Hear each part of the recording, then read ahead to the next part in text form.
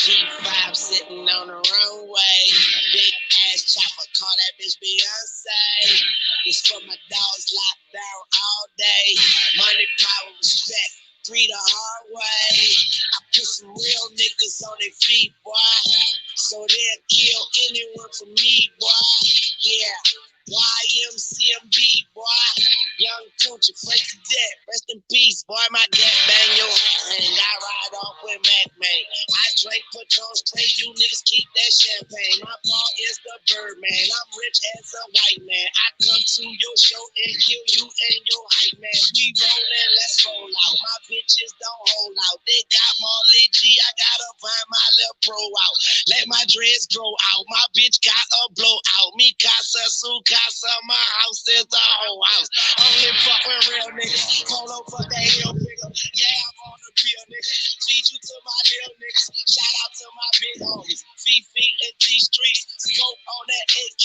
Make me take a sneak peek. T, roll another one. Razor blade under tongue. You ain't never seen this watch. Nigga, this a one of one. You niggas is honey bun. Your girlfriend a ton of fun. Chopper with a drum. Motherfucker, get a drum or something. Blood back like my blood of them. Cause a nigga dig or something. Pop that pussy for me. Then while I didn't give my niggas some, I'ma do my thing. I put that on Nicki Minaj. I need a bad red bone to come get my dick in massage. I'm talking big money. I'm talking heavyweight. I cut down on the serve. Now I'm in better shape. I'm from New Orleans, nigga, where you ain't never safe. Who fuck with me, I drop you off in front of heaven gates. Okay, jump off a building, jump out a window, smoke like a junkie and fuck like a nympho, drink like a goldfish. That's right, you know this. Hold up, click clack. Okay, I'm reloaded. Fuck with Lil Gucci. I'm good, I'm Gucci. Why let's ride you? I hit you with that I do get. My money too long, nigga. My weed too strong, nigga. Fuck everybody.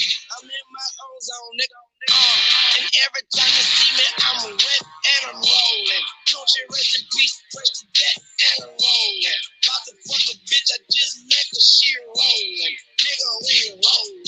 Nigga, I'm rolling. Gotta keep a towel, I'm a sweat cause I'm rolling.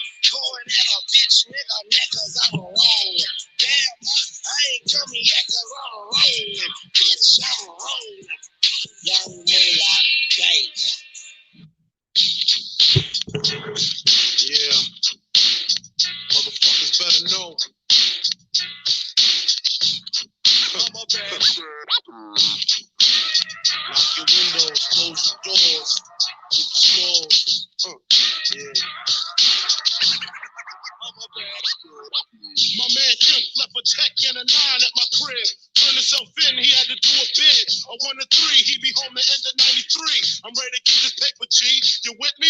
Motherfucking right. My pockets looking kind of tight.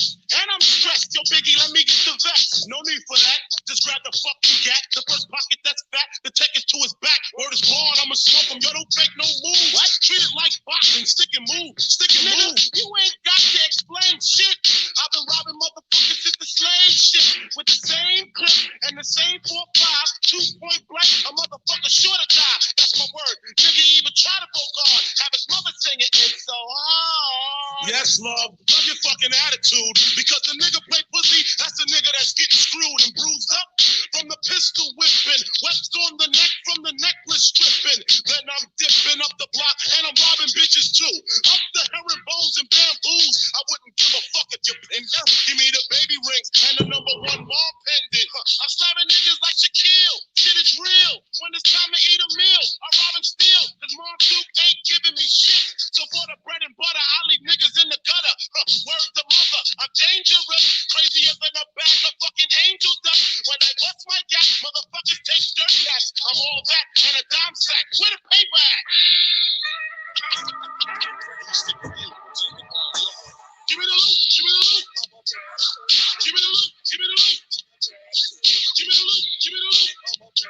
Give me the loot, give me the loot. Give me the loot, give me the loot. Give me the loot, give me the loot. Give me the loot, give me the loot. Give me the loot, give me the loot.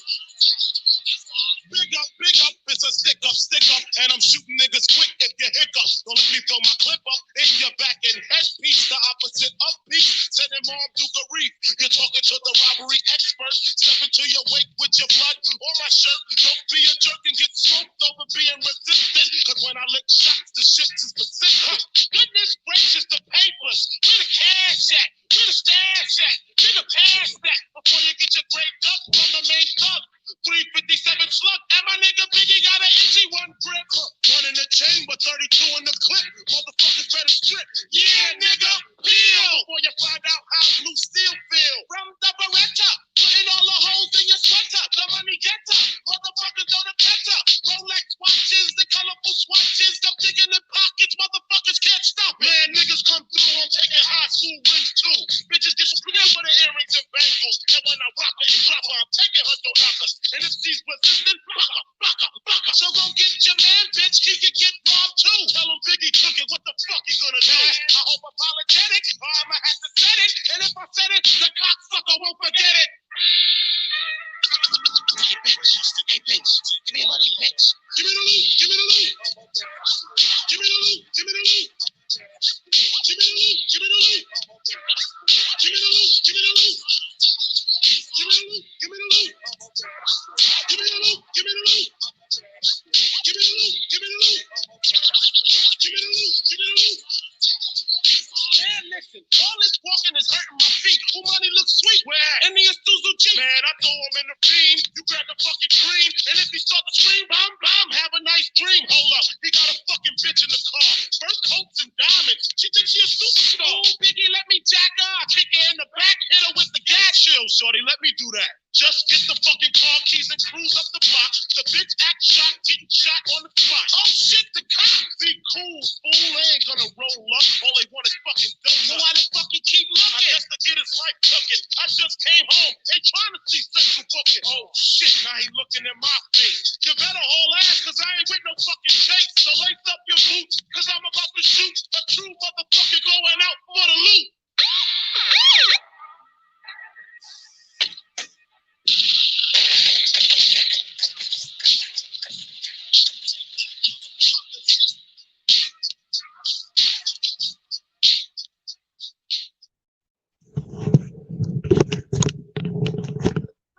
Sorry about the wait. Had to take care of a personal issue.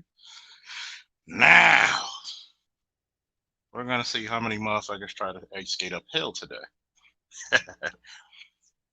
This should be a fun conversation. Links in the chat.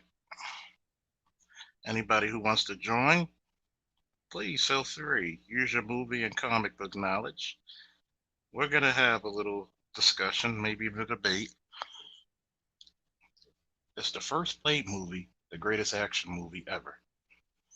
Some people would say Terminator 2. Some people might even say The Matrix.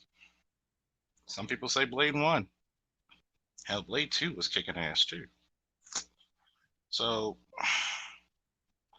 we're going to have a bunch of people come up. We're going to talk about it. See, a lot of people don't understand this, but the true believers do. Blade was the movie that saved Marvel and also the comic book genre as if. Think about this. Marvel at the time licensed out all their characters, like all their major characters, the X-Men, the Fantastic Four, Spider-Man. And oddly enough, they had to take a bet on, at the time, a very obscure character. Unless you were heavy in the comic books, you didn't know who the fuck Blade was.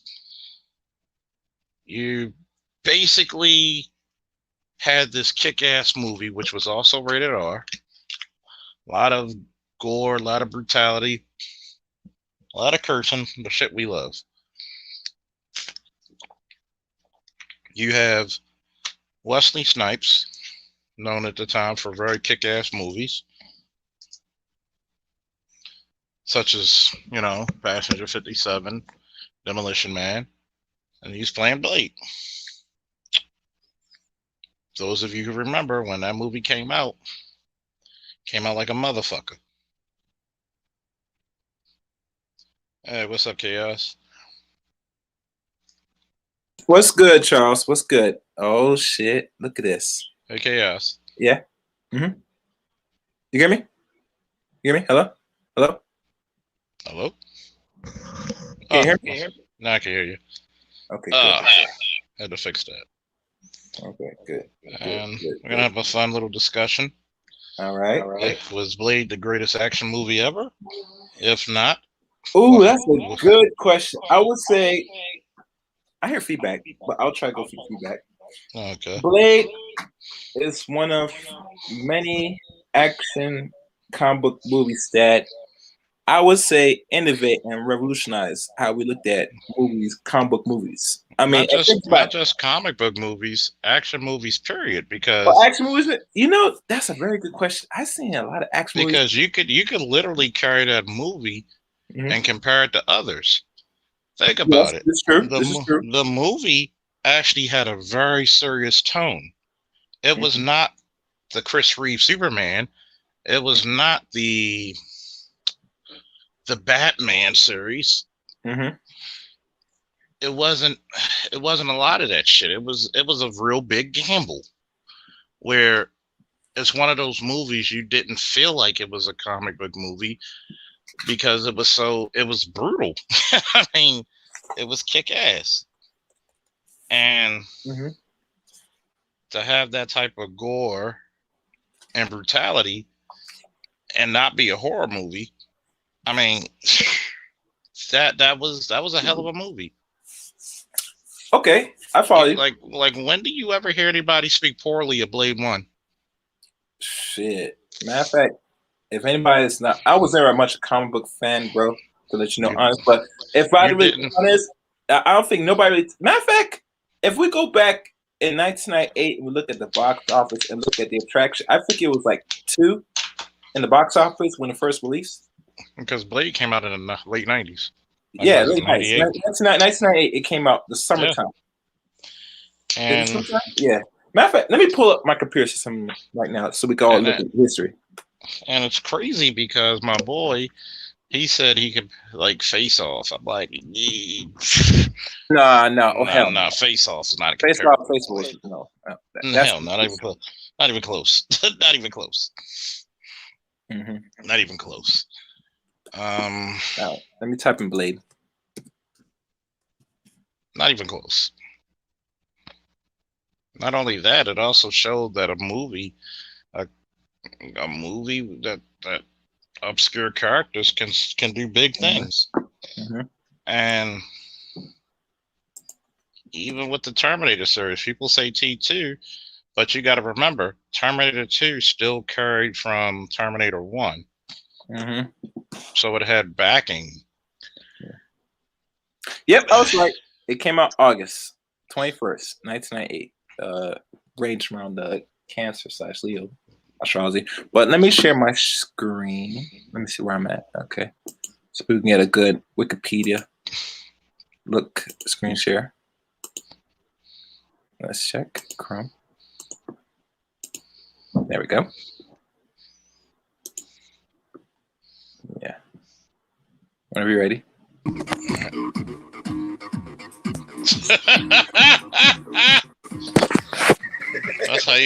That's how you feeling, man? Blade, 1998 American superhero horror film, one of the best of its kind, based on Marvel Comics. Yeah. It was the first installment of Blade film series. And a side note to people that's listening in, the person that's gonna write the revamp of the Blade movie on Disney, on Marvel Phase something, is a woman. And she also wrote the Watchmen series on HBO. How good was the Watchmen series? Oh boy. Oh boy. We're gonna take some hits off of that one. Wow. Not that good. And Mel, I got actually an opinion. About this one. What's good, man? Could Blade be one of or the greatest action movie ever? Say that again? Can Blade be one of or the greatest action movie ever? It is one of the greatest action movies ever, man. Without that movie, the Marvel movies wouldn't be what they are today, and it doesn't get its credit. And I was talking to my homeboys. He's one of my homeboys said, "Well, it's up there with Demolition Man," and I said, "Demolition Man's not on the level of Blade. I like Demolition Man." Oh no, man! Blade was much better than Demolition Man. That's what Wesley Snipes took apart of back in 1993. Matter of fact, him playing Blade was a great marketing move for him as action hero. And mind you, Wesley Snipes during '90s Brothers, that was when he was in his all-time high. Mm-hmm. So when he did Blade in the late '90s, was a very much a wise move. But you gotta remember too. Also, he was trying to actually get the Black Panther movie out at that time. He wanted to play him. Yeah, I heard about that. That's why he got the role of Blade. I heard about that. Yeah, he was very bankable. And people may say, I mean, everybody can come up if they want, but you compare that to any other action movie at the time.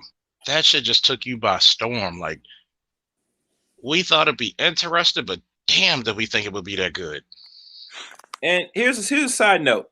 You know how much money in the budget they took to make that movie when at the time that Marvel was selling their characters because they went bankrupt back in 1996, right? 45 million. In the 90s, yeah, 96. So all the characters just to save the comic book franchise, they had to start selling their catalogs, right? Sorry, characters, right? Yeah. So what they did just to make sure that they don't go complete under, they were presented this opportunity to release a movie, and all the movies they could have picked, mind you, people, they pick a black man and a vampire just to save them. And I'm thinking, why would they choose this movie? Well, let's think about it. It's low budget.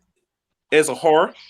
It has potential action, and you put a face of a very well-known actor that's coming arise already. So this move they made back 23 years ago was a smart move on their end, because if they ain't made this happen, right now we would not be seeing Marvel right now in Disney. All that would have been gone. No, it would not even exist, because if they didn't have nothing to recuperate from the loss that they had to sell their catalog and make some money, if they couldn't even no money, all those characters people enjoy, they've been owned to third parties, foreign people from Asia, Europe, etc. I think people at Sony still owns the rights to Spider-Man. Oh yeah, they share. They share. They share. They share, but eventually they need to buy that back, because what Disney's doing right now, for them to be a powerhouse, they need to buy all those characters back. That's why they got X-Men. Which they pretty much did. Which they pretty much did when you saw the end of WandaVerse. The WandaVerse? I didn't watch it. Look at. It's pretty good, but look at the last episode. Yeah, the last one. And it'll tell you a lot. And I'm just thinking about it. You look at the action. You look at the start of it, right? Mm-hmm. Guy and the girl going to this club, and next thing you know, they're in this rave club, because the music you were playing was rave music. And what made it crazy was that the beat was jumping. Even if you didn't like rave music, the music was jumping. It was energetic. The next thing you know, blood's coming from the fucking ceiling. And then out of nowhere, you see Blade just pop out. In the first few minutes, motherfucker was just slicing and dicing and ripping and tearing. And I'm just like, wow. And when he went and he's cutting through vampires, doing all disemboweling, decapitating, amputating them. I mean, really? We're gonna really compare Face Off and Demolition Man to this shit? You gotta come a little bit better, bro. I mean, not only that, yo, this is like technically the movie that you really see Wesley Snipes' martial arts skills to his fullest. Yeah, you're right. His martial arts skills were right to the fullest. You're right. Exactly.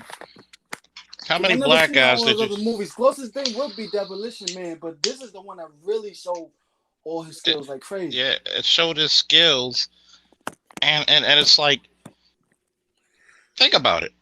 All these other action movies, where do you see a black lead? I'll wait. But it makes me wonder, Masala Ali, I think that's his name. I wonder how he could untop this. You get me? I'm not sure what his background in martial arts. Yeah. Oh, I'm pretty sure they're sending trainers, and they're sending martial arts trainers to he train. train like hell, because they have one write this film. You better be able to perform to outweigh this writing if the writing is poor. Which is funny because he's going to play two characters in the fucking Marvel Cinematic Universe, which is funny. Who? Well, he played the villain on Cottonmouth and fucking Luke Cage, which is part of the cinematic universe. Is he gonna be Blade? Well, somewhat, yeah. Now they're gonna find a way to not make that. But now he ain't the only actor that's gonna be playing two characters in MCU. There's a female that did that also too. That's gonna be in the Sternos, the Asian chick. She also was in Captain Marvel. Yeah. So it's funny because when I look at it. What's your top 5 action movies? I mean, anybody? Let me think about this. Top 5 action movies. I need a list because there's so many I can't. Because when you think about it, I went through thinking like, and I had to challenge myself. I have too many put in an order like that, yeah. Because do those movies in your top 5 or 10, do they beat Blade out? How about top 5 action comic book movies? Not even comic book, just action movies, period. Because, there was a plethora of action movies coming out in the late 80s and the 90s. Yeah. Oh, yeah, got some of the Schwarzenegger films, definitely. The Stallones and stuff. Like, think about it. When you come into action movies, you're thinking about Rambo. Mm-hmm. You think about Predator. You think about Terminator. Yep. Commando. I mean, even Die Hard. Die Hards. Yep. Man, Speed. No, the Raid's underrated. What's up, fellas? Yeah. And I'm just thinking about it. I'm just like, God damn. You didn't realize how good this movie was when you can't even think about it. Mm-hmm. Even my homeboy. I just felt like it never got his credit like it's supposed to. They give credit more to Spider-Man and X-Men so much and shit. Because the fact that Blade is a comic movie, a lot of people don't even know it's based on a comic book. And they even presented as a comic book movie. It wasn't, and that was the beautiful thing it was. It took itself seriously. Exactly. Because a lot of comic book movies at that point were kind of hokey. Mm-hmm. Can't be like a little colorful. Yeah, and it was like, even with T2, you had some action scenes, but it was like, I mean, toe to toe. And then you got to remember, the tone of it was just dark and brutal. Like, God damn. Cutting off people's arms and hands and shit. Mm-hmm. And you're looking at a guy being really unapologetically brutal. Like there was and notice like the Punisher's supposed to be. Yeah, I mean that was how the Punisher was supposed to be. And I'm just thinking to myself like, shit. The beautiful part about it was they didn't make a whole big stink about him being black. I know. That's the thing about it. They just let him do him like any other hero. He didn't have to say, well, I'm black and I'm this and I'm that. Could he stand alone by himself? Yes. Think about it. You had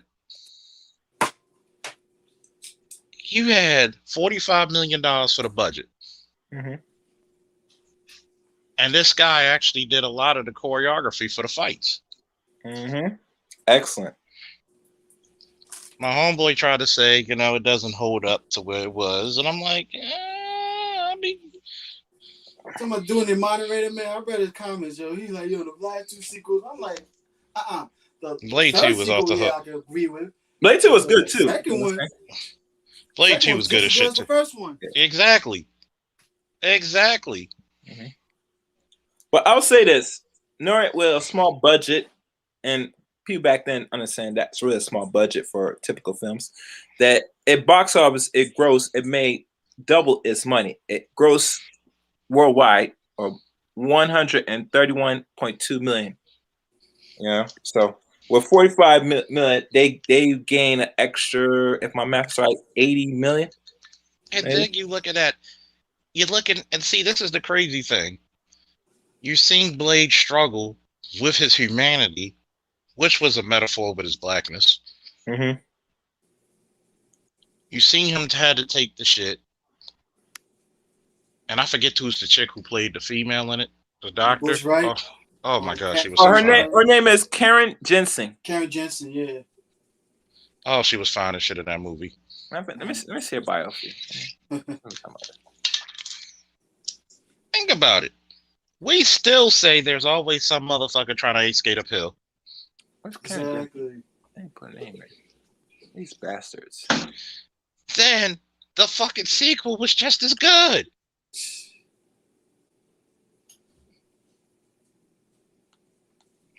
It's a funny fact though, some of the characters never was in the comic book. They was actually mad for the character Whistler. He was actually in Spider-Man the animated series.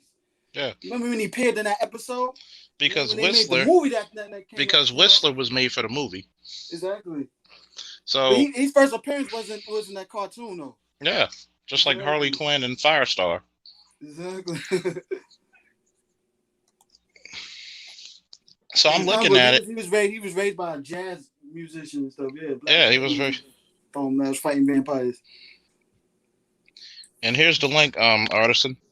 Whenever you're ready to come up, and I'm just looking at this shit, and I'm just like, fucking wow, fucking wow. And you're talking about a guy who saw Blade when it first came out, and Mortal Kombat the night it first came out, and I'm like, yo, this some crazy shit. Damn, that's nostalgia. I'm looking at the movie screen like 2 movies that motherfuckers came, and this is when movies were movies back then. Mm-hmm. When the movie theater sold out so many seats, motherfuckers sat in the fucking aisles to see Mortal Kombat and Blade. And I'm like, wow. Then you had a good villain in it. Nasty motherfucker. Oh yeah, shit. Then they had fine ass Annihilate them in it as his mother. Mm-hmm. I'm just like, they had so many scenes. You seen Blade get fucked up. This one was a dancer though. This right. Oh, remember that scene that the little girl, the kickboxing girl?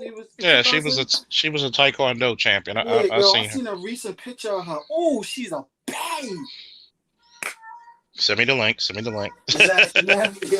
Send me the link. That's probably what her name is, yo, for real, yo.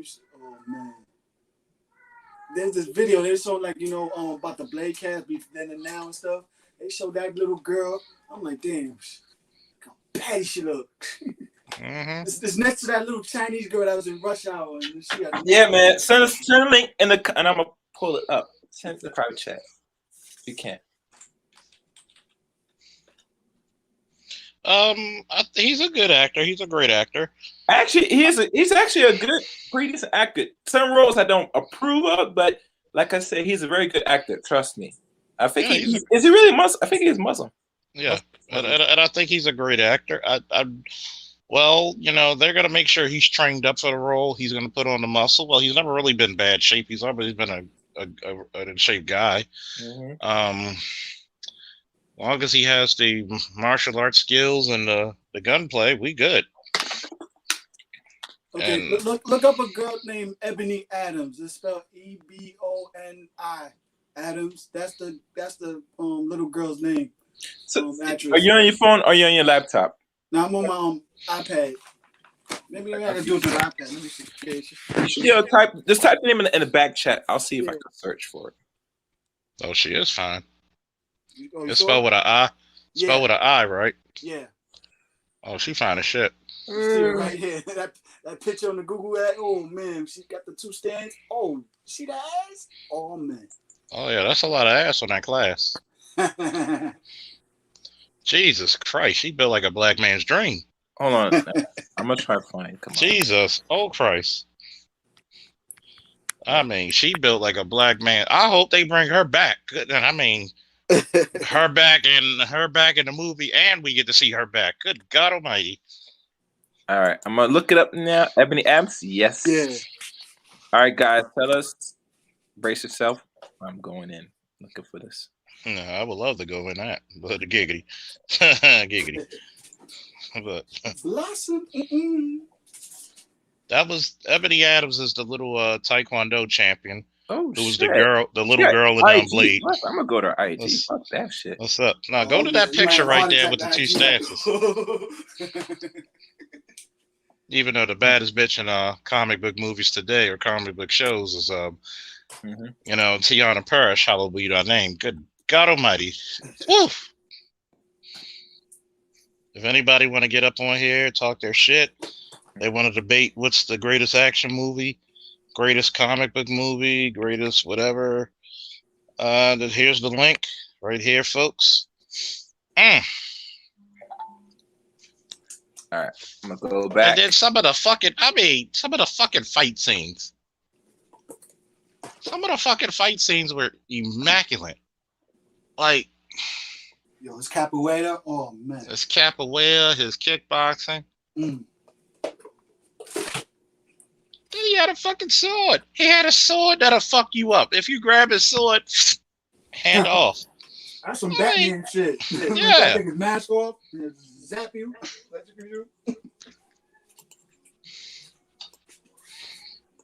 Yeah. So I'm just wondering, like, when you actually break this down, and people say we're gonna compare this, like, people be like, well, The Matrix. The Matrix was a great movie, but is it that raw action movie that you get to see in Blade? It's not really a comparison with this and The Matrix. The Matrix is having more take a philosophical term. It's more of a philosophical movie. Exactly. All right, Charles, you can share. We can get the message back there. Don't wake me, I'm sharing.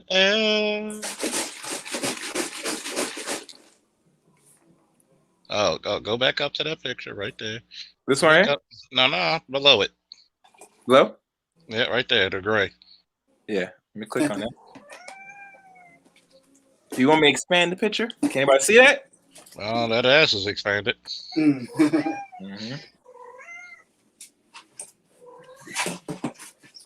All right. Let me go to the next picture. Then we're going to compare another movie. For action.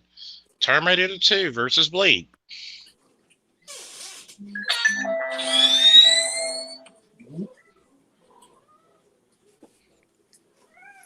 I'm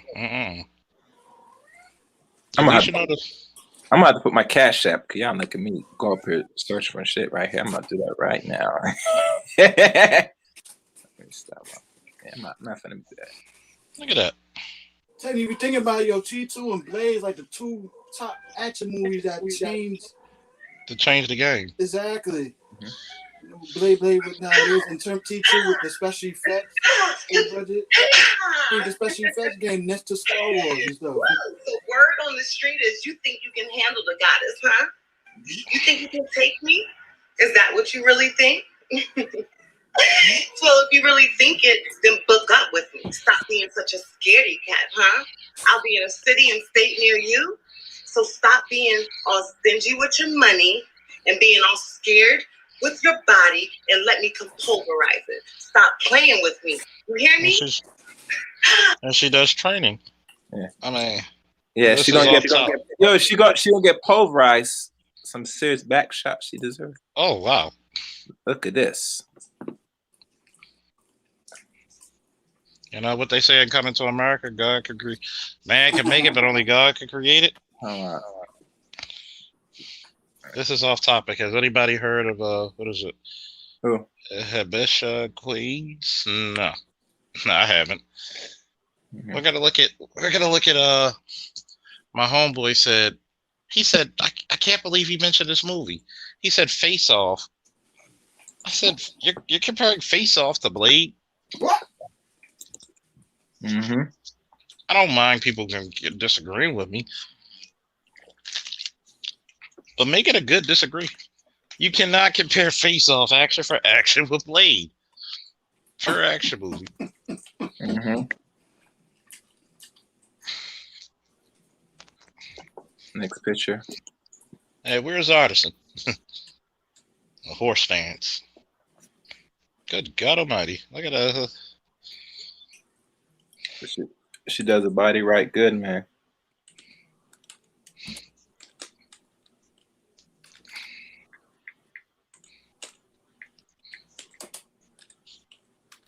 All right, that's my cash app for those who feel inclined. Let me keep going. Let's check. What's the next picture? Is it just me, or should they get Wesley Snipes to play Wessler? That's a good question. Yeah. Oh wow, I will look that up. Jesus Christ! Charles is love. Wait. Oh, she could be our age, Charles, because she Well, was like a teenager back in late '90s, wasn't she? Yeah. She was a teenager. Yeah, she our age. She's around our age. Yeah. So what did they say her birth date in Wikipedia? Oh, you want me to check it? Let me check. Her name. And I do agree with you, James. Get your ass up on this paddle. I think we actually had it one time on my show. Ebony Adams. Let me check. No, that's not good. Let me go to again. I'm gonna find it now. Give me a second. Okay, let's see. Actress, producer known as Gangster Squad 2013 sequel, 2017, Grace 2018. I don't It might see. be another girl with the same name. So yeah, be careful with that. Doesn't really Two different pictures. It look like I see one girl, but I see another one. Look, two different. Yeah. So I mean, because I look at this picture right here. There's more. Yeah, well, we could assume that she's like 38 or 39. Most likely. Let me go down. Let me see what this one is. Yeah, this one's nice. There you go. I like this one. Anybody can see this. Yeah, she's very fit. She's very fit. Yeah, she does the body good, man. Bless you, sweetie. I'm gonna probably follow her on IG since she's still. Oh wait, I want to see if she could do this challenge. Let me see if she can do this challenge. Bio challenge. Mm-hmm.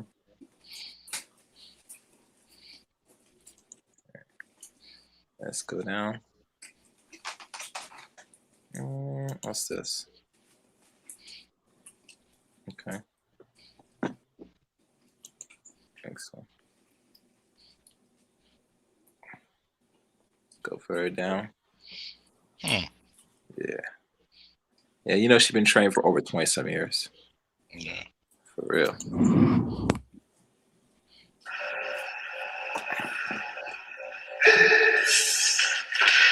Wow. You asked for a knockout, I gave you one.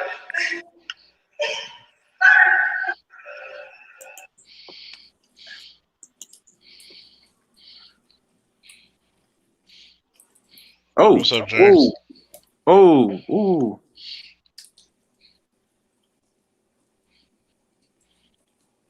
Yo, 18 years. fellas. What?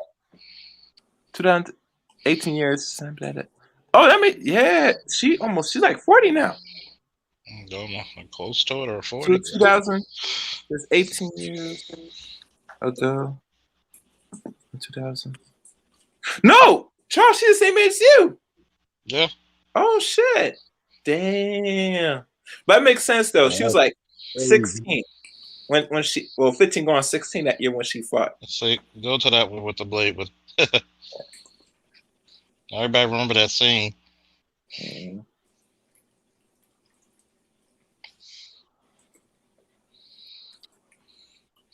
Yeah.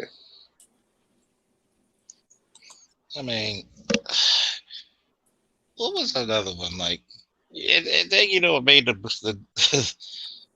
what made the classic was the fucking interaction between Blade and Wrestler. Mm-hmm. The kind of uncle father figure, and how they were just cussing antagonistic to each other like a motherfucker. Shit was fun. What's another one? Oh yeah, but I forgot about. I'm glad you mentioned that Art of War. What's Oh, up, yeah, Art of War James? was good. Art of War was good. It was good. Art of War is good. Good movie. Yeah, that's my movie right there. All the war, like Wesley is my top. Besides Denzel, like my second favorite actor, yo. Yeah, Word. like like James, what would be your top 5 action movies? Oh man, that's hard. Do they? I had to sit down and think about that though, but like Blade is up there, man. Cause I remember this scene, like man, kick ass, like you said, with a sword. The opening scene was captivating. You know what I mean? Like the opening shot, I'm like, what the fuck is this? Yeah, the opening scene But caught you there. Like, Oh yeah. that Sorry shit about that. She's caught me, bro. 37. She's 37. Probably 37. turning 38 this year. Wow. See, you see what happens with fitness, and she maintained a lot of beauty throughout her 20s and 30s. Mm-hmm. Definitely Right, maintained her shape. See what right. fitness do to you, ladies? Yeah, man. But see, women don't understand. If Fake said, "I'm just thick," they're gonna take me as I am. Oh She shit. got kids though. Yeah, she has kids. But Okay. the point is, she a trained martial artist, so you have to stay fit. She's a lifelong martial Yeah. artist, So you have to stay and toned fit. she was actually seen in Black Belt magazine before she went on the Blade movie. Hey, artisan, come on up, man. Come on up. I do love Heat. To me, Heat had the greatest. Oh man, that's a classic scene right there.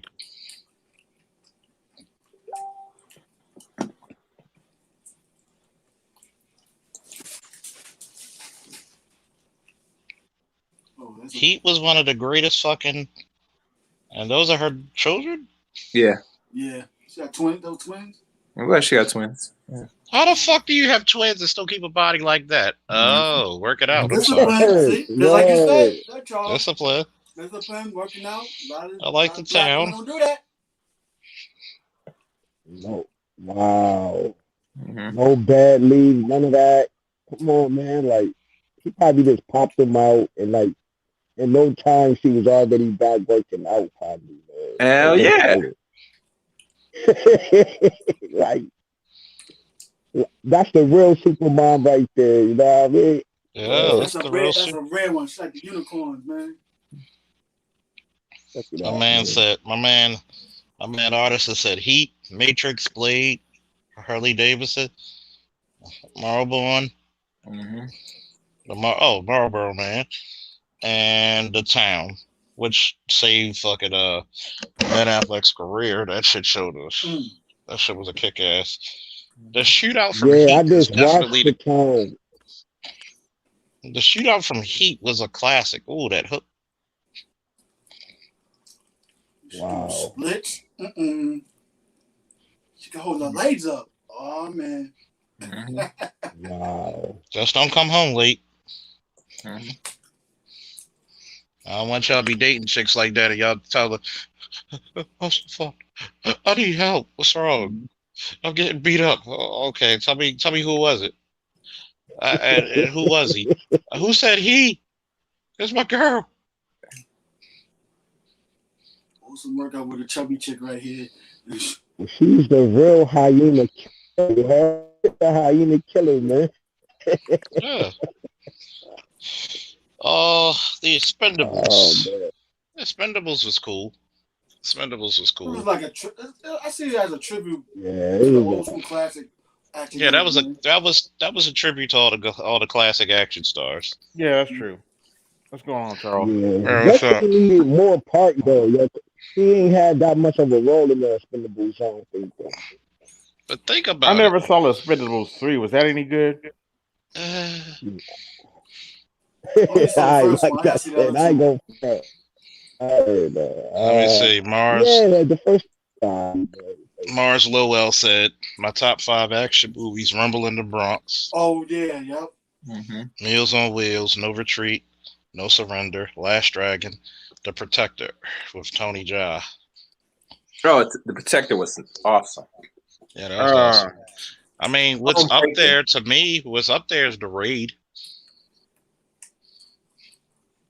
The Raid has a lot of comparable action scenes, man. It's up there. I mean, what's another one? Kiss of the Dragon. Kiss of the Dragon. Oh yeah, yep. I like the I always loved this one movie by Jet Li called Contract Killers. That was Yeah, I badass. never saw Oh, you that, had but Jason Statham in that one. Mm, That's what we talking about. I gotta look. I Nah, never it's not the saw one with that. But Jason. I love Kiss of the Dragon. Okay, this is the Hey, yo, Dragon good, fellas, yo. you know which one that caught my eye, yo? Do you remember Hard Boiled back in the day? Hard Boiled? Sounds familiar. Yeah, man, them Uh, motherfuckers was it does sliding sound down the familiar. stairs with guns on his arm. That nigga had two pistols sliding down the one of the stairs, just killing What's your motherfuckers, man. I was appreciating that. what's your opinion of Bloodsport? Uh, I'm not gonna front, man. I love Bloodsport, man. Yeah, I was Bloodsport. a kid. That was 300 my can shit. count. I ain't gonna sit here I'm not like, gonna lie to you. I have a soft spot for Bloodsport. yeah, me too. What about the But then it got IP? Boards, crazy after like a brick don't two hit and back. two and three. You sound real muffled. Ah. You sound real muffled. Isn't that Enter the Dragon? Boards don't hit back. They also said that bricks don't hit back in Oh, okay. Bloodsport. And for some reason James sounds real muffled. I don't know why. My base audio. 300 about can now? count. A little bit better. Oh, okay. Yeah, I need a better phone, man. I ain't gonna, man. I have a soft spot for Bloodsport. Now, Yeah, me what's too. another one? What about the second Rambo? The first and second Rambo, which, oof, good God. Nah, I ain't seen none of the What happened Rambo. in second Rambo? Oh, when he goes, I think he goes back to Vietnam. I think rescue the Yeah, he POWs. does. Blood and Okay, Bones I was need good. to watch. I need to watch that one. I like Blood and Bone. I'm a fan of I'm a fan of a lot of Michael J. Wake's action movies. Yeah, that's a fact. But yeah, I gotta check out That's some a of them, man. fact. Yeah, I've been seeing some of them scenes, yo. That when he's in the bathroom, man, that's like that damn Yo. street fights. And he taught Kimbo how to throw a real punch because Kimbo never knew how to throw a real punch. That was dope Hmm too. Yeah, that's fast. Like You ever seen there's that video nothing. when he's like breaking down the whole scientific specifics of punches of the speed and everything? Yep.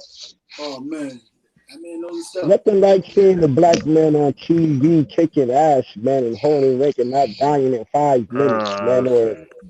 5 seconds. You know what I'm saying? Like Mm-hmm. I like that guy right there. So, but I watch all his interviews too, though. I think Michael Total John Re- White need to do more big budget action movies, man. Put something more out there. You ever notice that we really don't have action movies? Oh, If it's not comic book, you really don't get action movies. Right. I heard some bad news on the new Blade. Unfortunately, What? You know the director from The Watchmen, that black lady. Oh yeah, we talked about that. Oh my god. Social justice warriors, unite. Oh boy. Form what Paul of was doing now in this phase. form of a Karen.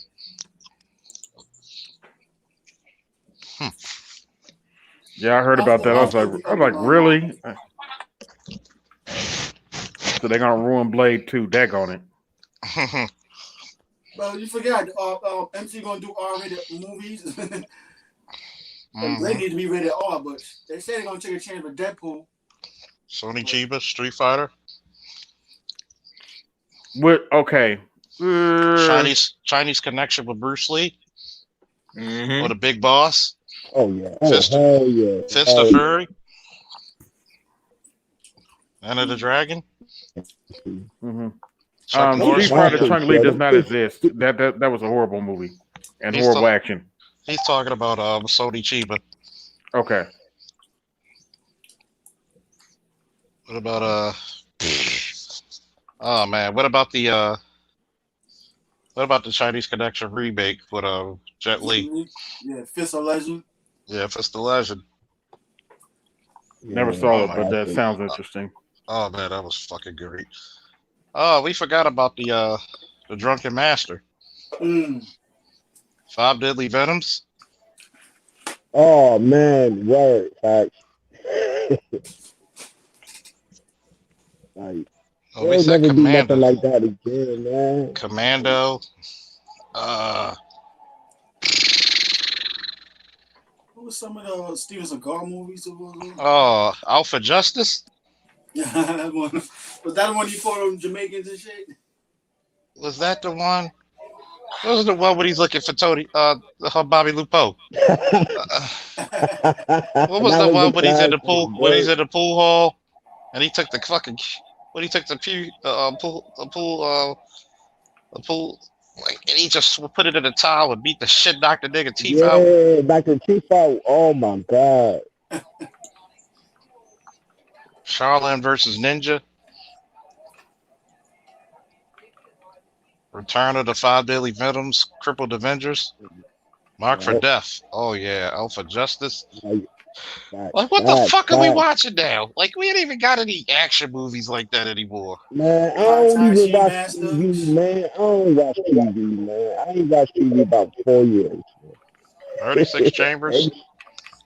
Kid with the golden man. arms. I missed that one. Perfect Weapon was good. Commando.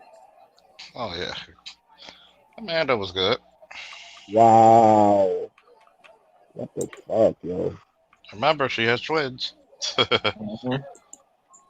That's crazy. What? Put it this Like- way, yo, you remember that picture years ago they gave a controversy, the fitness mom, right? Mm-hmm. Mm-hmm. And she said, I forgot what comment said, but they gave a man flack behind that shit. Man, they do that. Man, she did that same shit. One of the reaction BP, she did that. Ebony did that same ass. See, you know what's crazy? My ex had a fucking college discussion. Does America? Do we have an image issue, or do we try to chase perfection? I said no, because if that was true, I think perfection. I said no, because if we did, you wouldn't see so many obese people. Mm-hmm. That's true. So if we had a shit thing about image, man, we would be like, you would see like corners around LA Fitness and Planet Fitness, like that shit. What was another one? Some of them Jean-Claude Van Damme movies. Double Impact. Yeah. Double Impact, yeah. Van Damme was that dude. Van Damme was the dude too. So you gotta give him his credit. Yeah, Time Cop. You gotta give him his Bloodsport credit. was pretty good. Kickboxer. Boxer, yeah. Yeah, Kickboxer was the shit. Like fucking too. Oh man. Yeah. You had Chuck Norris had a couple of them. Delta Force. The Octagon. Yeah, I was rocking with him for a minute. Then Bruce Lee just came in, kicked his ass. I was like, yo, he gotta go, bro. That shit changed the whole dynamics of movies when Bruce Lee hit the scene, man, and kicked his ass. Yeah, If East that was versus him or West, not, man. but in my mind, that was Chuck Norris getting his ass kicked, man. I want you to think about this. How many good action movies are we robbed from because he died so young? Ooh, too No shit. many. Too many. Imagine if Yeah, he would that's have a at least fact. had, if he'd at least had the special effects of the '80s or some of the camera. I Oh mean, but man, then again, oh yeah, Ip Man 1. Oh yeah, It Man movies. I gotta see them too. I Like haven't the seen the one when he Hitman fights Mike movies. Tyson, Donnie Young fighting Mike Tyson. Yeah, Yeah, I I seen What mean, the about the movie. I IP Man mean, movies? I I haven't seen those. Ip Man. Yes, that's what we talking about. Yeah, Those Oh, are pretty good. I I mean, like Donnie Young in my favorite movie, I Ain't Monkey, yo. you got to look at it when he's fighting the guy in the oh, Iron jungle. Monkey was a good action movie. Mm-hmm. When he was fighting a dude in the jungle, good God Almighty, Mm. like that was a new sign of brutal.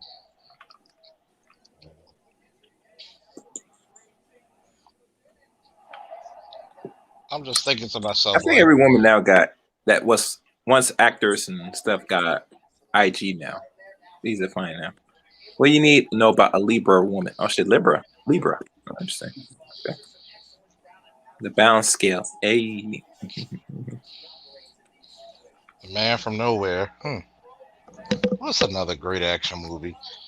Well, you know they said Aries and Libras do well.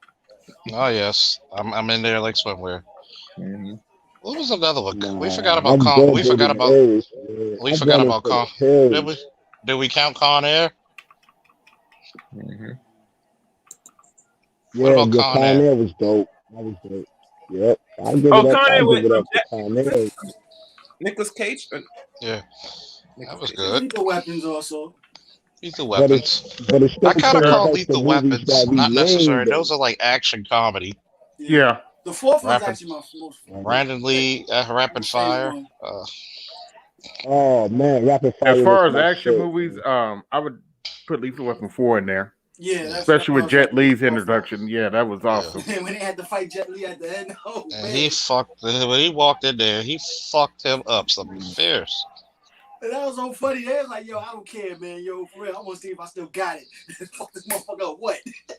Yeah, yeah, that scene at the end where there's like, nah, we got grandkids and stuff, and then they just look at each other like, okay, he's probably gonna kick her ass, but let's try it anyway. Exactly. That was so funny. Yo, that was Oh, so hyped up about it. Like, yo, like shit. Oh my That goodness. fight scene alone. oh damn. What about the fight scene in Ip Man? Give me 10 men. Oh Yeah, I man. remember that. Give me 10 men. When We they just supposed to come come out with beat. Hitman Part 3? 4? Well, it's actually technically 5 movies, like 3 or 4 movies Yeah, like already. following them, son. Yeah. They actually the last one that they're supposed to release. This is the final one. They said is when he traveled to America. Yeah, I saw that one. It's on Netflix. Really? What's it called? Ip Man 4, I think. Okay. I don't Oh, know. I good. They call it But released. another one, the Grandmaster. You know, that's still with Hitman. See Yeah, this? that movie. I see that oh movie. yeah. Oh damn, that's right. What about who's the dude who always in those martial art movies? The white guy. Mm-hmm. Oh fuck. Um, He played Darth Maul. Oh, Ray Park. Yeah, Ray Park was in there. And then there was another one, like Above the Law. Once Upon a Time in China. Oh Oh, yeah, that's a that's what I'm trying to figure out what that god movie is. damn. With Jet Li. I Yeah, seen that's one. god damn. There you go. One of my favorite all times, Cobra. That fucking knife was badass. Mm. Mm. Cobra was a classic action movie. Well, I'm sure who's starring in Cobra again.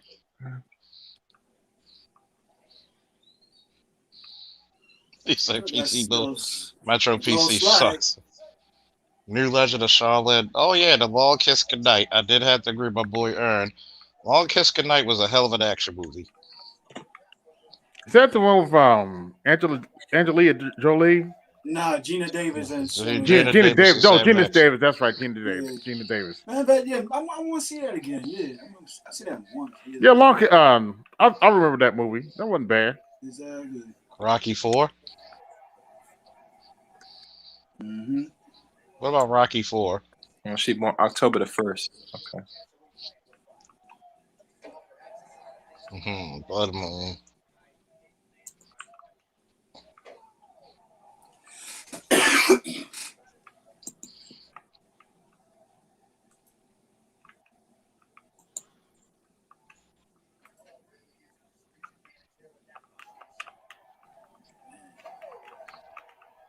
Damn. I'm just thinking, like, there's a lot of goddamn movies. Here's a question. I want everybody in the panel and chat.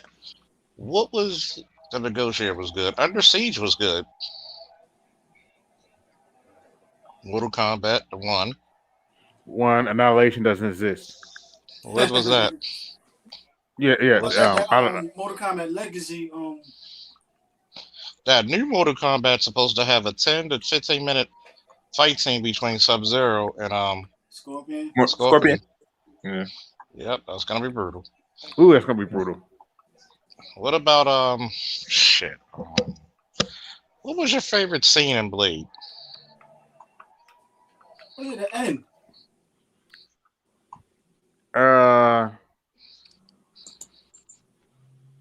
Mine was like after he had to get when Karen told him you got to drink some of my blood to survive. After he drank all that blood and killed his mother, 4 of them vampires. That was my favorite ones. Like fuck that, you so enraged like. Shot the motherfucker. And he did it for swag, yo. Yeah. Cool, like yo. It didn't seem like it was corny. He did it with some swag. Yeah, that was the beautiful thing about it. It wasn't corny. The final fight scene where old boy sucks gains all the vampires powers and he's fighting Blade. Yeah, And he finally just throws all those needles at him. Sure, remember the scene when he grabbed one of the vampire's neck and ripped his whole sockets out, threw it to the next vampire, knocked him out. I'm like, oh damn. Ripped his throat out and threw it at the other guy. Exactly. Mm-hmm. Oh man, that's how fast he was, man. Like fuck. As you seen the rage in him, like, yo, I had to kill my mother. You was the cause of me becoming a vampire. Yo, I'm pissed. And then when he cut him in half with the sword, and he regenerated back, I was like, oh shit. You know what's so sad though? Like compared to that one and then the third one when they're supposed to be Dracula, how the first one was the top fight scene over the king of the vampires? Yeah. I'm like, damn. You said one of those vampires coagulated and exploded. Yeah, that was some mean shit. Now, Blade 2, my favorite scene is when he told old boy that it's not a dud. Yeah. Yep. Yeah, it's not a dud. That shit was funny. The Bourne Identity. The Bourne Identity is pretty good. I haven't seen the Bourne series. Yeah, hey, Trev, if you were here when we were putting the pictures up with the lady, that was the girl all grown up from Blade. Mm-hmm.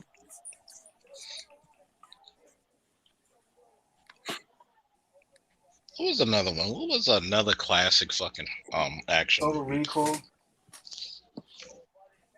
Total Recall was crazy. My mom took me to see that shit. Yeah, the original was pretty good. Yeah, that was a good action movie. Yeah, that movie's like 31 years old now. Damn. I didn't know that movie was that old. Yeah, it came out in 1990. Yeah. What's another one? Damn. So what's your top 5? Anybody want to come on and tell their top five? Ah, I'm just thinking to myself, like, this movie can damn. There's a strong case for this maybe being the greatest action movie ever. Mm-hmm. It wasn't hokey. Jet Li the one. Oh yeah, the one. Yeah, that was okay. It was The okay. scene I really liked was at the end. He fighting motherfuckers. I am Lilo, and I am I am nobody's nobody's bitch. bitch. Exactly. You know my bitch. Fucking That was all them up. hilarious. I'm like, damn, he ain't gonna never get tired. That was the funniest shit about that one. Do I think that's his best movie? No. Nah. Yeah, no, it's not his best movie at all. Romeo Must Die. Oh, That was okay. Yeah. What was that one he did with Steven Seagal? No. With DMX. He did another one with DMX. And he had one with Jason Statham. It was cool, but I kind of didn't like it. What's that movie Steven Seagal did with DMX? I can't think of the name of it. Yeah, that one too. Yeah. Damn. I can't think of the name of it. That was a decent movie. That was good. Yeah. What's the name of that movie?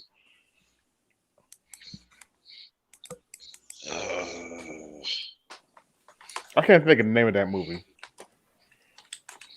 Ring of Fire. Beyond the Law. Cradle to the Grave. Oh yeah, Cradle. Yeah, Cradle to the Grave. I think it's the name of the movie. Yeah.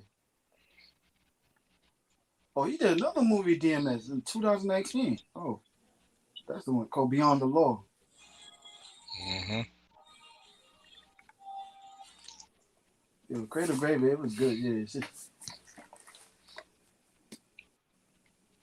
Cradle to the Grave. What was the one DMS with Jet Li was in? Tango and Cash. Damn. What was You don't have any shoot 'em up movies anymore like that. I noticed that. I do like that. I do like Heat. Heat. Here's a question. Oh no, sorry. Cradle to Grave was with DMX and Jet Li. Yeah, that was DMX. What was the other one with DMX and Steven Seagal? Exit Wounds. Exit Wounds. That was the kind of Exit Wounds. Yeah. What about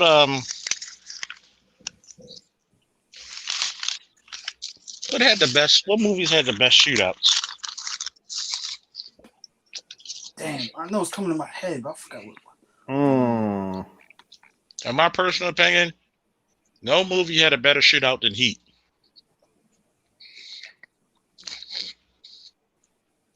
I ain't gonna lie to you. If I had to get in a shootout, that's the movie you want to be in. I see some of the scenes with what's that Chinese dude in there?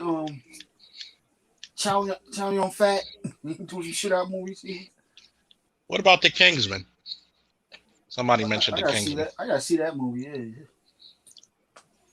I like that one scene where he's in the church and everybody's fucking each other up, and he's just taking people apart in that motherfucker. Kid you now, I gotta see the John Wick movies. I haven't seen none of them yet. John Wick, another pure action movie. Get the fuck off my panel if you didn't see John Wick. Damn, I downloaded. I got it. You know what? Next weekend I'm gonna see all three of them, man. Yeah, John Wick. I ain't working next weekend. John Wick was cool as shit, especially John Wick 1. I didn't think he was gonna go that hard in the first movie. That was another shocker. That was on a Blade level shocker. You know, he was trying to make his resurgence. That's what I'm saying. Like, yo, they made a Cowboy Bebop movie. Keanu Reeves would be perfect for the part. Spike Spiegel, man. Mm-hmm. Oh.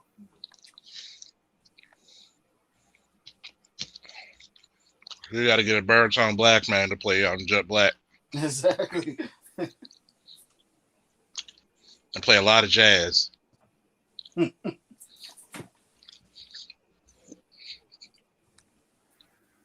Mile 22. Let me see. Never Die Alone. Yes, Never Die Alone. With, what they call it? DMX. That wasn't an action movie. That's more like a street drama movie. Street drama. Exactly. The streets, you know what I'm saying? Gangster, life of a gangster. Well, his will and shit. Like, damn. Like watching Belly and shit. You know? Like, Belly ain't a damn action movie. Exactly. Like everybody living through their hood dreams and shit on that movie. Oh man.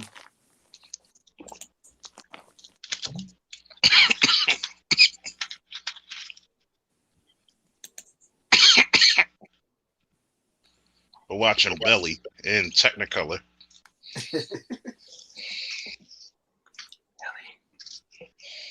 You know, Belly was one of the hottest gangster type flicks. Tony Jaa, the Protector. Belly was overrated to me. I kind of what's the name? New Jack City. Highlander was pretty good. The 80s. The first Highlander was a fucking trip, man. I am immortal. No man can be my equal. The last one they had Blood both of Kings. In the movie. I really wish they do a remake and actually do it justice again, because the last ones, they're gonna have to do like a continuity revamp of that shit. Yeah, I was still puzzled. Like, what Damon Dash in this movie? And then one scene he did just cut him and shit. And he talking shit like he in the street. This nigga came to himself. You know, I'll cut you wet. Whooped. I'm like,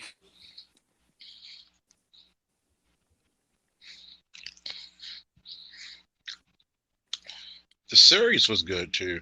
Like, I used to love the series. Like Highlander, the series, man. You talk about some philosophical shit, some episodes. I am Jonker McCloud of the Clown McCloud.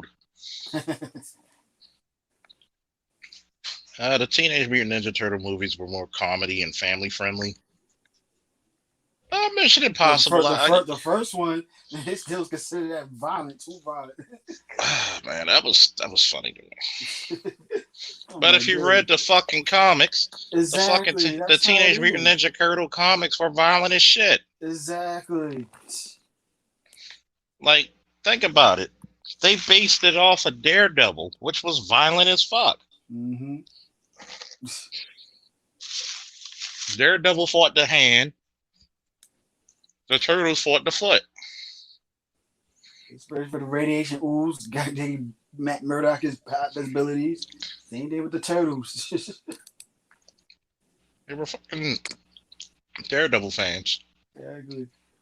The original comic book, though, the first few ones, it's about revenge and shit. Yeah. Yep. Like they were killing ninjas and shit. Exactly. That fight scene with the Shredder, shoot. Everybody got used to that goofy Shredder from 80s and shit cartoon. Shredder's highly skilled ninja. He'll fucking kill up no problem. Shredder was a brutal ass ninja in the comics. Shoot.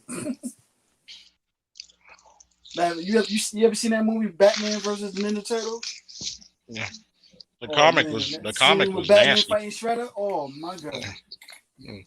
Because that was the comic book that came out first. Yeah. That was brutal. I was actually Batman Shredder, man. Oh my god. Damn. That was like, two highly skilled ninjas right there. You know, how many people got a nerdgasm off of that shit? Damn. I know I did. Shit. A fucking nerdgasm. Oh, yeah. We're going to talk about, well, you got to think about this. The Equalizer started in the 80s, man. This Equalizer started in the 80s. This is like, look, you're going to have Queen Latifah play the part of the Equalizer. It's not that much in shape like that. If she was in better shape, maybe it's more believable. Mm-hmm.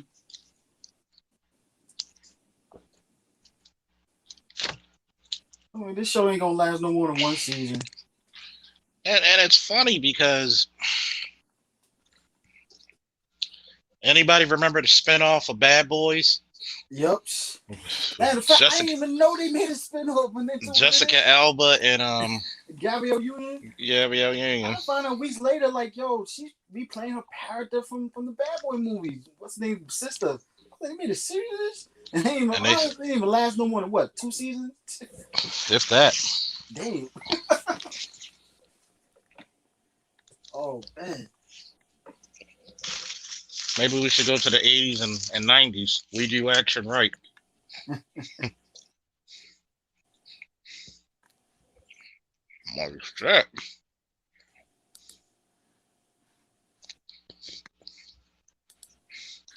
Like a lot of you motherfuckers just listen to the turtle rap TURTLE power.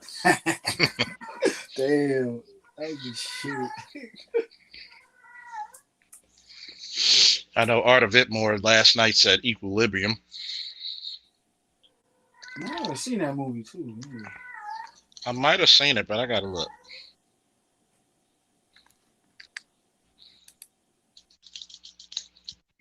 Good. D.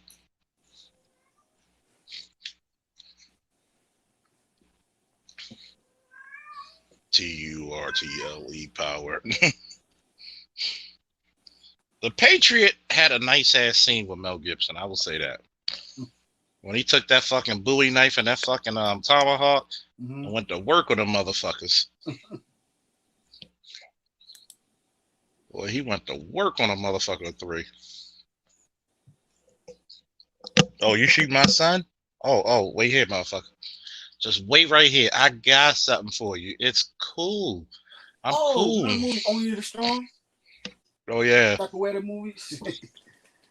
Banana way, banana way, banana. What about Best of the Best? Oh, man. I gotta see that movie, yeah.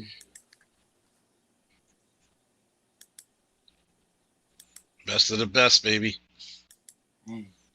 Shout out to my favorite non-Raven player, Darren Donald, getting Defensive Player of the Year. Oh. I'm just looking at it like Best of the Best. Like, you had a lot of martial arts picks, man. Like, shit. You had the martial arts picks. You had the Code 8.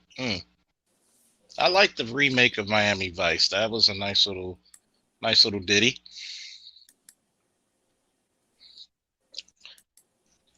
What was another one?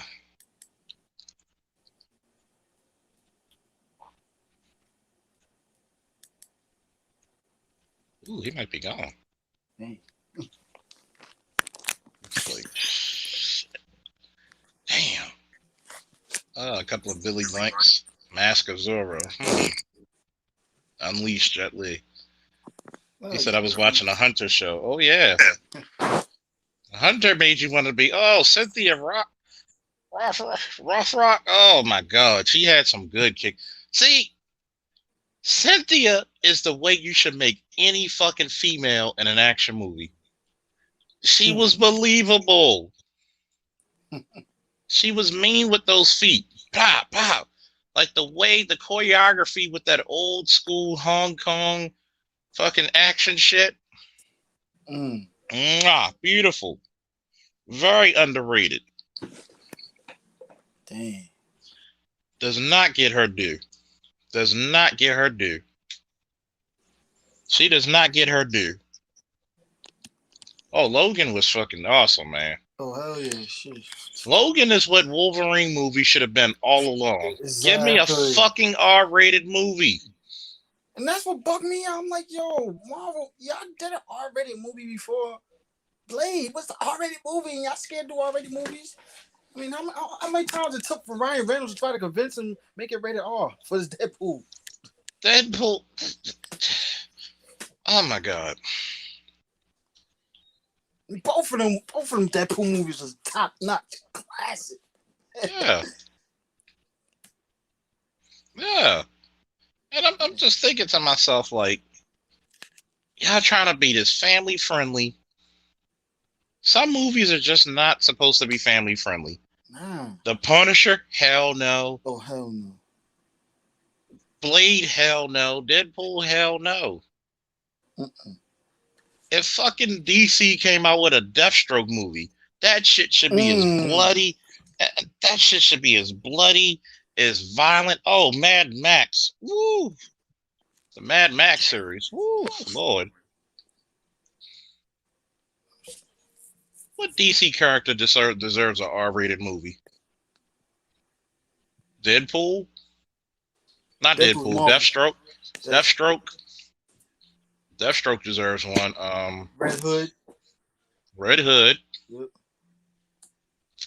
They came with a Lady Shiva movie. I will watch that. Oh yeah.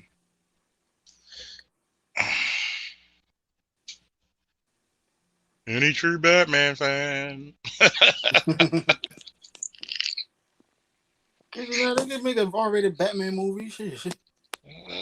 That'll be He interesting. doesn't have to man. kill. He doesn't have to kill, but shit. He could brutalize you. He could brutalize you. Exactly. That's what he does. I mean, think about it. If they actually came out with the Dark Knight Returns, it would have to be R-rated with all the cussing in the book. Oh, Lobo. If they came out with a Lobo movie. Oh my God. Lobo, oh, damn. The main man. Bastards. Damn. You need... See, comic book movies have to go... Some movies have to be over the edge. Ain't the new Suicide Squad movie rated R? I believe so. Oh. Like, imagine certain movies I want to see before I die. I want to see Idris Elba as James Bond. Fuck y'all. Ugh. Man, I want to see a Thundercats movie, man, and a He-Man movie. Well, they're coming out with the show on Netflix. Two He-Man shows on Netflix. Oh, two? I thought it was one. Two. So what's the second one? I know the first one's Kevin Smith doing that one, yeah. Yeah. I don't want to see... I tried to give that new Sheriff show, chance to see if they're going to build up from the classic 80s.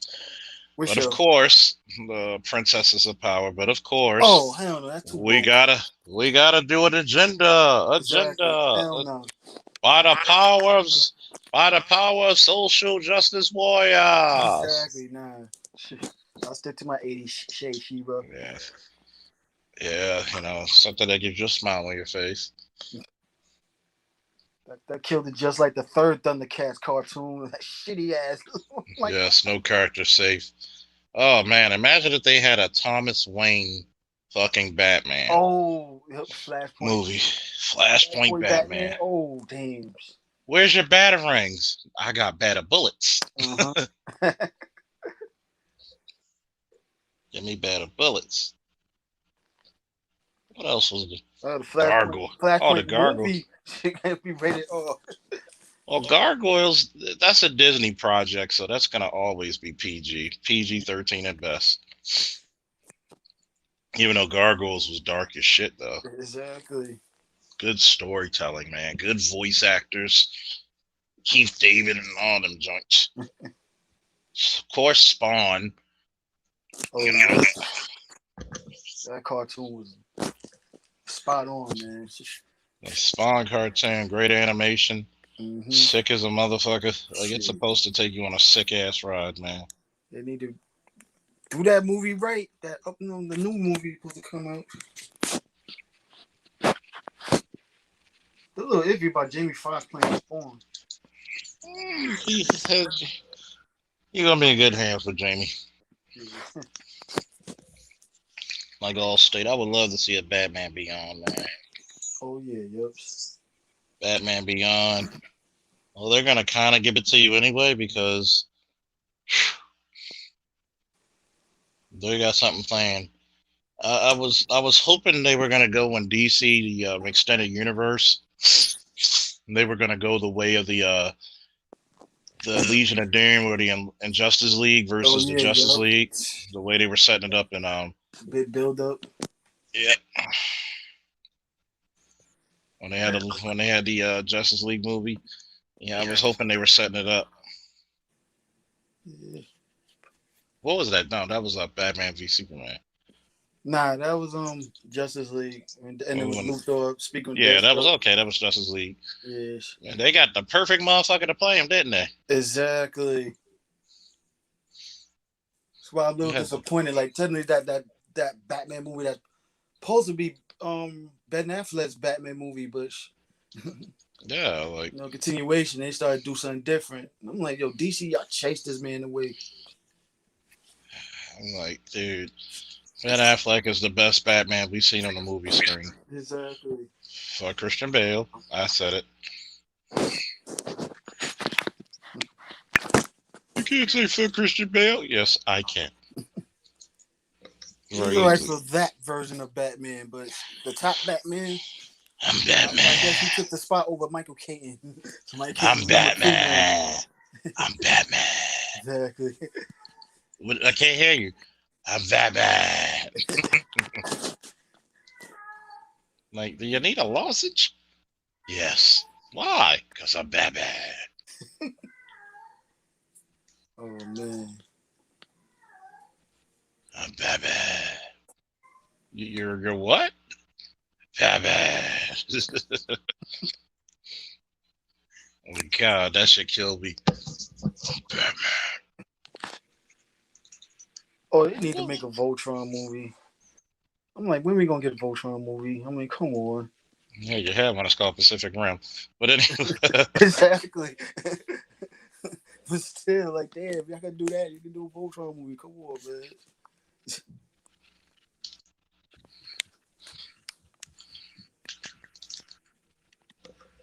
it's called Pacific Rim. Oh no, he was not the best. He was horrible. It was doable, but notice he was in the first Joker movie. That's what the Dark Knight was. You didn't see that much of Batman. Nope. You didn't see that much of Batman. It was all about him and his wacky antics of trying to. Oh yeah, Justice League Dark Apocalypse War was Oh gonna be. man. That was supposed to be Snyder's baby. You The know, it's animated unfor- cartoon.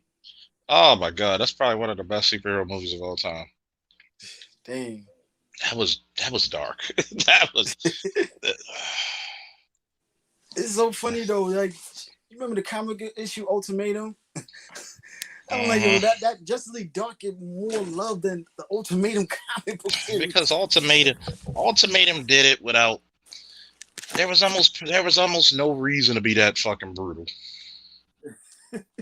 It had you had the blob eating the wasp and shit. Oh man, Sabretooth eating Angel. All Yeah, the other superheroes drowned. Thor died in battle like that.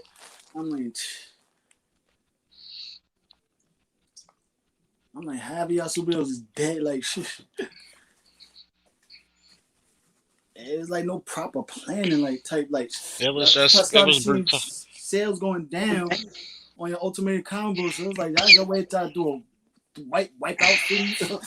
Well, here's the crazy part. The, the Ultimate Universe would have sold great if they had a direction. They Exactly. didn't have. They lacked a direction. So you know, Yeah, 'cause they had some good writers and stuff, and then they got rid of them. Chase them away. like the Ultimate Comics to me was better than the main Marvel Universe at one point. Oh yeah. Modern take, like, damn.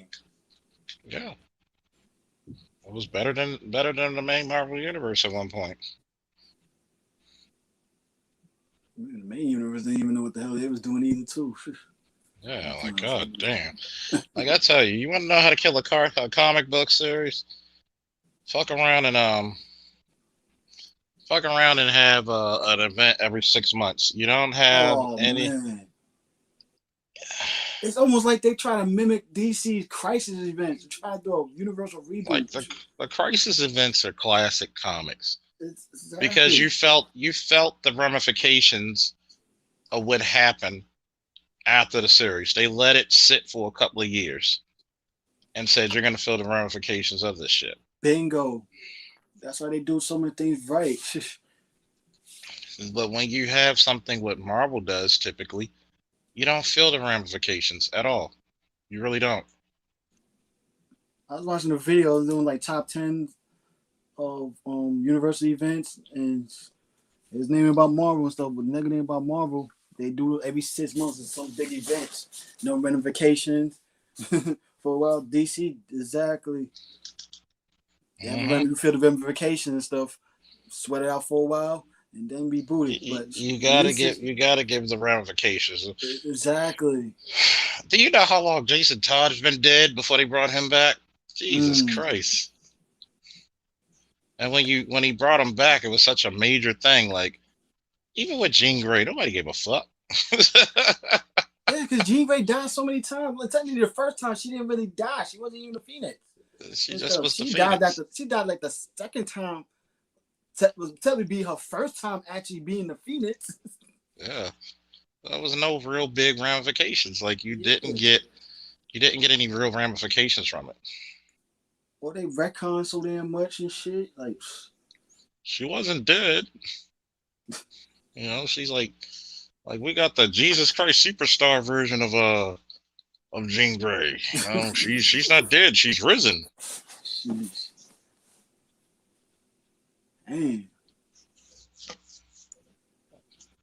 He's trying to get back up to they you. do so much retcons and confusing. Like, Like yeah, and like that's they what. did with Scarlet Witch and stuff like that. Yeah, it's just, they had to make. They decided not to make them Magneto's children because of the movie. Well, it's probably the greatest pure action movie. One of the top five easily. It might even be one. Like I look at a lot of these characters and I'm saying like, dude. Did you already come to the conclusion, or what was the? You can still give your battle, your argument. Oh, okay. So I have my little. Let me see. Go all the way back up to the top. All right, so Let's see. All right. So what were some contenders that people were bringing up? some people brought up Terminator 2, Matrix. I don't think the Matrix is a pure. Nah, it's like a philosophy. It's more of a Mixed with philosophical. action. Okay. It's a philosophical thing. Yeah. You know? See a lot of Bible references in there like crazy. That's true. What about Terminator? Terminator series. Terminator. The first one was a horror movie. The first two.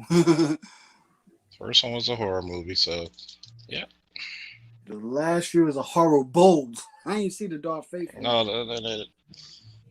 Terminator 2. Terminator 2. The third one and You talk about the one they came out with the Dark Faith, yeah. with the And they brought back emo girl. Linda Hamilton back after 80 SJW years. Terminator. After 80 years of fighting the Terminator, we're back. Okay. So Judgment Day ain't a contender. Judgment Day is a contender. No, it's a contender. Definitely is a contender. Straight action. No, okay. Because that was one of the ones I know I brought up Judgment Day. Now, what about the Raid, Charles? The He brought it up the Raid. The Raid is pretty contender. I mean, it's kind of the Raid is kind of some of the fight scenes in Blade kind of reminds you of the fucking Raid. If you think about it. So okay. I look at you can even bring up my homeboy brought up one of my homeboys brought up Demolition Man. I said no. I mean, but everybody's entitled to their opinion, which is not really true. If your opinion can actually make a poignant point, then okay. But if it's because we can say Kung Fu Panda is the greatest action movie ever. That's your opinion, but that doesn't mean your opinion holds weight. So yeah. So are they not entitled to that opinion? Yeah, opinions like assholes. Everybody has one, and eventually they stink.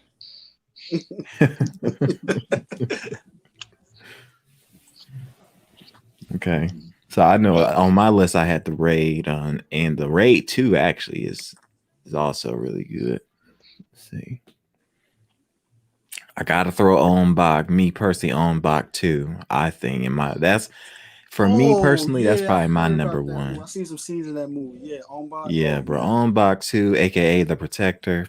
Mm-hmm. Yeah, like, bro, The you Protector these was the trials. Protector was the Protector was pretty damn good. Reminds me of that Yeah. old school kick ass, beat 'em up, beat 'em up, beat 'em up, beat 'em up. And that's the one movie I remember watching as a teen. Legit, and there's very few movies in my life that I actually like rewatch. That's one of them, and I've rewatched that movie. Like I used to just get on. I had it. This was back when DVDs were still a thing, but I would just go back over and over and over on this, like every single scene in that movie. I can tell you in On Bak 2. The elephant, the fight with the dude in the water.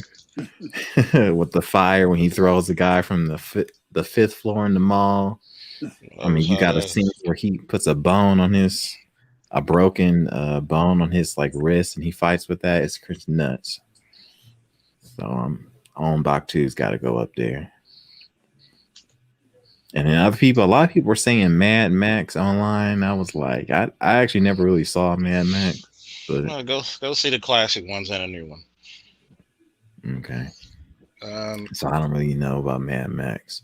And no Rambo movie likers? No Rambo movie likers? I haven't seen none of the Rambo movies.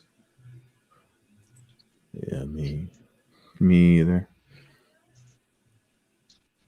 Kill Bill. Would you put Kill Bill up there? Interesting. It depends. Kill Bill.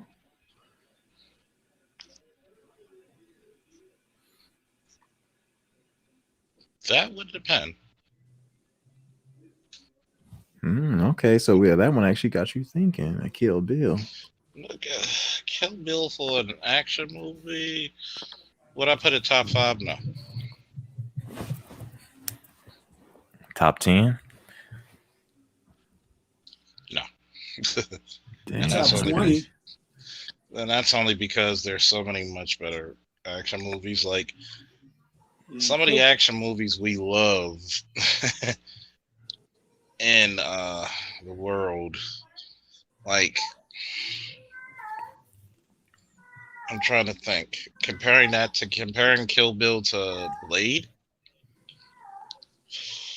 No. It's a tall task.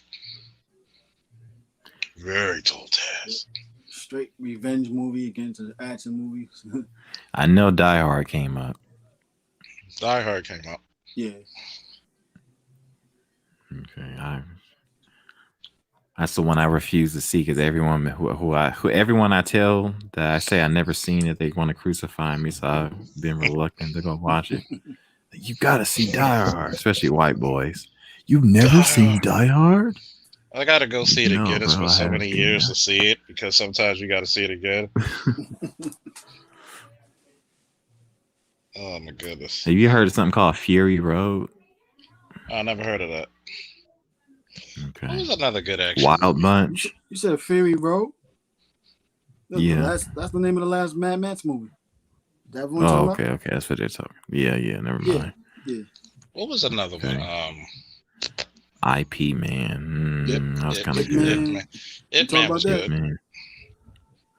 Ip Man was a bit too like, especially if you compare it to On Bak, it felt a bit too like I don't want to say the like first one was the first one was kick ass. Definitely kick ass. Okay. First one was ooh. I think I saw 2 actually. What, Aliens count as action? Nah, it's like sci-fi horror. Yeah. Okay. No Predator movies either? Nah. Sci-fi horror. Okay. It's action, but it's sci-fi horror mostly.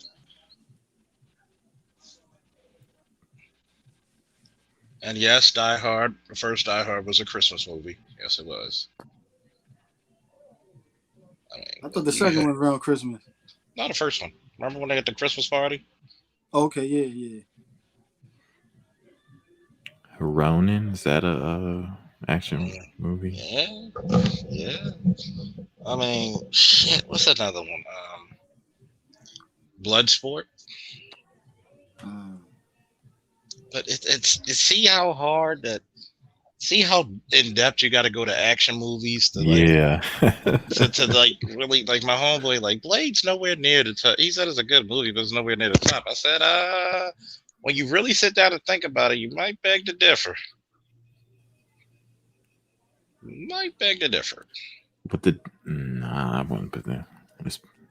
Because I'm looking at people's. I'm on a Reddit thread looking at people's opinion of their top action movies.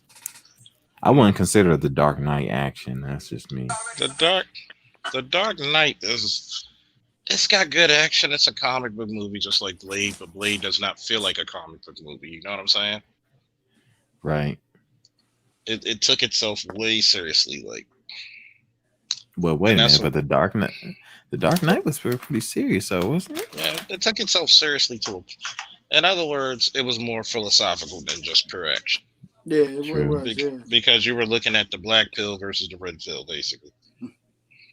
Well, actually, black pill philosophy versus black pill philosophy. You're looking at the nihilist versus the utilitarian. Mm-hmm.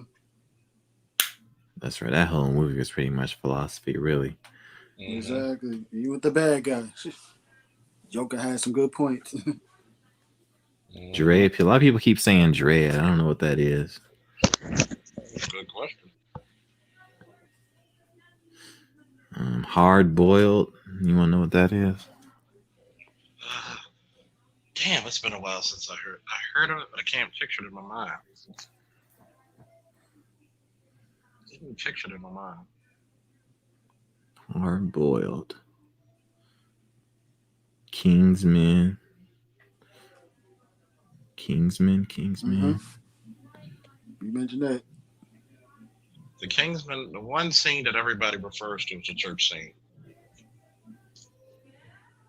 But you saying that ain't enough for Blade? Point blank. I mean, I guess next time we'll talk about greatest action scenes, but the entire movie, have you ever heard anybody shit on Blade 1? No. You never will.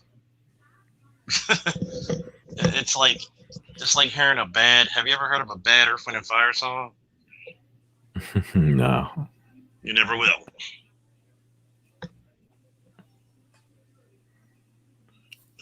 Surprisingly, though, the one person that has Blade in here on their list is Blade 2, though. It's not Blade 1. Blade, and I mean, think about it. Here's the credit to it. The second is just as good as the first. Mm-hmm. You see why it's such a tough contender? Mm-hmm. Yeah, we going through all movies now. We didn't went from 2010s, thousands, 90s. That my boy Ern, he tried to say Face Off was on the same level as Blade when it came to action. I said, hell no. It's funny because I actually see Face Off only on two people's lists on here. Face Off was hokey. It became hokey. Wait, Man on Fire. That ain't no action movie. I actually like that movie with Denzel. Man on Fire. I wouldn't consider it action though. Yeah, I don't know. I think we at the end of the road on this one. See why it's so hard? You see why it's so difficult? GoldenEye? No, not even close. Not even fucking close. Not even fucking close. I'm throwing anything out. John Wick. I think y'all talked about that though. John Wick is a contender. John Wick is a contender. John Wick is like the revitalization of fucking movies.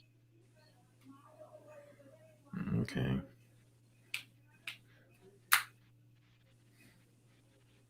So the contenders at least is so far. Let's see, The Raid. We said John Wick. I want to throw On Bach on there. Dang. I can't even get 5 contenders for it. Exactly. See how tough it is when you really sit down and think about it. Hmm. People get mad at my black ass like George, you don't know what you're talking about. I'm like, go ahead, give me something of substance. We ain't talking that sissy shit. We talking straight up action. No philosophical bullshit. Hey, Just straight action, yeah. straight action. And T2, and then you T2, said Rambo, a Rambo movie. possibly Rambo, one of the Rambos. Wait, what the Rocky movies count for? Oh yeah. The Rocky. Rocky movies. Oh, I think you've been Oh no sleeping, no! I thought you Charles. meant The Rock. I ain't.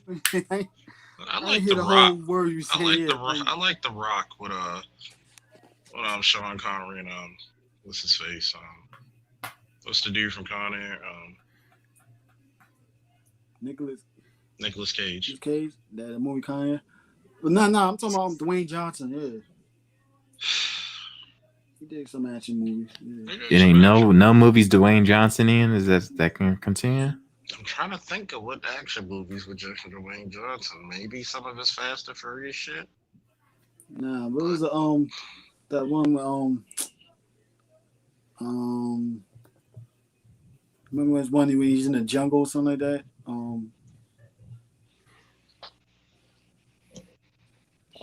IMDb. The Rocky is drama. It has some action in it. No, but yeah, Rocky. Yeah, Rocky's not an action movie.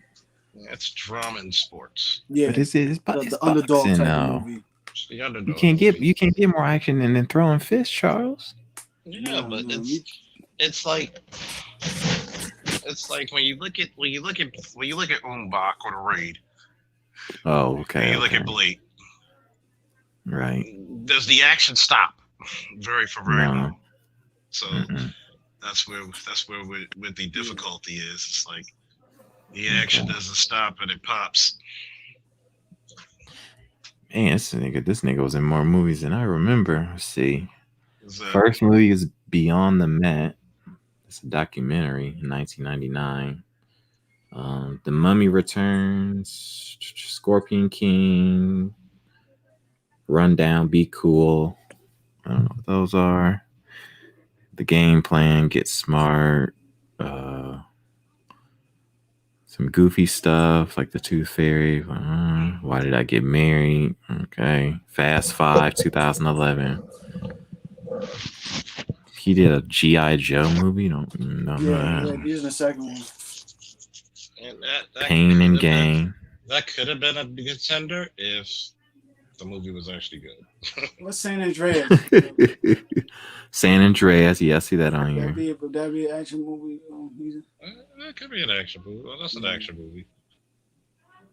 Yeah, San Andreas was, Hercules. Okay. Walking Tall. Walking Tall was an action movie. Yeah. Walking Tall. Faster. What about the Transporter movies? Oh. Bingo. I gotta see those. But are any of those contenders, Charles? Walking Tall, San Andreas? No. No. I would give it more to the Transporter movies than those. The Transporter movies than those. Shit. This is Blood and Bones would be a contender. Like if you really think about it, Blood and Bones would be a contender. Oh, The Rock is in the Suicide Squad movie coming up? Oh. Yeah, that when we see Black Adam in that movie. It's supposed to be eventually. Mob movies that we can throw up in here? Maybe Heat. Maybe.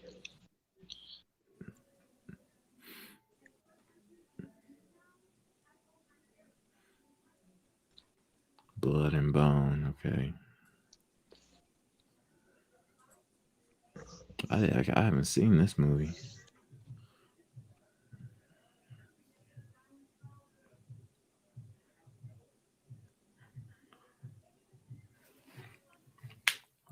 Yeah, but you really think about it, you're talking about Blade or The Raid, or it's just so much energy and action. Like, yeah, it separates everything from anything. Niggas running and fucking buildings and swords and just nonstop. Yeah, Yeah, I that's can't. the see what I mean. That's why it's so hard to compare it. Like shit, Jimmy Crickets. Because we could sit here all night and talk about, quote unquote action or movies with action, but what's matching that energy? Yeah, like you're getting high level action, then you got the music, then you got a lot of shit going into it. Adrenaline rush.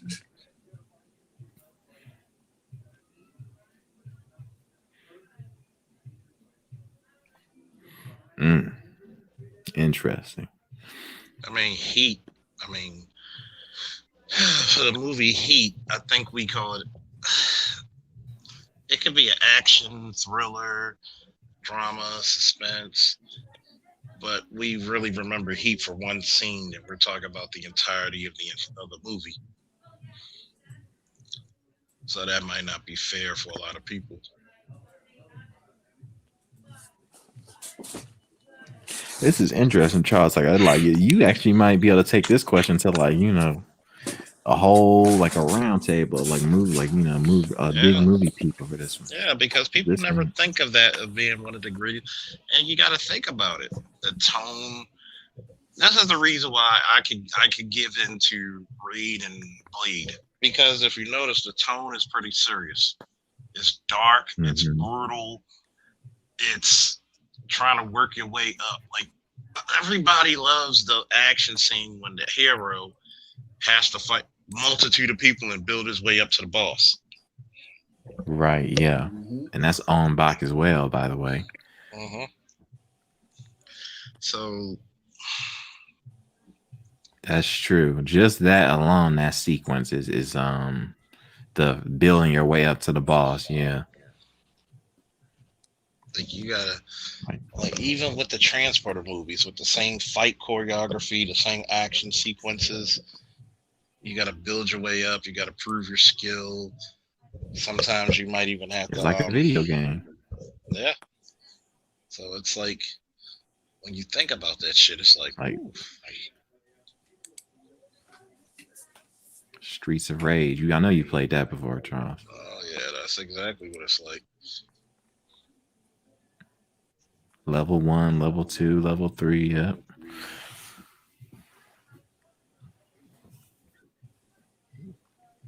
Mm. Yeah, makes you think, doesn't it?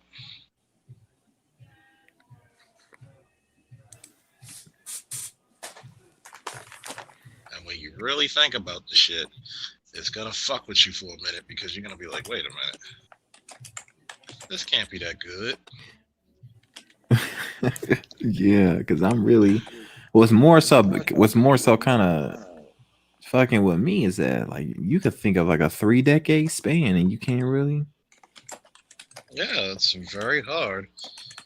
Hey, what's up? What's up, W? Hey, what's up? My name's William Webster. I've been listening to the show for a while.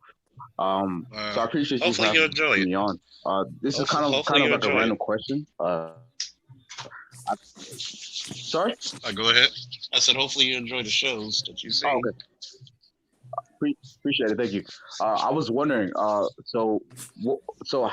well do you think Blade would do against some of the Avengers? I hope the question is not too off topic, but No, it's like not off. Blade It's versus actually like on topic. It's very okay, on cool, topic. cool. Yeah. Yeah, so like Blade versus like Captain America. You talk about it a fight or movie for movie. Oh no. Well, in a fight, well, we can do both, movie for movie and in a fight. Um, and I I like did see someone put it. I like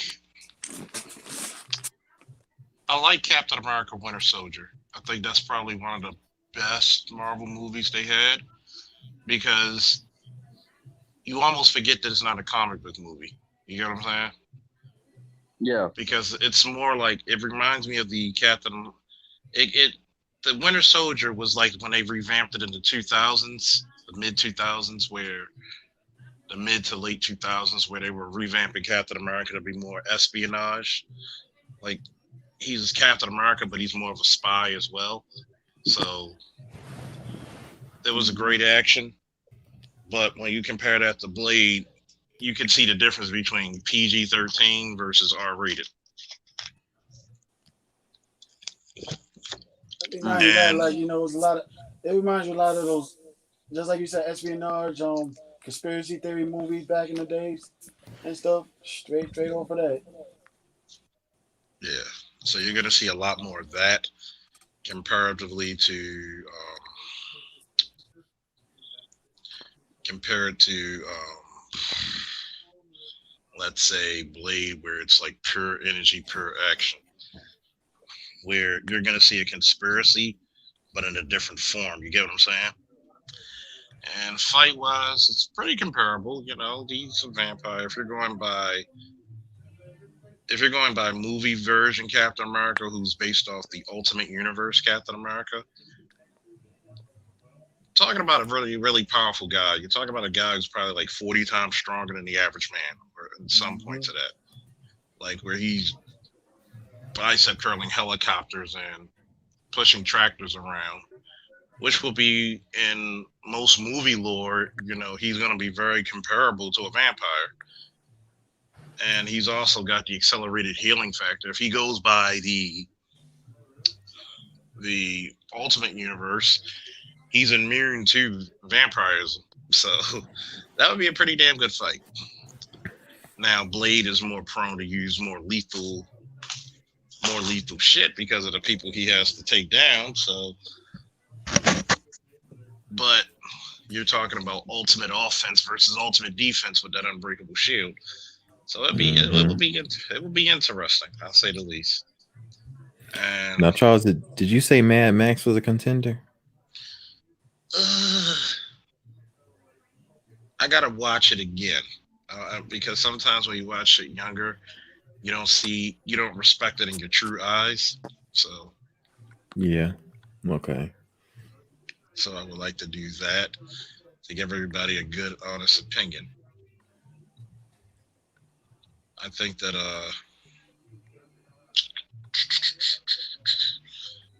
honestly, you could probably if I gotta look at it again to give you an accurate, but that's the point I'm talking about. When it comes to action shit, it should not skip your mind. It should be like, oh shit, like I remember this time. And yeah, that's true. Because you don't gotta think about it. Now, Captain America and Blade are two different action movies. You got the R-rated, brutal, severed hand, severed head, disembowelment, brutal hand-to-hand. The hero gets knocked down, comes back up and swinging for the fences like the Raid and Blade. So it's an amazing thing, I'll say the least. It's amazing. I think Blade. Personally, I would say that I think that Captain America will win simply because he has the vibranium shield.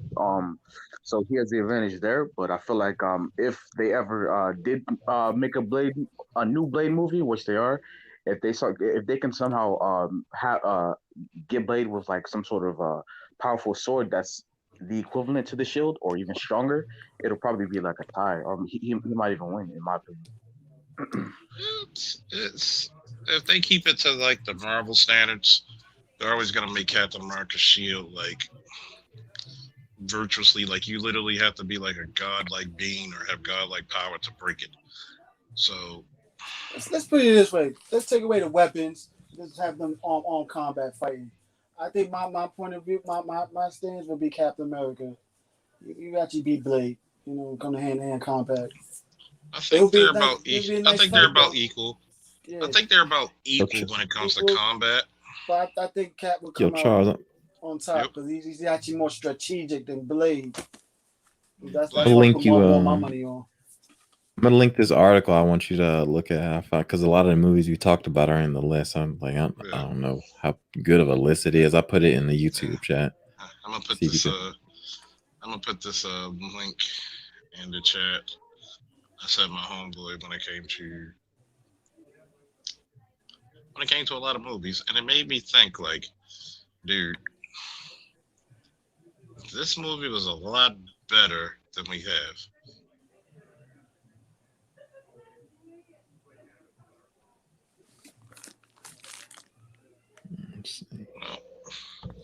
Well, if it's the ultimate version of Captain America, you're pretty much gonna you're pretty much going to have a guy who's immune to vampirism. Pretty much. Yeah, I know So, everybody's like supposed to be stronger in the comics. That's why I kind of wanted to do like the movie version. I know Blade didn't really have too much comic book history, at least especially in comparison to Captain America. I do know that they did do like a few like animated cartoons and everything with Blade and everything like that.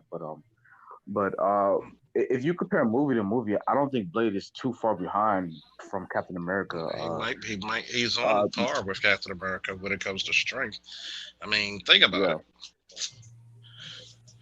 Think about it. If you go by the animated Spider-Man series, he was on par with strength with Spider-Man. Mm-hmm. So it's not it's not too far fetched that he would be in this version. I'm just hoping they don't fuck up this version where you can see Blade having enhanced strength and speed. I'd look at it and be like, yo, like, what are y'all doing with this character? He's supposed to be half vampire, so he's gonna be stronger and faster than humans.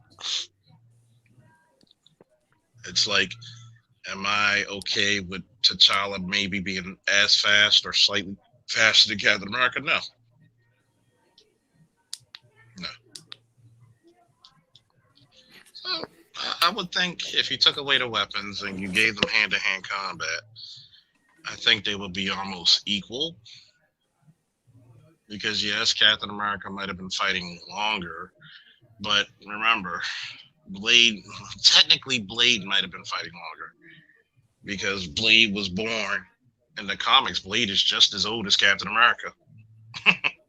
He was born like what in the 20s or 30s, or just about as old as him. But the difference between Cap, if you really want to look at it, Cap was under ice for 70 years.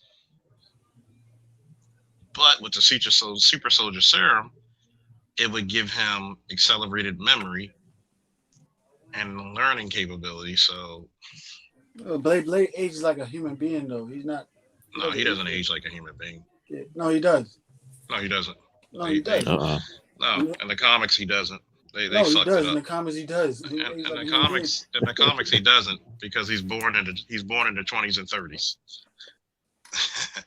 If he born in the 20s and 30s, the only thing he will be fighting is depends.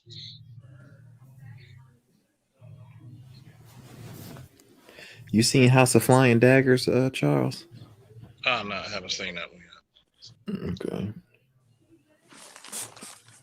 See what else is on here. 7 Cent. That's too old. How about that? What about like if like Obi-Wan Kenobi and fought like Darth Maul, but like with like no plot armor, it was just like a fair fight. In my opinion, I think Darth Maul's stronger. Darth Maul beat Darth Maul twice. Yep. He beat him twice. Yeah, but like you see Star Wars Rebels? Plot armor. It was plot armor. Darth Maul stronger. I'll say this.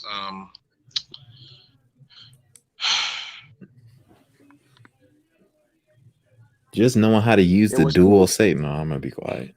Well, go ahead. It was 2 against 1. I mean, like he literally held his own against Qui-Gon Jinn. I'll say this. I'll say this. I can see how he beat him the first time. The second time, you're talking about. The second time, you're talking about one of the greatest Jedis ever. Like, comparable. Like, remember, being a great Jedi, you got to match the skill, you got to match the knowledge of the Force, and Obi-Wan Kenobi is the ultimate trickster in Star Wars. He is. He outsmarted Anakin. He outsmarted Darth Maul. He makes really, really powerful guys look stupid. Mm-hmm. And what makes him such a danger is that he's probably what you would call the perfect Jedi. Darth Maul was also extremely intelligent. Okay. It's just that when Darth Maul was fighting him, he took advantage of Darth Maul's hubris. So when you really think about it, he actually caught him by surprise and took advantage of it. Now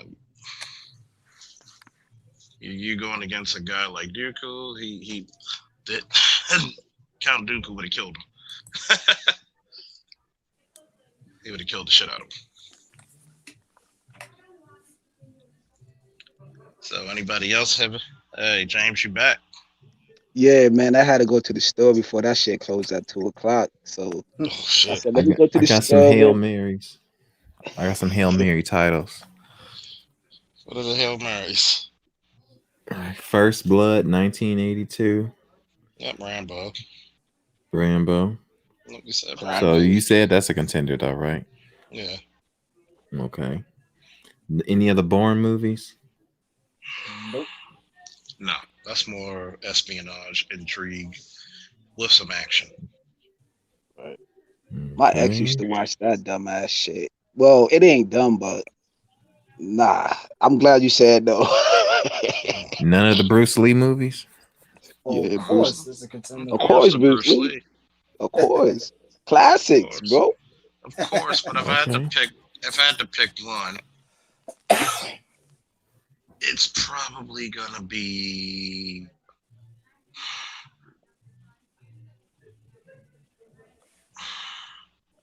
See, most people might probably pick Enter the Dragon or Game of Death, but The Big Boss or The Chinese Connection. Facts. Okay. Told you why this shit's so hard, man. Yeah, because you was like, you had a brain freeze when you was talking about Bruce Lee, though. That's a brain man, I'm freeze. looking. Casino, Because The Predator. I mean, Predator is Casino more. Royale. No. Man, in fact, speaking of Game of Death, have you seen like the original uncut scene with the Stairway crazy. Masters fight? Mm-hmm. Originally planned, yeah. I guarantee a lot of people I didn't even see that. It's just like there's two different scenes of that movie. That's like because the storyline of how he originally planned it was different from how they. Because the plot of the it movie was before he died. Because the plot of it was you go up one, two until you meet the unknown, meaning the person who makes a style out of no style. Basically, he was showing you the philosophy of Jean Cousteau through a movie. Exactly. That's what his original plans was, but he never got to finish it because he passed away before the movie was finished. So they changed it to save a girlfriend or whatever. I mean, his most famous fight scene was the nunchuck. The most famous was the Enter the Dragon. Was the Enter the Dragon with Chuck Norris. I mean, what made that a crazy? Trust me, next time we'll do this type of shit. We're gonna talk about best fight scene. I mean, East versus West. Man. Oh man, I'm going to have to get on back up in here. Well, you know, already. Chuck Norris said himself. He's talking about the story about. I got to do my homework. Because what made that such a because what made that such a classic fight scene is that you're looking at two men, and people forget this. Chuck Norris is a badass motherfucker, especially when he was like. We're not talking about movies. We're just talking about overall. Like, he's a bad motherfucker. Like, he was the world middleweight champion in full contact karate at the time. So. Oh, word. Yeah, he was the world champion at the time. You hear them jokes people be making about his chin could knock motherfuckers out. Nah, like this is my college right here. Listen to you, gentlemen. So I'm like, what? Like y'all do your homework. Like Like y'all go to the grassroots when y'all talk about these topics. Any damn topic. Chuck Norris was, And put it to you Yeah, this way: yeah, when it comes Charles, to I'm gonna send you that. I'm gonna see you that GIF of On Bach jumping like nearly 6-7 feet, and the end he does a kick and lands back on his feet while after the backflip in midair. I'm going to show you that one too. like, see, this is the messed up part about a lot of people in their 20s now. Mm-hmm. Like a lot of shit. Really, if you really want to know the messed up part, like how old are you, William? I'm about 23. I turned 23 in November. Yeah, that's cool. You know what the messed up part about being in your 20s now is that y'all missed all the black belt theaters in the 80s and 90s. Like that's why when you listen to Wu-Tang and they did all the little sound effects, those were the fucking kung fu movies. Like shit. Like you go. You ever see Five Deadly Villains? Yep. Like some of those movies there was just thrilling action. Like you see people trying to reproduce a lot of the shit they've done. 16 Chambers. Yeah, the 36 Chambers, and then the kid with the golden arms. Mm-hmm. Shaolin versus Ninja. Like fuck. Did you say Die Hard was a contender, Charles? Die Hard could be a contender, but for reference, I really want to look at those movies again to make sure. But because I got the official list of contenders in the chat. And Yo, check I out gotta the do a reason. lot of homework, man. And I'm gonna tell you, when I look at certain movies, like people slept on Steven, even though we talked about it earlier. Steven Seagal's movies. Oh yeah, that's Mark a for fact. Death, Alpha Justice. The scene where he's in the fucking pool hall. With the fucking with the cue ball. That was a classic. Wow, and then because Tony was a badass motherfucker though, man. Oh, but and then do you know the guy who came up there they called Sticks in the movie, right? Yeah, that was Dan Insanto. That was one of Bruce Lee's first students. The white guy, right? No, the Filipino. The Filipino guy. Actually, okay. What Scarface put it this way, that's the guy that actually taught Bruce Lee the nunchaku style. Yeah, he taught. He's the same. He's the same guy who was in he was in Game of Death. Game of Death, the nunchuck scene. He actually taught Bruce Lee the nunchucks. Years later, he taught Bruce Lee, but Bruce Lee taught him some things. He taught Bruce Lee some things. Exactly. He actually mastered his Jeet Kune Do style after he died. He's like one of the grandmasters of it now. But didn't the black dude taught Bruce Lee too? Like what's his name, man, from L.A. or somewhere, You're man? talking about Kareem Abdul-Jabbar? He was one of his students. No, that was one of his students. Exactly. No, one of the old timers. Oh man, I forgot. Jim Kelly. No, not Jim Kelly. I know who you're talking about. I know who you're talking about. Jim Kelly was a bad motherfucker. Scarface action. No. I don't know who told me about that story. That was Thriller and drama. Okay. Because you got to. I know the black guy. It was a black guy. He was an older black guy. Right. And he was a boxer. He was a judo player as well. He's a master over there. Mm-hmm. Oh, okay. The Shaw Brothers, the Shaw Brothers films. Anytime you saw that with the Shaw Brothers, you knew you were so that shit was gonna be lit. That's a fact. That was lit. Like anytime you saw the fucking Shaw Brothers, you know you were in for a treat. Like, man, I'm gonna tell you, for everybody in your 20s, a Saturday was like, god damn, Saturday. I'm gonna tell you how good Saturdays were in the 80s and 90s. Oh man, it's better than sex at some point in your life. As a kid, it was better than fucking. Dude, put it this way, man. You wake up 5:30 in the morning. Days, you know, in the 70s, you hear grown-ups talking about that whole the 70s. Every night was like a night to get to, like a Glorious Look at Night, getting together and everything. That was our Saturdays. If you was born in the 80s, Facts. Saturdays was like that for us. It was like, yo. like you, even though your parents couldn't get your ass up on a school day early, Mm-hmm.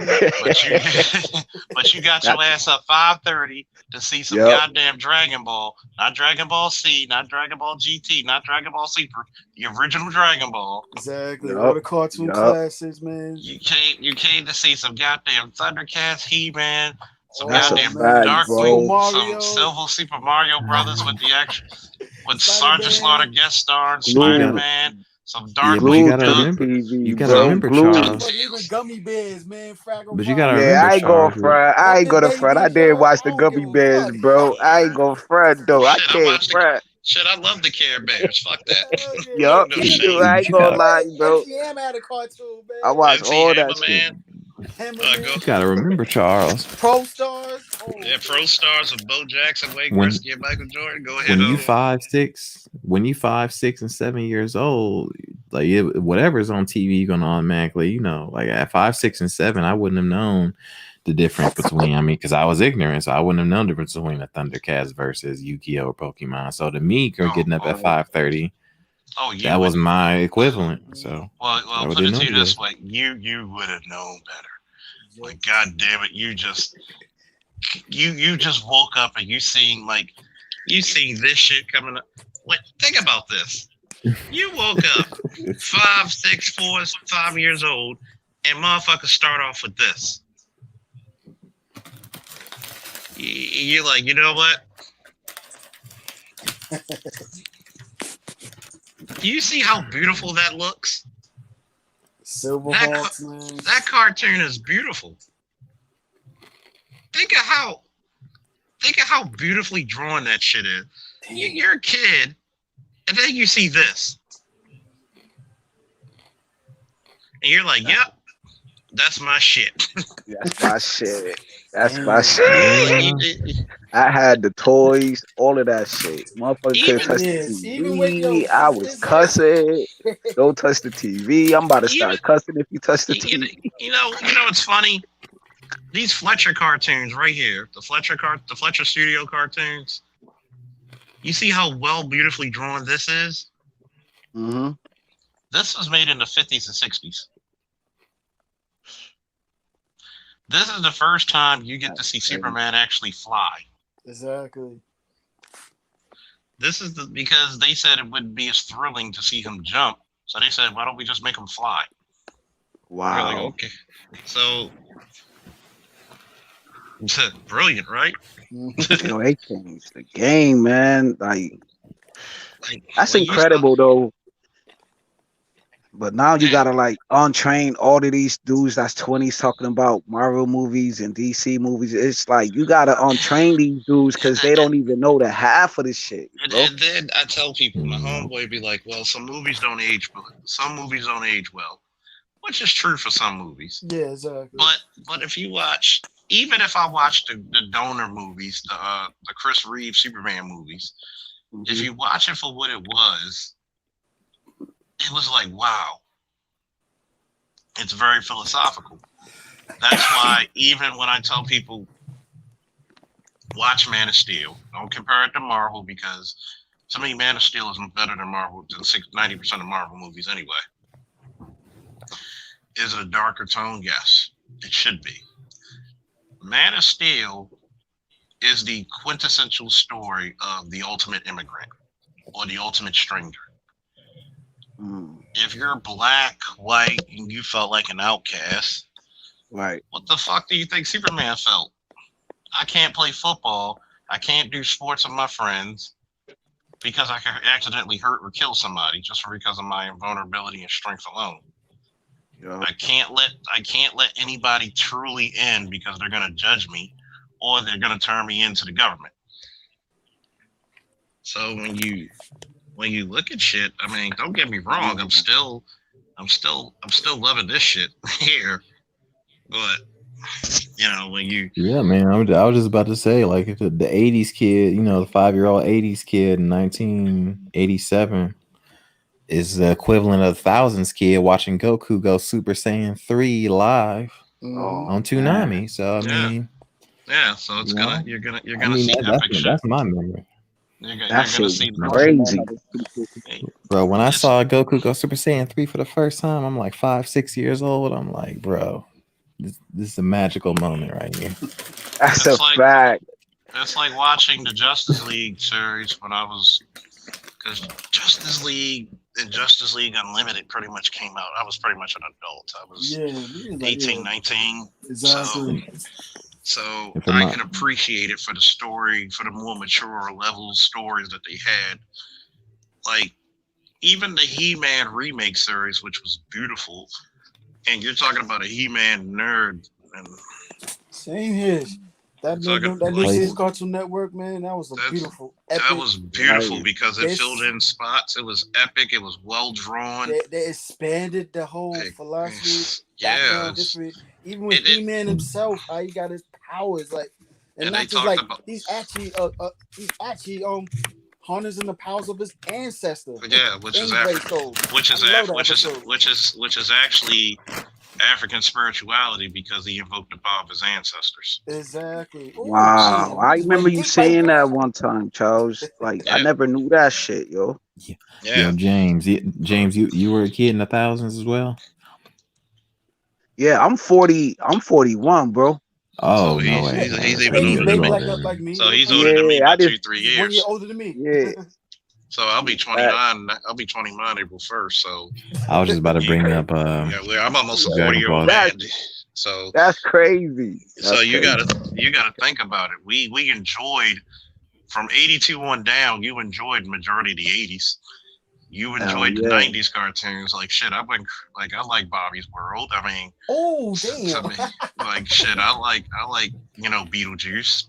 So Now I Oh, saw some of the Beetlejuice, come on, bro. Beetlejuice can't, yo, you can't tell me I saw shit, some of man. the Beetlejuice was Oh the yeah, Punky shit. Brewster, man. Shit, Funky I ain't gonna Brewster. Oh front. yeah, yo, she was cute as hell, Hell bro. yeah. Yeah, got the. Oh my So you lord, with talking her about dimples and shit. you talking about Soleil Moon Frye, even though her name technically means Sun Moon Frye. Oh wow. She had these big. She had to get a breast reduction in her teens because her breasts were like so inhumanly large. Oh yeah, Like, Damn. before she got breast reduction. Yeah. Wow. yeah. And it was funny because I speak with Sherry Johnson. You know, it was shows had a better quality then than now because there was a story of some of the actresses back then. Where are they now? And they said, Mm-hmm. "What was your favorite moment?" It was a time when Punky and her friends, when somebody was having a heart attack, and they called 911.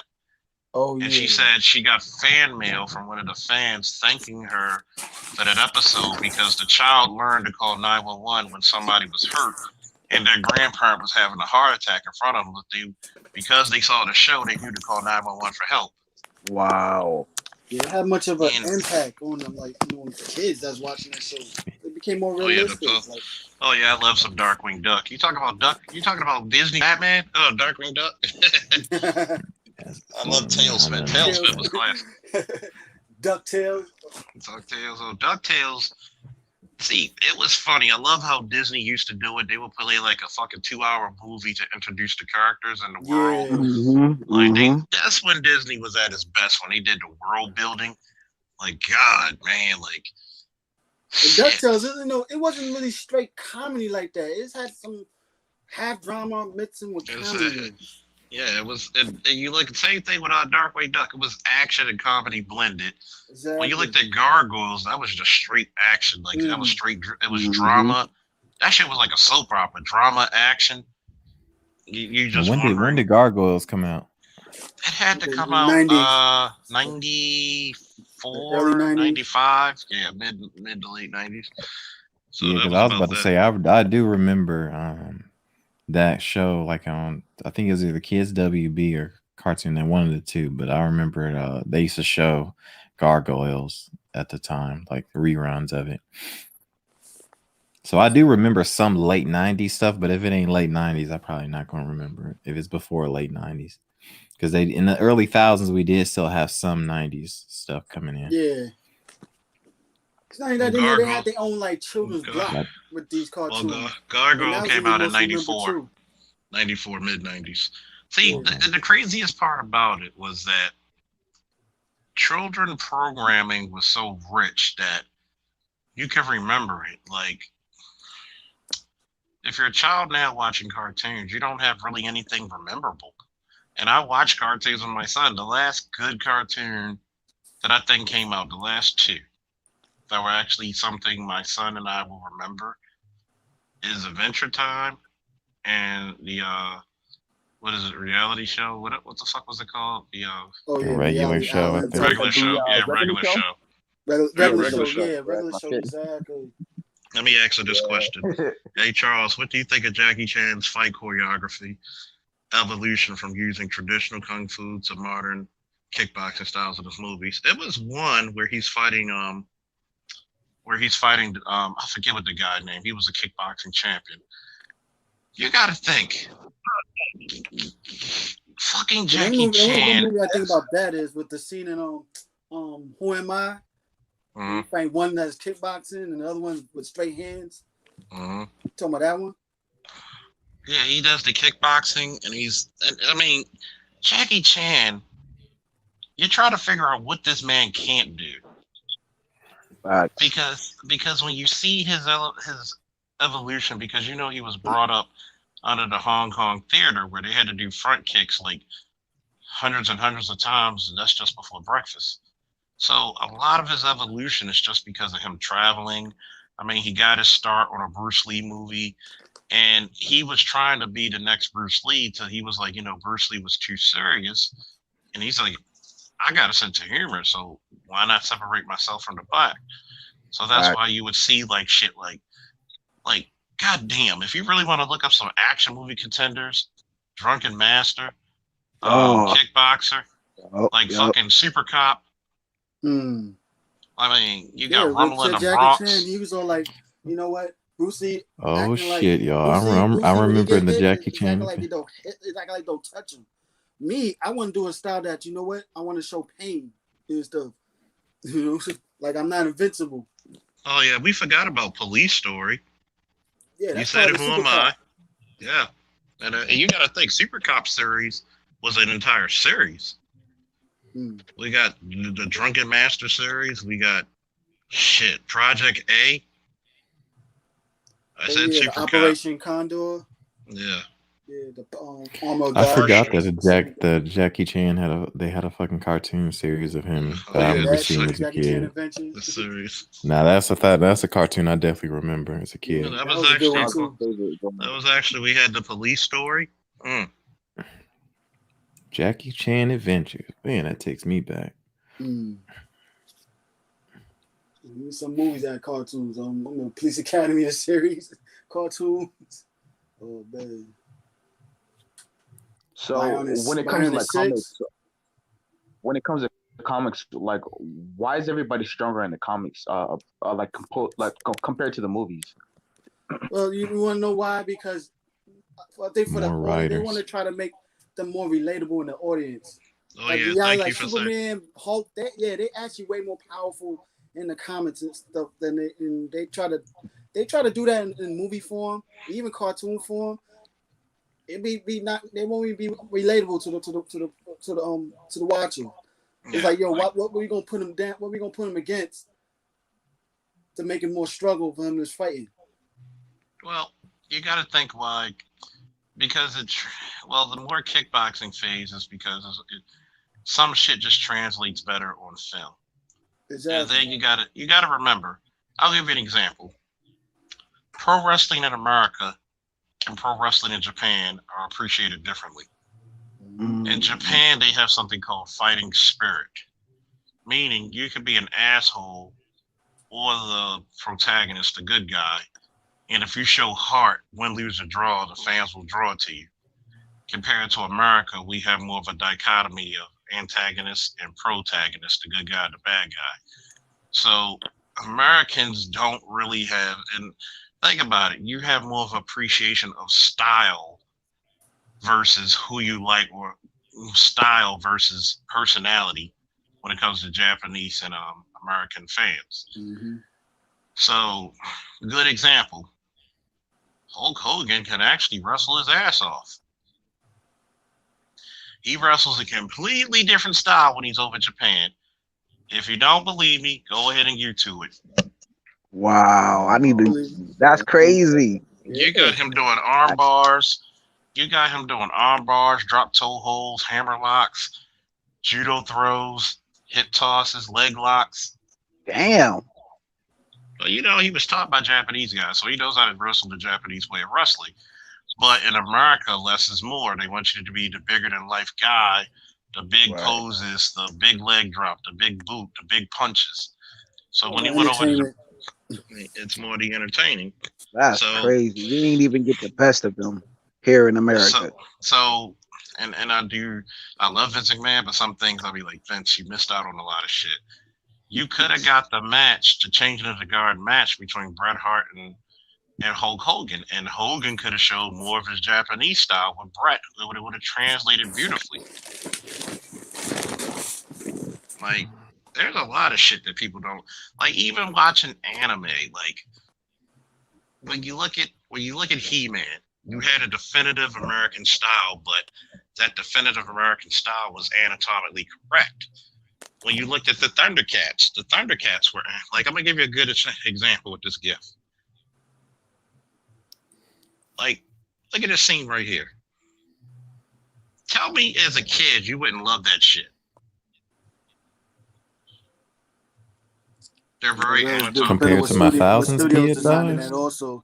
Huh? You got to depend what animation studios designing that also. You gotta remember, this is from '85, Mm-hmm. and Wow. that shit still looks beautiful, doesn't it? That's a fact. I'd have to be ignorant to everything I experienced too. That's why. That's why It's not. I mean, no, I'm refined. just saying from like, you know, because here's the thing, like if I wish I could see it from the same perspective, but I guess, you know. No, I'm of just course, saying like, if you're you an gotta art, understand, a lot of cartoons now these days, it's not. It's so much.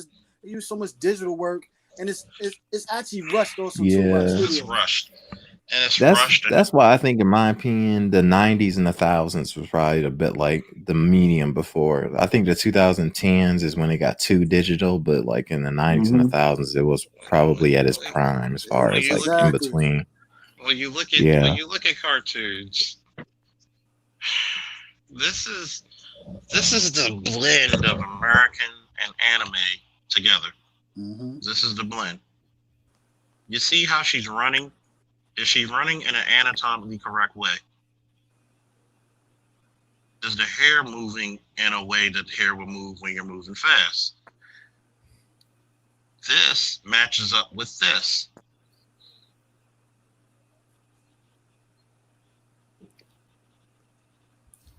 Oh, look at the Street Fighter 2 cartoon. See how you have the waves, like those straight lines? That's classic anime right there. Mm-hmm. See this? Very similar. I mean, given the frame rate, it looks like 90s. It looks like 90s stuff, but before the frame rate was better. Yeah, it was. Think of how much this fucking animation would have been. God damn, you got to deal with you don't just have to deal with a person. You got to deal with all the raps and shit. Mm-hmm. Like, god damn, you like just like you have here.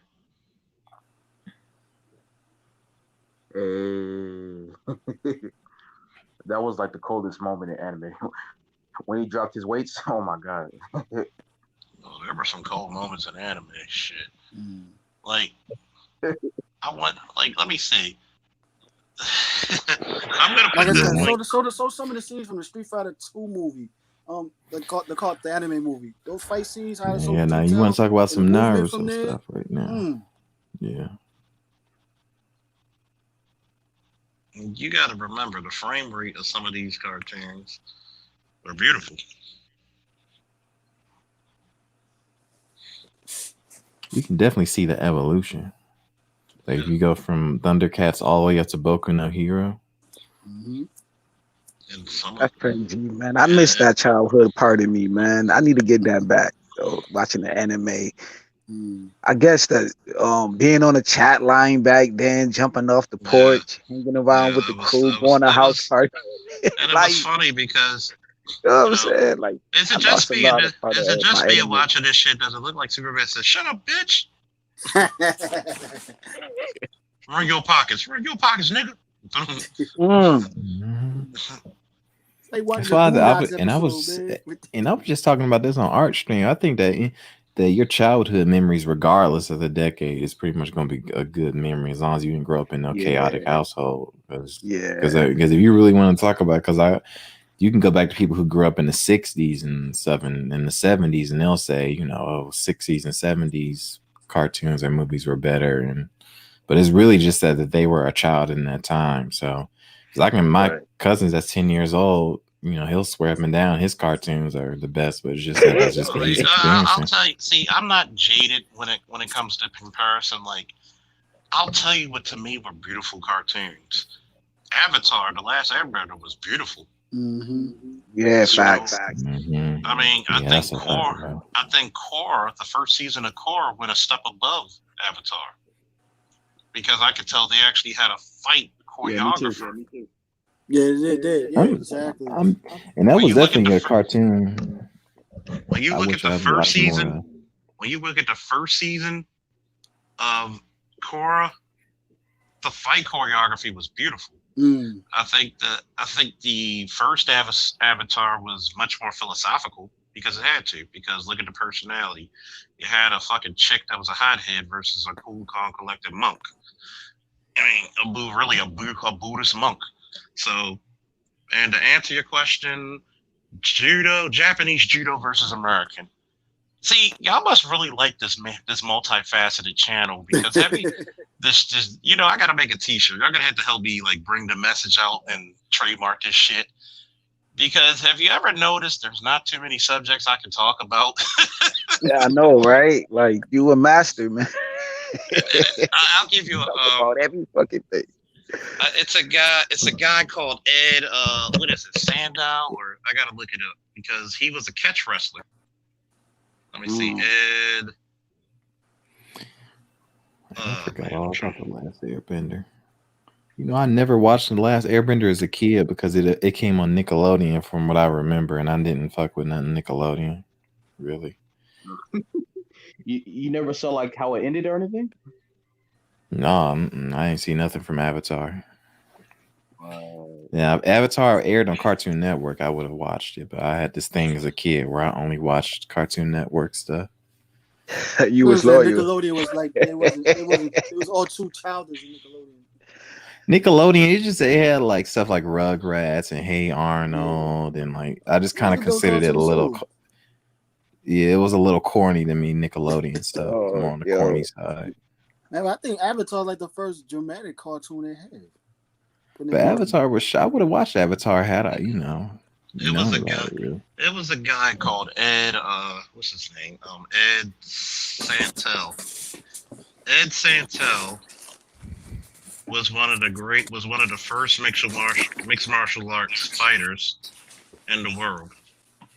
Like, this guy fought one of the first mixed martial arts in modern history. This is back in the early 1910s. Yeah. War One. He fought in one of the earliest catch of styles matches or mixed martial arts in history against Tokugawa Ito, a 5th degree black belt in judo from Japan, under judo rules which he knew thanks to a special previous match he had against a jiu-jitsu specialist, Singanoto Nagacho. It's close enough. Hopefully I didn't butcher it. Santel defeated him when slamming him with a throw, and he rendered the guy unable to continue, so he knocked him unconscious with a throw. And remember, the guy he fought was the judo lightweight champion, while he was the reigning wrestling catch champion, and he beat him. He's actually beaten judo guys by submission. A lot of people don't know. This is what I want you to read. A lot of this, if you want to read some fun shit, American catch wrestling or submission wrestling. If you want to know what American submission wrestling looked like, think of Ken Shamrock. Think of Ken Shamrock, Frank Shamrock, and that stuff. Think of Pancrase. If you could look at Pancrase, Oh, these okay. guys were going. These guys were going toe to toe against the Kodogan, which was Jigoro Kano's school that still exists in Japan, and I want to go one day, even if I get thrown around. I think I might be able to throw some people around too. But yes, to be seen. But think about it. These guys were beating judo. Judo versus American wrestling was like, good God. You were. I'll put the link in the chat. You had a lot of guys out there who toe to toe could go with anybody, and that's like we missed a lot of good shit back then. Like, but back to the cartoons. Yeah, I'm looking at. Huh? No, I was about to say I'm looking at these Nickelodeon cartoons. I forgot a lot of these. Oh man, Right. and one thing I liked And I about never liked Park. SpongeBob. I don't know what so many people. I Nah, did that not get why shit. so many people like SpongeBob. Yeah, that shit was a lot of skittleness going on back then. Man. well, I SpongeBob was mess with supposed to be SpongeBob, man. SpongeBob was supposed to be an adult cartoon. Yeah, you could tell, bro. Because like, and I think Powerpuff Girls was as well. But I love Powerpuff Girls, but I didn't fuck with Powerpuff Girls when they SpongeBob. just Powerpuff Girls, their first season was brutal as shit. They used to beat the fuck out of people. Yeah, they used to actually like blood Samurai and Jack. teeth and. I'll tell you what was supposed to be a adult Well, cartoon, Dexter's but it was on Dexter's Nickelodeon. Laboratory. Man, And then that's what I tell people, man. Some of them early thousands cartoons, man, like you I'll tell going you, in. adult Courage the cartoons. Cowardly Dog was fucking trippy as fuck. Oh Oh, yeah. that was an acid trip. That was a drug induced acid trip right there. Cow and Some Chicken of also. them thousands cartoons, man. Like, all right. Oh yeah, I'll tell you a cartoon that was on Nickelodeon that was supposed to be made for adults. Ren and Stimpy. Yeah, Ren and Stimpy was an adult cartoon. Some of them episodes were banned. Okay. Exactly. They wind up on showing on MTV. Like being a kid of the 80s and 90s when you had a living color and your parents let you watch that even though you shouldn't. Like there's some episodes. Thinking back on it, it's still funny to me, but I'm like, man, how did I get away with watching that shit? Remember the show on MTV called Liquid Television, like an animated show? Mm-hmm. Remember Eon Flux? Oh, Eon Flux, man. Eon Flux was got killed on every episode at the end, but damn. Like she was a freak, yo. Yeah, she was a freak. That was not for kids. Exactly. It was very interesting and artistic, but that was not for kids. I Oh man. This series of her though, yeah. You know what I knew when the American public did not allow childhood the way they used to is when they got rid of Saturday morning cartoons. Oh yeah. When they got rid of Saturday, I was watching a video about that too. I think because one of the factors is what led to that of course they wanted to put more learning shows on there now and stuff. But the learning shows are so goddamn boring. Exactly. Think about it. And then the sports blocks came and took over. Yeah. Think about it. Like, I would rather my kid enjoy being a kid. Like, you can watch sports, but be a kid. Go ride your bike somewhere. Like, my son's 13. He's not really into girls like that. I mean, I'm not pressuring him. Be a kid. You'll never get those years back. Like, as soon as you become self-aware about sex, it's no going back. Yeah, that was Cinemax. Exactly. Yep. 12 o'clock. What it was called? Taxi Cab Confessions and shit, and Real Sex and all of that. Sex. I call it a Skinamax. Get it back. Fair use. For me, it was LimeWire when my mom had a rental PC. And like I got on, I think I was like 7, 8 years old, and I got on. They had LimeWire still installed, and I found the porn on there, bro. And it was like fucking not. And this wasn't like no basic vanilla. I'm talking. I remember till this fucking day, it was a fucking cop, white chick, and I'm not kidding y'all. I'm not making this shit up. I swear, it was like 5, 6 fucking Mexicans around her. And they're like, yeah, bitch. And it's just like bukkake. And I'm like, and that was my first porn video I'd ever seen. And I remember me and my sister was with me at the time. We were looking at each other like, what the fuck is this shit? And then you had the blackout. Then when you saw that white guy, you had the blackout looking like this. I'm like, what the fuck is this shit, bro? Yo, the But that was VSS tapes. If you lived in New York back in those days, 80s, 90s, well, basically the 90s, yo, Yeah. public access television. yeah, You know but the I just feel weirdest like shit. You know it's the weirdest shit. Kids today will never have the joy of going to the Blockbuster or the video store. And I love the Oh video store man. because they usually have better games and movies. Yup. That's when And dope movies was I remember taboo. going into Crazy. You and had Blockbuster that's when what sexual I and was a that's adult when kid. they had and that's when sneakers. they had that curtain around the room where all the adult movies were. Yup. Oh, So me and my brother were like Batman and Robin, like we could sneak in there in and out, nobody would catch us. And you see like these black chicks. This is before, it was popular to shave your cooch, and thank God somebody discovered shaving their cooch. Because you would see these black chicks that look like they got a goddamn what's the guy from the Cat. NBA? What's the guy from the NBA with the beard? bush in his face. Yeah, I don't know his name, but I know what you're talking about.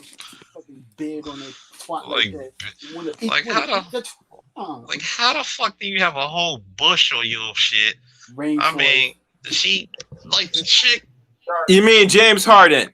Yeah, she had a whole James Harden in her pussy. That's crazy. And you know, Oh and Like to you hell. got and too to much. expect us to go down on them. You Matter know of you fact, got. yo, talk to anybody that was born. Talk to anybody that was born in the Braid '60s, going up in the braid my '70s. hair. They love Like women with all bushes you on their should pussy, not yo. you should not have cornrows on your pussy. I'm sorry. That's a fact, yo. Yo, talk to Like anybody Yeah, born in the dude. '60s or '50s, At going up least in the y'all '70s. were. They love they women with bushes. Me, nah, Man, I ain't no woman with no not bush me. like Like I that. don't want to get. Me and my cat should not both be coughing up hairballs. Exactly.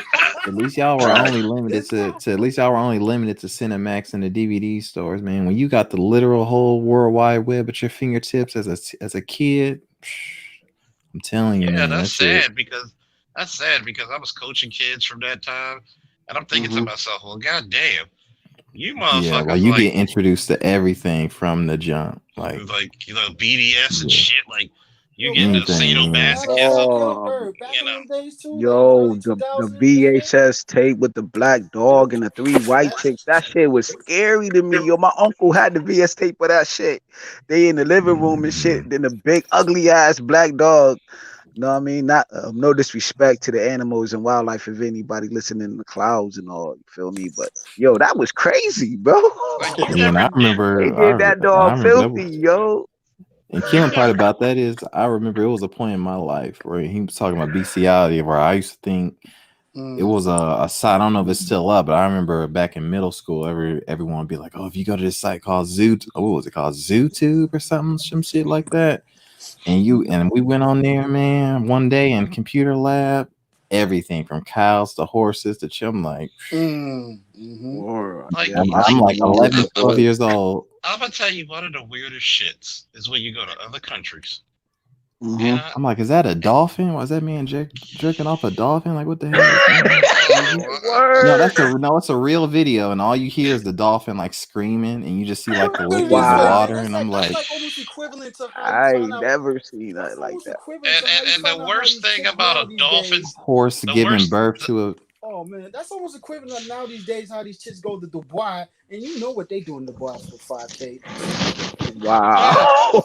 yeah yeah. Like They you got to like think about it. Like For the weirdest 5K. the weirdest shit is like a chick getting screwed by a horse, and I'm like, what? Who the fuck? right. Oh man. Like Welcome to who the the World fuck? Wide Web.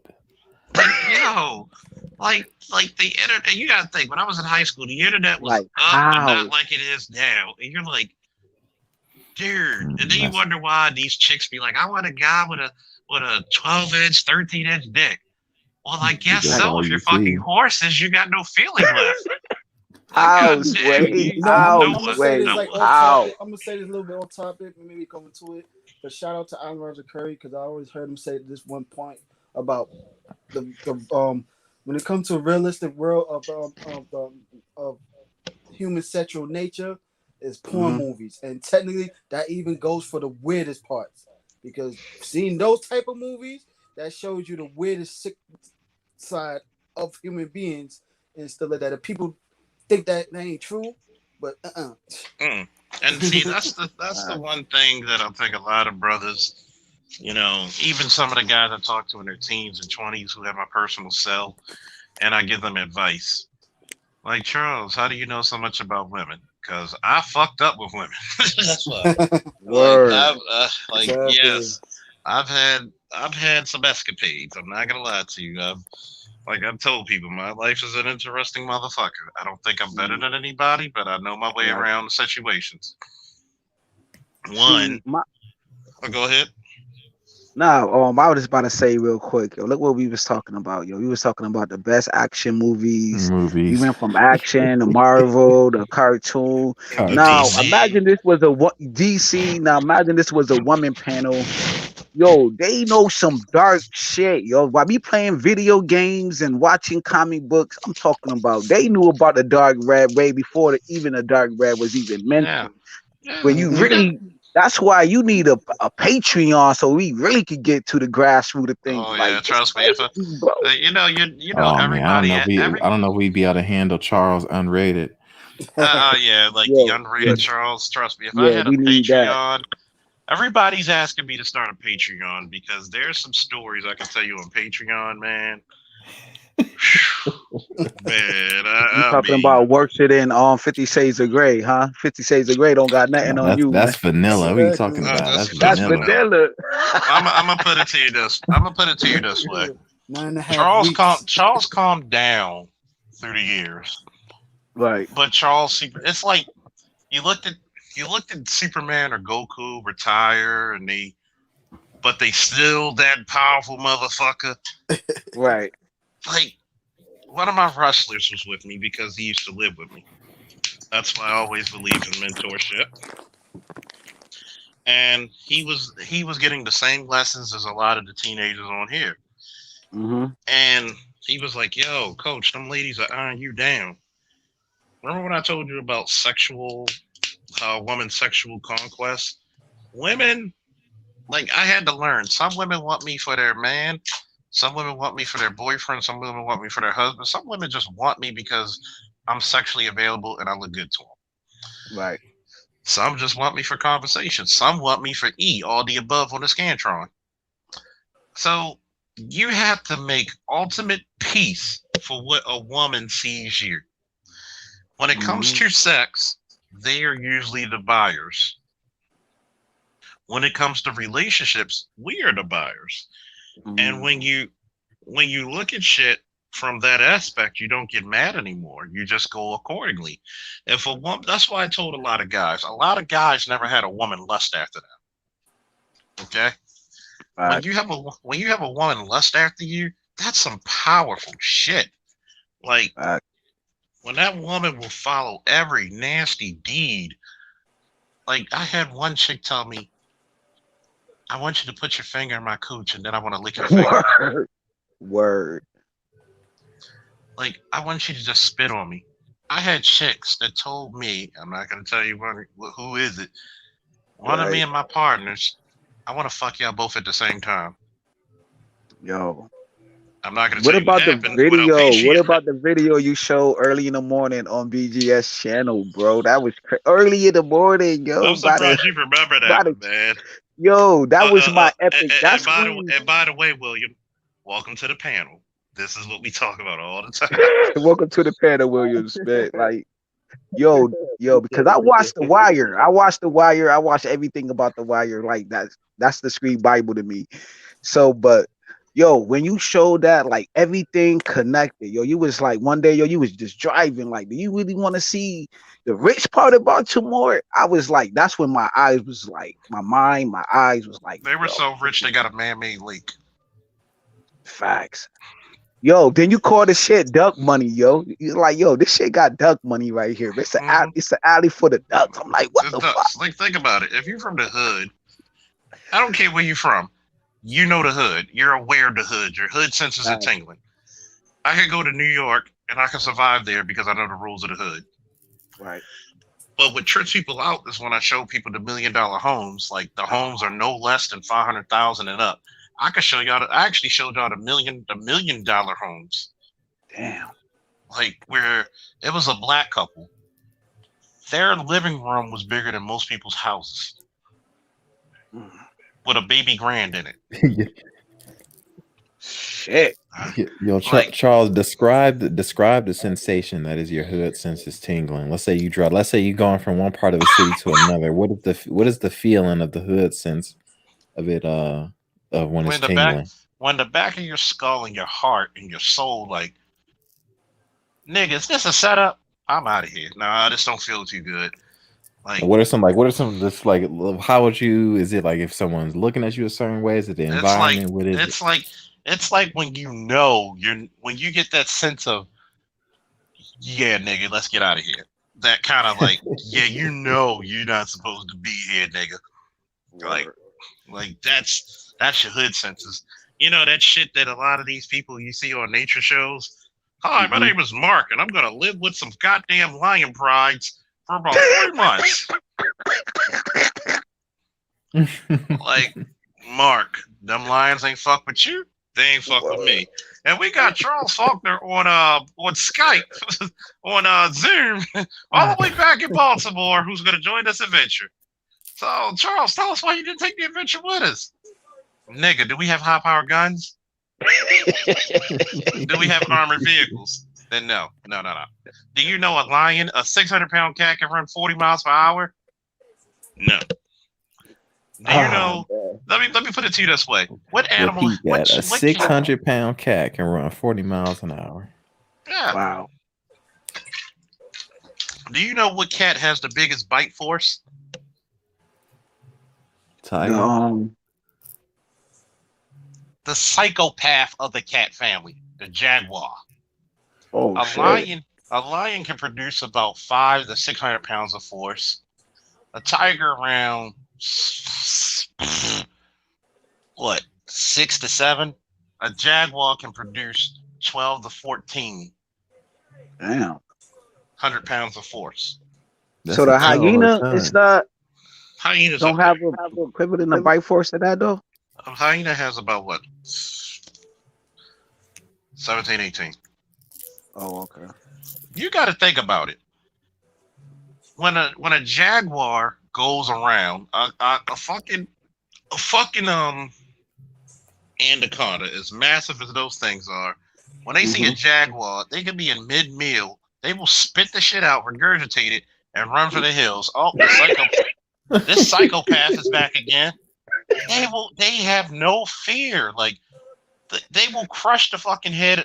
Even if the fucking thing wraps itself around a jaguar, one bite, it's done. Right.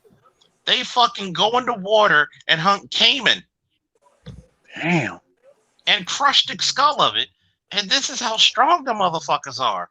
They will crush the skull and climb up a tree and start devouring it. And a jaguar is a type of panther, correct? Yeah. Type of panther. So a black panther can be is technically all right. A jaguar and a mountain lion. So just like mountain lions, them motherfuckers look like bodybuilders. Word. The motherfuckers is diesel like a motherfucker. You like, lift, yo, nigga. how the fuck? You lift, nigga. Like, give me your rabbit, nigga. Yo, like, what rabbit? Like, what rabbit? Oh, shit. Goddamn rabbit. And what makes it funny is that, yes, I actually know some zoology. I know what the difference is between phytoplankton and zooplankton. All that fucking education, my parent. And this is a guy who didn't finish college, by the way. Wow. So you basically a self-taught type shit? In some ways. Like, education don't stop. When learning is your hobby, you actually try to consume more. Yeah, it's consuming a lot. Like, I read articles. I'm kind of teaching myself the stocks by reading trends. And it's funny because I'm the one who put all my friends on the shit. Like, the reason why I was so late, I was talking to my ex about something, starting the show. I was talking to my ex about, like, I told her, I knew her for a decade. We were together for about almost, 7 months. And I told her before, I said, how many times have I told you, stop playing superhero to your family? Let them, all of y'all grown now. You can't come to their rescue. And guess what? I told her she ended up having going to the hospital for high blood pressure. You stressing about shit. I said, Here's the one thing you'll never see a person.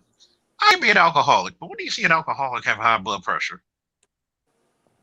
Your blood pressure may be too low because of the alcohol, Yeah, but I here's never the had high blood pressure when I was drinking though. Like, yeah. yeah, my blood to get thin. I wake up with a headache, but shit, I ain't Yeah, go to but the hospital like that. I tell a lot of modern women, why don't you have 2 bottles of wine in your house? Just drink a glass. Just drink a small half a glass. And I said, and I'm glad she followed my advice. Stop stressing about shit. Yup. Because if you stress about stupid shit all the time, oh yeah, oh yeah, I've seen the jaguar sneak up on the alligator. That's what I'm talking about. That motherfucker. Fact. Uh-oh. The white man holding them back. You're trying to keep that knowledge from getting out. Yup. I'm back. Goddamn it, Know how I'm they back. do. Kick me off. But go ahead. Nah, you was talking about the jaguar in the crocodile. Yeah, they fucking sneak up on caiman alligators and crocs. Well, I forget it's Do a you know the croc. difference between a croc and an alligator? It's the Charles? snout. It's the length of it's the thickness and the length of the snout. And Okay, what's another characteristic of the alligator and crocodile? the location. That's different. Where they are. The locations of where they are. You'll see more. Okay. You'll see. Yeah, I'm a stupid idiot. Remember that. I'm an idiot. But no, it's funny because where I got a lot of my intelligence was traveling the world. You know, and I'm told this is the reason why I give a lot of advice towards masculinity and manhood. Be worldly. If you want to be attracted to women, do you know how impressive you can tell a woman? I've been traveling the world since 16. Facts. Like, they be like, so what did you do that was worthwhile? I got a bronze medal in wrestling in Germany. What about you? For real? Sure. Like I fought in a Now, war. That's why I told you guys who are programmers and truck drivers, y'all should have the biggest and best stories to tell. Like, man, y'all should have great stories. Yeah, tell y'all young dudes, man, like especially the ones that live in New York, like I do. Yo, go to all the museums and stuff like that. Women love cultural dudes and stuff like that. Get your dress game up. Exactly. That's why I'm gonna even get though one nowadays of my. most most of the youngest and most young and attractive ones have traveling them around anyway, though. That's why I'm about the one show I'm gonna give, like how to dress. You know, like different shit, like how to turn your necktie into a bow tie. I don't know shit about none of that, but hey, you trying to catch these hands? That's called the multifaceted man. Got to be able to do both. Let me see. It's Tekken. Can we actually cross program from Tekken to? You got it on PC? Yeah, I got it on PC. I think we could do that. Man, I'm just trying to save my money up, man, because y'all gonna be talking about this cryptocurrency and this Bitcoin in a minute. That's what I'm doing, man. Fuck all this other shit. You gotta love that cryptocurrency, and you gotta get yourself some Bitcoin. You said some Bitcoin? What is that? Bitcoin.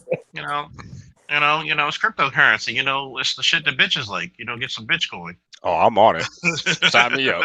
So money in general, yeah. And then get your style, because a lot of young guys, this is what the schools have not done anymore. You used to have a dress for success, where you would learn how to dress business wise, get some actual dress.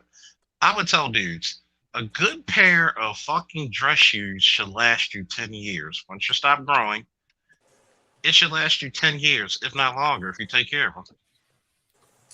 Like, then you go to a goddamn shoe guy, a cobbler, and they put the metal taps on your shoes, or the rubber ones.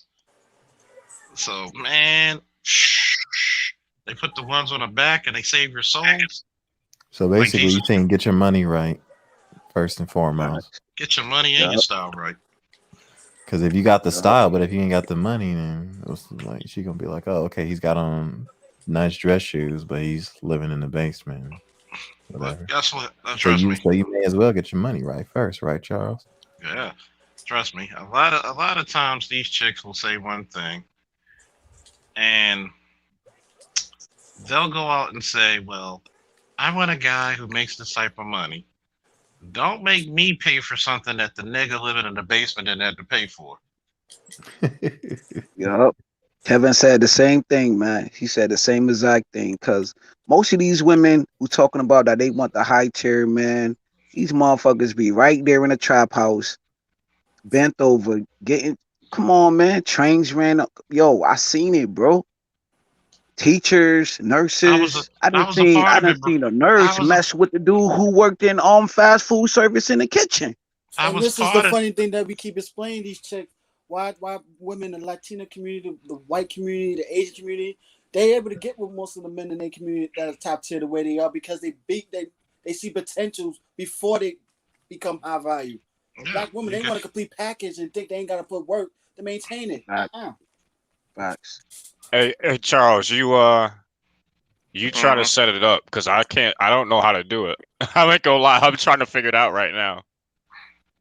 I tried to uh launch it earlier to figure it out and didn't understand. So So what did they say with the online play? Like, I got two different. I got two different statements. Like Wikipedia or not Wikipedia. Some random website says yes, and some other random website says no. So I'm not sure. go by the third and fourth one and see what they say. But shoot, I'm been out as far as the making the money thing, man. I've been on that path, Oh, bro. you Like gotta the make your last, money. You gotta make your yeah, money because in your later years and your 30s, and hmm when you get to your 40s, you want to be on the easy street. yeah. Shit. Because bro, that's just too much time. 'Cause to be honest, like even if like I mean, I'm 26, but I already feel kind of burnt out as far as like the women shit go right now, bro. It's just If too you if, much. if you did your thing in your 20s and your teens, oh Yeah. my god, man! By the time I was like 25, 26, okay, here's one of those red light confessionals. When I first joined the department and we went to field training because you go to field training before you graduate. It's the equivalent of a surgeon has to cut somebody before he becomes a surgeon, right? So by the time we came in field training in May, All right, I genuinely don't know. I don't. I actually don't know. I'm looking hard. I don't know. I have to check it out. Let me give me I'll a sec. check. And it was funny. It's funny because I was like, from the time I went to field training, we graduated in July. We went to field training in May, graduated July. I came to the district permanently in October. From May to October, I went to like 40 broads right there. Like Jesus. It's crazy. So Anyways, you it can get says burnt. You can get Tekken burnt is out from not women. cross-platform. Oh fuck! Rip. Come on, get that PS4, man. Yo, Charles, man, I agree with you, man, because me working in the hospital, you know what I'm saying, doing my thing up in there, the women's bathroom, and dealing with chicks at the abuse show to um with the gate around it, jumping over the fence. Uh-huh. Like you see the nature of these women's like being in a spots at a teenager, you know, that was a period of my time and seeing chicks like putting Heineken bottles and like you know what I'm saying? Like it's Yeah, nothing. you'll Like see it's some wild nothing. Then shit. yeah, yo, then I was dealing with this chick a one period of time in my life. Like she was a home health aide, like going to the patient's house and like they upstairs, the little cage by the stairs or whatever, so they don't come down and like banging her with the couch that fold into the bed. Like it's doing some crazy, and I was doing some crazy shit. Yeah, and And I then, met. mind you, back then it was the chat line shit was popping and Oh, the going to chat line chicks' was shit. cribs and oh, seeing oh, these ladies' houses and shit. Like You know what? To be that you mentioned the chat line, beds on crates and shit. Like you Yeah, know what? you Being that you know, mentioned the chat line and everything, that you was showing ways your of age. telling You're us making us men. feel old now with the chat line shit, man. You know, God damn. yo, you know I told, I was banging chicks left and right, bro. Like and it, you know like what? almost We back in those days, technically, That's when we really should have been tightening up our game, especially the dirty Right, talking game, the facts, chat lines. Definitely facts, master. We be like on Alex Roger Kirby's level right now. Bitches paying us facts. for phone sets. Hurry up. Yeah, Like, I don't yeah. now it's see a lot them. more Like, yo, the saturated chick right with there everything. with her kids Yeah. right there, like a little man. Listen, man, you need a Patreon, man. I'm about to stop though. I seen some Well, atrocities, man. Like, oh what the yeah. fuck? Some dudes, You man, gonna work allow on me to your do verbal this, and you game with got like women, 6, yo. 7, 8 kids? Like, you Mm-hmm. still want me to pop you though? Like, yo, this Yep. is nuts. But I did it. Fuck it. Hey, I shit. When it really That comes tells down you to they it, no different from us, man. They looking to get laid also too. Word. yeah. What the main thing that made me realize is like when it really comes down to it, like even now, as tedious as it is, how time consuming it is, it's not. You really can get sex really whenever you want to. Especially if you're just Yeah. talking about the fact of just getting sex, like if you ain't Mm-hmm. trying to just get 9s and 10s or whatever, something crazy like that. It's just about how much time you want to put into that shit and Exactly. and the investment side of it. It's just like when you really Exactly. break it I down, it's tell just chicks really not straight that up, worth yo, it. I just want to smash her for real. And she'll know right there, you know what, you can't put me on the category. So you gotta say yes or no. And most That's chicks it. will say, most chicks will let you know. Look, I had chicks to say, "Yo, we fucking or not?" Okay, okay. Yeah. Already, man. That's no lie. Like I like those chicks. Those are friendly chicks to me. I feel Those like But when it sweet gets to crazy. the pads. point, when it gets to the point you sending 10, 20, 30 texts and you spending 1, 2 hours a day trying to get some sex, you just be like, bro, shit, Exactly. I'm good on that. Nope. Like, come on knock at my door. We've been waiting for you. With a I'm like, Single sex tender is profile is hers. gonna be on the headline. I'm a freaky motherfucker looking to get laid. So what? And that's what you got to think about it.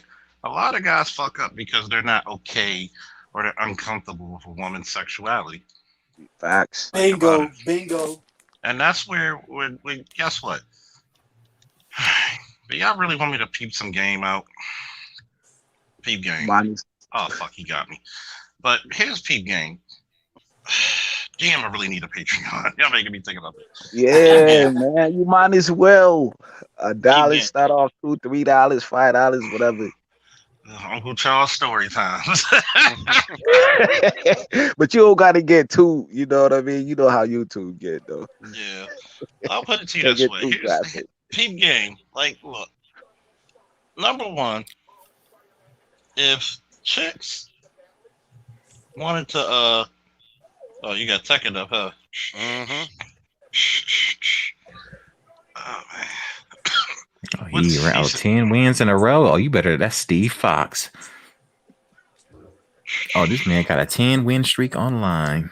No, it's offline. Oh, I'm trying shoot. to brush up because I haven't played this game in like fucking Yeah, that's what I need 8 to do. years. Like niggas be like, You know, damn.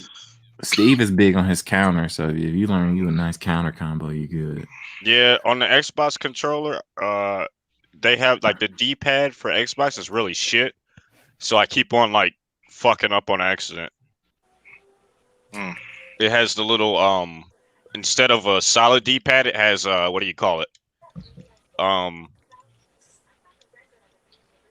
Yeah, that move right there, the one that you just Damn, did that that knocked her uppercut down. vicious. That's one of his most important counters. So that you could really throw that out a lot to punish certain moves and stuff. I'm a Dragunov and Oscar Kasama. Once she starts spinning, it's on. Once she spins, it's on, buddy. Oh man, I'll tell you what. Like I was saying, one thing about game, never let a chick feel slutty, even if she's the biggest hoe that you know. Billy Joe, Billy Joe. She's the greatest hoe I know, Billy Joe. But anyway, pretty much, yeah. You never tell her that, even if you know she's like a fucking famed slut, man. You can't go around airing it, especially not to Nah, I her if never. you hope to get in the That's pants. that's one of the main factors.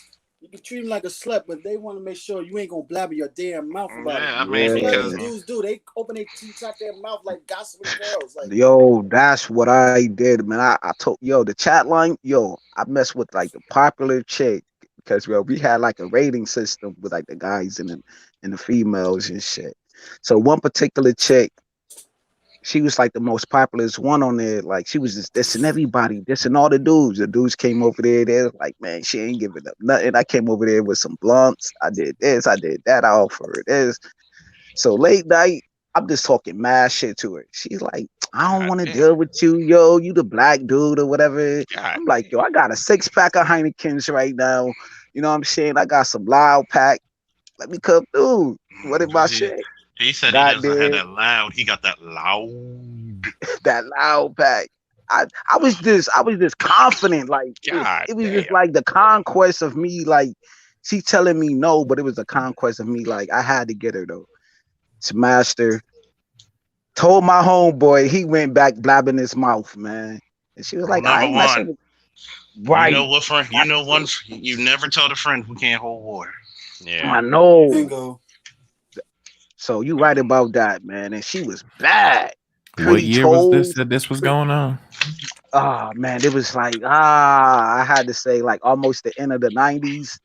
Like Oh almost shoot! the end when the chat line had fall off the map. I don't know what Oh, Yeah, I happened, but heard then those were the glory. I heard those the were the chat glory line, days. those 2000s, those 2005, 1999. sevens, Mhm. man, it was like it was so Oh, funny. Like so many goddamn chicks. I mean, I I got this know. one chick Yeah, I off the heard chat those were the line. glory She days. was like 6'1", 6'2", basketball player, ass and everything. No, she Mm-hmm. didn't have a dick. I checked, but still, Oh God. like, god damn. I mean, built like a goddamn Amazon. Yo, It's Charles, like, how would you compare them dealing with dealing with them chat line days versus 2021? chat line, you knew what was up. Chat line, you knew what was up. That was it. Like it wasn't just take me out to a date. You Nah, trying to nah, get your guts. You trying to get your shit beat up like a Tyson fight. Like that's what man. all it was. That's all that Uh, mattered. all you needed was like a bottle. I don't care if it was some E&J, a Oh, 6-pack hell of no, nigga. Heinekens. Like it was like $15, bro. Like it was on. Like you ain't need much. Then you had to catch a hack. For Was it a those of you such that thing as don't know, dating coach? Was it Well, a such yeah, thing as yeah. dating You got to coaches get back the hat then? though. like dating culture. What's the date? Was The it a fuck? such thing as a dating coach back then? Probably. PUAs. That's what Probably. they were. I mean, you didn't need them because some men Exactly. needed them. That's my point, Charles. You didn't Some need men them. needed them, but I didn't need them. Most of my friends, none of my friends, even one of my boys said it best. When it came to me and my niggas, oh, we gets bitches. Now, Facts, facts. I mean, telling you, It, it was like, in the way back in those days, like I said, number one, we didn't have the internet the way it was now. Two, the closest thing to dating codes would be your homeboys. Because remember, yeah, we did a lot of experimentation back in those days to what it is now to see what works. And we tell you did a lot of hey sacrifice PK, what system you and on? everything. PC. Oh, PC. Oh Yes, shit. sir. like you go by like your L's. Your L's was like your adversity. You know what I'm saying? Like me, I was getting wins, but then my L's, I didn't take it as brutal how some dudes now like they scared of rejection, they scared to take a loss. Like back then, Mm-hmm. it was like a loss wasn't nothing because it was so much going on at the time. It was like the mall. We all used to meet up at the mall, go to the arcade, you Mm-hmm. know what I'm saying? Or we'll go to our homeboy house. They moms would be cooking, we be in the basement watching movies. Like it was like we didn't take women seriously like that. It was like a Because we no-brainer didn't have because a we lot was of female influences like that back in those days. Mm-mm. Despite even some of us had no fathers in the household, we still had other men to teach us facts, how to be men and everything. Like this So, day, facts. too much women interference. Women raising boys to be feminine and all that shit, man. We didn't have that back in those days. I'd rather women raise their sons to be feminine than to raise them to be their husbands. Mm-hmm. It's kind of one and the same, though. It's Yeah, that's almost how one I and the see it. same. It's almost Kind one of and one the and the same. same. And it's like, Right. and I don't really want my men to like my homeboys and the sons of our community to be feminine at all. It's just that when you look at this culture, it's a goddamn shame. I almost picked It that off. is. But And technically, if you raise them to be feminine, they wind up just as much like the husbands they are. Well, They they act like, like oh, emotional what? women. Or let me take that back. They raised these motherfuckers to be like their girlfriends. Yeah. Exactly. And then they're afraid to tell their mom no, or you're not gonna talk to me like that, or you're not gonna disrespect me, or you're not, because that's a period of time when my mom I had to realize to myself, like, mom, yo, like I had to tell her, like, you're not about to talk to me any kind of way, yo. Like my father been gone for 2 years now, and you're not about to keep bringing his name up every time you mad. You think about some shit that he did, like, yo, let that man rest in peace. And like she even know that I voted for Trump, yo. Like her eyes was big as a bitch. I was like, Yeah. yeah, I did. You know what I mean? And then I had to give my sister pushback, like, yo, like I don't even mess with her. I don't. And this is That's a cool though. 40. And this is a 40-year-old man. Facts. So these are the things. This was my sacrifice, yo. Let me tell you what happened. Let me tell you the top of the line. My ex, which is my kid's mother, put me the child support, lied on my name and everything like that. So I had to fight court cases. So I won my court case. Thank God I won my court case. But like last week, she had called me. Now, mind you, she did all these atrocity things to me. So she called Amazon. I think she did it on her phone, and she put the wrong address on, and so the package went to my neighbor house. So she gonna call me talking about, can you go see that my God damn package? it. I'm like, hell nah. I'm like, yo, you need to go knock on that door. You know what I'm saying? Talk to them politely, and that's it. Like, I'm not doing shit for you. You know what I'm saying? So back in my simp days, I probably would have did all of that dumbass shit. She would have came over. I would have talked to her, whatever, whatever. But no, I put my foot down of all the women's in my life, yo. All of Oh them. boy, get ready I for don't give this a one. fuck. You know what I'm saying? And most dudes can't do that in this space, man. And you got to think about it. This is how you can tell a real one. Is that a real man will tell you about his flaws. Like I took L's when it came to women. Fuck yeah. Right. Hello. but a lot of guys want to act like they just super pimp. Like, no, I'm a Right. pump and dump. But how you gonna talk about pump and dump, but you claim you don't date single mothers, but you like creating them? Right. That's like so. I'm a person who's like, look, whatever happened to the responsible men of the community? God damn it, did it again. Whatever happened to those guys? Well, y'all don't like to talk about. Y'all don't like to talk about the men. Oh, we're even harsher on the men. What the fuck are you talking about?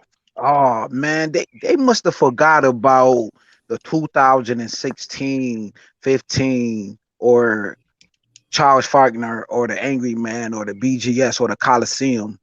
Brutal. We was getting hammered. People that get brutalized, especially you come up there. Like the other day, we had that one jackass who came up there and wanted to talk about, well, so why do you want me to take care of somebody else's kids? I said, number one, who told you to do that? Because the guy from the other day, yeah.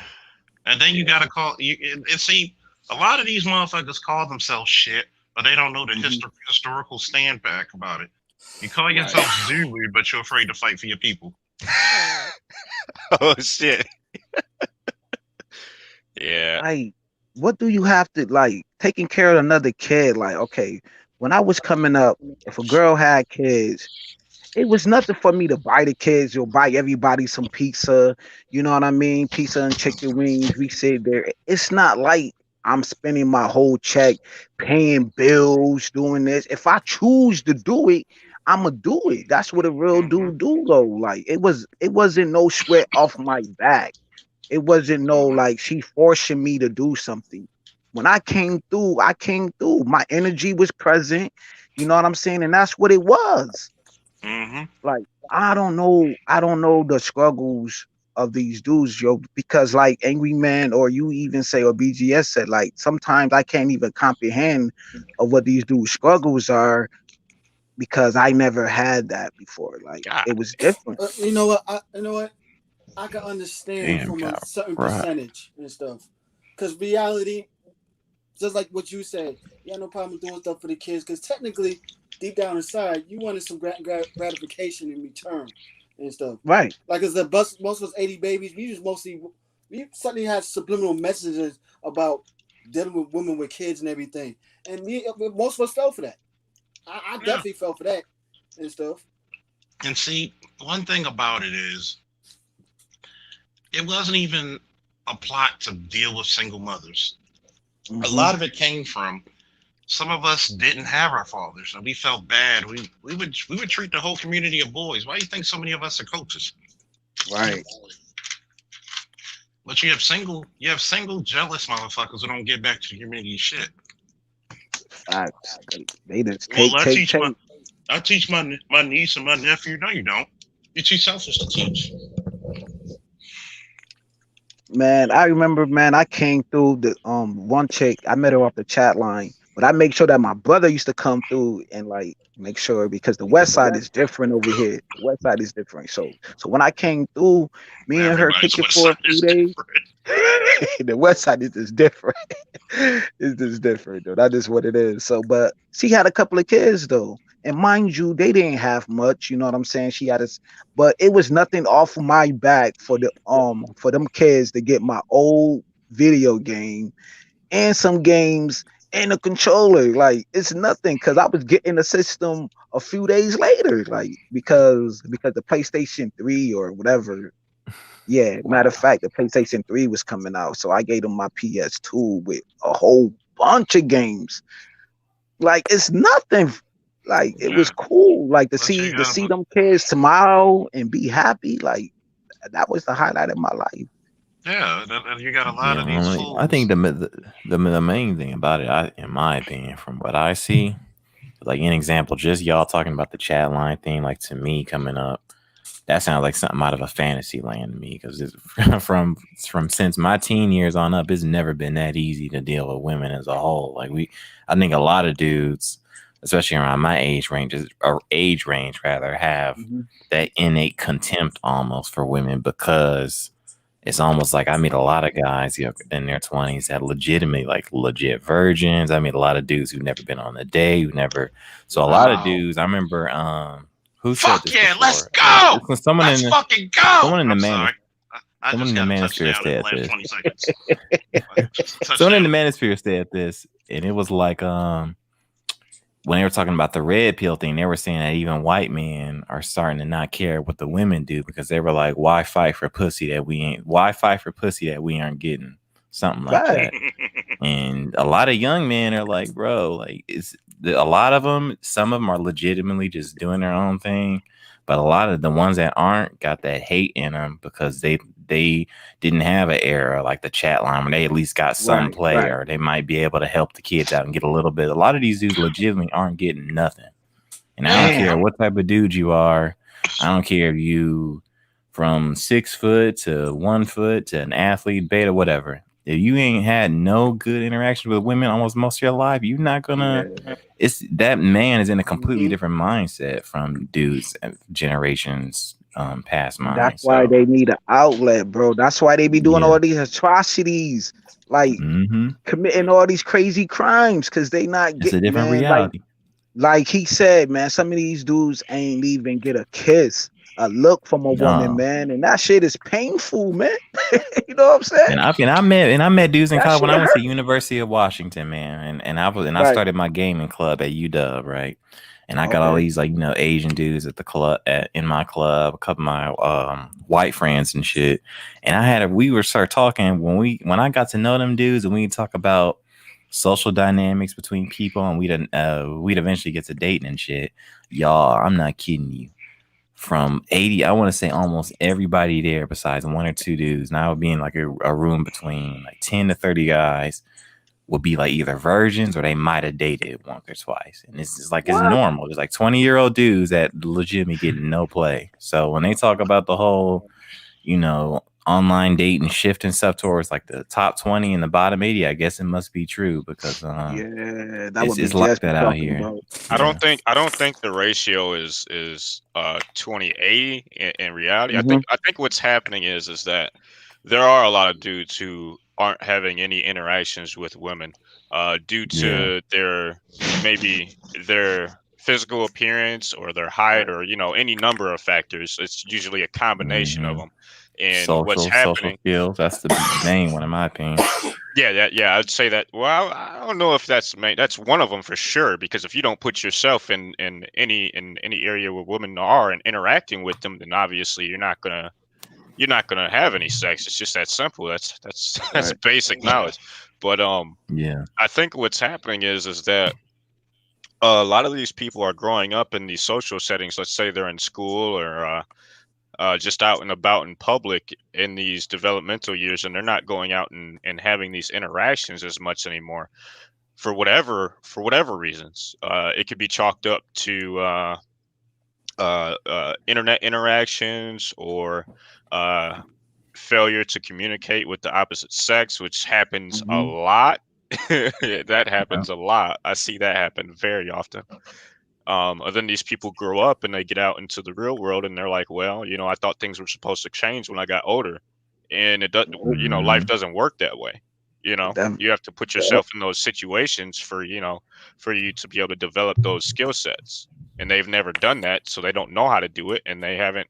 Let's say they grew up in an unstable household, which I would argue most of America does. Then they never seem to figure out those skills. Look, man, I'm Yeah. going through 5 years right now, right? Because I was in an 18-year relationship with my ex, the mother of my kids, right?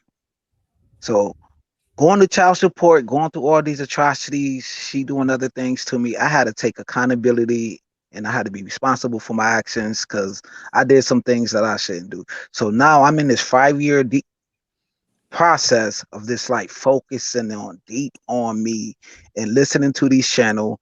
You know what I'm saying? When Charles Feichner like mentioned a book or he mentioned like a routine or something to do, that's what I do. When Angry Man mentioned a book, yo, I take my ass to Barnes and Nobles and go get that shit. Cause right now I'm reading Paradise Lost right now. You understand? That's the shit that you gotta go through, man. You gotta go through a deep depression, get out of that shit, get into another realm of like finding yourself again. That's why it's very important for you not to Damn it. lose your kid like shit. When we talking about Marvel, we was talking about comics. You can't lose that kid instinct because we get so lost and focus on our relationship, our women, our kids, and then we want to do shit for them, and then we lose focuses on our own self. No matter if you got the kids or the wife, if you don't find who you are, you're not going to be happy, bro. You're not going to be happy. You're not going to be fulfilled. And no woman or no kids could fill that void that you're missing, bro. Yeah, and I'm glad you That is mentioned my that. opinion. I'm That is glad you my mentioned. opinion. I'm You glad you can't lose mentioned that that. kid instinct, bro. I'm glad you mentioned that because being a multifaceted man, you're gonna be no good I to no love woman that and kid. phrase. You're gonna be no good to a man or woman. Excuse me, to any of your friends, any of your lovers, any of your women, any of your kids. You're gonna be no good to them if you're a fucking wreck. Right. You gotta be honest about the hey, what's up, snowman? Woo! You're gonna be you gotta learn about you. A lot of men, especially in today's time, have Mm-hmm. to come to grips about masculinity being under attack and defining masculinity for themselves and what the Mm-hmm. elder statesman of the community states. Like, okay, there's a lot of guys with maturity you wouldn't believe that are just in their 20s. There are some guys in their 40s and 50s. You'd be like, you're that old? You act like a goddamn teenager. And Right. what happens is when you go through a little bit of shit, when you get tested, you actually like, oh yeah, you're definitely multifaceted. You actually have to be tested because the scary thing about it in America, they want to fucking be these herbivore men. No, notice I never told people don't be married. I never tell men Right. don't be married. Marry somebody that's right for you. Why don't Right. you? And I tell a lot of the ladies, if all the shit, if all the shit and options and all the power goes to the women when it comes to divorce, and we have an 80, why don't you make it something for a man who wants to marry you? Why don't you put us something where it's worth the risk? What did I tell the dude, Zulu? Those guys were not simps. That was survival. So those guys, what they got out of it was a fucking wife.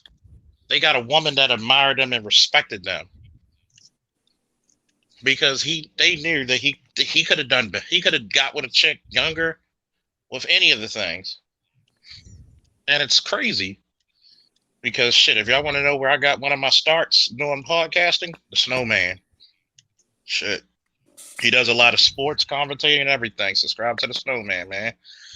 And it's crazy because when you're a man, a black man at that in America, notice how everybody tries to define masculinity to you instead of you getting a chance to find out who you are.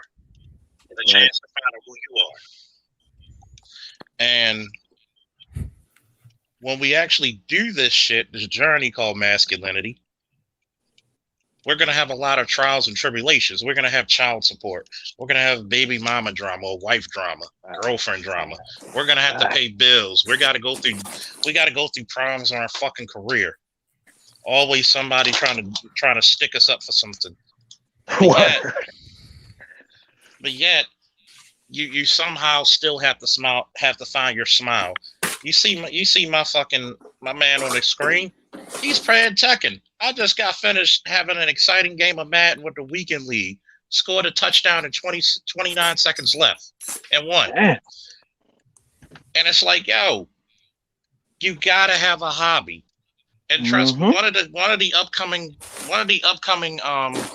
live streams we're gonna have, the importance for men to have hobbies. A man who doesn't have a hobby is a man you could pretty much go on your watch and clock down his death. Pretty much. Because you need something. I like my cigars, I like my liquor, and I like hanging with my niggas. So when it comes to shit, I like to play my games. I like to come on here and talk shit. All the ladies, when I tell them, hey, I'm about to do my live stream real quick. Oh man, I don't want you to go. I said I will. But you know what it also does? It builds character. It also builds the fact of the matter that, okay, I need to be something Greek to take his time. Yes.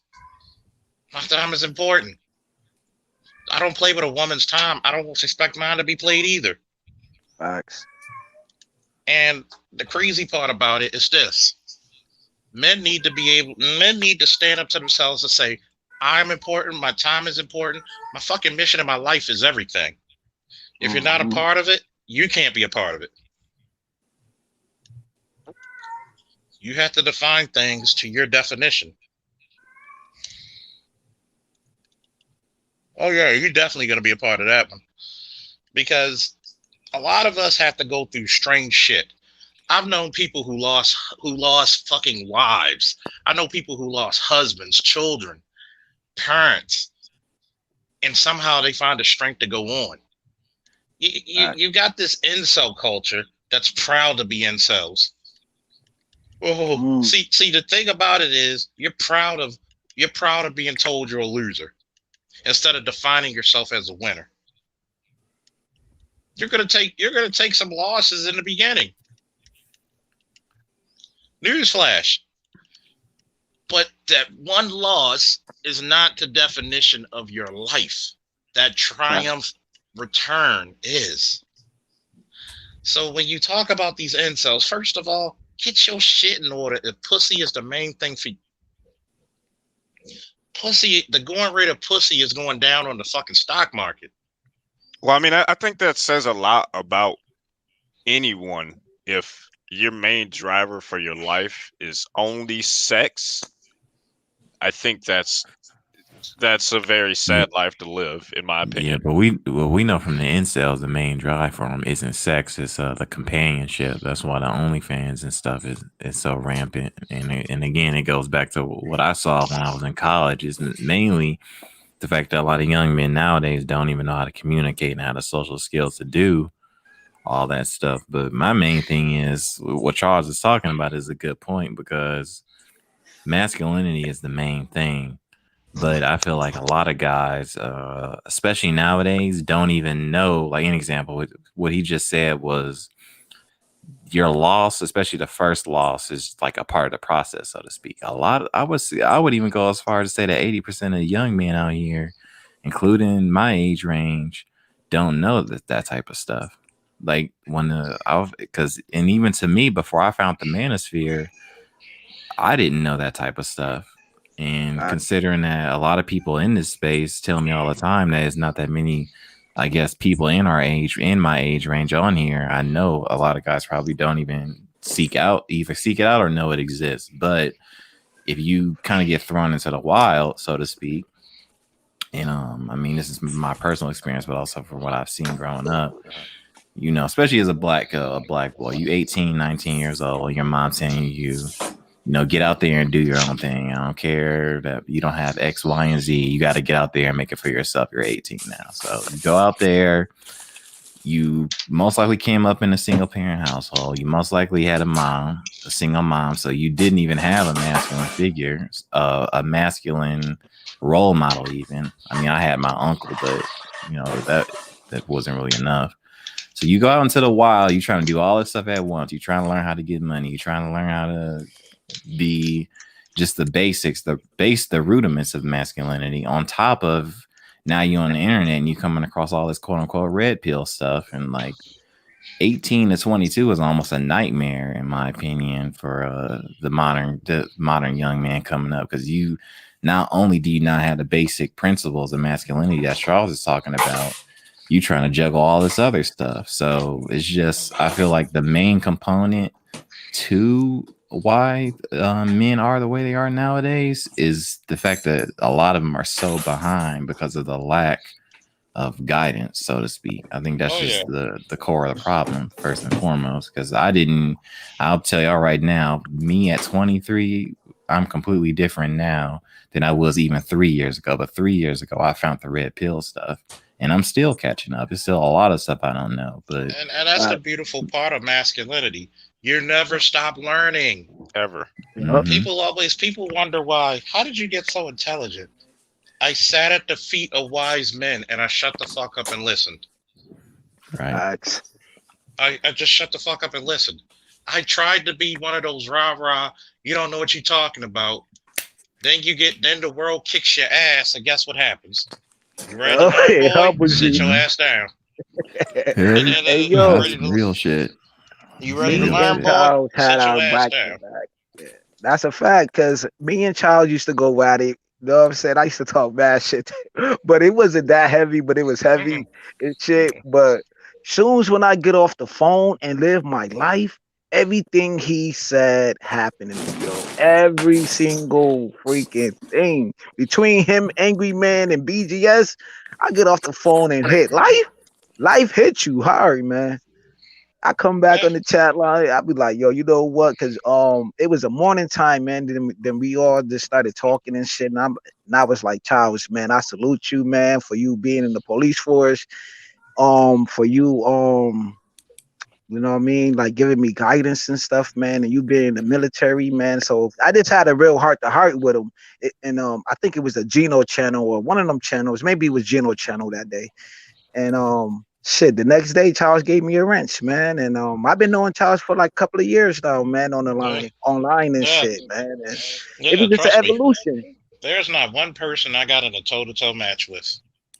Y'all That's a say fact. y'all seen the classic between me and Cerulean. Hell, me and Angry Man would cuss at each other one time. Yep. But Angry Man would always tell you, if there's one guy I respect, it's Charles. Same thing I feel about Valdez. Same thing I feel about Cerulean. I was like, God damn it, BGS, you're right. See, notice how respected a lot of the people, including yourselves, especially yourselves, actually, how intelligent and influential we are to the next generation. You got to think about it. I have 19, hell, I had 17, 19, 18, all the way up to fucking 60-year-old people on my panel, giving each other knowledge, giving each other game. I had Truth who had me on the phone for 3 to 4 hours, picking my brain. I felt honored because guess what? I'd rather give you good advice than to let you fail. I'd rather give it to you strong like some straight cognac to give you a chaser, and then you never get the full experience. And then I lead you out there, and now you become an alcoholic. You either take it straight and see if this shit is for you, or none at all. And the problem is this. I've said it once and I said it again.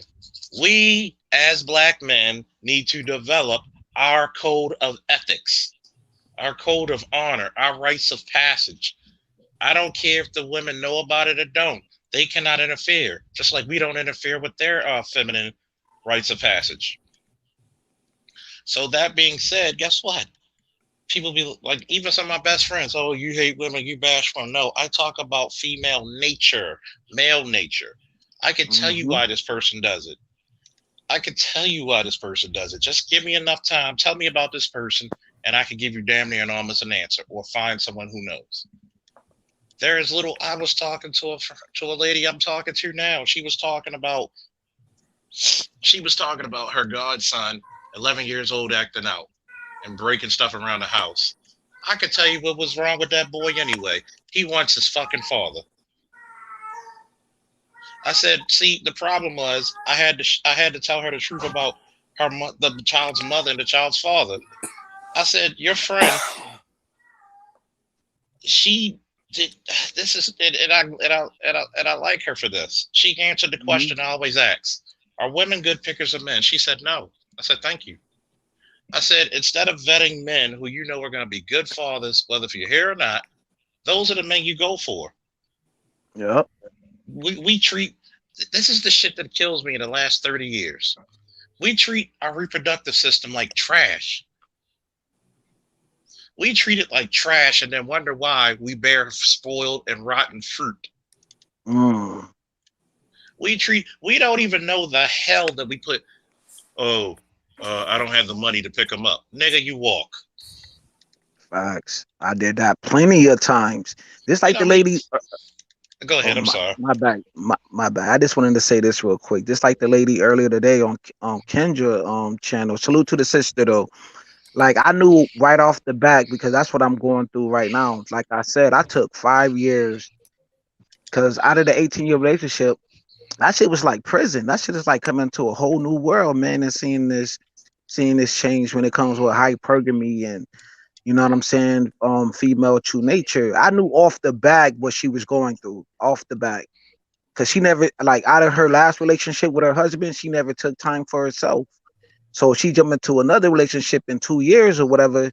I already knew off the bat, like she didn't take time to develop herself to find her purpose and you know what I'm saying, and get over that relationship, really grieve, really grieve and really go through that depression phase and really look in that reality mirror, you know what I'm saying? And really tell yourself like, yo, you know what? That was my past and I need to go to my future. You know what I mean?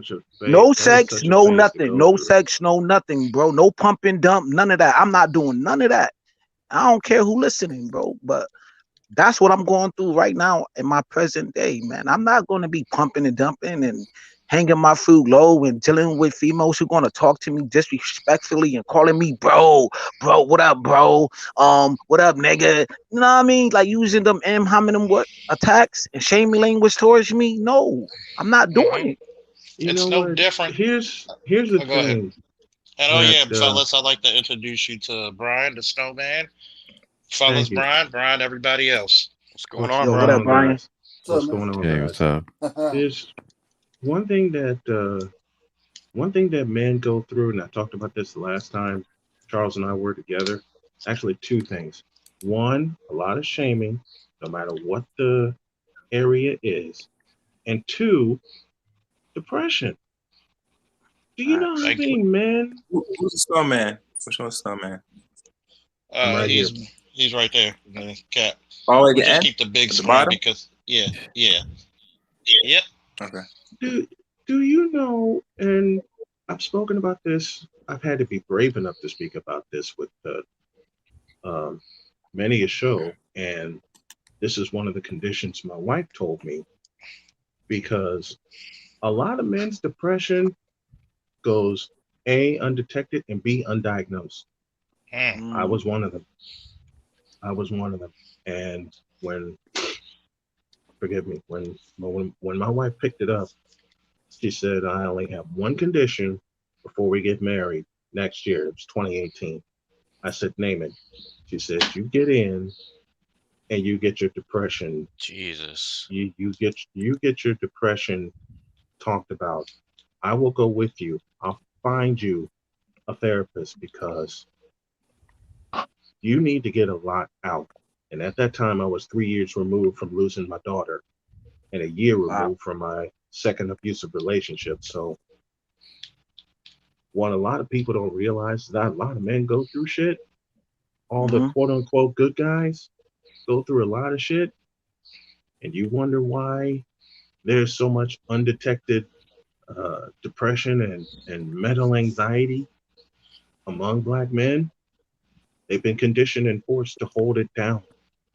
They've been conditioned and forced to force it down. You know,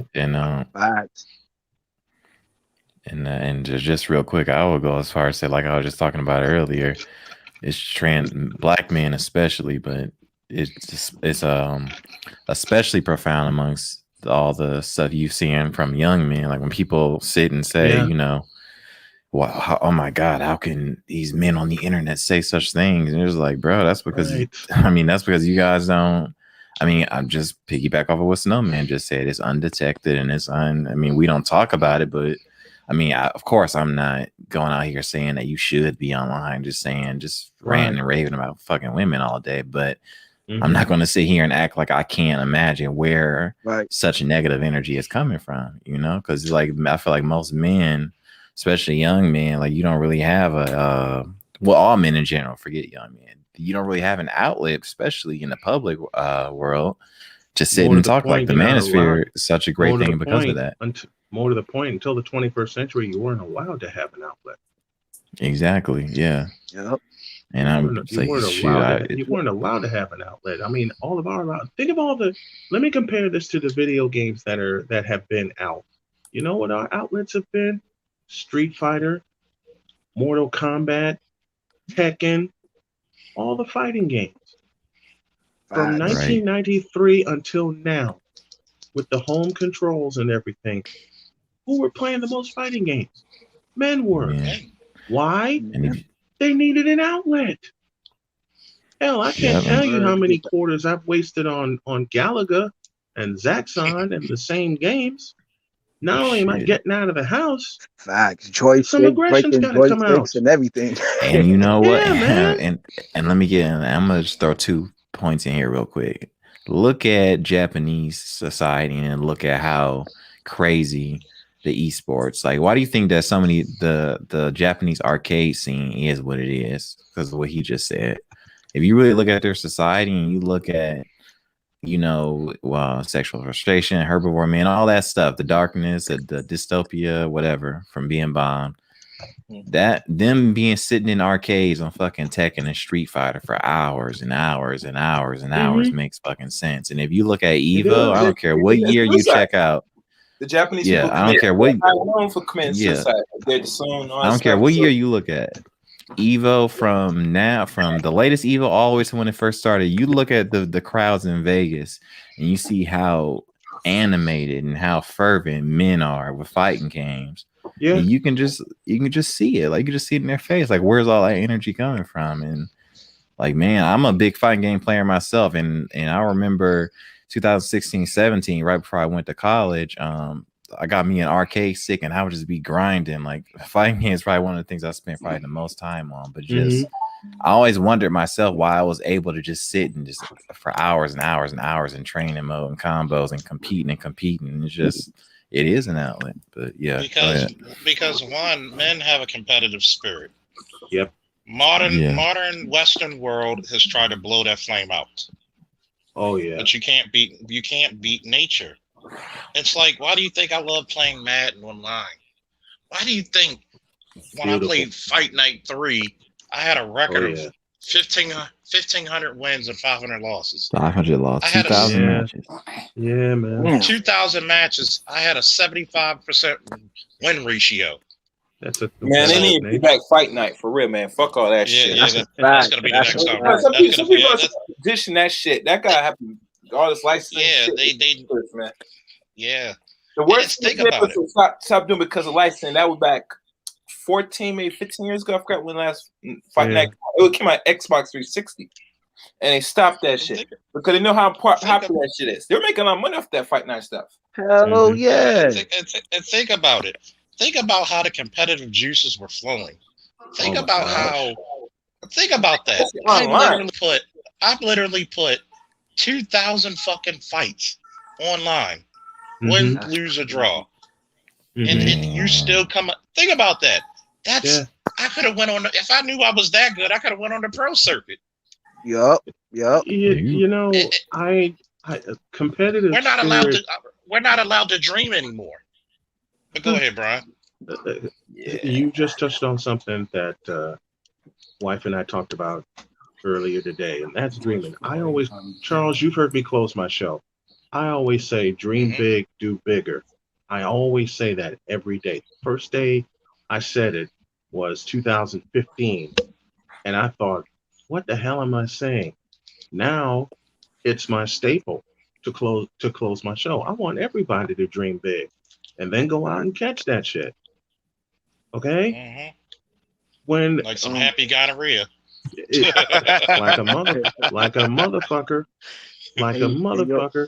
Hey, yo, child. Oh, yo, it's my back, man. I apologize for cutting you off. Sorry. Okay, go ahead. Yeah, man. I want you. You was talking about the 5 greatest action movies, man, and I just wanted to say, man, it's the Joker, man. To me, it's the Joker because I looked it up. I had Googled it. The Joker. I like the Joker, man. Well, the Joker's not more an of action movie. The Joker's a suspense and a chronological tale. See, I'm glad you mentioned the joke. I'm gonna wait till Brian finished, and I'm gonna go into it. Oh boy, you finna go black pill, Charles. Man. A little bit. I love when Charles goes black pills, but here's a little truth pill, and I want y'all to take this to heart. A statement was made earlier that men aren't allowed to dream. My next 2 words are bullshit. You can allow yourself to dream, but then also allow yourself to go after it. It literally took me until age 48, and it literally took me until the day I met my wife for me to believe it, because I have problems with my confidence. It's one thing that my wife identified, and every day she tells me, "You got the best damn sports talk show out there.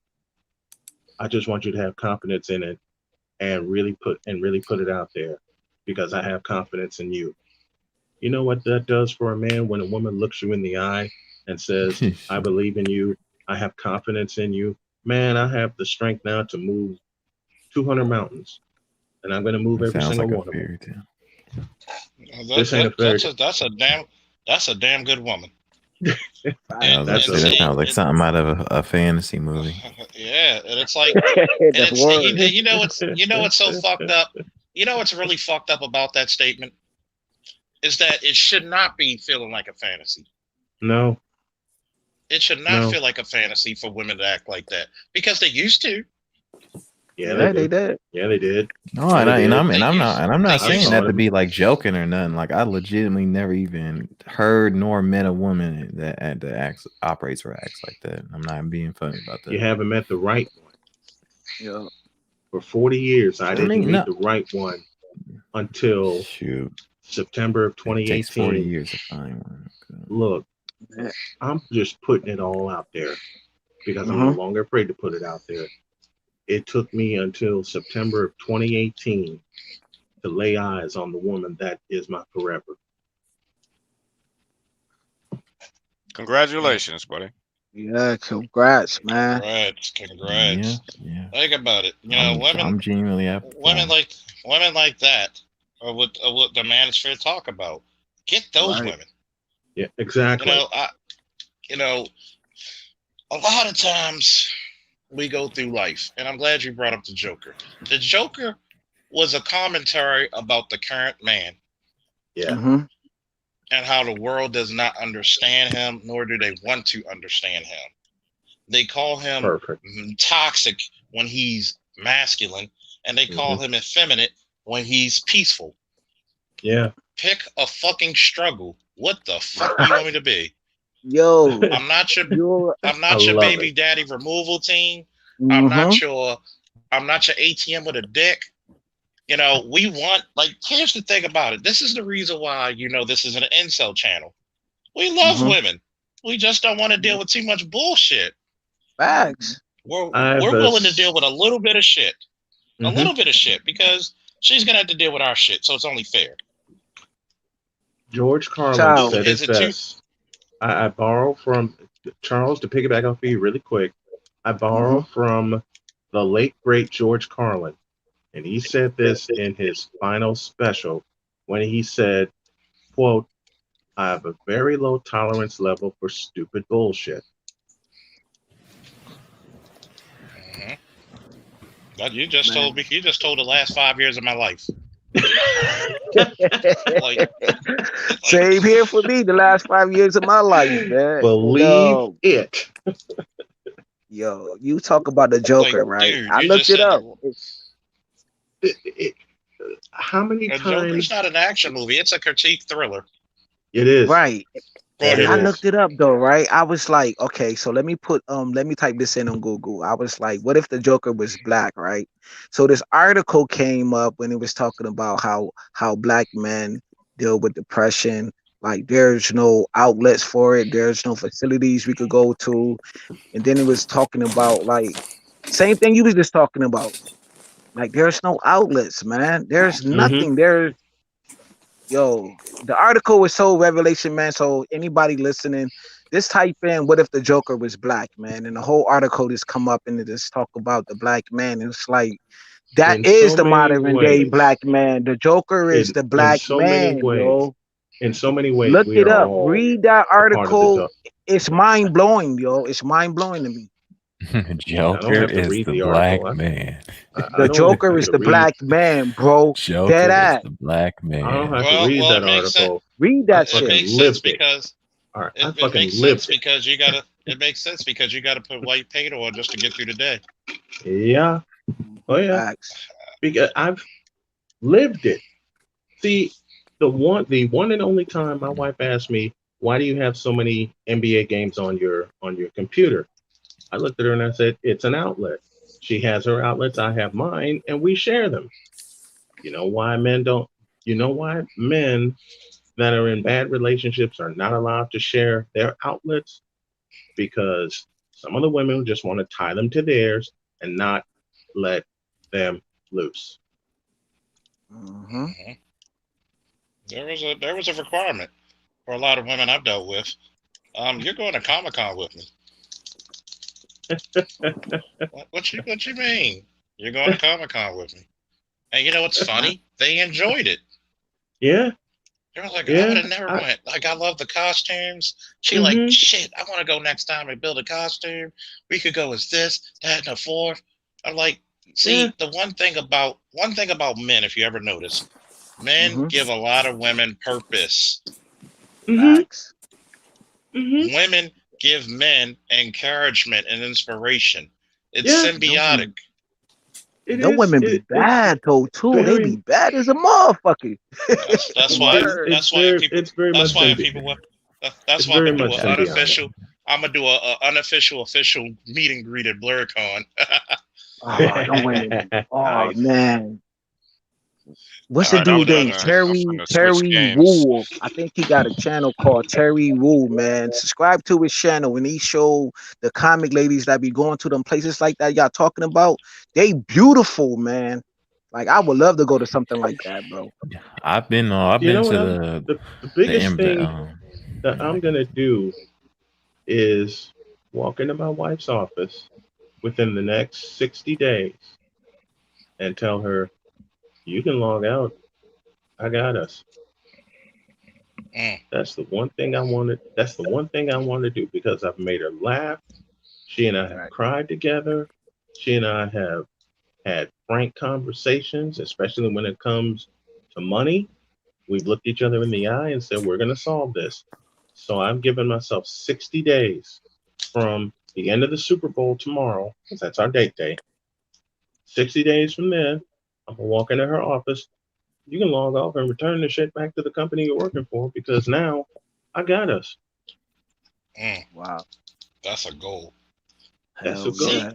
It's a goal and a half, man. This is the reason why this, and it's funny. My boy Leon, he said, "Yo, I'm not gonna lie to you. That multifaceted man thing is kicking off, man." He said it speaks to a lot of brothers, man, because we're not in a box. We're not thugs. We're not fucking educated lames. We're men. Period.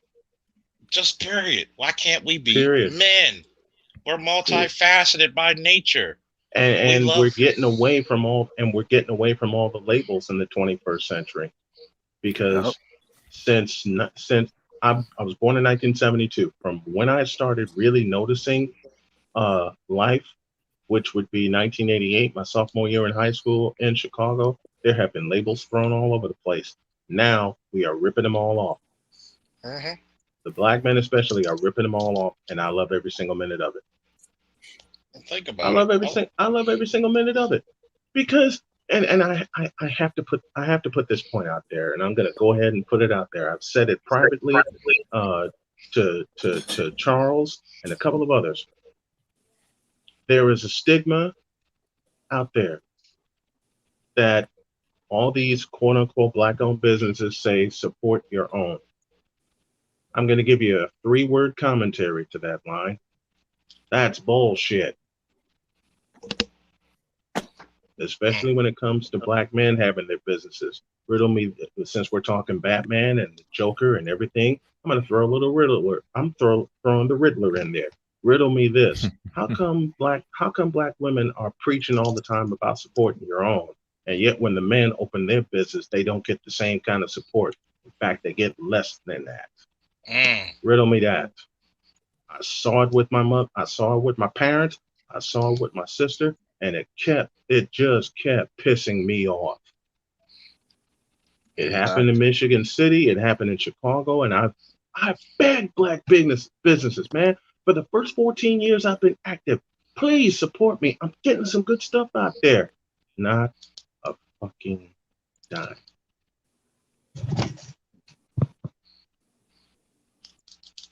But then they want loyalty. Not a dime. And they're wondering why I left.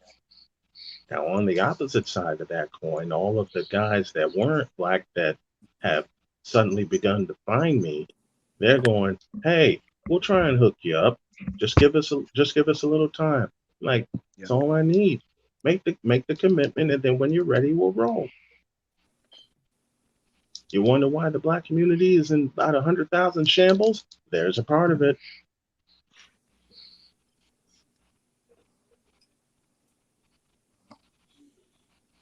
Yeah. Wait, what did that say, Charles? You pulled it off too fast. Bodish said, somebody read that for me for a minute. Gotta get this touchdown. Just a heads up, a lot, not all, a lot of girl blurs that go to anime comic conventions tend to be into brads, and they tend to be left leaning too. Just a heads up. Yeah, I was gonna say earlier, like, to be honest, like, and I've hung up in Seattle. That's like one of the geekiest, nerdiest cities in the United States, in my opinion. But like the chicks that are the hot girl, quote unquote, at the anime conventions are some of the most cold on the inside. Are some of the most bitchiest chicks you can kind of, because they know they're hot and they got like a bunch of nerds like constantly validating them all the time. So right. You don't want to be you want to go for like the kind of dorky looking chick if you're gonna be trying to pull a chick from a dorky with a bad body. She doesn't know she's pretty. Okay. All right. Yeah. If you go for the chick that everyone's taking a picture of, she's probably more of a pain in the ass to deal with than the type A fucking Cali chick. Yeah. Like Platinum be saying, man, she probably getting slowed out, man. I mean, a lot of chicks these days get slowed. Yo, I love the lingo in this space. I love the lingo. I use that lingo. Or she cooked up, you know what I'm saying? Like, yo, I love the lingo in this space, man. Use that shit. That's like use it in my another show, foreign man. language, bro. It's a foreign language, yo. They don't know what the fuck we talking about. Yeah, What's Yeah. it's a that? beautiful. It's a I ain't gonna beautiful thing. lie. If I don't know a female, I talk all types of shit to her straight to her face. I couldn't give a shit personally. But Facts. I'm just a horrible person though, so don't be like me. Yeah, I me don't give a too, shit. man. Me too. Yo, child is one of the biggest. Childs don't give a fuck. Yeah, I think that comes with You're gonna maturity as come to well. that revelation when you dealing with black pill and like red pill. Yo, you're gonna like I don't give a fuck attitude. That's what you gotta have Uh, these uh, days. You gotta have a I don't care. I have a I tell dad you, pill because my dad gave me the I don't give a fuck attitude early on in life. And he said, you use that, you will learn to use that. mhm. Facts. Dad, I couldn't be more proud and I couldn't be more thankful that you taught me that. You I'm remember gonna tell you what it was. a couple months ago, I was telling I don't remember what panel I was on, but I remember Hmm. we were talking about I had like picked up when I first moved from Atlanta to where I'm at now, Indiana, and I had picked up this chick off the street. She was 18, right? And I'm talking about she was fucking blown the fuck out, right? Like her vagina was huge. I'm talking about I jumped in there and I was like, yo, why I ain't feeling nothing? You know, I'm decent size. What type of shit is this? And then Hallway down, throwing a hot dog down the hallway. oh yeah, it was bad. And I'm talking about I turned on okay, so you know when you in a hotel, you be having a TV on, right? Right. And the TV was on in the background and she's like facing the wall and I'm behind her getting it from behind and you see the third eye, you know, you see her other eye open up on you when you hitting it and you like, what the fuck? You know what I mean? And then, you know, I was like, let me just see some shit right quick. So I took my hand and I went up in there with my hand and I was like, oh, hell no. And so I told her, I was like, you used to this shit, ain't you? And she said, what? And I was like, oh, shit, you know, I'm just saying, like, you know, shit's going on back here. Like, you look like you kind of used to this type of party. Yo, I had that shit happen to me Mm, twice, bro. you had a Twice. pussy One at the called chick Bobby house. Smurder. Yo, right. One at the chick house and one yo, I had the same hotel experience. Oh Like God. her walls big and it's like she was stiff, like not even moving her body like dad sex. I'm like, what the fuck is this shit? Like I paid I'm for the just glad y'all hotel, did. so I had to I'm take just my L, man. I'm just glad y'all didn't fall in. Usually Bruh, I'm Where just you like this. I went fall in, When I'm where outside. finished you with when fall I'm finished in. with them girls, I'm like this. Yo, I lost So my I keys mean, in her car. wait a I had to minute. call her back. That was like so embarrassing because I didn't even want to see her. So I'm like, yo, she was like, where you live at? I'm like, just meet me on the block. every time Yo, I she I try ain't to grabbed gonna my lie. keys. I was like, thank you. I hauled ass. We I ain't all gonna took lie. me. uh I gotta take that cold sad shower. and by That the way, is Aqua Techie, one thank you for the cash gigantic. app. Wait a minute. Thank you for the That cash is app, Aqua Techie. Every one gigantic Duke versus UNCL because I'm in North Carolina and the big game was tonight. So Jesus. every time every time she try to get in touch with you like this. Nah, man. Nah, man, I bought me a new you see, Blasphemy. but that's when the See, BlackBerry phones was out. I had to buy me a new one, man. I had to get rid of that shit. Like, nah, you ain't about I to I'm get a gonna hold keep of it me, real. I'm man. gonna keep it real. She had hit me up, right? And I had responded and I told her, I was like, bruh, I ain't gonna lie. Like, you need to go back to your ex. Because I knew that she was, like, in the middle of a relationship. She had told me she was trying to talk, but she was trying to get back with her ex or whatever. I was like, bro, you need to go back to your ex. You the only man that'll take you, bro. Like, your walls are huge. Like, your vagina is like a gaping hole, dog. Like, get Like help. goddamn. I fucking Like let her have it, goddamn. bro. I'm glad I never ran into that particular situation. Oh, it's not a good time, bro. Like I'm talking goddamn. about. Nah, it's definitely not. It's definitely not, bro. Cause like Oh I man, I know definitely this. could I know relate to this is that. sad. Yo, I know this is sad to say.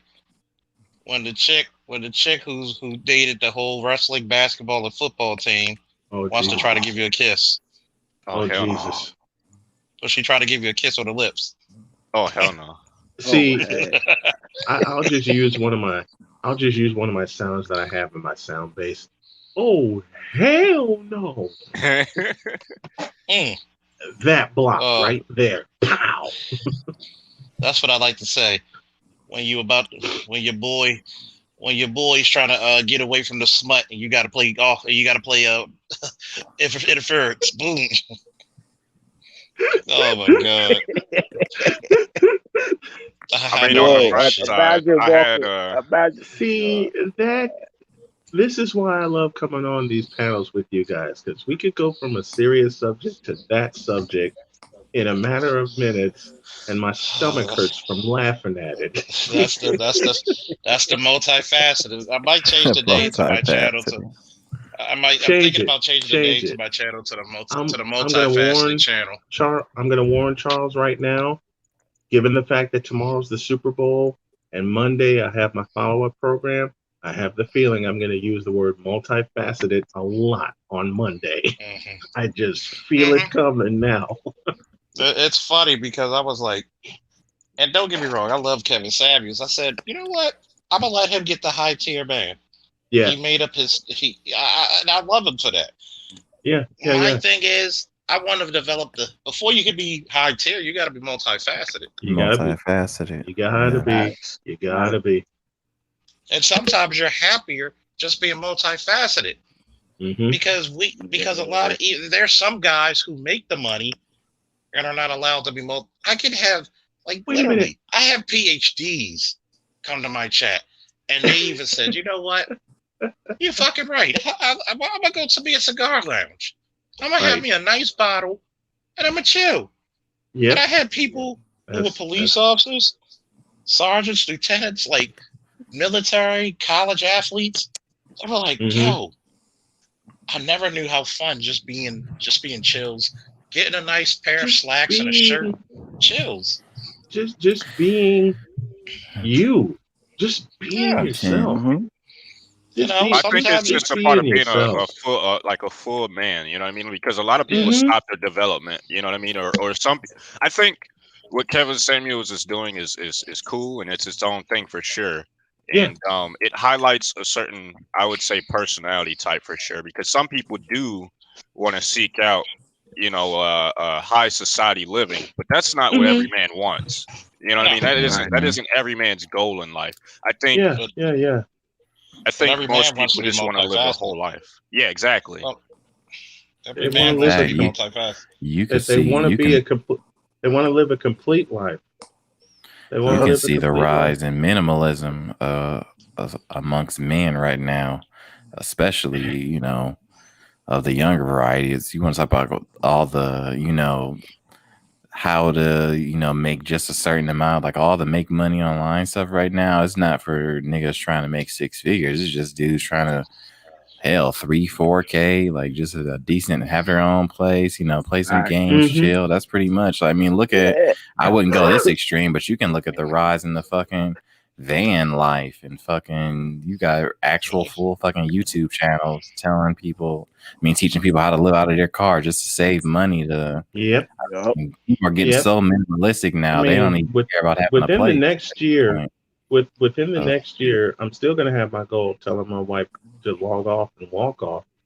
There's a plan we may have in place of getting an RV, fixing it up, souping it up, and just hit the road for a year. I was just thinking that. Especially amongst young, especially if you're single, Have my show make the money. Wife and I are getting close to the bucket stage. Hell, we're beyond that. Let me be real. Get an RV, fix it up, spend a little time souping it up, and then take a year off, a full year. Like, fuck it, we're hitting the road. We're out of here.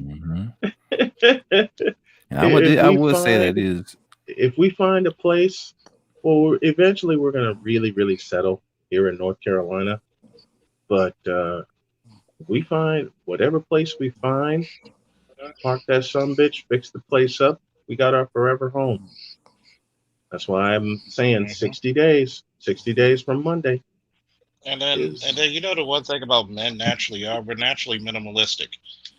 Mm-hmm. Give the average fan a washcloth, a towel, a bar of soap, some clothes, and a TV and a video game, And we're and good. he's cool. I'm We're good. good. A refrigerator, I, maybe a stove, but he could do it in a microwave. yo, Yeah. I I just already know. think So of Like my I was saying, most chefs are men. What you yeah. talking yeah, about? I could cook better than a woman. What is you Yeah. talking Hey, about? 75 These listen, days, yeah. 75% of chefs are men. Yeah. I had a 1-bedroom apartment back in LaPorte, Indiana, some 6 years ago. Had 1 bedroom. All the other rooms were mushed together, plus a kitchen, plus a bathroom. I was cool. Shoot, I'm I was living. cool. Shoot, As man, I got my. long as I had a bedroom that had a bed in it, I could Right. set up my studio in the living. I could set up my studio in the living room. The fridge was behind me, so I had to position the camera another way. In fact, that's the year 2016 that I met Charles. Because me and Well, Charles and Matthew hopped on the line thinking, like I said, we set it for an hour because I had to get up the next day. Shit, didn't get to bed till 3 a.m. Had to get up by 7 to go to Michigan City that was because a I good had 2 games to conversation. do. That was, And it's and thinking I still about it. have it. You had, And I and I still want have you it. to think, and I want you to think about this, fellas.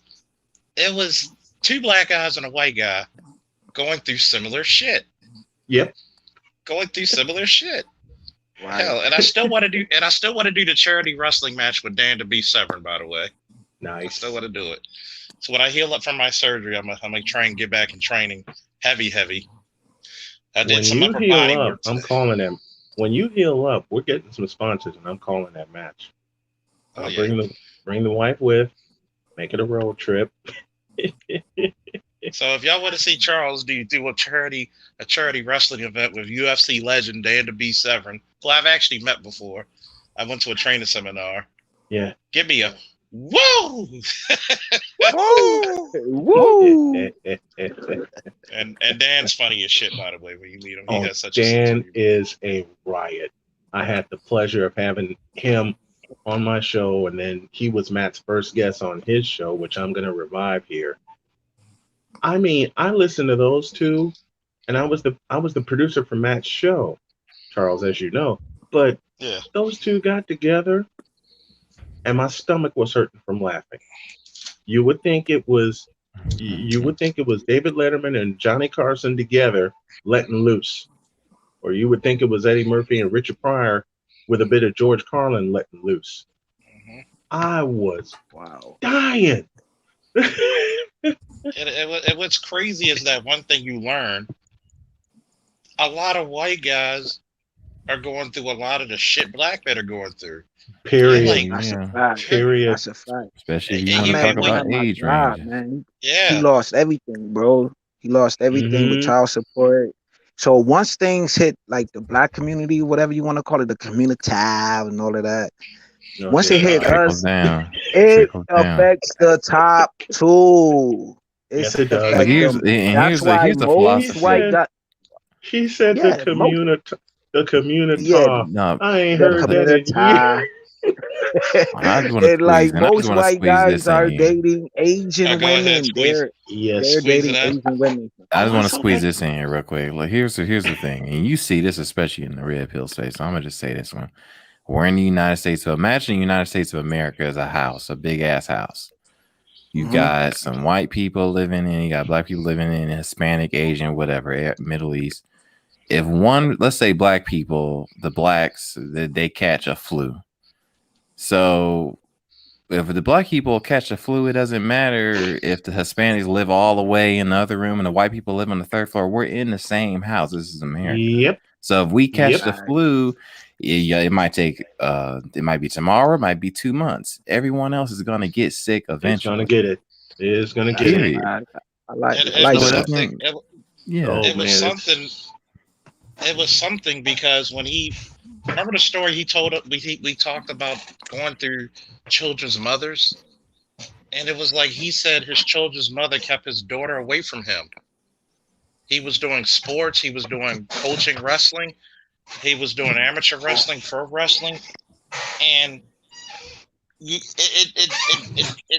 it was one of those things when black men start to realize, God damn, all men are affected. Oh, sound like. Can I hear that piece of truth again for the folks at the top at the old Chicago Stadium? Yeah, I'm gonna say this for the niggas in the back, man. Like, look, say it. You start to realize that black Hold men on, and white Charles. men are Some niggas had to take their earphones out for a minute. Hold on. We gotta hear it. We gotta hear it for those of us. I'm going old school. At the top of old Chicago Stadium, where all the bricks are, and the top of the old Market Square Arena in Indianapolis. We gotta hear that again. Like a lot of times, you start to realize in your journey that a lot of white guys are going through the same shit black guys are when it comes to the shit. And the understanding is there. The understanding is there. You want to get rid of racism? You want to get rid of fucking racism? Shit. Go back to these man's rights studies. Let me get the soapbox real quick, though. Let me get the soapbox real quick. And I'm seeing this while you get your soapbox. Oh, I'm sorry. Go ahead. Let it rip.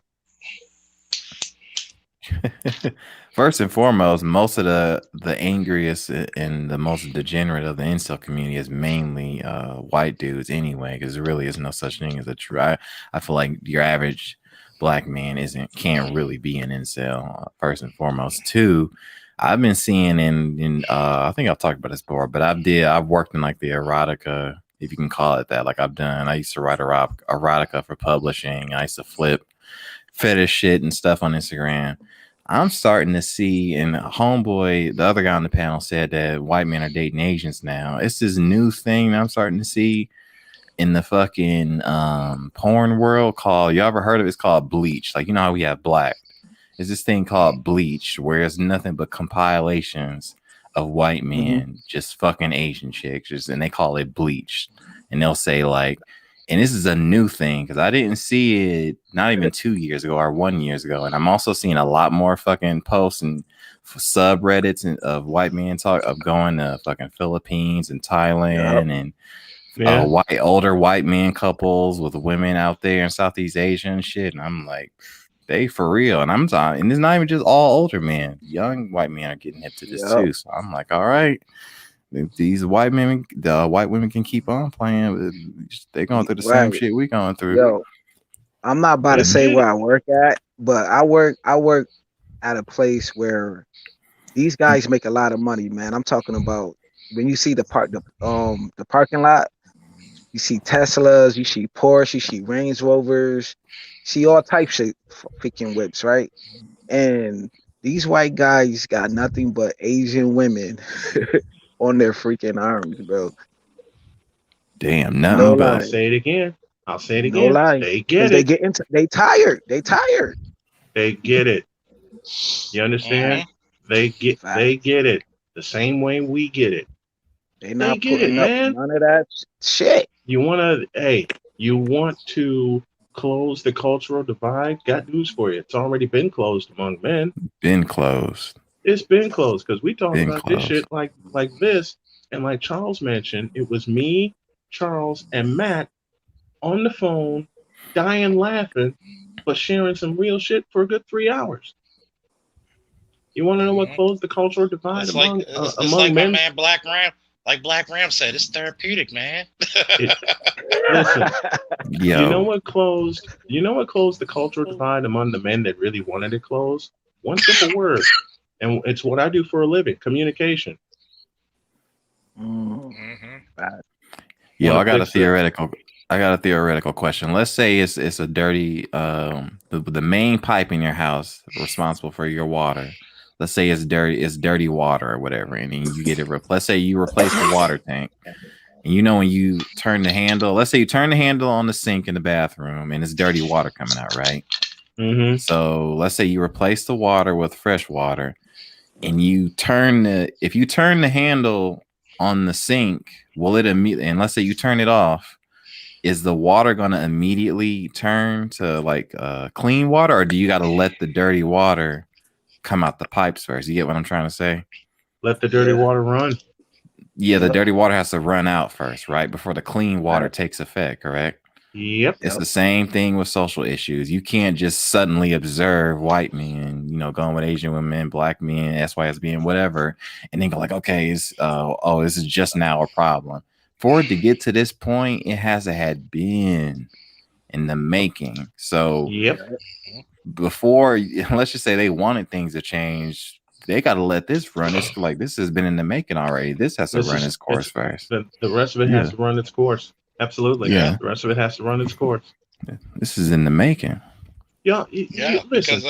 Let's really go old school with the cultural divide, or what seems to exist of a cultural divide.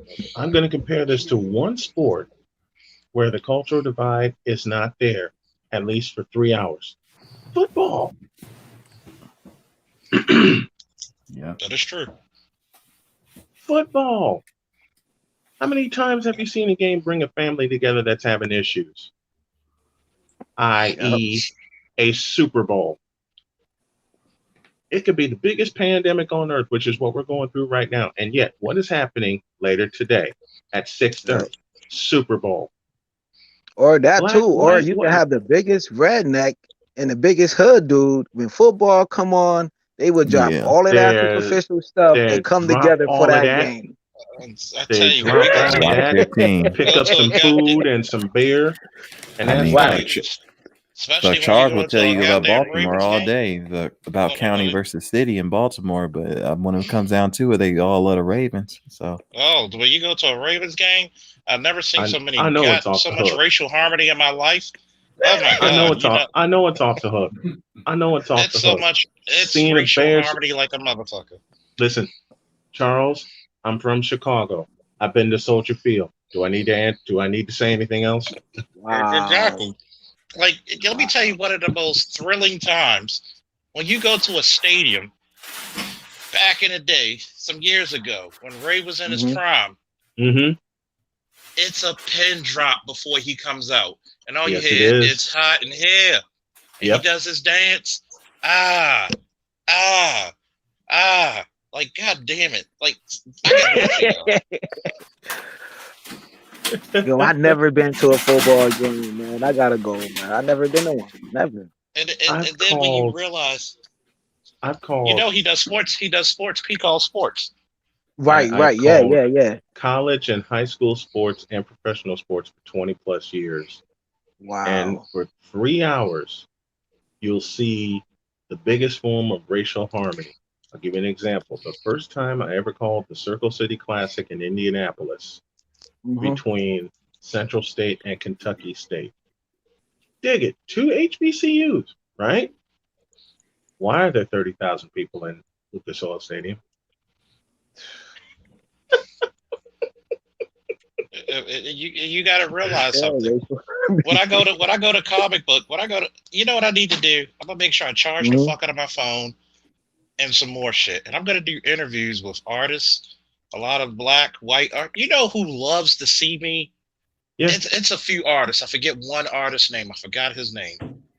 He literally gave me a $50 to $75 print of Captain America.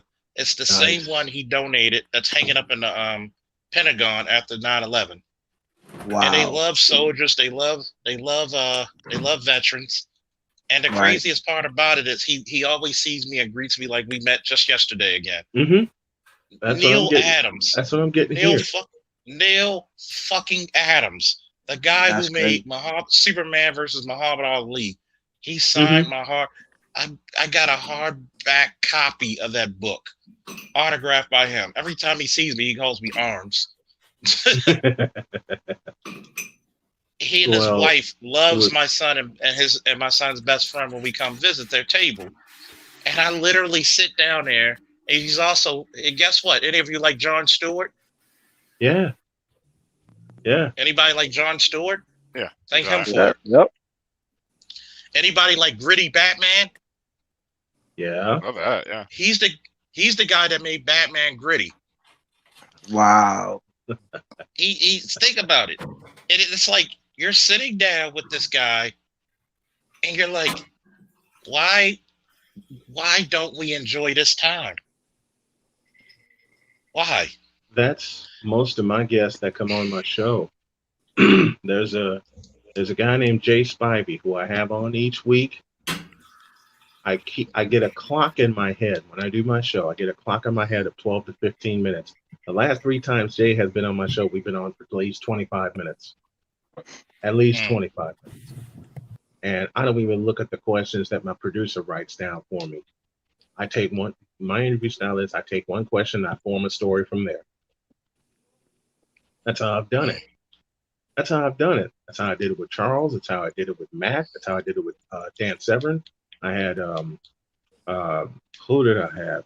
Diamond Dallas Page on my show. I've had what? Yep. Man, that's please. my dude right there, man. The Diamond Cutter was the lethal shit ever. The Diamond Cutter was the shit. He literally did it from anywhere. Facts. Before there was Randy Orton, there was Diamond Dallas Page. There was a Diamond Cutter. Then I have a treat for you guys. Wow.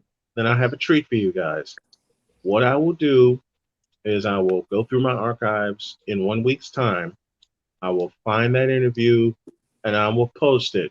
But I have a condition. I have 2 conditions. 1, spread it to your friends. And 2, get them to contribute to the PayPal for the show, please. Those are my two. Those are my 2 conditions. I'll do that shit myself. Okay, sweet. I'll share it to my Facebook page too. What's the link to your channel? So I put in the back chat. Before I go rest. Just put it in the back chat and put it in the front chat and get you some. Somebody blazing up. I can hear the smoke. See, fellas, my thing was I had to hide. That might be me with the cigar. See, Charles, you getting us in trouble again. Early morning smoke. Hey, I can't smoke weed yet. It's funny, they won't give me burr water, but they won't give me burr water, but they'll give me oxys and codeine. Well, what the fuck? Hey, brother, you think the smoke that good? You should check my channel. I made a special edition for the smoke session part 2 from Charles Faulkner. Oh shit! Let me give y'all a little story behind it. This motherfucking chaos made a volume 1 and volume 2 of me giving the work of God to anybody and everybody who comes up on my panels. You'll see me versus Cynthia G. You'll see me with the 3 ladies who came on my shit. Time. You took on Cynthia G and I missed it? Man, I wish if we could get a hold of that. Wait a minute. I'm the one who made. Y'all don't realize what. Yep. Why'd you not tell me you took on Cynthia G? That's a level 99 boss. That's a beyond. You know what I told? You know what I tell people? I had a chick when I first started live streaming. Right? We started around what, July on Chaos. Yeah, we start your podcast, your YouTube channel on July 5th. I helped. We started the live stream in July, right? Yeah. This lady came up in the chat room. I bet you went say this to Cynthia G. You know what I told her? I've already cut the hit off of that dragon. Give me more. I remember we were on BGS's Coliseum. Oh God damn, I missed the Coliseums. What was that like? He need to post some of them videos too, man. He need to post like short videos. Does BGS still do live streams? Because I mean, seldomly. Oh yeah. Okay. Oh, and it's funny because Cynthia G somehow came on the panel. Mm-hmm. And you wanted all the smoke. One of the biggest doggone hypocrites I've ever heard. But go on, please. Oh yeah, she came on the panel, and everybody's about to be. I said, no, fellas, let's be nice. How you doing, Cynthia? Hey, how you doing, sweetheart? I'm Officer Faulkner. How you doing, Officer Charles Faulkner? How you doing? I just have one question for you, love. Just one question. What's the opposite of a beta male coon? And she could have sold her. That is when people really, I mean, I was everybody's dude that time, but then after that moment, I became everybody's that's that nigga. You know, that's my nigga right there. Because everybody would go argue. Give me a second. I think it's still up on old archives, isn't it? I want that conversation. I gotta find the conversation because BGS actually put it. When I remembered it, BGS, if I could find it, he actually has it in one of his old hangouts. Right. And he actually marked the time on it. They must have forgot about you, man. They must forgot about the Saturday show. BGS need to put them shits out, like short ones though. You know what I'm Yeah, he saying? need to I'm put just some of the classics. You missed a yeah, good one. like real short because we know the attention I span of this mean, space of these dudes. So like not no 3 minutes, like little short little clips. That'd be dope, man. That'd be so epic because y'all had some epic battles, PhD guys, professors, all types of guys, and slaughtered them. What Don't was kick the the chair Coliseum? is a classic. Don't kick the chair, then the chair get kicked in a minute. I Though. can't believe Charles took on the Wig Eagle and Yep, destroyed her with one question. Yeah, she I she love didn't that. yep. answer That's a fact. because I if was she answered, she would have destroyed yep. her own content. And if Here's she the said she didn't answer, she here's ran. the thing. Here's the thing. I mistakenly, and I do mean mistakenly, found one of her videos one day, and oh my God, my stomach was turning the rest of the week. Mm-hmm. And then She to What was like the find out, Coliseum? and then to find out she had a Yep. kid. Yep. We know who the kid's by, and there's not one. Wait a minute. That nigga got a neck like a stack of dimes. Yo, that was the talk. That was the The talk of nigga the got YouTube streets she tried to forever. It was she tried to say that, oh, you got low testosterone because of your voice. No, I talk proper. I said, but you have high Oh my testosterone. Lord. That's why you look like you have a little dick. I said it looked like you got a dick. oh Like shit. She does kind of that look was manly though. I ain't gonna I lie. will, I mean, like I call Charles. like every time I will use the she puts on her sound. wig. Wait a minute, Charles. In your honor, I will use the sound that my beloved wife uses in a situation like that. Do, do, do, do. Do, do, do, do. Yo, it was Slaughter Central once We got everybody we gotta play found out. It Beethoven was on that Slaughter shit. Central. Wait a minute. That, that was a Wait. classic too. Y'all need to find that because Still up? y'all need to It's in find that. BGS. It's in one of BGS's archives, man. Oh And Lord. what makes it crazy, right? Mm-hmm. She tries her best to. You really like me. I like you to go away in a casket. Get the fuck away from me. Like That freaking wig, Wait a whatever it minute. is, like, come on now, like, let's Whoa, keep whoa, it whoa, real whoa, though. whoa. every time I see I that heard an wig, I be exchange. thinking of we Wait. are Venom. We are Venom. I should get that sound. Charles, I'm gonna find that sound. Y'all check out the pic I'm I gonna- linked in the private It's chat. parched. It's very parched. What's that? Hey, Charles, I'm gonna get that sound for you, and I'm gonna send it to you. I'm gonna find that sound.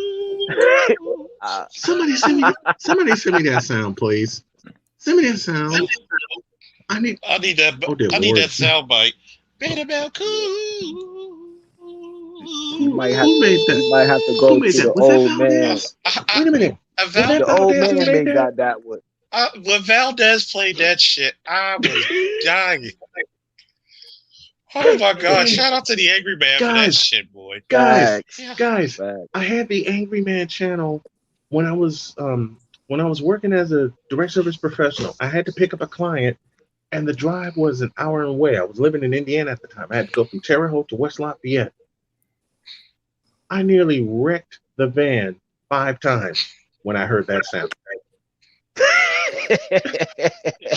And you know what's fucked up? And people were donating to that stream. People were donating to that stream like crazy. So every 5 seconds, I had to turn the volume down. Yo, did you see the picture that he drew though? When he came up with the term, he drew the picture. That shit was crazy. I'm I listening said, yo, he changed the game of this fucking space, bro. She is actually screeching and yelling at Charles in this fucking video. Dude, she yells at everyone. That bitch is crazy. She Can needs you help. email Charles, how that did you vid- Charles, Wait a minute, how can did you email that video maintain to your me? Charles, how Can did you you maintain your frame? And How'd you not laugh in sweat her What a face? woman like that. Wait, How do forget because I that. don't How'd you not sweat. laugh in her face? Because I did. Because I told everything about her, and this is before we knew.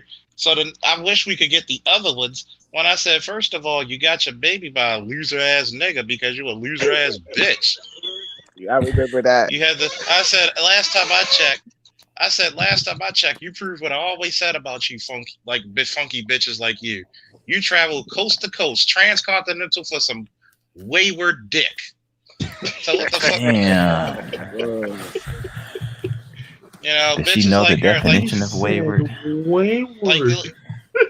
like first of all, a guy like me. Oh, you wish you could get a girl like me. Oh, No, hell no. I don't want a blood sucking fucking vampire. Okay, call me Blade, bitch. Oh, Oh my gosh. yo, that shit was epic though. I swear it was epic. And then boy Oh couldn't even man, say nothing though. Yo, he was stuttering like he did a live What stream. He happened? ain't say shit. Come on. and we were Whatever waiting for happened? this Wait a motherfucker. He minute. ain't even Whatever defended happened her to or nothing. But like, Was that the boy, one he with was like, Amiri? Was Amiri Brown on there? Yeah, Mary ah, came. Mary actually brought her up before Oh Mary came yeah, back to the force. I remember that. whatever happened to That boy was. She squatches says anyway? you don't have a Oh, job. yo, he you looked don't have so a. different though. Yo, who is that dude now? Who the fuck You is don't have that? a. You don't have a job, and it's funny. How I many times have digress. I shown people when I was walking the beat Yeah, I've seen it. Many a I've seen it. times that I don't have a job? Bitch, what you do by for a living? yourself. Like what the fuck you do? Oh my I goodness. actually told that bitch. I said you a failure in life. You failed. You're a failure in life. You failed as a bullshit escort. You failed as Ooh. a bullshit. Like He did a live stream. He ain't say shit. Someone's got a feedback. somebody got the YouTube feed. Oh man, that shit was like, Oh, yeah. Like, He said bitch, you about to have a he seizure with said this? she was a he said she was a failure in life. Wow. A wayward Hey, cock. yeah, guys, hear me? That was, yeah, we got Yeah. you. Yep. Yeah, I send it. Subscribe to the channel. We coming out with mixtapes like Lil Wayne. Trust me. Oh, we got the shit from fucking. we got more shit. We got the idiot Zulu who was on the other week coming up.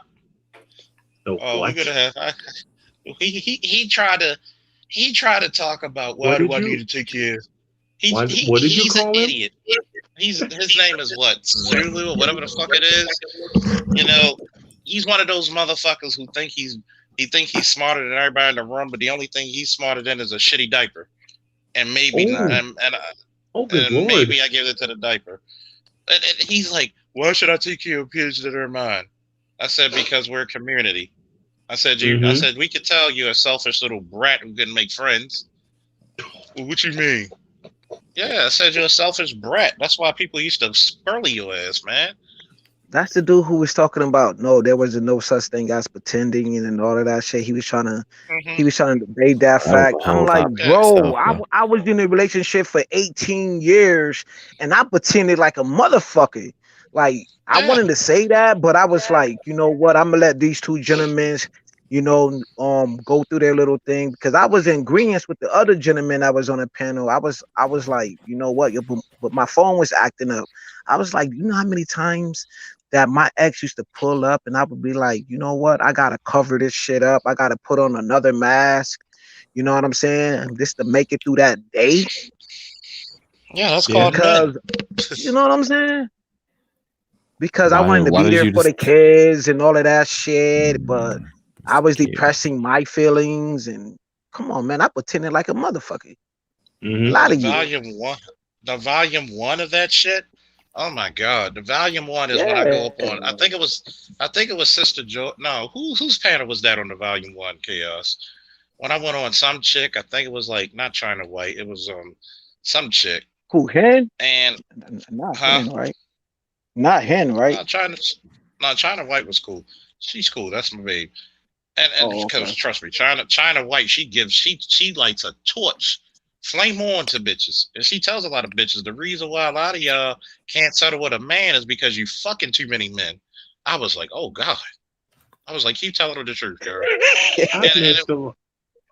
In And it was dealing like, with my issues and getting my life together, I've missed a lot of fun. yeah, Yeah, it's man. funny. They went down. They Trust went me, down. them Coliseums, boy, people used to look forward to that shit. I know I did. What Hell And was the yeah, I point of the did. Coliseum? What was the point of the Coliseum? the Coliseum was where men could exchange information and knowledge. But if you wanted to challenge somebody on your intellect, step Mm. aboard. Should I use the fishing net and trident, or should I use the broadsword and shield? So like an example, if I said that like, let's say you agree that the Ravens is a good team, and I was like, I want to challenge that and say the Ravens are Mm-hmm. one of the worst teams. Mm-hmm. Oh, okay. Mm-hmm. No, And I'm gonna dispute To this. Motherfuckers got on the who just gave Coliseum to the talk shit because who that's just what we gave the did. Ravens reference? I we want to talk, learn some names here. but we Who also just talk gave shit. It was who just gave the Ravens reference? I want to learn. I Me, want to learn about you Sideshow. guys. Say it again. That was me, sideshow. Sideshow. Sideshow. Thank you for that, because I get challenges all the time on my show, especially last year. And I'll use this example: NBA bubble playoffs. I've had so many people tell me you can't deny that LeBron's the MVP. You want to bet, motherfucker? And I'll give you stats to prove it. So I bring up Anthony Davis's stats, and not only do I say it live on the show, I put it on my Facebook page. You don't want to see the litany of insults I got after that. So I'm the same Mm-hmm. way. And that's how I was on the Coliseum. If you wanted to debate, you better bring your facts, or we're gonna tear you the Oh, fuck apart. you're gonna get torn apart. That's the truth. You're gonna get That's picked the truth. apart. So You're many, gonna get so picked many So apart. epic ones. You have what BGS Oh says. man. Everybody, it's the classic BGS. Everybody mute up. Yep. When he brings you down for 101, I had motherfuckers. I mean, it was like we had literally Valdez. One time we had Valdez, Obsidian, Cerulean, I myself, love Obsidian. Kevin I love Samuels. Obsidian. We had a You ever lot of had motherfuckers. someone break down on The there, dream Charles? team, Like, the dream team, bro. is anyone We ever had break down in the Coliseum? crying. They probably cried after, but they left No, already. not But for like it don't gotta be that. It don't gotta be that extreme. It don't gotta be that extreme. But like, just like shame. like we had motherfuckers try to shame us for being men. Like, yo, stop trying to make us look like. Stop trying to make it. Oh, you guys talk nothing but shit about women. I said, so when men talk about women, are they talking about from their experiences, or are they making this shit up? Because I've noticed need to one be thing. on You have one of those. I need to be on one of those panels because I can bring some experiences. Yeah, see, it I feels like really, I missed out on the Coliseum days. oh, I trust me. really Go could back. bring some Go experience. back. I really can bring Wait. some Go back. experiences. Go back in the day and listen to some of that shit. And you talk about putting an intellectual face on the common black man. It make you smile. Because a lot of times we're looked at as guys who don't have a brain, who don't have a life, who are scared to be men. And it's like, yo, how you going to talk about something? And this is the shit that I tell a lot of these dudes. How you going to talk about fatherhood and you never been a child, you never been a father? Like the dude, like I take care of my niece and nephew. It's different when you got to take care of them much motherfuckers. different. It is much different. Fam, See, you gotta go to the gender war too. The gender war when they put out a little hit list or whatever. Yo, the fellas booted up, slaughter. Like it was slaughter time. Once that information came out, it was on, man. What gen? Epic. Was Taking heads off, taking heads, blood sport. Deeper than blood sport. It was like another level, man. It was another level. It was like when Another we level started of doing the information. when we went to the gender war. I remember like, yo, I used to go to other chicks' chats just to debate them. And I would be like, see, this is the shit that I get about. Like, yo, y'all talk all this shit about black men and we colorists and all this shit, but y'all the ultimate colorists. Y'all the ones who shit on light skinned sisters. But if it's a light skinned sister marrying a white guy, and she could have like 5% black Charles, in her, all oh, this she don't black. matter. All this don't matter. They're divesting. Oh yeah, oh yeah, Okay. Oh yeah, we know that. It's I need to entertaining hop on because one you. of those. I need to hop on one of those channels and challenge that because I have fully divested and I get shit for it from some of the folks that are here in North Carolina. I don't need. Charles? Did I tell you what happened the first time wife and I went to Denny's here? Like, oh boy, gentlemen, enjoy this one, and then I have to get out of here. I got to get to bed. Enjoy this one. First week, almost 2 years ago, wife and I were here in North Carolina. We wanted to like have a date night, so left the daughter at the house, and we went to Denny's. Wife gets up to pay the check, and 4 black women walked in, saw my wife, saw me, made the connection, and the looks that I got from these ladies, yipe. I mean, you in North Carolina though, so Still, the the premise applies. I mean, to be honest with you though, like people say that Seattle's a big city for brothers. Yeah. Dating white chicks, but I saw the most black men, well, at least young black men with white chicks in Charlotte when I was in downtown Charlotte, North Carolina. Yeah. I mean, I saw more there than I seen in the whole year in Seattle. And I'm not even making that up. Charlotte. Yep. Charlotte. That's what I love it. I love it. Yeah, I went through the same thing, man. That's one of the places wife and I are looking at to yeah, that's where my family's in Charlotte. Okay. But y'all understand what I went through that first date night that my wife and I had. Man. Yeah. my ex is Puerto Rican, man. So me going to Red Lobster up here now is fucked up. It's ghetto as hell. But imagine going there with my Spanish woman, man, and like it was 5 black chicks sitting there. This is way before Snapchat. They taking pictures of their food and shit, looking at us all crazy. I'm like, yo, who take pictures of their food? Way before that shit was popularized. You know what I mean? So they was giving us looks. I'm like, whatever. I'm like, you know what? We about to stay here an extra hour. We not going nowhere. Right. So my check came up to like $100 and something bucks because I was refusing to take that L. Like, no, like y'all not about to enter. We didn't. We left, sat in the car, and laughed our ass off.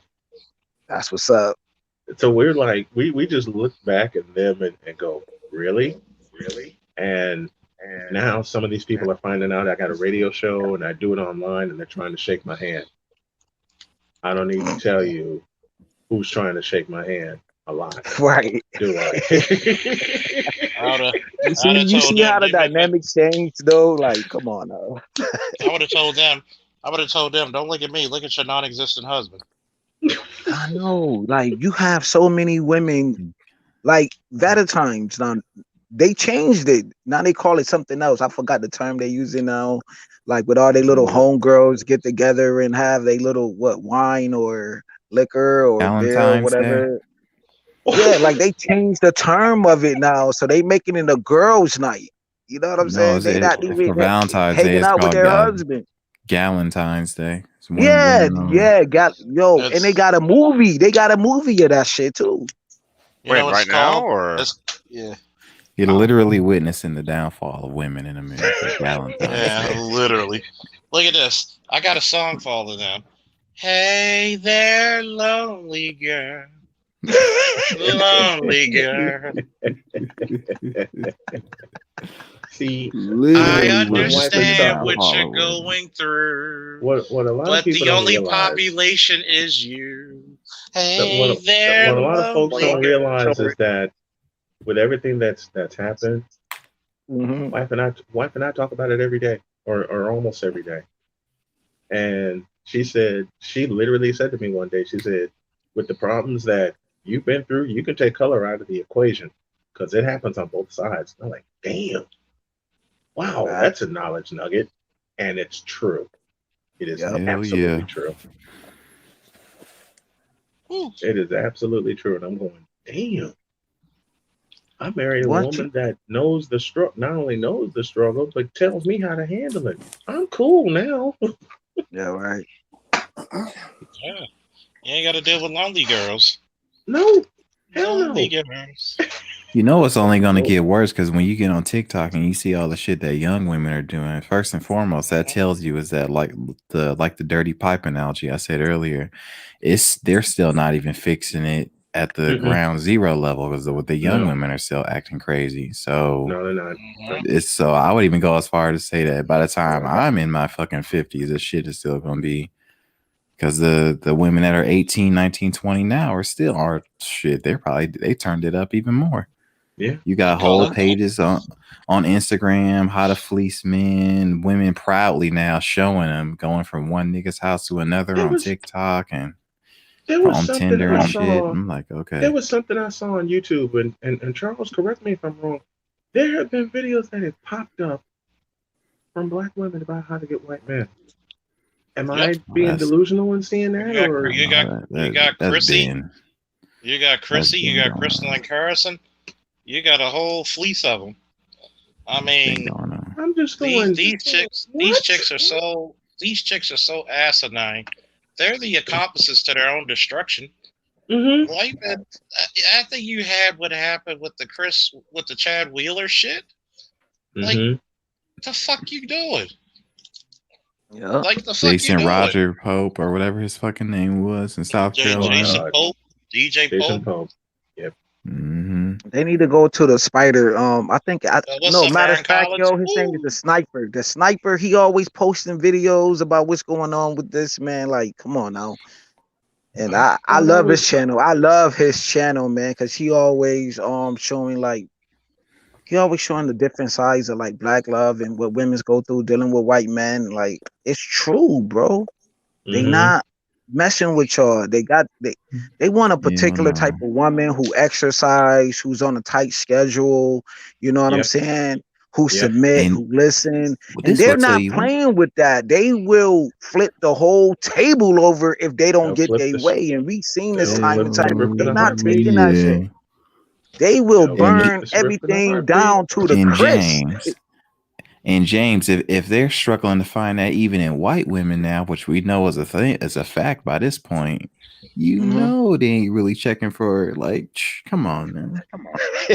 That's a fact. Yeah. That's it. If That you is seeing them go, if 100% they can, fact. if it is getting to the point where most of them are starting to get to the point where they fucking with Asians like that, you know they ain't checking for Yeah, no I'm sisters like talking shit. about. I just seen a one white dude. He so bold. He took her out, and she tall as I never seen a tall Asian chick like that, man. He like hugged up, they sit Bro, I'm down, telling you, and he when I like was in fuck it. Seattle, But bro, she I was saw it bad though. all the time. I saw it all the time in Seattle. This is the same city you got from Amazon, Facebook, Microsoft, six-figure white men, as far as the Mm-hmm. eye can doggone see. All of them were Asians for the most part. Facts. I'm Man, like, look, go ahead, do your thing. I am happy with the woman that married me. I'm Mm-hmm. gonna live out that dream in 60 days until it's long off. I got this. No doubt. When we're out, when Jody and I are out, and I rarely use her first name because I call her Dr. K. That's like my nickname for her because she's working on her doctorate. Oh wow. When Dr. K and I are out and about, we gives no fuck. And that's how it should be. Like, Facts. see, the craziest part about it is this: you get mad, but you're not mad at the circumstances you created. Correct. Oh, you Correct. want to keep me lonely. You look at a Cynthia G. Oh, you're a beta male coon. Well, Oh you my got the God. betas. You got the betas of the beta. Exactly. Like, really? Nobody want you. I bet you nobody wants you. Stop self-projecting, bitch. Facts. And then I want to give Cam and Samuel his One day I'm gonna props. hop in their chat. One day I'm gonna hop in Mm-hmm. their chat and just keep dropping fax bombs. Got Okay, banned. Beta male because she's been talking late. She's been talking lately, and most of it's been celebrity driven. Have you noticed that? And most of it's been driven by the quote unquote mistakes of black men. I'm gonna jump in there the next time she's live and just drop facts on her. Did you hear me? Oh, go ahead. She's gonna ban you. She's not gonna have the conversation with you anymore. Of course, That's she's not gonna have the conversation because she's too afraid to have the conversation as it is. I mean, everything that Officer Charles said there back on the old Coliseum days, like, it's still relevant. None of that has changed. Oh yeah. We already know who she is as a person. She's not a good person. She's really sad. She's a sad individual. I mean, there's no more you can hope to gain as far as like her trying to spread her propagandize young women into believing the bullshit she does. It ain't gonna work. Let's be honest. I mean, let her do that dumb shit. You know. Y'all niggas just hating that. Y'all niggas just hating that black women are out here divesting. I couldn't give two fucks. Wait. When she got to the point, I followed along where she got to the point where she's telling black women to divest. And my brain's thinking, we've already done that from y'all. Like, yeah, like it's not like. Where did they get the word divest? Like, what did like actually explain to me what the word divest is supposed to imply? That's what I'm trying to figure. I'm still getting over the divest. Like, supposedly, I think the idea behind it is quote unquote pulling out of the black community. That's my best guess. Who's this speaking? I want to learn your name. I want to learn your name so I can shout you guys out on. But to divest, you make something weaker when you divest, though, right? Because you're thinning it. Mm-hmm. You got PK Angel. You got James Keel. Okay. You got Sideshow. You got Bell. The Motley Crew over here. And it's funny because. Thanks for letting me be a part of the Motley Crew. We just love speaking truth here. Oh yeah, it's a tradition. I'm like, if you're divesting, you're weakening. Why would you use that word? Yeah, because they're stupid. Have you ever noticed why we don't have too many women CEOs? Yeah, I've noticed, but yeah. Too many women leaders. Mm-hmm. Because they only think 5 minutes before they say shit. Men have to think 5 years before they say shit because there's a penalty. When you try to say you're going to divest, okay, if you divest from us, why the fuck are you saying black men should protect you? I didn't think that far ahead. When you divest, you're supposed to be on my own. You know, I can compare this to one of my favorite pricing games on The Price is Right. You know what black women do? Have y'all heard the game Plinko? Oh yeah. That's what black women are doing. They're playing Plinko. They're dropping chips and hopefully landing on the center chip, and they land on the zero. Could you also say they're playing musical chairs? Oh yeah. Except the chair broke when they sat in it. And man, like, I am so grateful. Do I think it's all black chicks? No. But here's the crazy part. It's the overwhelming majority. It's like my ex when she said about the image factor. I said image is more so a female thing than a male thing. Like, men are pretty comfortable. We might want to lose a few pounds, get a new haircut.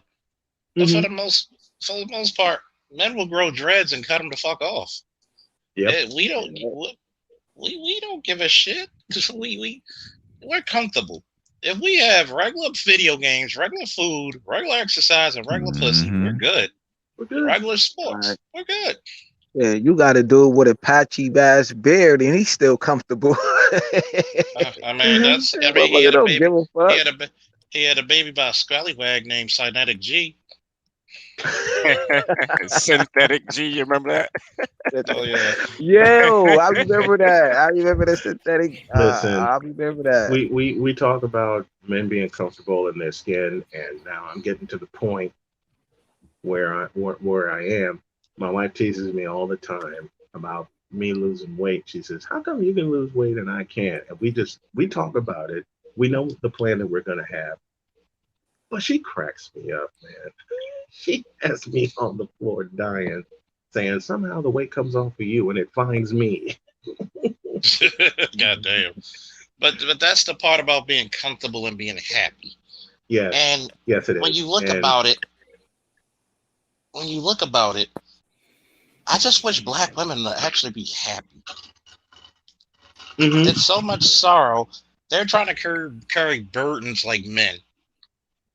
And you And can it ain't tell them working. how to get rid of it. It's not working. You're getting stressed out, you're gaining weight, you're putting yourself in vulnerable positions that Mhm. you need not to go in. But when men try to do what they normally and naturally do is protect you, you shit on us. Yep. And Child. eventually men are gonna be like, hey, you on your own. You know what? Yep. You know why they shit on us? Because we do it logically. Mm-hmm. Logic rules. It, logic talks, bullshit walks. That's why Facts. we're doing a lot. We're doing it logically. I'm still And thinking like about I, what Charles said earlier. He was like, well, women think 5 minutes before, but men have to think 5 years. 'It's the years. truth. Yes, a Yep. good I one. mean, we're like coaches. We put a full game plan together before the players arrive. You have to, because everything is more critical towards us. Yep. We are not allowed to have a bad day. We're not allowed to Yep. have a bad day.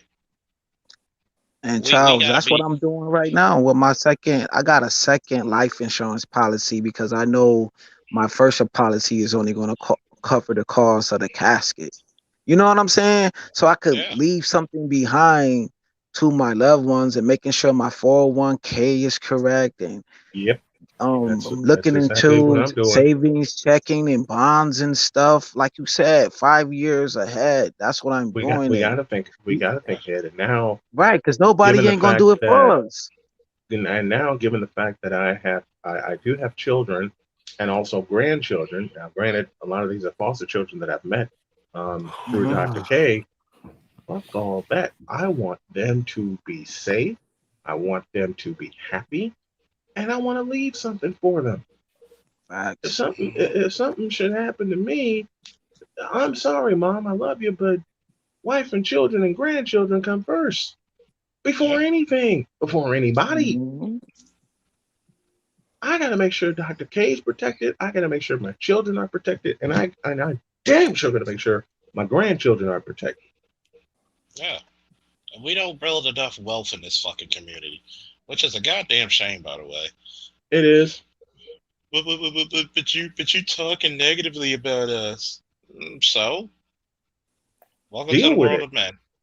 Deal with it. Welcome to the goddamn world of men. Mm-hmm. Right. Yep. Because everybody talked when people made in the late 80s, early 90s, people made millions off the backs of black men ain't shit. And we dealt with it. Mhm. Every day. And we dealt Every with it. day. Now Like I, that the rabbit is starting to get the gun, y'all can't yep. deal with it. Yep. They can. Now that we're getting the playbook and tearing the pages out of that son of a bitch. That playbook is dusty as fuck now. The women still trying to play That up out of it. playbook. That's All right, y'all. Make sure you waiting to make them wait 90 days, man. That old 2001. oh, I Oh was about to God. get that book. I seen that book, man. I kept it pushing, man. I had to go to the Oh, seafood aisle. I went to the I would have seafood kept aisle.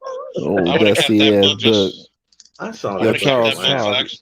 Charles, when was making wait 90 days or 30 days or however long it is? When was that last in fashion? What year? like probably 2005, if that. Because I'm gonna tell you what, these women think they can make a man wait 90 days. It's not the men, it's them. Them bitches are giving out pussy like coochie coupons. Wait a minute. Like, Wait 90 days. I've got two yeah, words. it's from my ass. Exactly. It's funny. It's like wait like a man. Oh yeah, billions. Wait like a man, and your ass will be without one. Think like a man. Mhm. And You know how many other chicks I had? That's like I had so many other chicks. When a chick used to tell me that, I still had a lot of action still going on though. So it was nothing. Okay, I'll wait, but I'm banging her.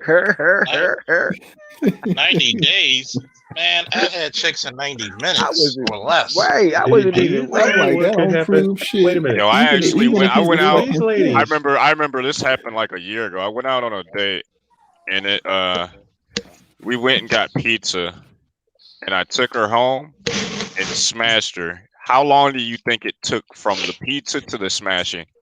45 minutes. 30. About 15 minutes. 15. Beautiful. It would have been longer to deliver the shit than fuck her. like for real. So and even if he's a fucking simp, man, and making him wait 90 days ain't nothing. If he's a true simp, he'll wait 900 days. It's like $900.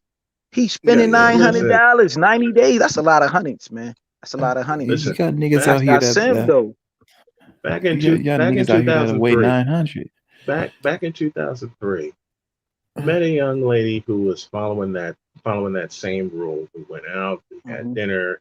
I wasn't driving at the time. She drove me back to my parents' house, and I'm like, okay, never mind, go to bed. I'm not even at the top of the stairs, and my phone rings, and she says, "Grab your keys, grab an overnight bag if you have one." I'm like, oh shit. Oh yeah, about to do some hip rotation. Get this hip working out. She listened. Not even 10 minutes. Not even 10 minutes after she dropped me off. And I'm thinking, okay, well, that's that. I ain't get to the top of the stairs and my pocket's buzzing. My pocket's buzzing. She says, be outside. I was gonna say goodnight to my parents, but I'll say goodnight from a distance. Like, oh, my penis senses were tingling. Like, oh, shit. 90 days. Charles, you said 2005. I mean, if that, like, when females actually believe this shit, I'm like, the fuck out of here. The fuck out of here. Some goddamn 90 days. The fuck out of here. I will dedicate my response to my beautiful baby girl who passed away in 2015. Hey. 90 days. But a swagger dude come through and hit that in 9 minutes. You know, look, 90 days in the TikTok, Tinder, Bumble, Instagram age. You lost your Snapchat. Yeah, you got plenty of fish.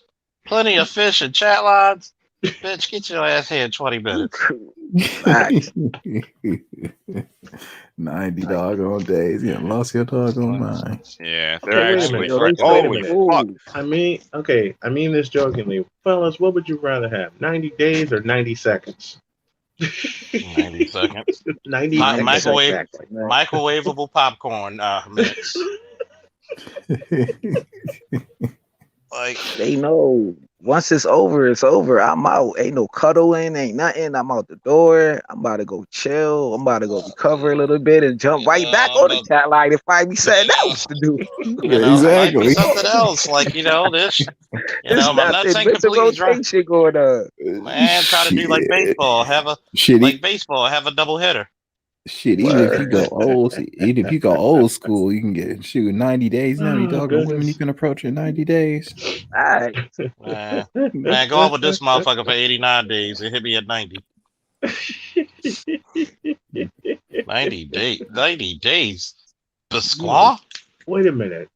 When I met Dr. K, we didn't know what was gonna happen. She just told me like 3 days prior, I'm taking this weekend off and I'm coming up to visit you in Michigan City. Okay, cool. Wow. That was 2018. And that day, she became the love of my life in many ways. Look at that. But she made an effort though. Like she visited you though. You feel me? Yeah, Like yeah. it wasn't the But other way around. Like, come no, on, man. but the thing is, when I called her for the first time, because we had like messaged back and forth for a couple of months, Right. I got the courage to call her while I was covering a football game. And I'll never forget it. I was in Chesterton, Indiana, and I said, I want to hear her voice. I don't know if she's working. I don't care if she's working. I got to hear her voice. So I called her, and I was in the middle of a play-by-play sequence, and I heard her laugh, and my whole body just jumped. I'm like, oh hell yeah, I'm keeping this one. Yeah, and it's funny because if a woman shows some interest in you, and it's gonna be very hard for her not to become a winner. Mm-hmm. It's gonna be very hard. But this is what they do. They go out of their fucking way to be a contiguous motherfucker. Like you were on your way to win. You would have Yep. chosen one, Anakin. You would have chosen one. Like, Yeah. oh my god, so We many were for chicks each that we were for each other because so when many I heard chicks her was like laugh, that. when I heard her laugh and I went to a commercial and I said, "Hi, how are you?" I heard that little giggle again. We talked for 90 seconds because that was the length of my break. And I said, "I will call you when I get done with my game, but I just wanted to hear your voice." I'm not even out the stands and I'm calling her. I'm not Yeah. even out of the press box. Talked all the way home, and the rest is history. That's a Yeah. fact. You see, it's the opportunity, that man intuition. We got the same Mm-hmm. thing. You know what I'm saying? Like you capitalize on that opportunity, man, and you knew what was best for you. And like some of Mm-hmm. these guys don't even understand them sectors, man, and they need to do some self-evaluation, man, like deep processing. Cause Platinum did a show today, well, earlier this well in the afternoon. There was a guy on it. Well, not even a guy, man. This the male. And yo, they roasted the hell. Oh man, it was epic. Angry Man was on there. Steve the Dean was on there. Yo, Oh man, you got somebody Steve need the to do Oh Dean yeah. and Angry a Man. review of that dude, man. They need to do a review show. You know how they got the review of music and everything else of that nature, or like return, or like the I'm gonna makeup start review shows. doing. I'm That gonna shit start was doing reaction funny. videos. I'm gonna start doing reaction videos on my Be Snow multimedia channel.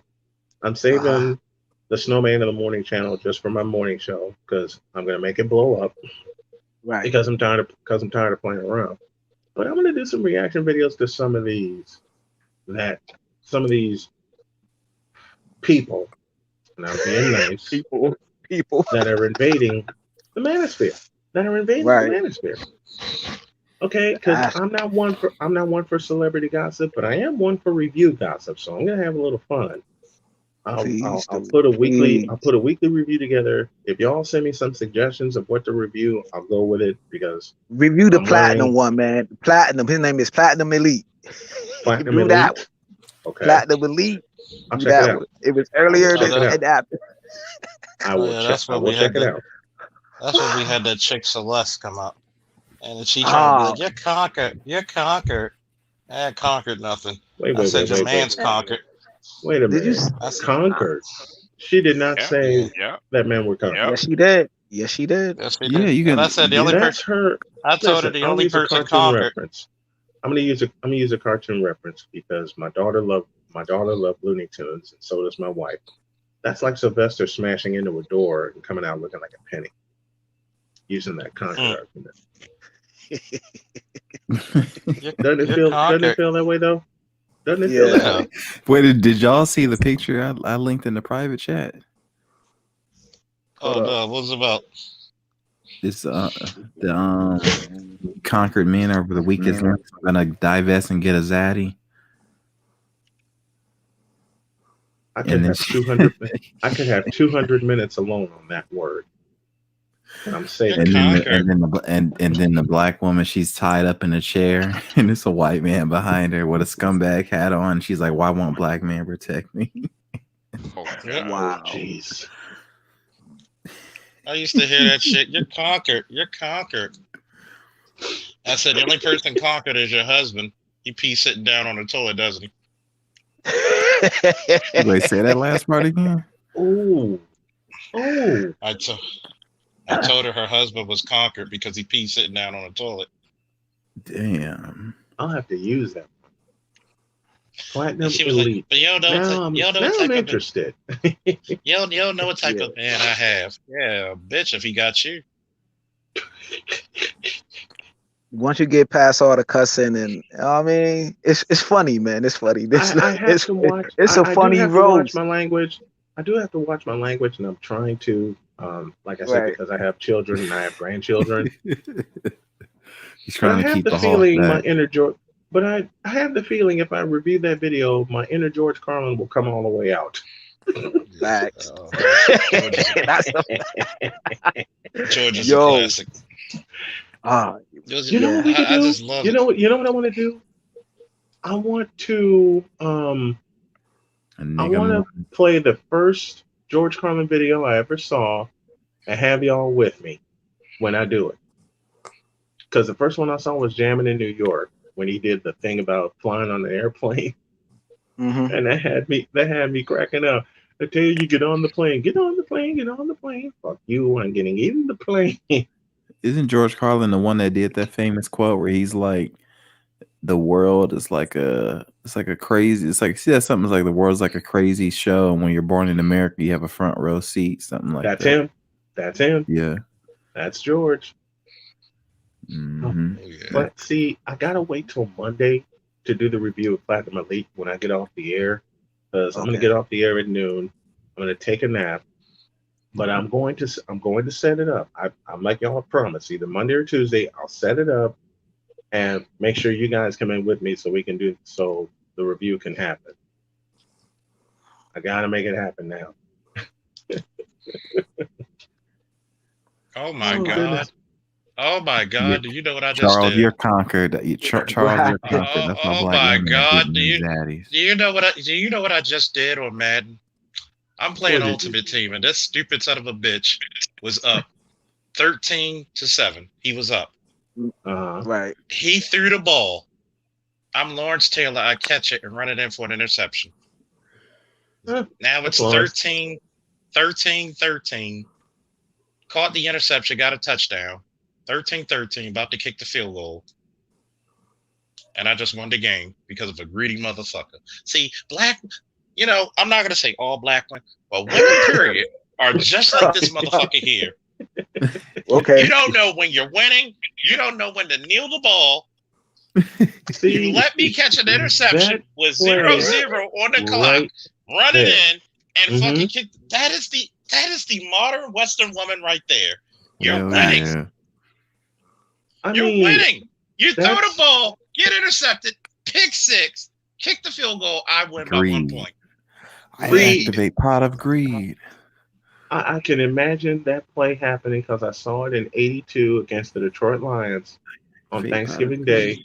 Lions were trying to get the go-ahead touchdown, and an injured Lawrence Taylor said, "I'll have none of it," and ran in for a 97-yard touch. It was a 97-yard touchdown. Damn. I just did it. Yeah, now. Lawrence Taylor was fast as hell though. He's like one of the Yeah, he fastest running backs though. Yeah, he was. Right? No, linebackers. I'll get. Linebacker.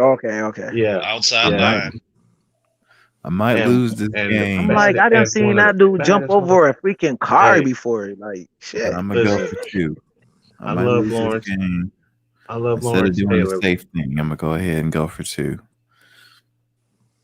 Think Lawrence about Taylor it. was one of the He baddest said motherfuckers he to was play. trying to throw the ball. He's on the. Let me give y'all context. Okay. I stopped him on the 1 yard line. He picked me Right. off on the 1 yard line. It was like 10, 15 seconds left. Stopped him again at the 1 yard line. Mm-hmm. He throws the ball. Lawrence Taylor covers. In coverage. Boom. Picks it off. Runs it in. 13-13. Kick the field goal. Win 14-13. 0-0 on the clock. You stupid motherfucker. You stupid piece of shoe. You lose game because you're too greedy. And I take advantage. Like, that is modern women today, man. Oh, yeah. Celeste got more kids than Papa Smurf. Oh, yeah, she did. Oh yeah. Celeste. Tell me about Celeste so I can rip her to shreds. Man, I Celeste think is a that's wannabe white. She's like a ghetto. She's like a ghetto fucking Sailor Scout. oh sweet Jesus. Fighting. Look, you know, finding husbands at the Yeah, that was a moonlight. crazy stage on Lester did. Yeah, you seen that? Fighting. Mm-hmm. Fighting for your doggone life. Man. Goddamn. Yeah, he was. Yikes. Finding husbands in the daylight. Oh my Lord. Giving booty at the moonlight. Man, She that's it. looks like a real dyke. See, I'm glad you do. Like, they lucky, man, because y'all know what goes on behind, like, the bat chats and, like, behind the scenes and stuff like that. And you know that they full of crap, bro. And, like, some of these dudes cash apping and loving avatars and loving big See, toes. And Cash yo, it's apping. This is what like Feet pics. Niggas sending $500 for feet pics. yeah, feet pics. Like the dude came on oh, D. Yo, hold on, yo. Let me get this out, before y'all talk. I gotta get this out. I'm on Please DJ do. Kuda channel. The dude couldn't wait. Talking about the show didn't even start yet. He's like, yo, guess who feet I seen? I got the video. I'm like, what the hell is going on right now? You bragging about a bitch feet? Yes, Really? but what in the absolute dead ass. But he cool with DJ Kuda, so I'ma digress. I ain't gonna go too hard in the paint. But yo, that's with some weird ass shit. I'm just so like, you this chick's on Instagram legit making $10K a month off of feet pics and shit. How the fuck you gonna beat off to a feet pic? Well, then again, you can't take them. Really? But then again, you can't beat off to their pussies because their pussy looks like bed sheets. God damn, I gotta fold them this way and shit. Like, God damn. Oh, that one chick. With Suge. That one chick who showed her feet. Them shit at the bottom of her feet was black as shit. That shit looked like tar. And I know one of these incel niggas would suck them ugly ass black ass feet, man. God, Damn. was her feet so But y'all niggas thirsty like that? Y'all here giving these dudes is thirsty. Yo, her feet was black as a motherfucker. At the I'm of the opinion that I don't really think that these people that are on OnlyFans sending feet pics are like the people funding them are probably un-American. I'm of the opinion most of these people are either Middle Eastern or interesting. Yeah, or some can you other. talk more on that? Why you believe that? I've heard that.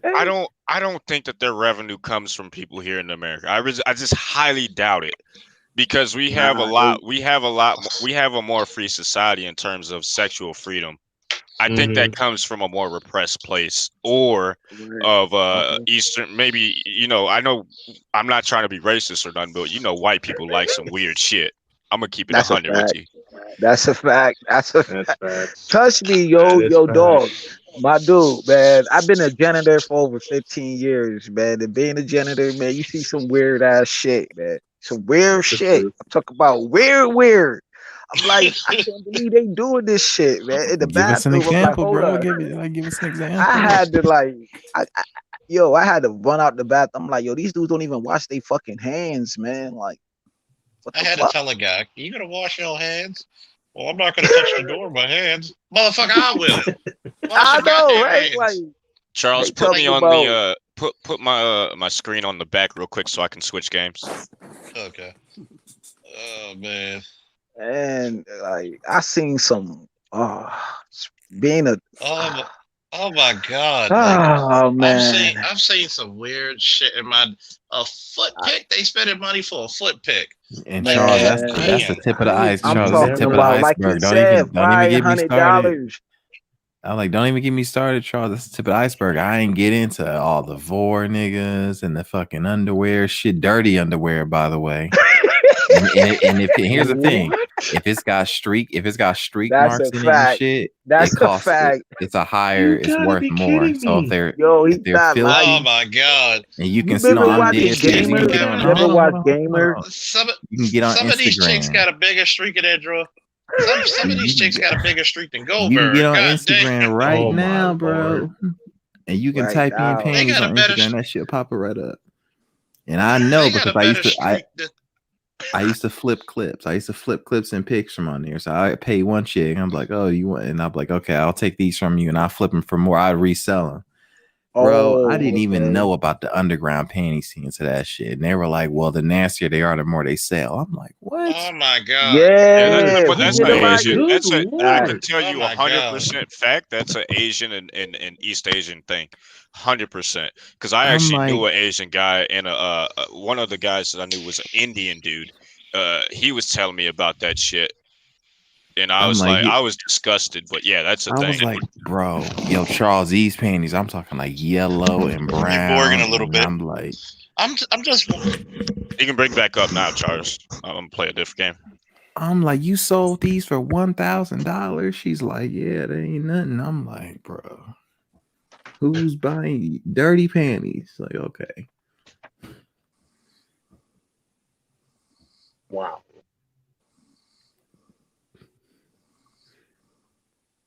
Just plain wow. I'm like, streak marks and everything up in that bitch. Like, Good. all the vor stuff. You got chicks making money just eating now. Oh, I remember on YouTube, it used to be just YouTube. Like chicks would do like ASMR, and they would like eat food in the microphone. Yeah. But it's gotten to a point where dudes like, I guess they fetishize it. So now you got girls on Instagram like chewing up gummy bears and shit, and like it's like $50 a minute for the clips, and I'm just like, I don't know what's. You can see it. Only like, okay, that easy. It's really that easy. It's that easy. You got white chicks making more money from twerking than the fucking black women. I don't want to wake my wife up because I laugh out loud. I'm like, shoot, they beating y'all at your own game. Like, damn. How you let white chicks get like that? Damn. Yeah, you're true. You're true with that. And what's bad, black women don't realize it. There you go. Charles is missing. Yeah. I just came back. What I miss? We were talking about just what we've been talking about. It still ain't fair. I'm like, dang, Sims have ruined it, dude. And I think men are more so responsible than women. Like, agreed. The downfall. Agreed. Because it ain't no doggone way that woman should be able to make $50. Charge $50 a minute to chew gummy bears and eat on fruity loops and shit. Like, wait a minute. I'm still on this streak shit. I had to reset my damn phone. Even my phone was disgusting. I'm sick of this shit, nigga. God damn. And I'm looking that at shit it is like, on A&E, bro. It's on A&E, but they're only showing like a little like the soft side, yo, but like the smushing and shit, and the cuddle buddy type shit, like $1,000, yo, just the cuddle. But it gets sickening than that. Like he said, I know a little bit about it, but it gets sickening, man. Like he's telling the truth. Let me put it to you this way. I had offers to fuck women. Okay. And I'm like, if I would just be weirded out. Give me your drawers. Make sure there's a streak.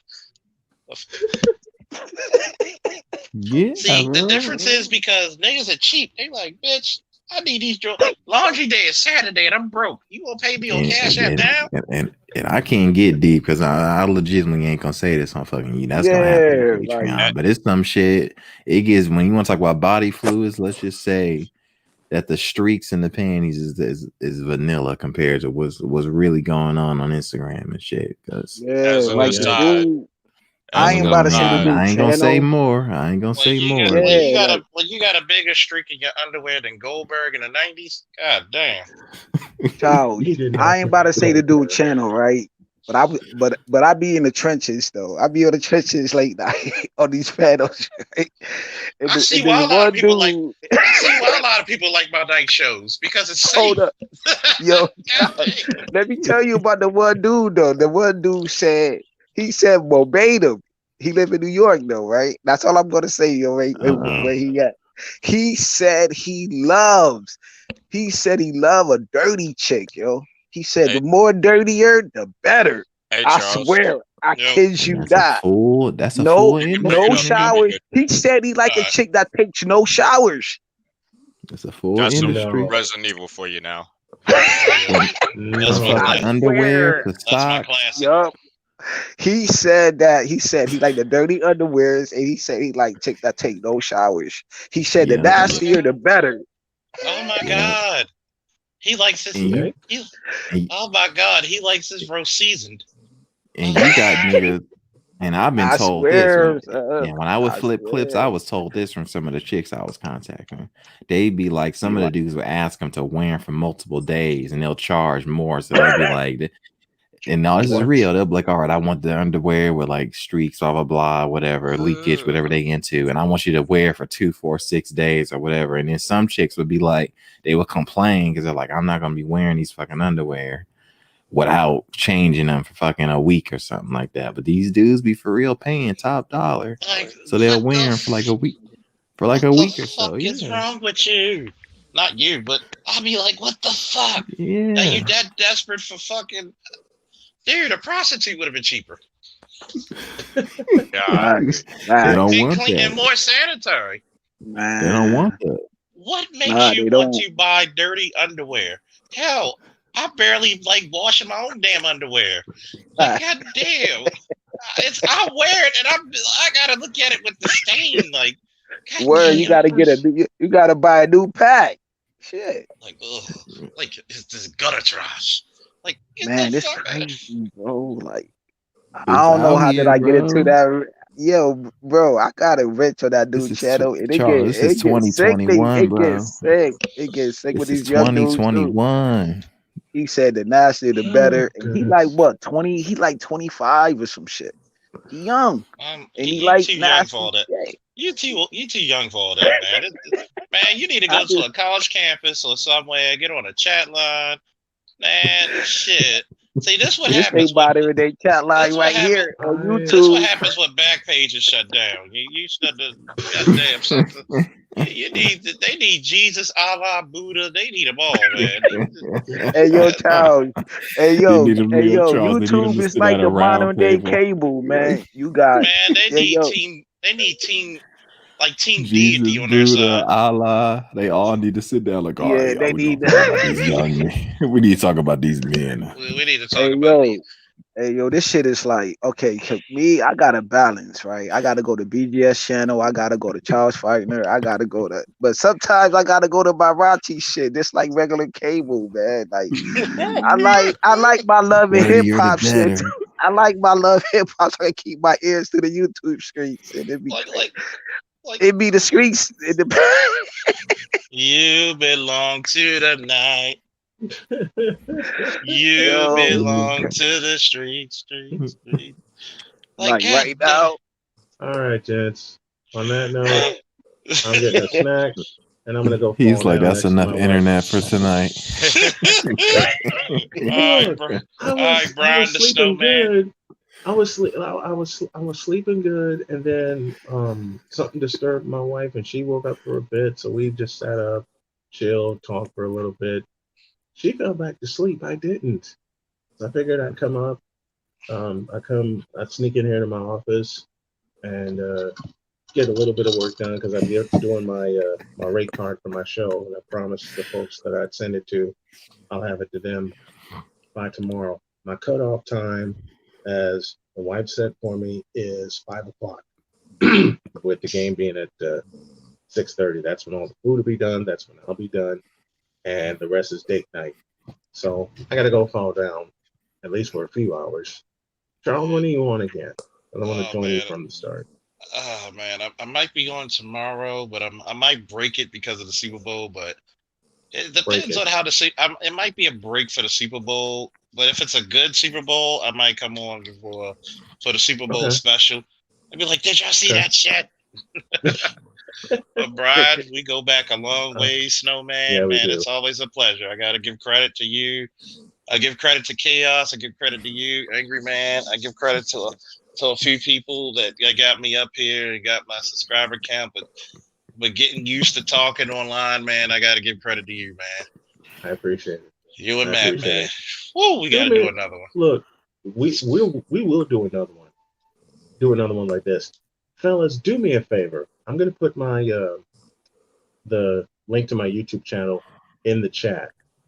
I'm trying to hit 1,000 subscribers. Hit a snowman out. Help a snowman out, will you please? Because I'm trying to do No it the doubt. next few days.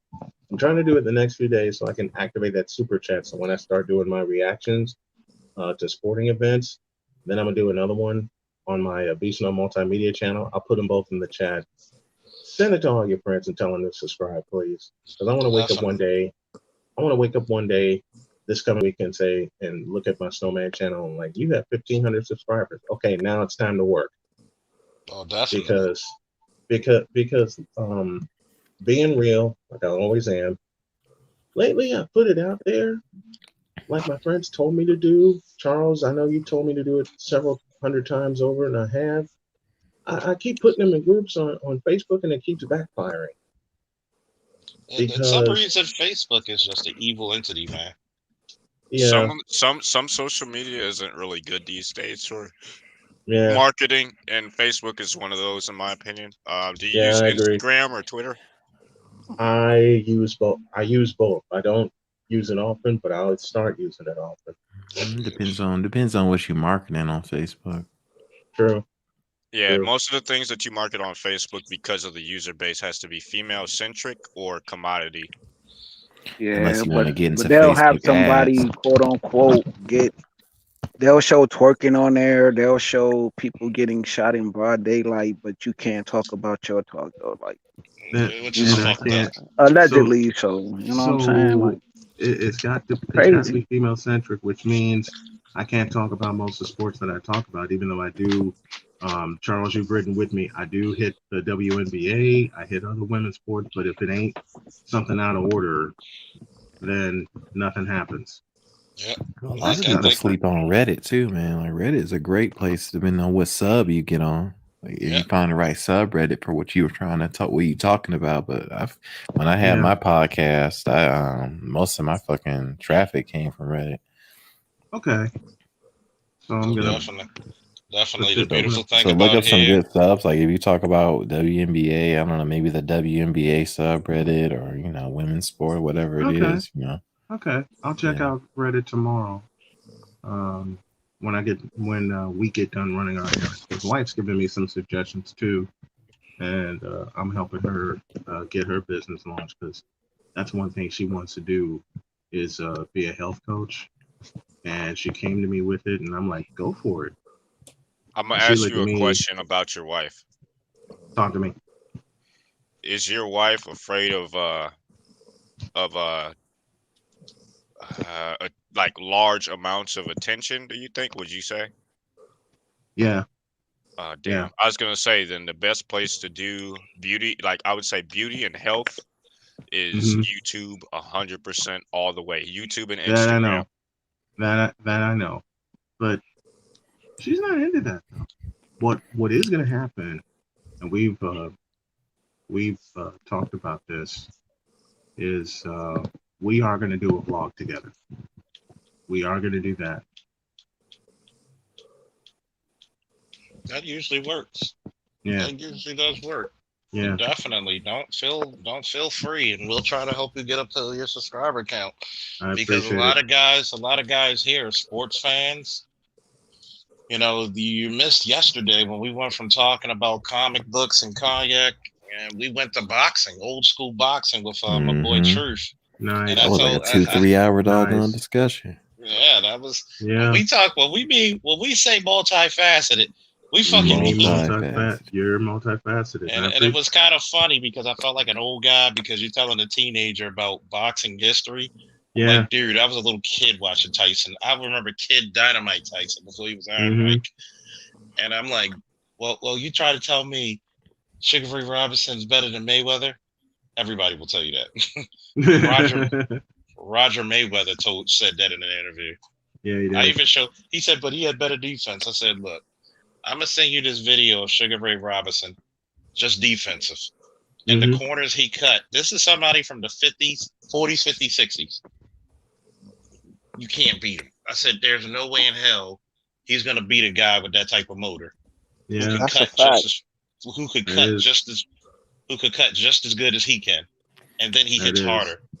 There's And nothing knock that you We out tried to going get some backwards. good, contradictory arguments, like mental health or or caliber of competition, and so we go deep in it when like I'll give the fellas of the panels credit because even if you agree, we'll always put something out there. Even do you know how deep and how philosophical and how much research we had to do with the fucking Blade movie? Is Blade the best action movie, man? We were like, Yeah, I appreciate it. I know, and I know it because I do a lot of research also. Let me get out of here, fellas. The YouTube channel for Snowman in the Morning is in the chat. I appreciate if you all would subscribe and then put it out to your friends because I want to get to 1,000 this week.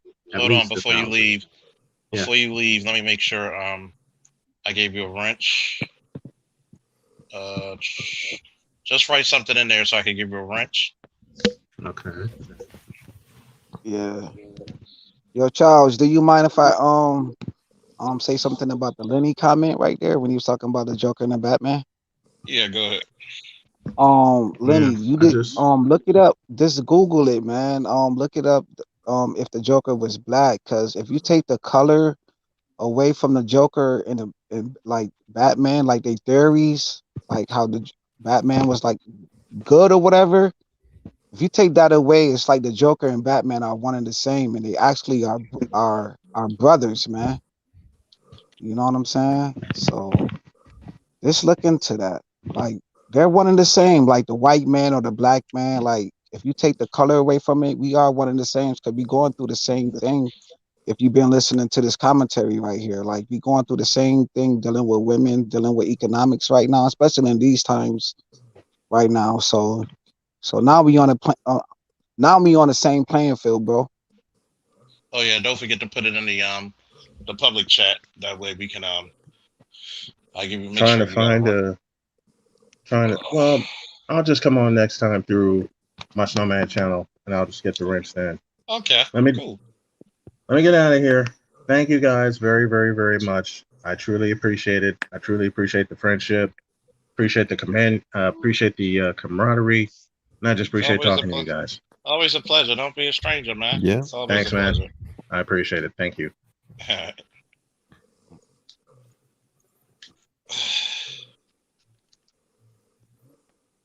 I'll tell you, fellas, that's the benefit of fucking this. This is what YouTube is about because you never know how things go in this life and how many people help you out. It's a beautiful thing, man. It's a beautiful thing. And a lot of us needed this shit. However you came to the manosphere, a lot of us actually were under some tumultuous shit. Like we looked at shit and was like, yo, is this how the world really is? And unfortunately it's ugly. You know, you're dealing with you grew up saying I want a wife and then you realize like a lot of these chicks are crazy and you're shitted upon for speaking the truth about how things are not fair. For being not only a man but a black man at that. Like you would think that you would have some respect out there. Like I got to deal with law enforcement. I got to deal with just women. Then God forbid if you're trying to be a good father, it seemed like the better father you try to be, the more shit you get for doing it. Oh hell yeah, bro. like like I Mhm. got it on my channel with me and my daughter. Like you see my picture right there. Are they The in place is Seattle? called the Smash Brothers, where you go where you break like old TVs, VCRs. They give you the suit, the face shield, the gloves and stuff. So you get like a bat, you get a slush hammer, then you just go to town, and Yeah. it relieves a lot of stress, bro. And me and my daughter went there, man. I got the video up on my channel, and we had the best time of our lives, man. And my daughter said it in the video. She was Get like, that "Dad, man, microphone closer. this is what we really needed, man. Especially being on lockdown and going through this pandemic, man. Whatever." Uh-huh. But yeah, man. So, and I went through hell fighting. Like that's our thing, man. Because that not too many men want to fight for their rights, and we actually doing it now. We actually fighting rights for this to be in our kids' lives. And I just remember a time of me not working but making a way for my kids, man. I'm talking about walking miles just to get toys or food or Yeah. putting money in their pocket just to make it through the day, bro. So And you're told that you yeah. ain't shit each and every time. Yeah, man. Like soon as when I get off the Angry Man channel or the Saturday night show with y'all, then I have to face reality and face her. The more I do, it's like the more I wasn't shit. But then she'll go ahead and deal with whoever she's dealing with a piece of shit guy that I found out like he was doing way worse shit than me. But God forbid, thank you that he never put his hands on my kids though.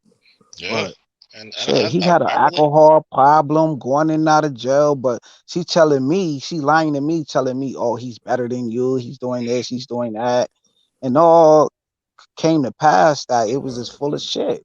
yeah. And I think the Black Manosphere, I can honestly say this: the Black Manosphere has probably kept a lot of black guys out of jail, and Right. a lot of black mothers still living. Let me Kept tell you. or kept a lot of us from making a mistake in the doggone first place. 'Cause I'll tell you one Exactly. thing: I'm definitely not motivated to have no children no time soon. Mm-mm. Enjoy your 20s. I Yeah, mean, make sure you do, man. because I'm gonna tell you what, build yourself up where, and it's sad to say this.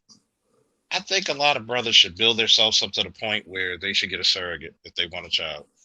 You sign all parental rights over to me. Yeah, that's my baby, not yours. I think that's the safe Dang. bet. I think a lot of brothers should build their money up and say, you know what, I do want a little me. Get a surrogate. Get the prettiest surrogate. That way you get the best genetics. I say fuck them.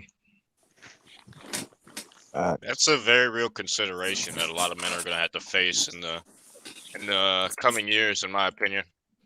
Outside of I could waiting actually on, see. I could actually see that, to be honest with you, because I thought about it like if I in the future, like so 10 20 years from now, like I don't even know if I'd be able to trust any woman per se with any off like kids that I may or may not have. So that's been the main thing that kept me from not wanting to do it, because it's just like, bro, I wouldn't even really have any power over them. So, but if you bring up that alternative, it's I don't. as I long as think my men. genetics are in it, I wouldn't. I'd be cool with it. I think men. I think men should really reconsider that. And it's because I do believe as a people we should reproduce and be able to control our destinies and have a legacy and live through our kids when we pass on and our grandkids and great grandkids. Mm-hmm. I really think that because the way the laws are, I can't blame fellas for not getting a surrogate. Cut out the middleman. That's how business does it. And child support is a business. Yep. Ergo, beat them at their own game. Oh, you want to play that? Okay, we'll play. We'll play hardball. Okay. You think people be like, well, you don't want to deal with women. I said, okay, give us a reason why we should marry you, and we'll deal with you. Yep. Is Exactly. this your turn, man? Because you got to look at it like, is this your turn? You know what I'm saying? Because you got to plan ahead. You can't get comfortable in no type situation because it's always going to be something. You know what I'm Let me, saying? and I know they're gonna be like, You're talking about not dealing with black women and all this incel stuff. I said, trust me, y'all don't believe in relationships anymore, do you? No. Nope. And I'll tell you one thing: relationships. To a lot of cats in the 20s, man, it's almost like spit. Well, I would say this one. I know dating is pretty much dead, but quote unquote dating but relationships, man, this stuff is like, bro, your average relationship is like, what did they say, 6 months now, if that. Yeah. If that, yeah. Yeah, and it's like, Yeah. 6 months is like you know if you want to be with that person or not, man. You know what I'm saying? So you have to navigate yourself in the right way. Always keep your always keep it in the back of your mind that this shit could go left, yo. You know what I'm saying? Like, just be aware. mhm. I'm not telling But in nobody my not to opinion, be man, married and not to date, but just be aware of what you're dealing with, the dynamics. You know what I'm saying? if you Make always sure gonna be that on you, edge like that, then I may as well just be yeah, hooking you want up. to be on the edge and always have your, because you got to look at it like this too. If you mess up, she always got to exit.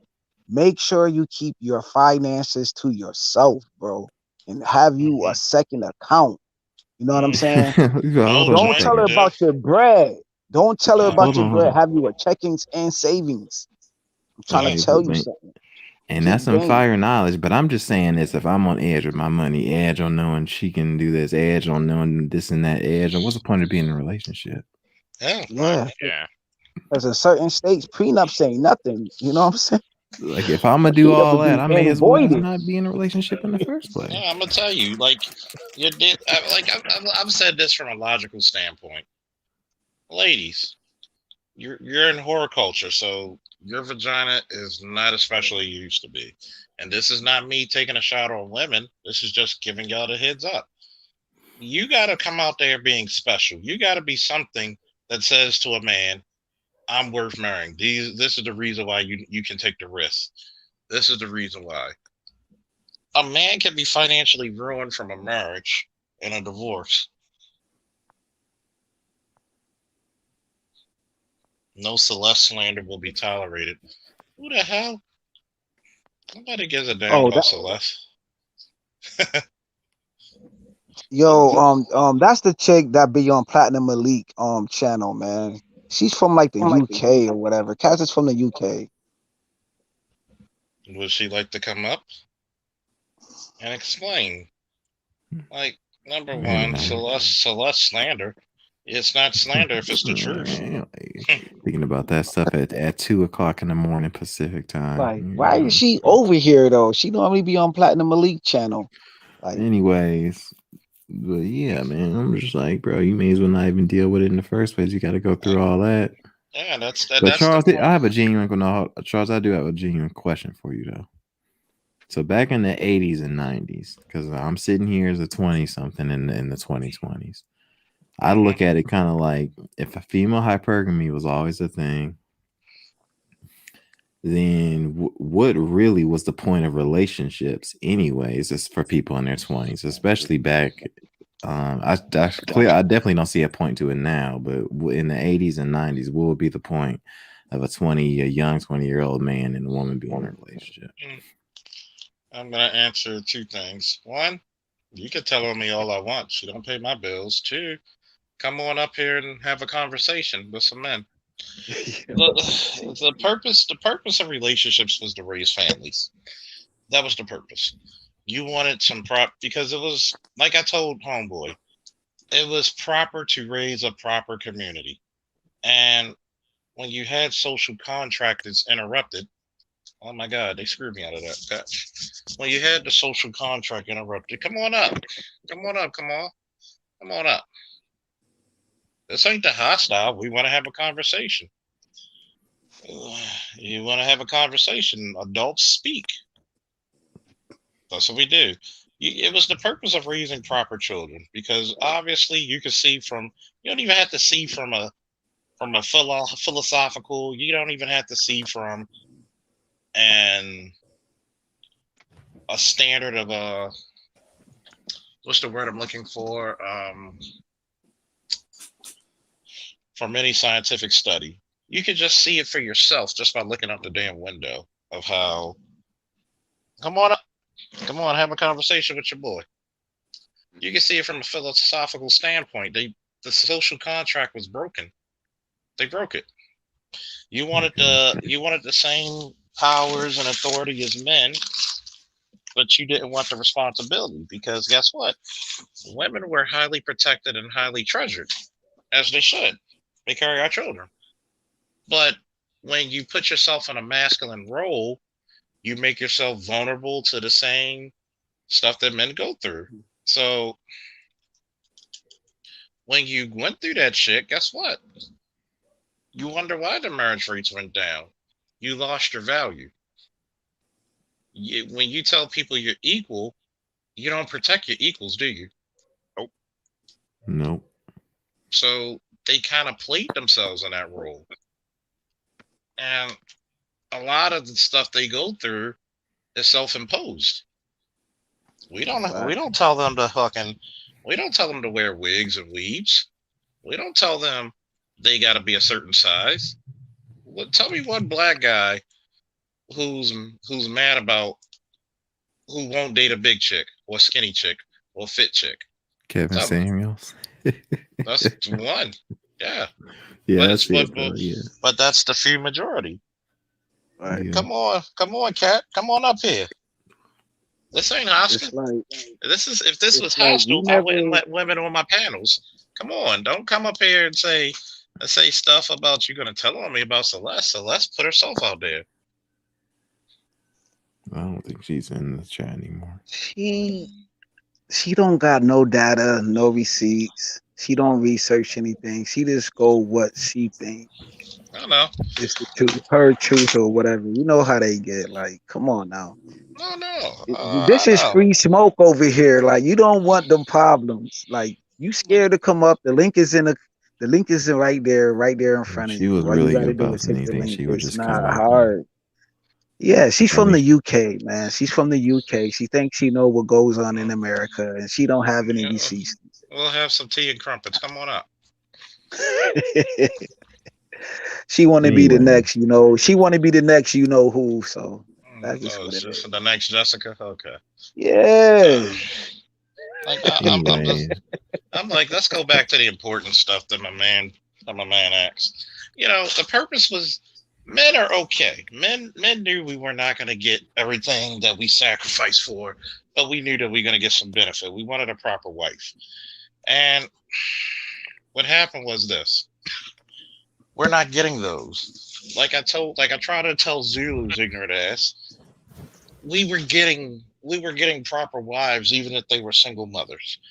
They were honorable women who either, let's just say, if she had sex with a guy and the guy left her, she knew she fucked up. You didn't have to rub it in her nose. She knew that she made a mistake, and she was ready to make up for it. So she would actually factually be a good wife. What you're doing now, you're getting women who would have single kids by multiple different men and not respecting those men. They're not. And when you seen a single mother, you seen a mother with one child. You didn't see a whole bunch of one with this father, one with that father. Even today, it's looked strange upon having children with multiple different last names. That's weird. So when you put love into it, you'll grow to love each other. You didn't get proper wives. And that's because being a proper wife or husband, you have to be taught. And when we misconstrue things, when you have a baby by a guy who's not ready to be a father or a proper husband, you're fucking up the race. People get mad and be like, "Oh, that's fucked up to say. You're judging. You're judging." I don't give a shit if you think I'm judging. Go tell her. No, Celeste, that's what to tell it. I'm gonna tell her you. I'll tell these. Like, seriously. Like, how old are some of these chicks here? I'm gonna tell on you. Like, literally. I've seen yes, I chicks on. literally haven't heard that since like my sister was like 10 years old or something. Like, how fucking old are you? God damn. And now it's like you're taking the value out of saying, I'm gonna risk having a child by you, put myself in a jackpot. What am I gonna get out of it? You can't even guarantee me that I'm gonna get properly raised kids. Fuck being a wife. I can't even get properly raised kids. You got guys out there who work X amount of years, X amount of times, and guess what? They won't even get a dollar amount. They won't even get anything. They won't.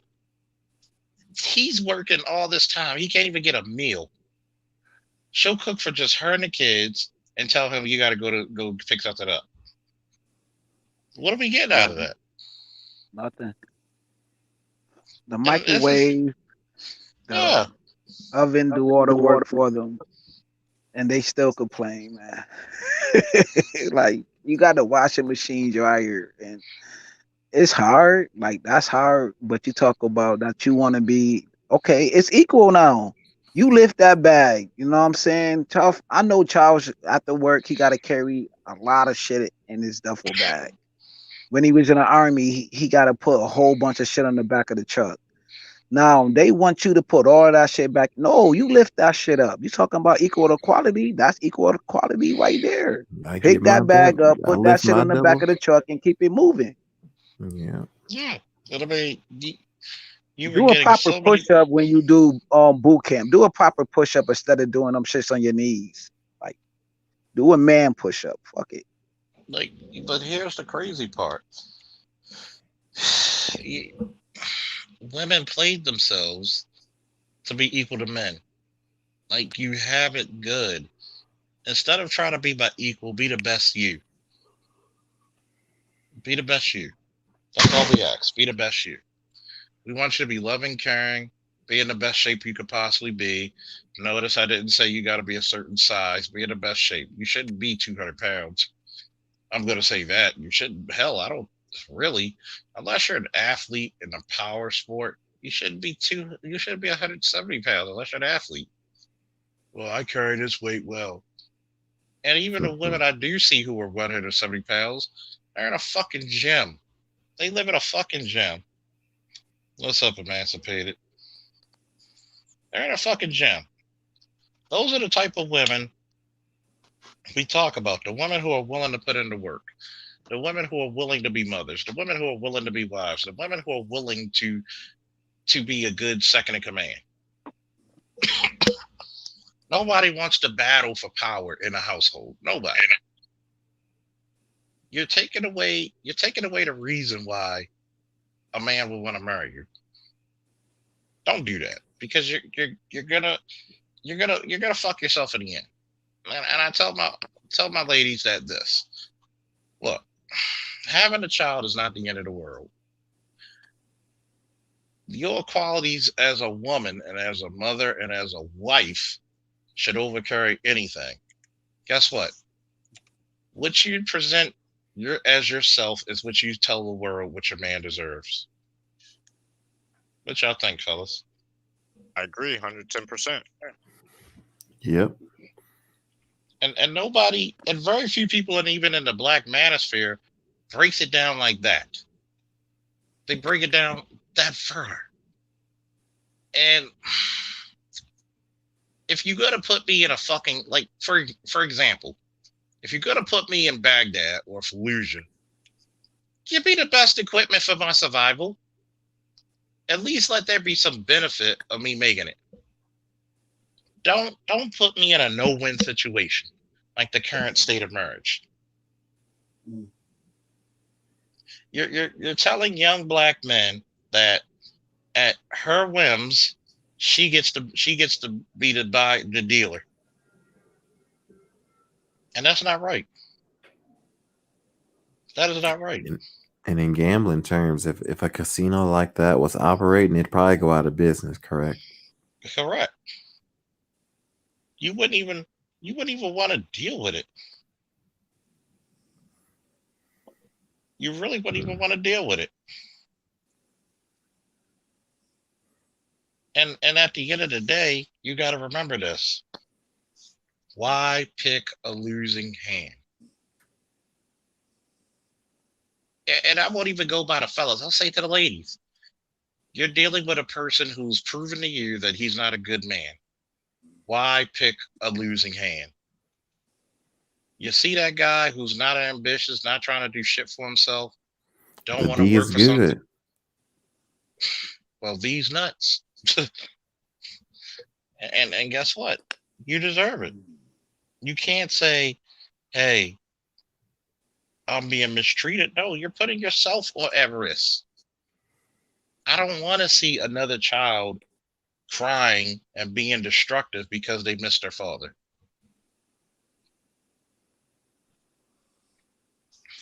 You know the old saying, I know it's corny, but think of the children. Think of the goddamn children. Facts. That's the least you could do. Yeah. Yup. I Stack your think that's paper up, man. Just stack your paper, man. You know what I'm Yeah. saying? Do what you have to do when it comes to like make it about yourself, man. Put yourself first. And if you get you a woman, man, and a little side piece here and there, you don't want to do what you do, man, and keep it moving. You know what Yeah. I'm saying? Because you don't want to go through like I'm 41, man, and you definitely don't want to go through what I've been through, man. It's hell. Depression is real, like we've been talking about on this panel. You don't want to go through that because nobody ain't going to be there for you. Yeah. Even when, even when you at your best, even when you do your best, you want that validation from your mom or your sister or whatever. But they gonna tell you do more. That's not good enough. You ain't do this. You ain't get this type of car. You ain't get this type of house. Or you make whatever 100,000. Or what about 200,000? What about 300,000? Like it's never good enough. I'm trying to tell you. You know what I'm saying? Make your shit Hmm. about yourself, man. That's what I gotta tell y'all. And just live your best life, man, and be about the brothers. That's why we got these platforms. Yeah. It's Yeah, like you heard my man Brian the Snowman when he talked about depression, which was deep. right, And fortunately for him, he found a good wife who says, you need to get before we married, you gotta get rid of this demon. facts. And we Then don't we just talk had a about it. brother committed suicide on here, yo. Like that Yeah. shit is real. We just had a Yeah. brother with a YouTube channel that committed suicide with wife, with kids, bro. He Yeah. was being harassed.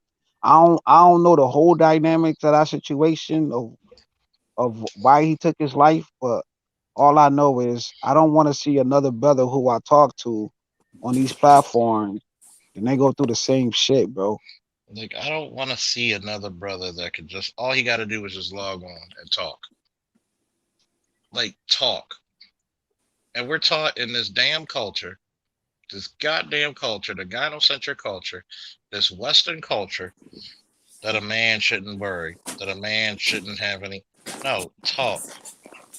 Anybody going through something, talk. Just talk to us. Do not Right. allow anything and everything to stress you so much where you take your own life. You got too many channels. Mine, BGS's, Angry Man's, anybody. Just talk. Yeah. Think about it. If we would have told if that brother was going through something, I'd have opened up a stream talking to him for 10 hours if that would prolong his life. I would fall asleep and wake up and be like, as long as you're still here, I don't give a shit. I don't give a shit.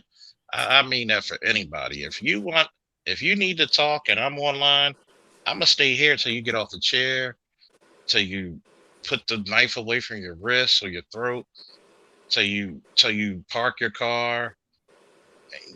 It's not worth it. Especially for black men.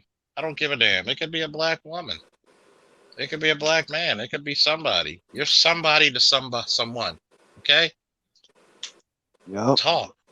Talk. That's what I did, fellas. I'm about to tell y'all, and I don't know if the angry man listening, but when he used to have the call in show, I called in, but I didn't say my name, and I went through a situation with my ex, and he gave me some advice, man, and he was like, just think about it, because this is what's going to happen. She gonna file a court order on you for the kids and everything. Just make sure that you have all your receipts. You know what I'm saying? M- just make sure that you know that it's a war. You got to look at it at this point. It's a war now, because when you in them courtrooms, there's no playing fair, man. Because she's gonna put out all the tricks, all the stops, man, and say anything under the sun to get what she wants. So he gave me the heads up, and then he actually told me, man, just trying to contact the Lisa dads. He got a Facebook, he got a YouTube channel, I think, and I was on that dude platform, man. Bro, I was in a comment section just telling them what I need to do, and then we talked behind the scenes and stuff like that. So there's Hmm. outlets, man. There's a lot of outlets, man. There is no reason, and I know we go through some stressful shit. There's no reason a brother should have to take his life. Right. There's no reason. I mean, you got video games, you got shit. If you need time, just go visit family. If you got kids, go in the room with the kids, sit with the kids, watch them sleep. Sometimes I do that. I go in my son's room and watch him sleep. You know Same what that here. reminds me? That reminds me why you need to be on this earth. That reminds me why you have love, why you have some empathy. Like, too many brothers have lost their lives for stupid shit. If it's not in defense of your family, defense of your woman, defense of your kids, it's not worth it. Nope. Life's too 'Cause damn I had precious. I had a homeboy, man, and he had so many battles going on, and he won his battles in the streets, man, and he actually took his own life. You know what I'm saying? But this was some years ago, and it still hurt to this day, man. He hung himself in his mom basement, bro. Mhm. So imagine the mother walking downstairs to wash some clothes and finding her son hanging, man. Yeah, that shit is a hard hustle. And I used to see that dude every day at work. I used to go to work, and he be in the hospital for something, like his leg broke, his arm or something. I'm like, yo, you need to chill. He was like, man, this is all I know. I'm like, I would get you a job working here. You know what I'm saying? And then next thing you know, my bro was gone, man. Yeah. My my bro was gone, man. And like doing this, like, okay, I lost my father 2 years ago, y'all, and like that hurt the most, affected me a lot. And these platforms helped me out tremendously. And then like 2 months ago, I lost 5 people, bro. I lost Mm, my aunt with throat cancer. I lost my cousin in a car crash because he was speeding. You know what I'm saying? I lost my best friend again. My other friend, he got murdered. You mm, know what I'm saying? At a gathering with like 300 people at a park over here. mm, It's like, then I lost my coworker. She lost her son. You know what I mm. mean? Yeah, Like, cause he got murdered at a club. You know what I mean? Like a drug deal went bad or whatever. Like, it's serious, y'all. Like, I'm going through the same struggles like y'all, and still wake up and go to work every day and still deal with my kids and everything else, man. you And, gotta, and then go through the bullshit on YouTube. yeah, So you gotta I'm live. built for this shit, man. So if y'all need anybody to talk to, man, I'm here too, man. Yeah, don't give up. Just give me one more day. Give Uh, it one more day. Day by day, minute by minute, just one more. And when Dr. T had to do that, I mean, shout out for Dr. T because I know he had the unenviable job, as they say, of dealing with that shit. And a lot of people, like, this is what I want sisters to be. You know what sisters used to be? They used to be they used to be that goddamn support system, that righteous support system. Can we go back to that again? I don't even know what decades would that have been. I mean, I've never. I don't mean to sound cold or anything when I say this, but like growing up, besides, I will say my mom. Despite her life decisions, like having us living in hotels and shit, like she did at least, do what I could at least tell us she cared. Let's just say that. But Yeah, I mean, besides her, like I've never ever in my life even had help from a black woman directly. So hmm I'm just curious as to what that felt like back in like like why you would say that back in I guess before my generation. yeah, it's like they used to be that support system, man, and it's like, why can't we go back to that shit? Like, oh no, like I can't do it. Yes, you can. Go back to that. Mm. Go back to that because end of the day, you're gonna have to work together. Yeah, because there was like a one point, I say like the 80s, where like the neighborhoods was different. If my mom couldn't like take care of me or have any food, I was able to like to go to my next door neighbor house. Like the door used to be open. People used to like don't didn't lock their doors out of Pacific time. I used to go to my next door Yeah. neighbor house, go in their house, go to the fridge, make me a sandwich, watch TV, chill, wait for dinner for like 5, 6 o'clock. You know what I mean? Yeah, we used Like to there be My was a actual dad, neighbors. community. There was a my community, father told me bro. the same thing about the 80s. We used The to have a 80s was fucking such a community. great Like, freaking time, bro. I'm trying to tell you, like you all used to flip on dirty mattress, like yeah, play like all ding kinds of dong fun. dig, hide and seek.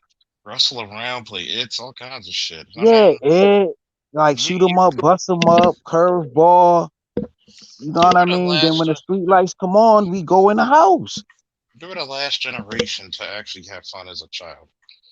That's a child. Fuck. Now, I go upstairs, play my video game a little bit. Like it was such a beautiful time where like you seen smiles, bro. Like you don't even see people with a smile. I remember Charles Fleitner said this to a lady. I forgot her name. I don't know who she was. And he was like, you know what's one thing with black women? They don't smile no more. yeah, Like this wake up feeling happy, this to be alive and be vibrant. and they used to use the Starting to see excuse a lot it's of the white women now, though. To be honest with you, yeah, none of them like this Western woman.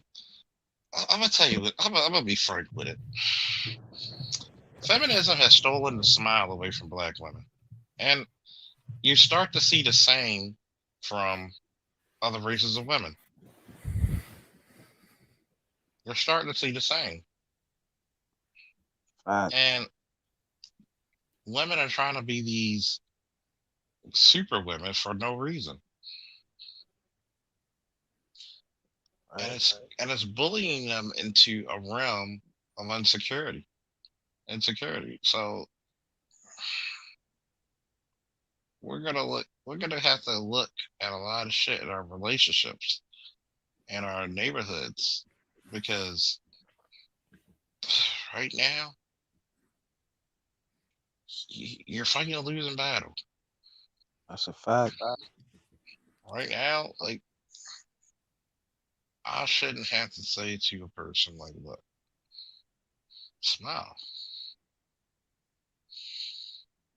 Uh, smile. Like Charles, what do you predict for the rest of the 2020s and 2030s as far as relationship dynamics goes? if we don't put a cap on this shit, you're gonna see what happened in Japan come over here very quick. Women are gonna have to change some shit. You're dealing with COVID. Women are gonna be the first people to lose their jobs because and it's not because they're women. It's because they tend to pick non-essential jobs. And a lot of these places where they have been working in offices or safe places, they find out that okay, we could get one person on a computer to do this whole shit by themselves. Yep. You're gonna see women do two things. You're gonna see the horror culture go even deeper, where women are gonna be proud to be prostitutes because of the lack of Mm, work. They're gonna be proud of it. you can already see that with the whole sex workers and I'll even go as like to be honest with you, I saw that shit in the early 2010s, like 2014, 13. You saw that, but you really see it turning up with OnlyFans now. But yeah, Yep. Are you sub the BGS channel? yeah, mm-hmm. Like, Okay, because he's doing the episode. I wasn't on there lately though, but he doing the diesel, the rise of the diesel. You know what I'm saying? And he was talking about there's three dynamics of the diesel. You got the low level diesel, which is the street walker. Then you got the middle one, which is the one that's in the strip clubs or whatever. Then you got the third one, the the top elite. You know what I'm saying? She mentioned like the CEO workers, the Jeff Bezos, the Larry Pages. You know what I'm saying? Stuff of that Mm-hmm. nature. So make sure you watch that, man, because he's gonna be breaking all of that down, man. The rise of the diesel. So yeah, luckily that we got Charles, we got Angry Man, we got Sir Ism to like give us some more game, some more insight on it. Then we also got Platinum Elite. That's actually that's where the diesel, because that's gonna be the next takeover. Because we went through the phases of the gender war with the but them chicks are like the ones like home health aid, the nurses, or like Charles was saying, filing paper. So now you about to see the diesels ones though, the stripper chicks, and you're gonna see you those know what I women. mean? You're gonna see women Mm-hmm. who are usually Yeah, respectable, who have respectable jobs and were comfortable. You're gonna see a lot of them do some shit they may not want to do. yeah.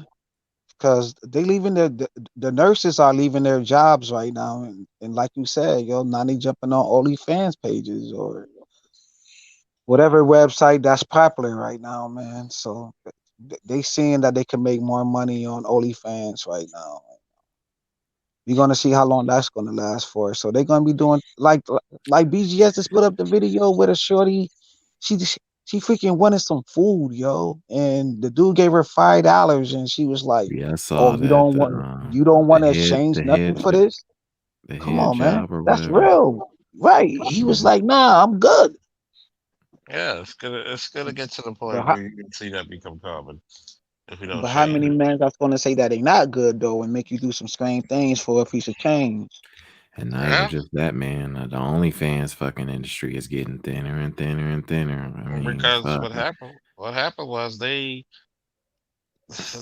created inflation of it. It's only so It, much money out there on top of that. Facts. Anytime you see the chick from off of the Bernie Mac show open one up, I mean, whether she got money or not, you- you're seeing the age of the diesel. You're seeing Hollywood chicks who are in successful shows and shit like that, open up OnlyFans. Yeah, You know what's funny? If you really wanna be entertained, just go through your favorite Instagram girl or your favorite some of your favorite TV show girls and just go type in their name. Go type in their Yeah. name. And I we was go. telling y'all earlier, man, you can even tell that from how the kinkier shit is becoming more and more common. I remember back in fucking even 2015, 16, man, you didn't fucking see like chicks fucking chewing up gummy bears and selling that and fucking dirty underwear and fucking weird ass Yo, fetish shit on the front page of fucking Pornhub and shit. But now it's just like that's normal now. So you can even see the de-evolution in what they're willing to do. I remember you couldn't find that type of content that easily. that's a fact. And the shorty, the one that's on here right now, I don't know if she's still on here, and she going back to telling a chick who who trying to do a channel with that exact same thing, making a channel that's going to sit there and eat and pop cherry gums and all of that dumb crap. Like, come on, man. Yeah. Yeah. Like, you Okay. telling a chick like that, like, yo, who are you? And like, we for all the smoke. It's free smoke over here, man. What the Grinch be talking about? Like, you don't want this right here. We do extra research, bro. Just like you well rounded, and you only 24. You already know what's going on. Hmm. I'm glad you prepared, man, because it's gonna be a bumpy road for their asses, man. Mm-hmm. Think about that. They're more concerned about. We're trying to encourage people not to commit suicide, and she's more concerned about telling about Celeste. Come on now, really, really. A lot of you motherfuckers don't understand how tight knit the black manosphere really is. We lost one of our own a week or two ago. Right? Lost one of our own, committed suicide. And this is the reason why this channel, because we're not allowed to speak about this in the mainstream. But guess what? Now it's becoming mainstream. The white Sure is. manosphere is taking our talking points. Think about it. Facts. I'm gonna come out with, you know, merchandise and also clothing. You know The Donovan black Sharp is. You anti-fascist. know who Donovan Sharp is? Oh, oh yeah. He got the Dr. Phil show and shit tried to reach out to him and get him on their to come on for like an interview and stuff like that. Now, so you know it's getting mainstream now. You got shit people like that reaching out to people in the fucking red pill space. And trust me, you know, as fucking red hot as Kevin been, you know, mainstream Oh media hell ain't gonna. yeah. You know he's been. Oh yeah. You know, he's just gonna plot. And I've said this. Think about it. Professor G, aka Green Gorilla, wants me to be in his documentary. Think about it. You got eight, only 10% of fucking eighth grade black boys reading on a fucking grade level, and nobody sees that as fucking emergence. I had friends of mine be like, "Y'all speak about black women." Yes, we can't have a fucking black community without you. Even if you don't like us, the least you can do is raise our children properly, or better yet, give us our children. We won't even ask for child support. Just give us our children. But because you think you're not going to get any benefits because you want somebody to pay for a pussy they're not using anymore, you don't want to do it. Facts. A friend of mine asked me, like, do you think your kids use your electricity, use this? Guess what? Children use hardly any electricity. That's been studied. That child should put money should go towards that child's clothing, that child's education, that child's fucking tutoring, that child's tuition, or just put the money up for a trust fund for when that child turns 18, they're good. Come Right. on now. You're And look no and look bill. at these kids that don't even eat properly too, Charles. Like, I was one of them kids, man, and thank God that my brother was messing with the teacher when I was like 8 years old. Cause I was one of them kids, man, that couldn't sit down. I like to get out the chair, like walk around the Yeah, class, me you know what I'm too. saying? And mess with the other kids and stuff. And Dr. Umar Johnson was on the platform and he was talking about like these kids need sports, man. Like Charles, I'm thankful that he was a coach and he actually said that he actually took in other kids in his home. You know how so many kids go to school, don't even eat? You know what I'm saying? The only time they eat is when they go to school for breakfast, bro. I was like, at the time of my life, I was one of them kids, man. And thank God my mom didn't believe these white teachers and put me on these medications that these kids going through. Cause I was one of them Hmm. kids, man. Back then, we didn't know what that shit was. Yeah. But these I'm glad motherfuckers my want to mom go didn't to, do like that to me Charles said, they either. want to go to other platforms and tell this. I don't care who you tell. I'm with all the smoke. You feel me? Free, man, come on, man. We got a That's bigger issue going on in our community, man. And like Charles saying, man, these kids can't even read that at eighth grade level. And some of these kids got big hits. You know what I'm Yeah, saying? Man boobs and shit, bro. you're But not even dealing with. You're not even dealing with a crazy. proper child. Think about it. You got. I hate to say it. You got kids out there. Number one, I'm gonna answer your question. I'm gonna answer your question, and this is why it's bullshit. Okay, a lot of it is this: if you cannot take care of the child, give the child to their father. You don't need housing because housing is something you would pay on your own, regardless if you have a kid, right? Child care. Child care is something that, guess what? Give him the money, he takes care. Transportation. You would have a car if you had a kid, right?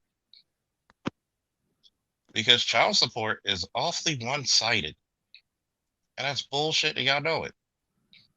Because what should it be if y'all were made to pay into the money and given a credit card, and you can't use anything unless it's directly towards the child? Your bills is not one of them. Sorry. Your transportation is on you. Your housing is on you. Now, if it does not directly affect the child, meaning don't give me shit about the electrical bill because you're going to pay it anyway if the child never existed. The child only used what? 2% more?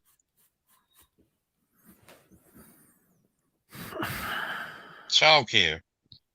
A lot of y'all childcare for fucking free. For free. Housing too. No, because if you were single, you would not have the same expense. Yes, you would. It's virtuously the Let's same. You're let's keep talking it to a real. parent. It's Yup. virtuously the fucking same. You're only paying 2% more.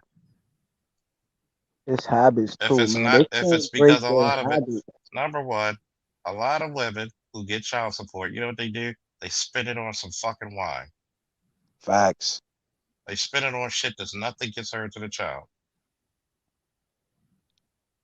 If that I was know this. true, let me ask you this one question.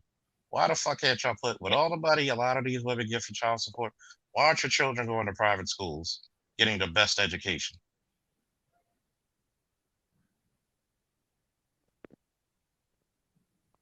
Not just low income. Not just low income.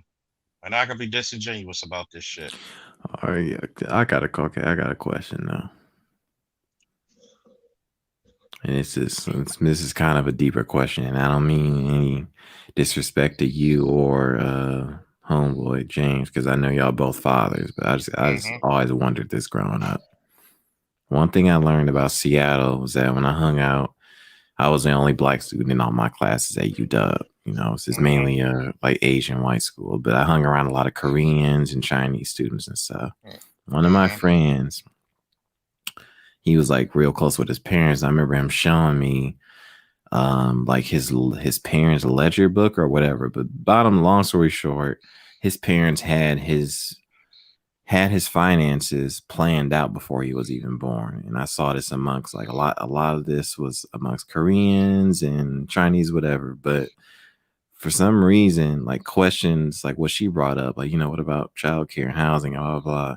How come it seems like in the black community, finances especially only become urgent, or it's like they plan for it after the fact? Well, how come it's very seldom preemptive or even before the child is born, so that you won't have to be in that situation in the first place, like other like more Remember when responsible I told you? demographics of people? Remember when I told you women think 5 minutes and men have to think 5 years? Yeah. That's why. Because they know Okay. that they got, see, when women, this is what we got to honestly do. Women, and guess what? Emancipated Negroes, you could come on and we could have this discussion.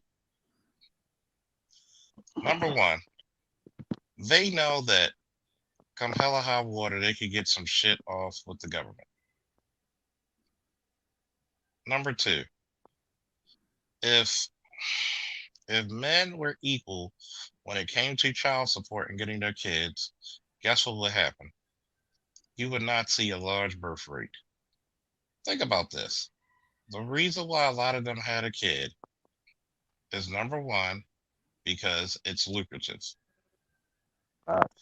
First So of they don't all, have kids. They have kids for uh, themselves, not for the child. they have kids because number one, the government incentivizes you to have it. By the way, did I say anything about low income housing or did I say about free childcare? Because I swore I said childcare, right? Because we do Yeah. have it recorded, right? So here's my shit. You should not pay. No, child support is not because I'm paying you because of I'm not using this vagina anymore. It's for the child. Meaning that child should have the best interests at heart. That child should actually get what? The best schooling, the best clothing, the best education. Y'all don't spend it on clothes. Oh, then you got to look at it like they will start the kid off with putting bills in their kids' name. Hold up, Light James. bill I don't with want to. I don't want to interrupt you because yeah. guys It's a don't pull out stupid and get the statement. wrong girl. See, that's a stupid ass statement. It's very stupid. Because number one, y'all know goddamn well y'all turn into the wrong girls. But if I say how many of you motherfuckers picked the wrong men, And if she, then that doesn't I answer my didn't. question anyway, Number one, because nobody mentioned anything about free housing.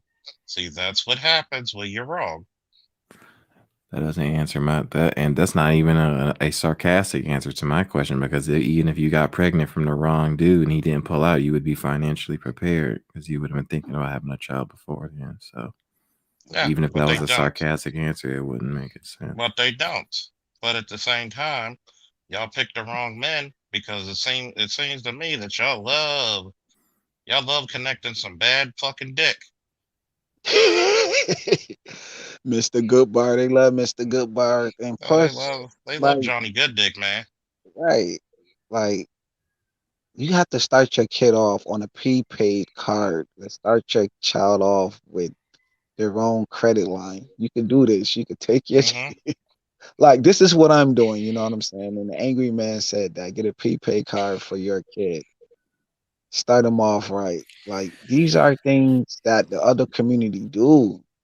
You know what I'm saying? When it comes to like wealth building. Hmm. So Because in the black community, we do not believe in wealth building, man. come on now. Yeah, Like, yeah, that's a I fact. mean, I'm I sitting here and I'm learned the thinking hard about it. way, bro. I'm sitting What's here and up, I'm thinking about it. what's up, Bino? Yes, yes. Now, number one, you do know you're wrong because I didn't say a damn thing about free housing, right? You can unmute yourself, emancipated.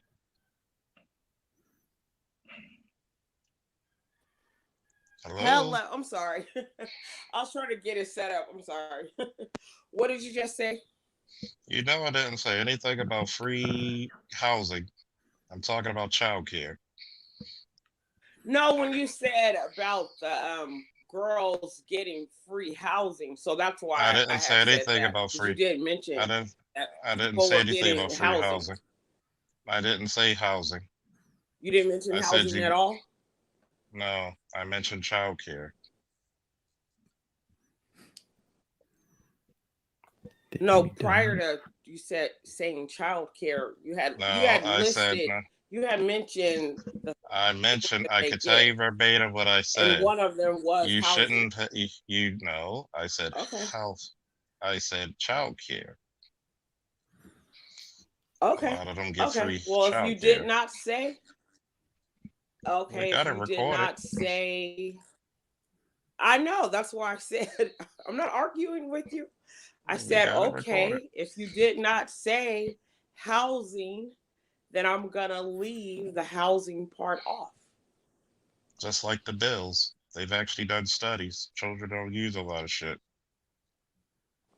But the point that I was making was, okay, if you have a lady that does not have a child, she's single by herself, she just has her own, maybe, okay, maybe she has her own apartment, She has her own small car. Now she has a child. And as we know, 9 times out of 10, she has custody of the child. Why? Now she has to Why? Hold up. make Why? room.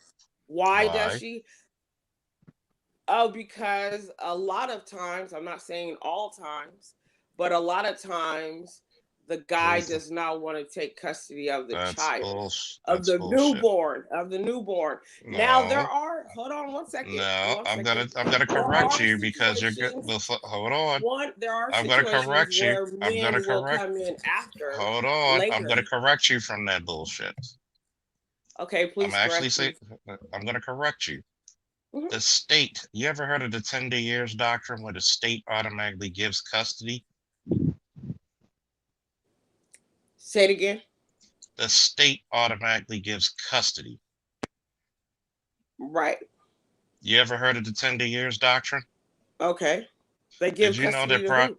did you know prior No. prior to 1973, who did the children go to after the divorce? Okay. The father.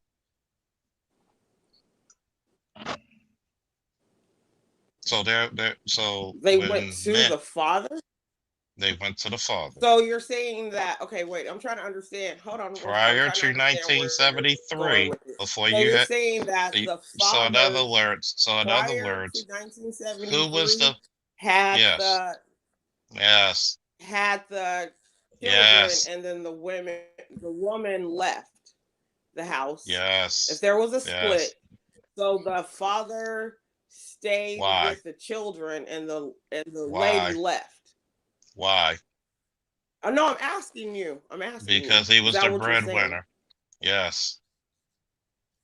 Okay. No, I Now, wasn't. when I you have, wasn't saying why. I was just asking. we're No, no, gonna no. go. Hold on, hold on.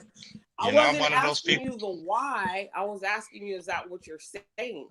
I Yes. understand that the man was the breadwinner. I'm not. I'm So in not other asking words, that part. a lot of men wanted their children. If you took a survey, a lot of men want their children. Have you ever noticed Okay. So, men being that the hardly men ask want their women children, then why today? Then why is it that today the men don't have them? because of the 10 years If they doctrine. want them, how come they don't have them? You know what makes them funny? I answered your question like 5 times. Women Oh, get automatic. They get automatic custody of children. Yeah. I don't Yeah, it know was if a you're aware question. of Anybody this. can, so I don't care. you never, in other words, if you gave men, if you give, first of all, we got to go back to history. Everybody knows I'm particular. In the 60s and 70s and early 70s, they came out with a lot of laws that were all in the favor of women. They didn't do something called Okay. equality. They But who did are what the is called lawmakers, superiority. though? The people who want you to spend money. Who spends more money, Uh-oh. men or women? Okay. Who spends more money, men or women? Bueller? If the men are the breadwinners, then I have to say the man. No, they don't. If Men are they have more of notoriously the cheap. money, Men are the notoriously cheap. little things that women are spending money shouldn't be any comparison, because Oh God. Do men the create a $10 billion industry with hair? Women definitely hold most of the consumer spending, and I'm pretty sure I can get on Google and find the stats on that. to Women like a spend mortgage. money. It's notorious that women spend money. Anytime, everybody knows this in sales. Hey, Officer Faulkner. Let me give this a try. I'm gonna try this. This is gonna be a new tactic. Okay, get ready for this. All right. I want to ask a few basic questions. Go ahead. All right. Emancipated. There are a couple things I want to know about you personally. Would you be willing to answer any personal questions? Yes or no?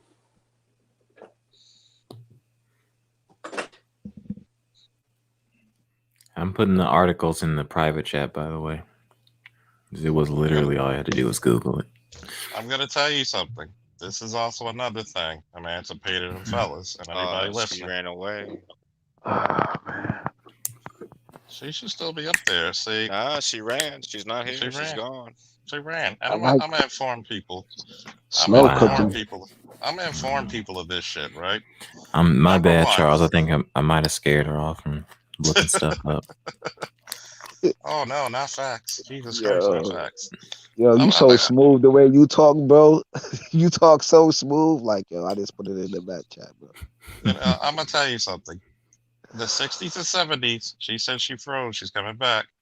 Reset the computer. I don't know what StreamYards is doing. Does that to phones and computers?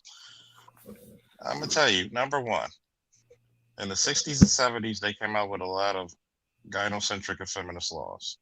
Number two, when they wanted women to be equal, they started giving women jobs so they could be breadwinners. Number three, they overwhelmingly in the court system, regardless of how the man is set up, because usually men are better set. I think the issue is that a lot of time these types of women, like I think that her and women like her, start from a different presupposition than men do. Mm-hmm. They don't actually understand reality in any capacity, and because of that, you have to break it down to them as an individual, or then work from there. If you don't start from that basic premise, they'll never, ever, even if you put the facts in front of them, they'll still refuse it. They will never understand it. So you have to start with them as individuals and work from their lives to try to make sense of where they get these predispositions from. That's my opinion. Yeah, and Empress. I'm gonna bring up Wow. the big screen for a minute. Listen to these real quick. Women drive 70 to 80% of all consumer purchasing decisions. 70% of travel consumers are women. 94% of women between the ages of 15 and 35 spend over an hour per day shopping online. So you got to realize this. When they started to do this, number one, they knew women are going to spend more money. Number two, this is the reason why child support should actually be built like this. You pay a percentage, I pay a percentage. It's put on a credit card.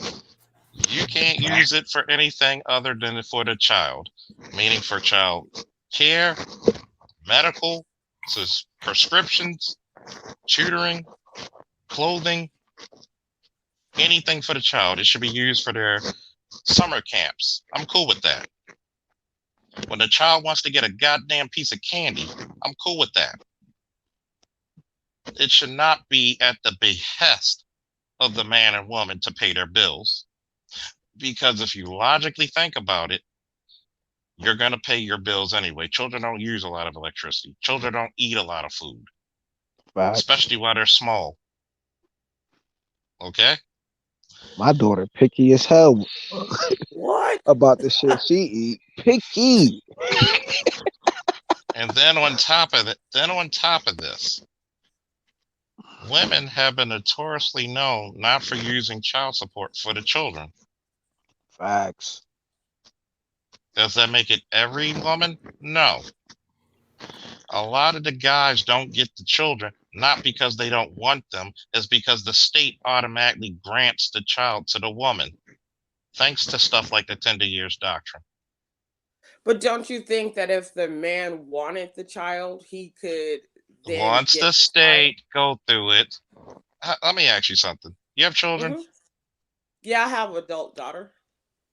How hard is it to go for a man to go through the system and get permanent custody of that child? The woman has to be pretty fucked up, right? And then maybe you're talking to a guy. You're talking to a guy who's been into law enforcement. I Who didn't. has to deal. I'm not disagreeing. I'm not saying you were. Okay. Don't. We're not even on a hostile point. Mm-hmm. We're not even being hostile. We're talking like two adults, correct? No, we're not. No, we're not at all. I didn't know if you caught that I said it. That I agreed. No, I'm not taking it. I caught it. You were making a point as if I didn't agree. No, this is called the educating. I'm just answering questions. And then what happens is they go through this demonization of men. that, oh, men don't want their children. A lot of women have admitted they lied to get benefits. In order for them to get the benefits you talk about, a lot of women will lie and say, I never received shit from their father. And you know what the courts are going to do to make it worse? You can bring receipts and say, how can you say that I never did anything for the child? But I bought the carriage, I bought this, I took the kid here, I've done this, I paid the tuition, I've done this. The courts are going to look at him like, that's nothing. They're gonna treat it as gifts, and that's pretty bad. I've known some guys that were in situations like that where the lady was like lying to the court, saying that the guy didn't do anything. The guy sat there and let her finish, and then when it was his turn, he presented his receipts, and the judge took that into account. But most judges don't. Well, I don't know. I'm not especially if you're in Georgia. If you're in Atlanta, deep South, in the South, they don't. I'm talking about the South, in Texas. Mm-hmm. I'm in upstate New York, and the judge didn't even look at my receipts. I got my bank statements, I got doctor statements, tons of evidence, and she didn't even look at it. She didn't even take that in consideration. And here's the thing. And even if they do take And those I'm in receipts upstate into New York. consideration, what normally happens anyway? Okay, so let me ask you guys this question. No, answer my question first. That's what I want to I didn't know. hear it. I'm sorry. Whoa, excuse me. You have to say it all mean. I'm sorry. I didn't mean to say it, Reen. I was just asking the question. I wanted to answer that before we moved on. I didn't It's like hear it, what so I'm normally. saying, can you ask it again? That's what I Right. said. Can you ask it again? Okay, right. but both of y'all talking, you're not gonna hear it if you're talking, baby. Yeah. So the thing That's why is I said, I'm that. sorry. Can you ask it Hold again? on. He's about to say it. Hold on. So the thing is I understand that in the case that you personally recognized, you saw that the judge, quote unquote, took that into consideration, right? So my question to you is what normally happens and what happened in that instance as well in those cases? Do you think that normally makes it so that the man ends up getting custody, or what normally happens, do you think? He wasn't going for custody in this situation. The lady was trying to get more money, and she was saying that he was making more from, I guess, the first time they tried to figure out how much child support that he should get, and she took him to court to get more money. And when he said that he was giving X amount of dollars, she was trying to say that no, he wasn't giving her anything. And then, like I mentioned, he sat there and was quiet, let her finish, and then he pulled out the receipts. And then the judge actually granted him less than what she wanted in child support. And think about it, right? Mm-hmm. This is the criminal part. That's a good day scenario. Was she trying to get more money because she was trying to get more for the kid? Or was she trying to get more money because she was trying to benefit off of his labor? I think the way he put it to me, I think she kind of wanted more money. Now, what she was gonna do with that money, I don't know. But the way that he described her, she wasn't like I'll just say it like this, she was kind of ghetto. So I mean, I'm gonna put it to you this way. I'm gonna treat everybody on the panel and the chat like intelligent people. This is what happens with women being naturally hypergamous. And then you mix up the fact that women are emotional and can be extremely vindictive and bitter. See, the problem with child support, it's too damn one-sided. If it was a 50-50 thing, guess what would happen? Legs will be closed. See, the problem is this. If we could go to the damn courts and say, hey, I want my child and she wants an abortion, guess who they're going to go by?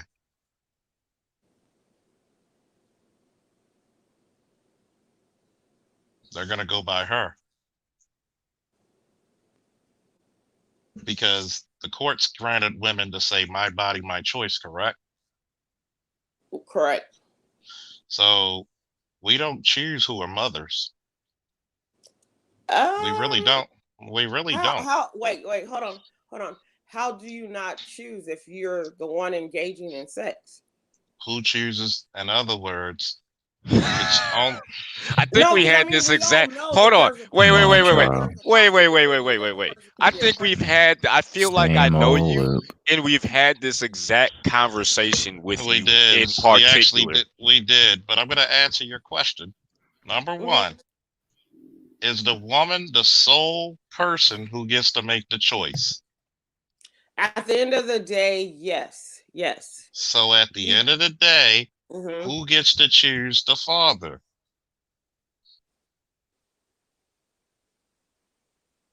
I guess the girl who chose to have sex with the guy. So in other words, if we had a choice in the matter, just like the mother. If we had a choice in it, she chooses who's the mother.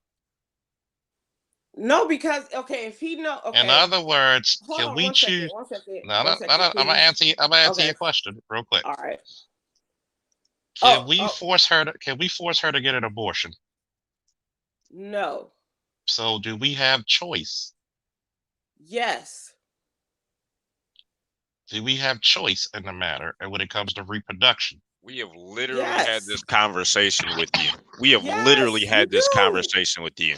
And when we told you why you were wrong the last time, and it hasn't sunk in still. I don't think you're gonna get it. In other words, you're trying to make it. In other words, we don't choose who becomes mothers because y'all can automatically say. Because guess what? Choose who you want to have sex with.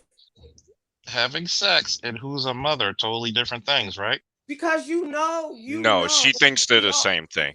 No, in other words, tell her to go ahead and get. What if he tell? What? Okay. What if he said? What if he said? Hold up. Emancipated than Nino. Okay, what I'm saying is, when a guy is selecting what girl he's gonna have sex with, he knows that there is a chance. Everybody knows that there is a chance, regardless if she's on a pill, if he uses a condom, there is a chance she can get pregnant. It's never 100%. We all know that. So if you know that already, and you're inserting your ding dong in this female, you know there's a possibility that this girl can be the mother of your child. So if you know if you know that that's not a person that you would want to be the mother of your child, then why would you, the person that can get that fertilizes the seed, why would you have sex with that person? I'm going to answer your question, Antonino goes. Okay. Okay, go, Nino. Right. What I want to say is, a man do have the choice of the woman he wants to have sex with. However, if y'all know y'all not going to be together, you know it's not going to work.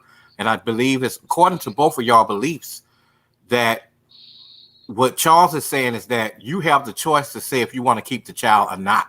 Now, if you know y'all not going to be together and you know you don't want this man, why not go ahead and have the abortion? Why not? Can I answer it? Yeah. Can I answer it?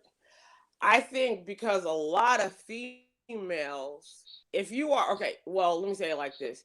If you are religious in any type of way, you might be scared to have an abortion, because if you were raised Christian, and if you really are more like following that, in your mind, you will really think that that's like a sin to like kill a baby. Okay. Yeah. And I think that's the reason. I think that is the reason why a lot of girls choose not to abort.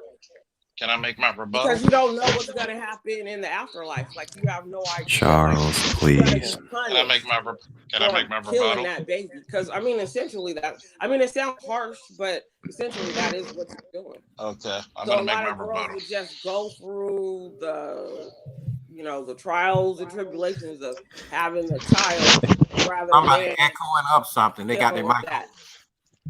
Okay, I'm sorry. I'm gonna make my rebuttal. Okay, go Okay, ahead. number one. The reason why I don't use the religious context is because it's easily debunked. You don't believe in abortion, but you believe in fornication. That would be asinine. Number two, when you have the choice to have, when you have the choice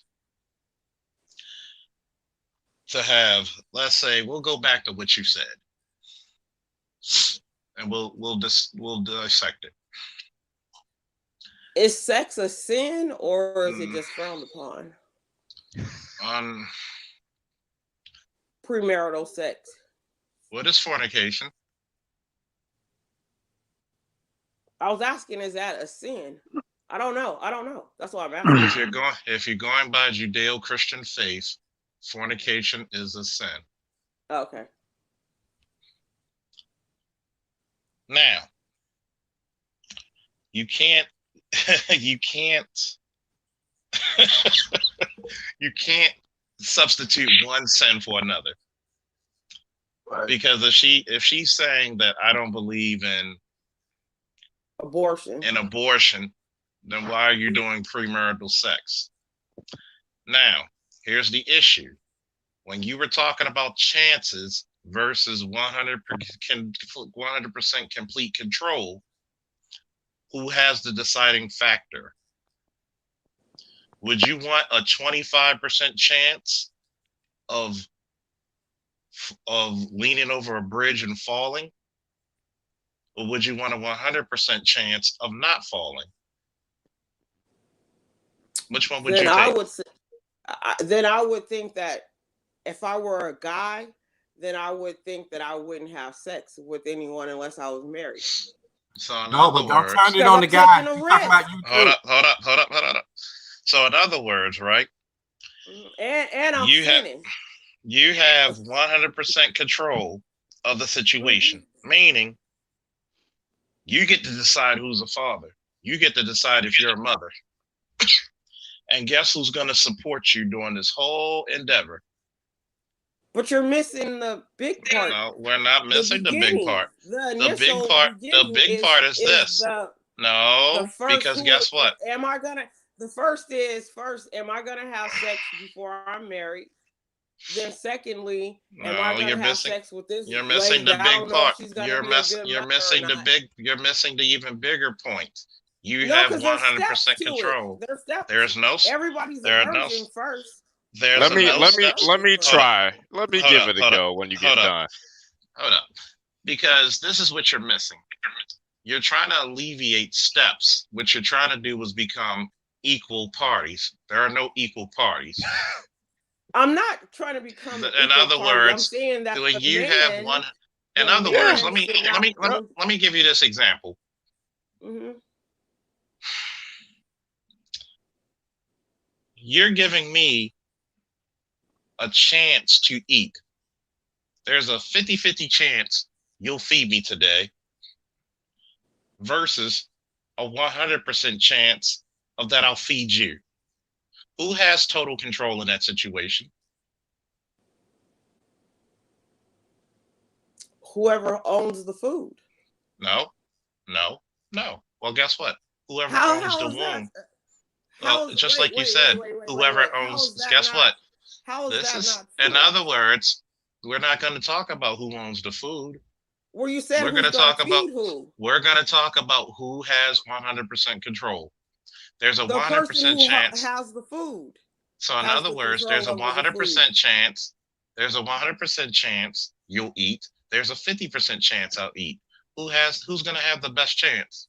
Who's in control of the situation? The person who owns the food. Guess what? There's no ownership of the food.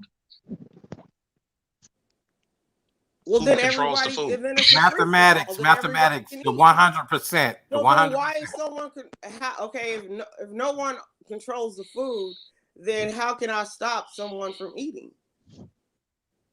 Look, listen. Let me try. Let me just look. Listen. You don't. You're drunk. You're ridiculous. Let me start You here said with I you, was man. drunk. I don't even Yeah, drink. you something else. I'm drunk, but you're drunk. You're drunk too. Because this shit's dumb. This is real dumb. What is I Wonder need Woman to doing right start. now? Hold on. What is Wonder Woman doing right now? I think Holy you guys moly. are just not used to it coming Do you from believe? like Let me that ask you this. perspective. Let me ask you But I this. don't Do know you how it's believe? Do you dumb, though. believe? It Do can you just believe? be Shut up. different, Just be but quiet it's for a not second. dumb. Just be quiet for a second. Hold Do on. you believe? Just be quiet for a second. Hold on. You got to have dialogue. You both have to exchange. Just give him the floor, then you'll get the floor back. Go Hold ahead, on. brother. Listen.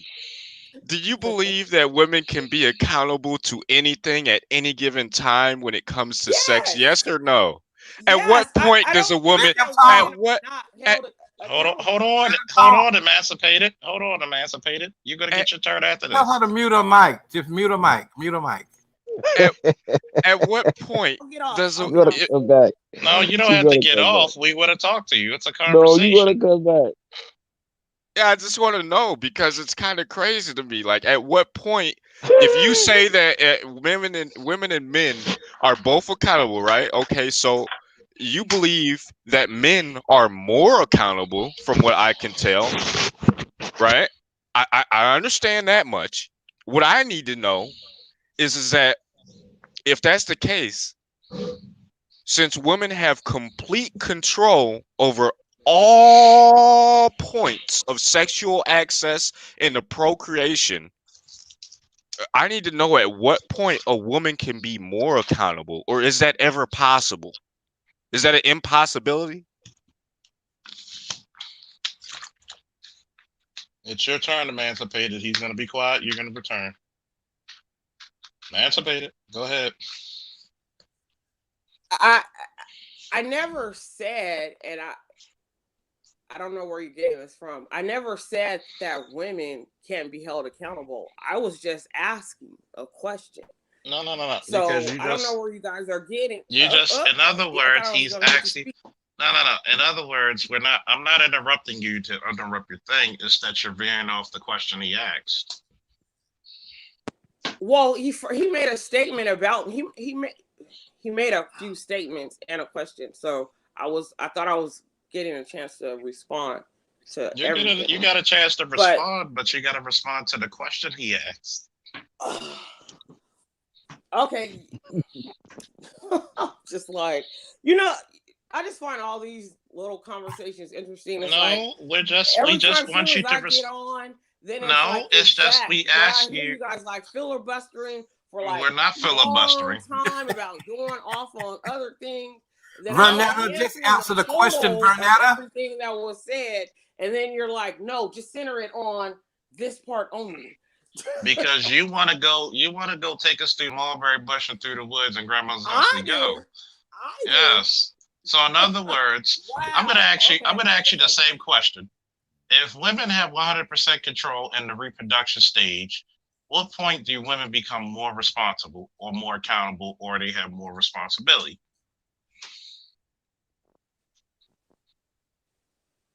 I think everyone should be held accountable. Vernetta, just answer the question. That is my answer. Did we talk about everyone, or I want you to repeat back my question. Everyone who's involved. No. Repeat my question that I asked. Okay, ask it one more time. Because I think you're looking for me to give you an answer, no. I want you. I'm not looking that you like. So you're not. No, you're giving me the answer that skips away accountability. If women are in complete control of the reproductive order, at what time are women more responsible, accountable in that process than the men?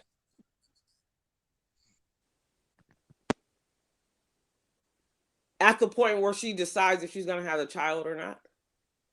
So if she decides to have a child or not, emancipated, how is it that we're made to pay for something that we never agreed to? Like, imagine. So I'm going to give an example. Let's say the man wants. Saying. You don't have to give me an example. I'm gonna give it. I'm gonna ask you this one. What if the man wanted to keep the child and she wants to abort it? Is that fair to the man?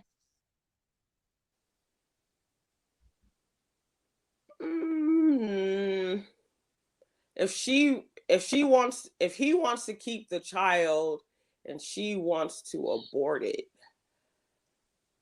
I would say no. That's not fair to the man. But can she do it anyway? Legally, yes. I mean, that's not my law, but yeah, she can.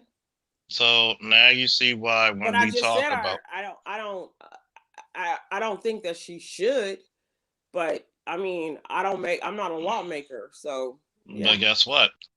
Why do lawmakers make it in their favor? I don't know. Those are usually most of the lawmakers are men. So in other words, guess what? Why would a man make it like that? Because he can control. It's easy to control men or women. Is it easier to control the men or the women?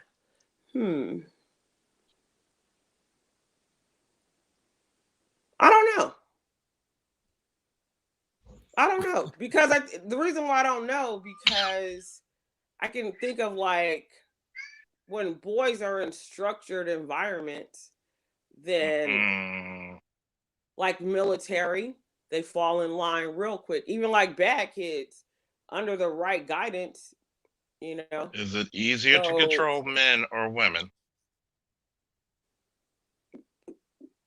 I don't know. I really don't know. Who's more likely? Which one do you think? I'm gonna hold up. Let me ask you something. In times of war, what do men usually do? Kill, murder. In times of war, what do women usually do?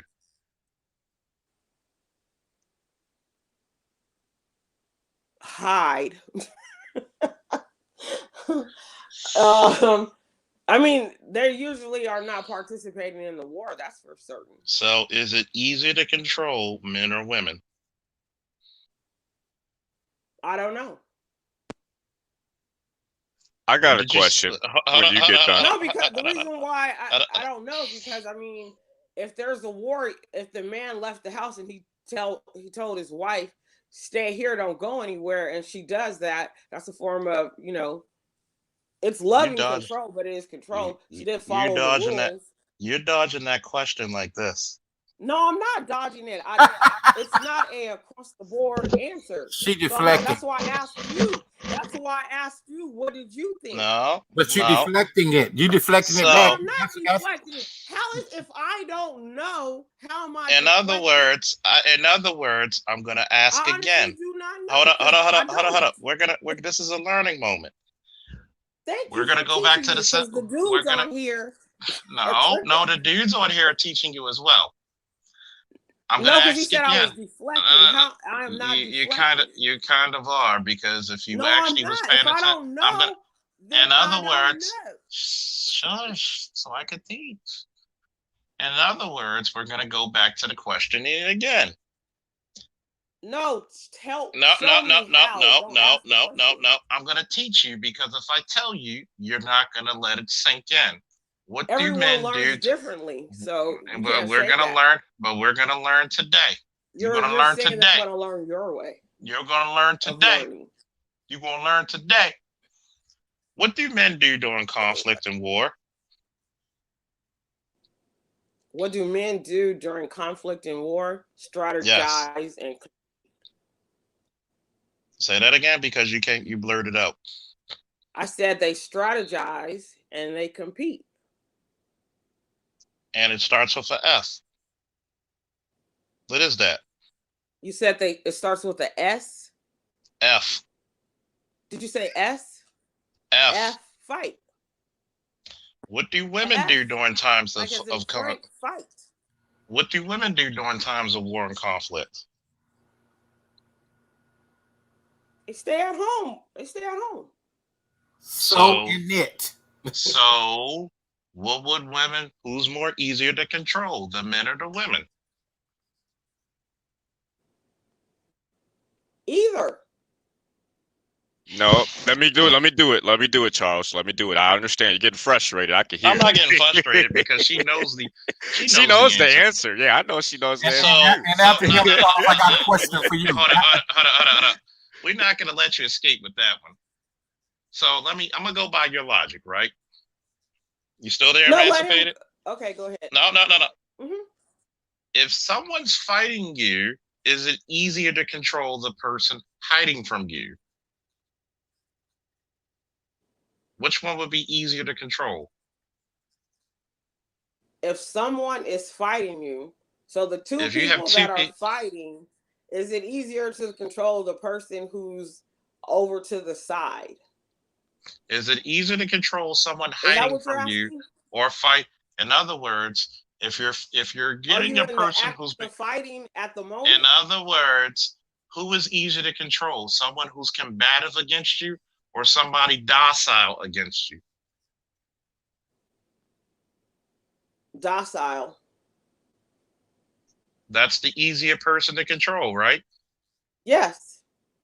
So, who are more likely to be docile, men or women? Men. No, I'm playing. Women. Women. You do know I'm not going to let you get away with that one. Thank you. Now y'all can ask her your questions. Okay, I just want to ask you a question, Joel. Go ahead. No, not ask you a question. I want to make a comment. Wait. I like.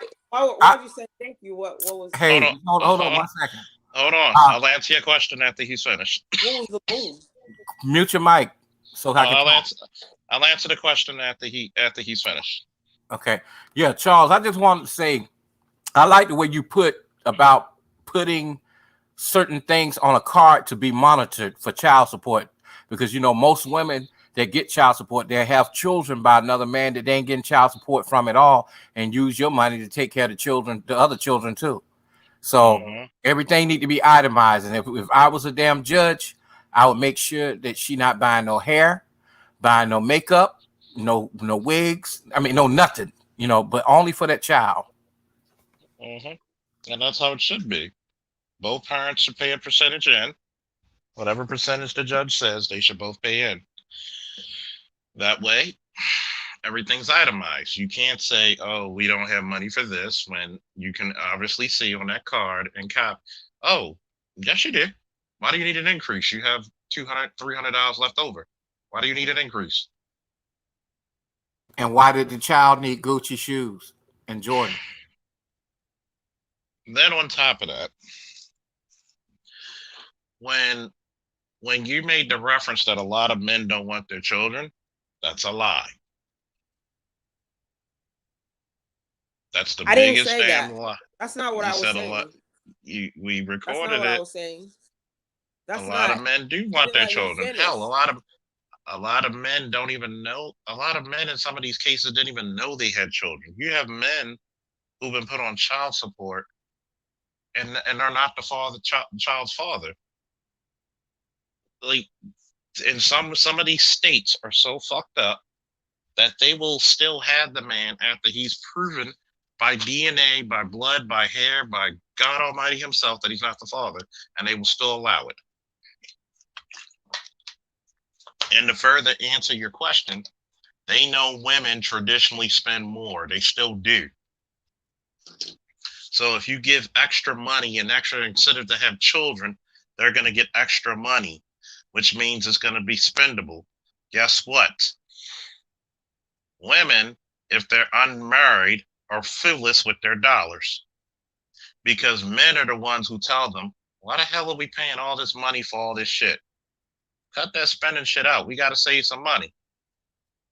When you have single educated women who are making more money, they go on trips like there's no tomorrow. They will burn through money like hydrochloric acid.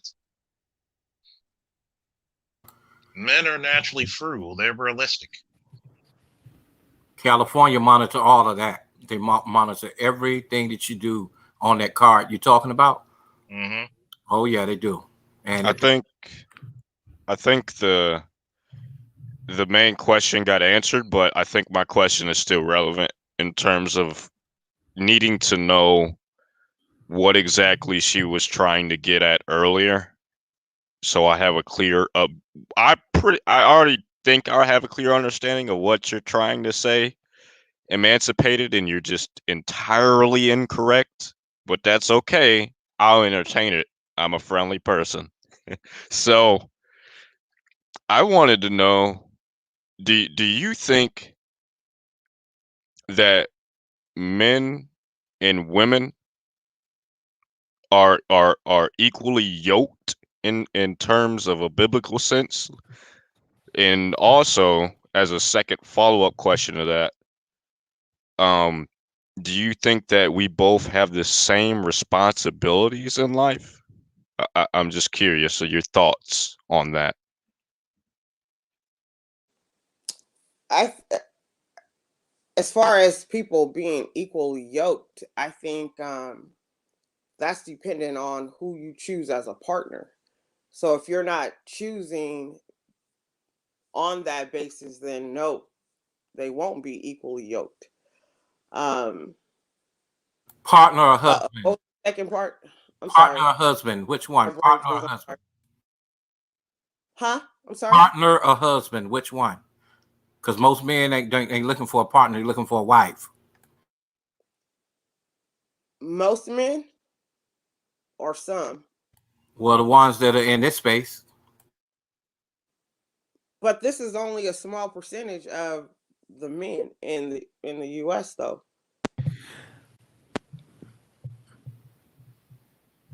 It doesn't matter.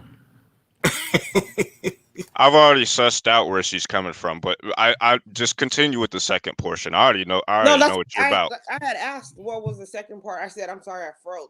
I had a brain freeze. What was the second Okay. part of the Do question? you think that men and women are equally responsible in this environment? Do you think we're the same? We have the same responsibilities and Yes. expectations? Okay. All right. I know Now everything I need to know about you. expectations. Not whoa. Expect now you added the expectation part. I don't know if everybody has the same expectations, but I do think that women should be held accountable, and I think that men should be held accountable. And I will, if I can, also add with to the point where Charles was making about And hold the on, child Mr. Watts. support. Thank you for the Cash App support. Thank you, Mr. Watts. I agree. I think that child support should be divvied up on how much the kid costs, not how much the girl needs for her outside Speak. needs other than the child. I do agree with that. I think that's the way it should be. Okay. And my last Speaking thing of is, and this is finances, going to be a little bit harsh, but do you It's think okay. that men and women are exactly equal? No. Okay. Nowhere. No, I don't think men and equal I mean, I'm sorry, men In and term in women are terms of the exactly equal. not in terms of a physiological sense. I mean in terms of the laws, in terms of other Oh, things. Do you understand? like do I feel that there's like a lot of unfairness placed on men? I do. I do. I do. I think like that, if that answers the question. I have a question, by the way. Hmm. Yeah, so before you got on, me and Charles were talking about financial preparedness and stuff. Hmm. In your opinion, why do women decide to have the child, or a child rather, when they don't have, let's say, a set amount of finances set aside, or even Like they 1 or 2 haven't. years prepaid? Hmm. I think it has more to do.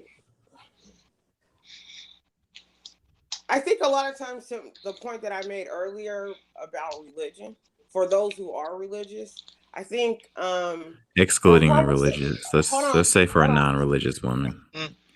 No, I'm not a super non-religious person. I just don't. Well, I'm not gonna get into like, but Yeah, no, I'm just I'm saying. not Let's just assume atheist. I'm she's not not religious. agnostic. I'm not either one of those. But I'm just to answer your question. From women that I have met, I have heard the fear of having an abortion. So I think that's why a lot of times they will have the child. And also too, if like their parents hear that they were pregnant, sometimes they come from, old school parenting where like the parents are like, you ain't having no abortion, you ain't killing no baby, you just gonna have to have that child. So that's why I hear people do it. I don't, I'm not really Yeah, but that's familiar from a young with. girl's Hold on, perspective. But if hold on. you, Can I finish? I'm yeah, not really familiar with a lot of Black people doing what you're saying about like the Vietnamese family that you saw their ledger, where they're Korean and Chinese, but yeah. I don't even Korean or count that as Chinese. an excuse, Yeah. because the problem with that way of thinking is that you're assuming that abortion is the only way to get rid of an unwanted child, and that isn't the case. We know that isn't the case. We have things that we do in America, at least, like dropping your child off at a fire station, putting your child up for adoption. You can you have a number of different options to go to if you already have a child that you can't support Right. or That's don't want to support. So that isn't even really a right. valid argument, in my But opinion. here's a very But good she still question. go through the the labor and the 9 months of And carrying the we'll child. we'll So go through then, that. if she gives up the child, I mean, we all know it's kind of frowned upon when a Black girl gives up her child. That's only Okay, because of the well, shame. That's only because of Yeah, well, I there is just a lot shame. of have. shame in it. So I But mean, at the same we're not gonna time, act like, oh, she could just give it up and go play soccer the next day and everything's cool. She's gonna but get a lot of pushback behind that but at the I same feel like time, that's the same we way for gotta other from races as females as well. well. Hmm. we gotta think about this, right? Hmm. If that was the case and she can't take care of the child, how come many a time she'll go to the court to say I can't take care of the child? Instead of giving the child to the father, why would she just take the money from the father? I'm thinking, just from what I'm seeing, with like younger ladies that I see these types of situations going on, a lot of times the guys aren't really all that involved. I mean, like they're missing their weekend visits. They're not as involved as Wait a minute. you men are on the panel. Wait a minute. You know what the problem with that is? Is this That is a number truth, though. It's not number like one? that doesn't No, happen. number one. What's the percentage of children being raised in single parent homes? They said 80, I think. So 75 to 80, right? Mm-hmm. So a lot of these girls that you're talking about who getting pregnant or women are Mm-hmm. not in religious two parent homes. True. That's so religion can't be the reason why she's doing it, right? There's a You very low percent. There's a very low percentage of it being religious. Well, no, because you can not go to church, but you still may not murder someone. That's not murder. Abortion, it is murder. In other Charles, words, you already know this is gonna loop. in other I'd words, rather right? just ignore it. In other words, right? When we Mm-hmm. talk about these subjects, right? Mm-hmm. We talk about these subjects, right? Okay. Women have all the outs, men don't. Correct? Correct. I agree with that. So if she knows that she has an out and she's getting all these outs, and the reason why she's taking this guy downtown is not because of parental pressure, it's because she's incentivized by the government to have babies. Okay. In other words, do women typically look for the long term, or do they look for the here and now? I mean, they looking for the Luther Vandross shit, the here and now. What do you mean by Luther Vandross? Never mind. Another. Was that a song he did or something? Yes. Oh, okay. All right.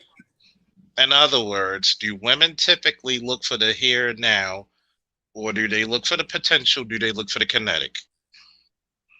When choosing a guy to sleep with? When it comes to a lot of things, they do. Do they look for a potential guy who can take care of the kids, or do they look for somebody they can have babies by because they're getting government and court appointed? What you're talking about, because all mothers are not on welfare. Nobody said but welfare. Not all of them are even getting child support. A large majority are. A large majority are what? Getting child support. Okay. I mean, but don't you think that they should? Or do you think they should not? Put it to you this way, a lot of them shouldn't. Is it that they shouldn't get any, or is it the amount? In other words, most men don't get child support. Most men who have their children. Is it the amount that you're having the issue with, or is it just giving it, period? I'm going to ask this question. How come you didn't want to answer my question? Because I'm going to answer your question. I'm going to answer your question. I'm going to answer your question. Right? Mm-hmm. If women shouldn't get child support the same way most men don't, what's the issue? Because we're not getting in other words, are men and women equal in the court of law? Are we getting the same treatment and results from it? No, but that's not. So in other words, if we're not getting, if I'm going to give you this, let me answer. I'm going to answer. I'm going to answer. They shouldn't get any till men and women are equal. Till men are getting the same goddamn children. Do you even think that women should pay child support? Do you think women should pay half of the child support? Yeah, I think if the man has the custody of the child, then the woman should pay child support. No. We talk about 50-50.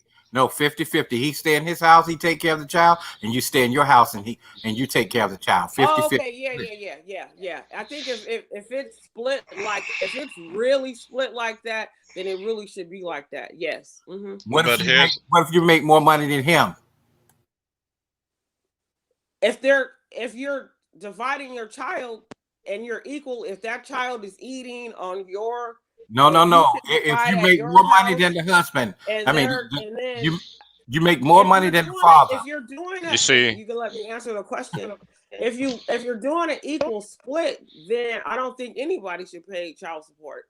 You see, these guys are real nice. I'm not nearly as nice as them when it comes to this issue. Not even close. I don't think. Be nice, but not rude. You can be honest, but not rude. Okay, yeah, I won't be rude.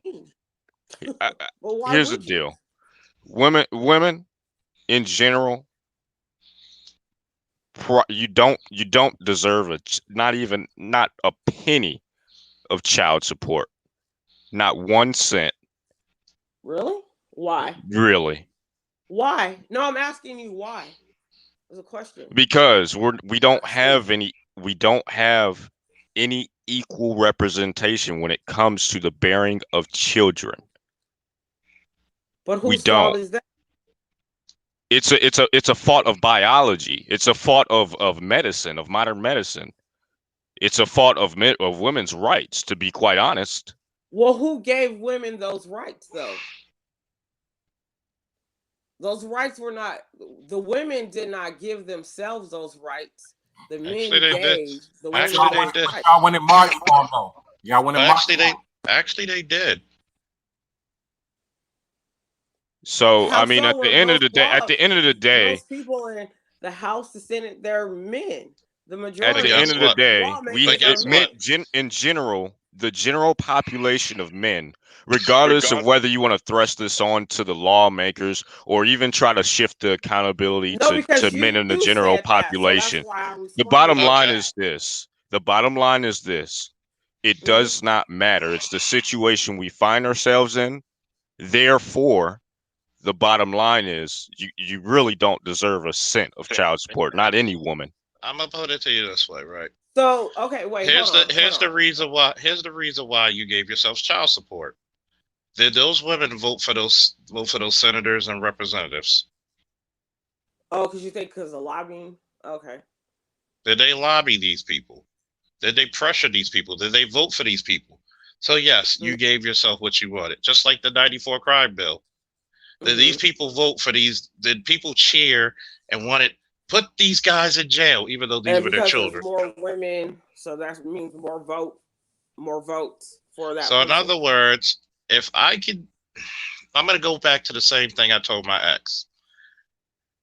And I don't know if people, you know, do you think I'm an average intelligent guy? Do I Mm, think you are? Yeah. yeah, average, just average, nothing super smart, right? Just average. All right. Anybody in the chat? I mean, Y'all think about the I wouldn't. Oh, okay. anybody in the chat? Do you Are think you about asking average me super? how smart Do do you No, I think think about? you no. are? Hold up. I'm gonna get No, to no, there. no, no, no. Hold on, hold on, I hold on. gotta talk to my Were you chat for a asking me, minute. do Not, I I'm, think you're just average, or were you just? No, I am don't I think am that I you're just. am I just To average answer the intelligent? question, But so do I think you're just out? No, I do not. I said in other no, words, I do not. no, I think you I'm are. not I asking you think that you are a anymore. little above. I think you are above average. Yes. Yeah, he know the law. He's the law. I'm just gonna, I'm a He's reason, I'm a reasonably intelligent guy, reasonably average intelligent. Okay, I'm average intelligence, at least on paper. So that being said, I'm gonna go through the same synopsis I went through my ex yesterday. Follow me because I'm gonna put the breadcrumbs so everybody can follow the trail. The reason why they took the kids away from the Mexican immigrants is one, white people have a negative birth rate. If I raise a Hispanic child in a white culture, culturally they'll be what? white. Who will they be most likely to marry? White. Who will they be more loyal to? White people. In other words, did you just build your constituency if you're looking for white incentive voters? Yes. So when you give women money, did you just build a constituency? Yes, I had already said that. Yes.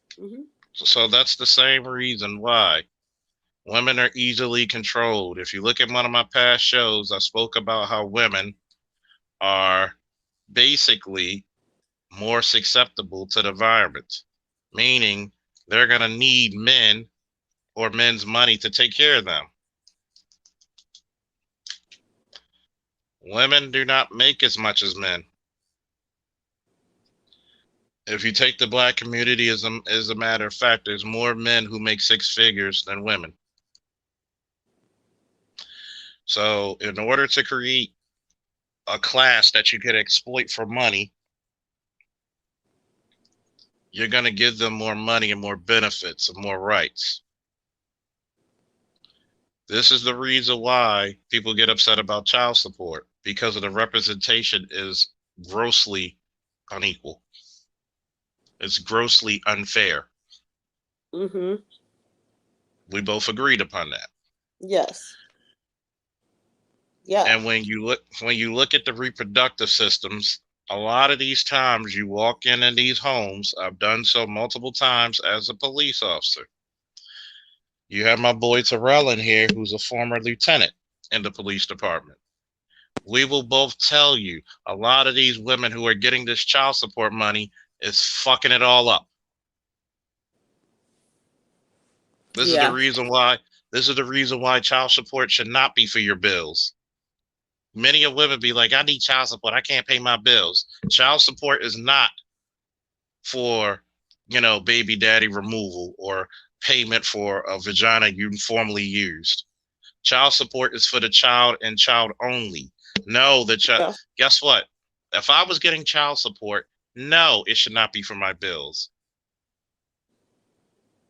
It's for the child's portion of the bills. No, the child doesn't pay a damn bill. It's the child that the child asked to be there. I'm talking about the usage. The usage of a child is over what? No more than 2 to 5%. And what if you have other children that are not his, and you're not getting child support from their father? But guess what? I don't agree. Hold on.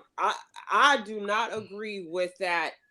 When those girls have the one guy that is financially able to pay money, I don't like when they spend that money that's earmarked for his child and they spend it on the other children. I don't agree with that. But guess what else is the hustle? A lot of these women will get multiple guys to impregnate them. I don't know how, I don't know why, but then they'll say, "Oh, I can't take care of this baby." Especially when can I ask you one question real quick? Pregnant, though. That's like weird to me. But what's weird? Why? Okay, if you see the girl already, she already has children or a child. Why are these guys getting her pregnant? And then you got to look at it. Let's say she gets pregnant. Of course it is. No, but guess what? But guess what? But guess what? Here's another case and scenario that nobody talks about. Women will paint a picture. And this is what women will usually say to a guy. My child's father doesn't do anything. He doesn't come in my child's life. He doesn't do this, that, and the fourth. And then you start to notice, a lot of times it is. Yeah. And then guess what else happens? She'll lie about she doesn't get any money. She'll lie, if she lies in front of a judge, you think she'll lie in front of a dude she's dating? But it could be true, though. I mean, because according to the guy that was speaking to me earlier, she shouldn't get a 8%. 8%. 8%. Hey, I was going to if she shouldn't get anything, then she wouldn't be lying to the new guy. If that guy wasn't trying to give any money. So in other words, when you look at have a child by him, and not only that, just because they have children, do they get certain incentives and benefits that men just don't? Like housing, education, transportation. That's only if you're low income, though. No, it's not even low income. One of the biggest hustles is college. For different states, because you don't get a house. You don't get housing just because you had a child. Guess what? You got plenty of women. You got plenty of women. On a waiting list for that. You got plenty of women who get into this hustle of getting stamps, food, and all kinds of shit. No, it's not poor people. You have to. It's not. They go by your income. If you make too much, you're not getting any money. So they go by a percentage. It's based on your income. A percentage. Charles, can I get in here real quick? If you make a certain amount, you're not getting any money. But guess what? Even if she doesn't get stamps, are there other benefits and incentives that she get that men don't? Like housing. Guess what? It could be you could be working and you can work very well. If you make too much money. So they say. Housing is for poor. No, it's not always for poor. You got women who make $50,000 who live in so-called Section 8 housing. It's not just for poor. Because they live then those are people who live in a city Section 8. where Section 8 40 and doesn't mean poor. 50,000 is considered a lower amount. No. Because yeah, you can And live in guess what? California and get in So guess California what? that can be very true. In New York, I can see how that can so be you're true. so even then, that doesn't necessarily mean poor, does it? It just If you means live in qualifications. California and you make 40,000 a year, you are technically considered poor. You could, if that case, you can make $70,000 a year in California because they're poor. So you would still you would still qualify, right? I don't know. And guess what? There are parts of. I don't know. I don't know. Yeah, you will, because out here under 100,000, under 100,000, you can under 100,000, you're considered poor. Right, but do you get benefits? Food stamps, yeah, you can get all of that. And if you're a veteran, you can get everything. Even the women can get things under the father if the man is a veteran. Here's my question, and this is important. My question is if a female makes under 70. I'm not sorry. If she makes 70, hold on. Before you get to that, I want. Don't forget your question, but I need to know something. I need to know something from you. It's very important. Why do you feel entitled to a man's money that you're not with? Why do you feel that way? Oh, I don't feel entitled to anything. Why do you feel that women should be entitled to a man's money that they're not with? Not you. Let me try to. I'm reconstructing it so it makes sense. You're coming at me kind of hard with that. Hold on. No, it's just he's just. No, he's not mad. He's not mad. He's not mad. He's just naturally loud. Yeah, I'm sorry. Can I get in here? No, because I'm you got next. I don't come Okay. with such force. Like, no, I'm just a forceful person. Don't get it twisted. I'm not trying to get mad at you. I'm just making a statement or a question. No, you sound like you would pop me if I were next to you. I pop a lot of people, but I'm not trying to pop you. Okay, just listen. Listen. I want you to I'm trying to ask a question to you. I'm trying to ask you, why do women feel entitled? Not necessarily you, because I made a mistake when I said you. So I'm going to correct that. All right. What I'm saying is why do women feel entitled to a man's money that they are not with? Because they have that man's child. And that man should participate in raising that child. Does spending money mean you're raising something? If you have No. It's a yes or no. It's a yes or no. It's a yes or no. If you have that child in your care, you are raising the child. Now, so the spending money does. She's doing in other words, now, but at the end of the day, she has. Is child support a good? Is child support a good? Is child support an indicator of being a good parent? No. So, is spending money? You can have a person who has no money and can't pay it, but he'll still be there. Is a person? So let me ask you this question. Mm-hmm. So, is spending money on a child raising a child? No, there's way more to it than that. So you just said if he doesn't spend money, but I can prove to you that the children would be better off with the father than mothers many of times. So why don't these? I didn't say. So why don't I never? I'm just going to ask you this question: why don't a lot of these mothers give their children off to the father? Probably because a lot of them probably have hard times even with the guy seeing their child every weekend. So it's kind of hard. It's I'm answering the question. It's kind of hard. Okay, if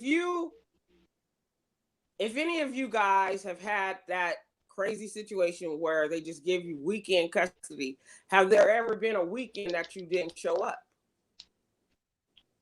Okay, you're talking in parables. You're not answering the question. No, yes, you are. Yes, you are. Calm down, because wait a minute. That no, I'm not is very aggressive. No, it wasn't. Yes, it was.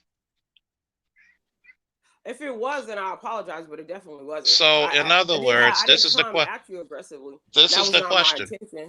Why don't the mothers give their children put to that the one on me since fathers? I put it on him. No, you're just acting real aggressively. Why don't the mothers actually give the children to the fathers? Why don't mothers get initially? Wait, say it again. Since a lot of these mothers said it's so hard to raise these children by themselves, why don't they just give the children to the fathers? Because a lot of times the father's is not even participating all the time. That's a lie. You're hold on one second. You're acting like you're acting like majority of fathers. You're acting like all women. You're acting if all. And that's you're acting if all women are good and responsible women. No, I'm not. Yes, you did. Because that statement. So how can that because that state. So in other words, you're saying. So in other words, in other words, you're telling me from your description that these women are great mothers. No, and they're struggling. Okay. How did I describe all women? In other words, I describe all women as great. In other words, you're saying that these. In other words, you're saying that these women. Can you stop for a minute? Can I speak on my own damn platform, please? I'm trying to figure out where did you get that? Thank you. So in other words, because you just said that a lot of these fathers don't want their children, which is a lie. I didn't say that they don't want. I never said that. I said did she not say that shit? They don't Y'all, always Nikki want to know if she could come up I here. did not use the word they don't want. Just because you don't always show up does not mean that you don't want your child at all. Guess what? I didn't say that. There's a lot of fathers. So in other words, why don't they give the children to the father? Because a lot of times the father doesn't act as if he wants custody in a lot of situations. We cannot act like all men are like you. So can we act like all women are good standing women? Why would we do that when so in other words, do we know there's a lot of unfit? Act like all women are good standing women when we know that? So we're acting. So in other words, you're telling a mistruth. All men are not good standing. So in other words, majority of the men want their children. Majority of the men want their children. Yes, they just don't want to deal with the mama. They do. How do you? Okay. Yes. I'm asking because I want to know how. Because majority of men raise better children than the mothers. How do you know that is true? Because a lot of men will stay in fucking relationships where they're fucking miserable for their children. Where a lot of women, they will want to fucking split from a relationship at the first sign of trouble.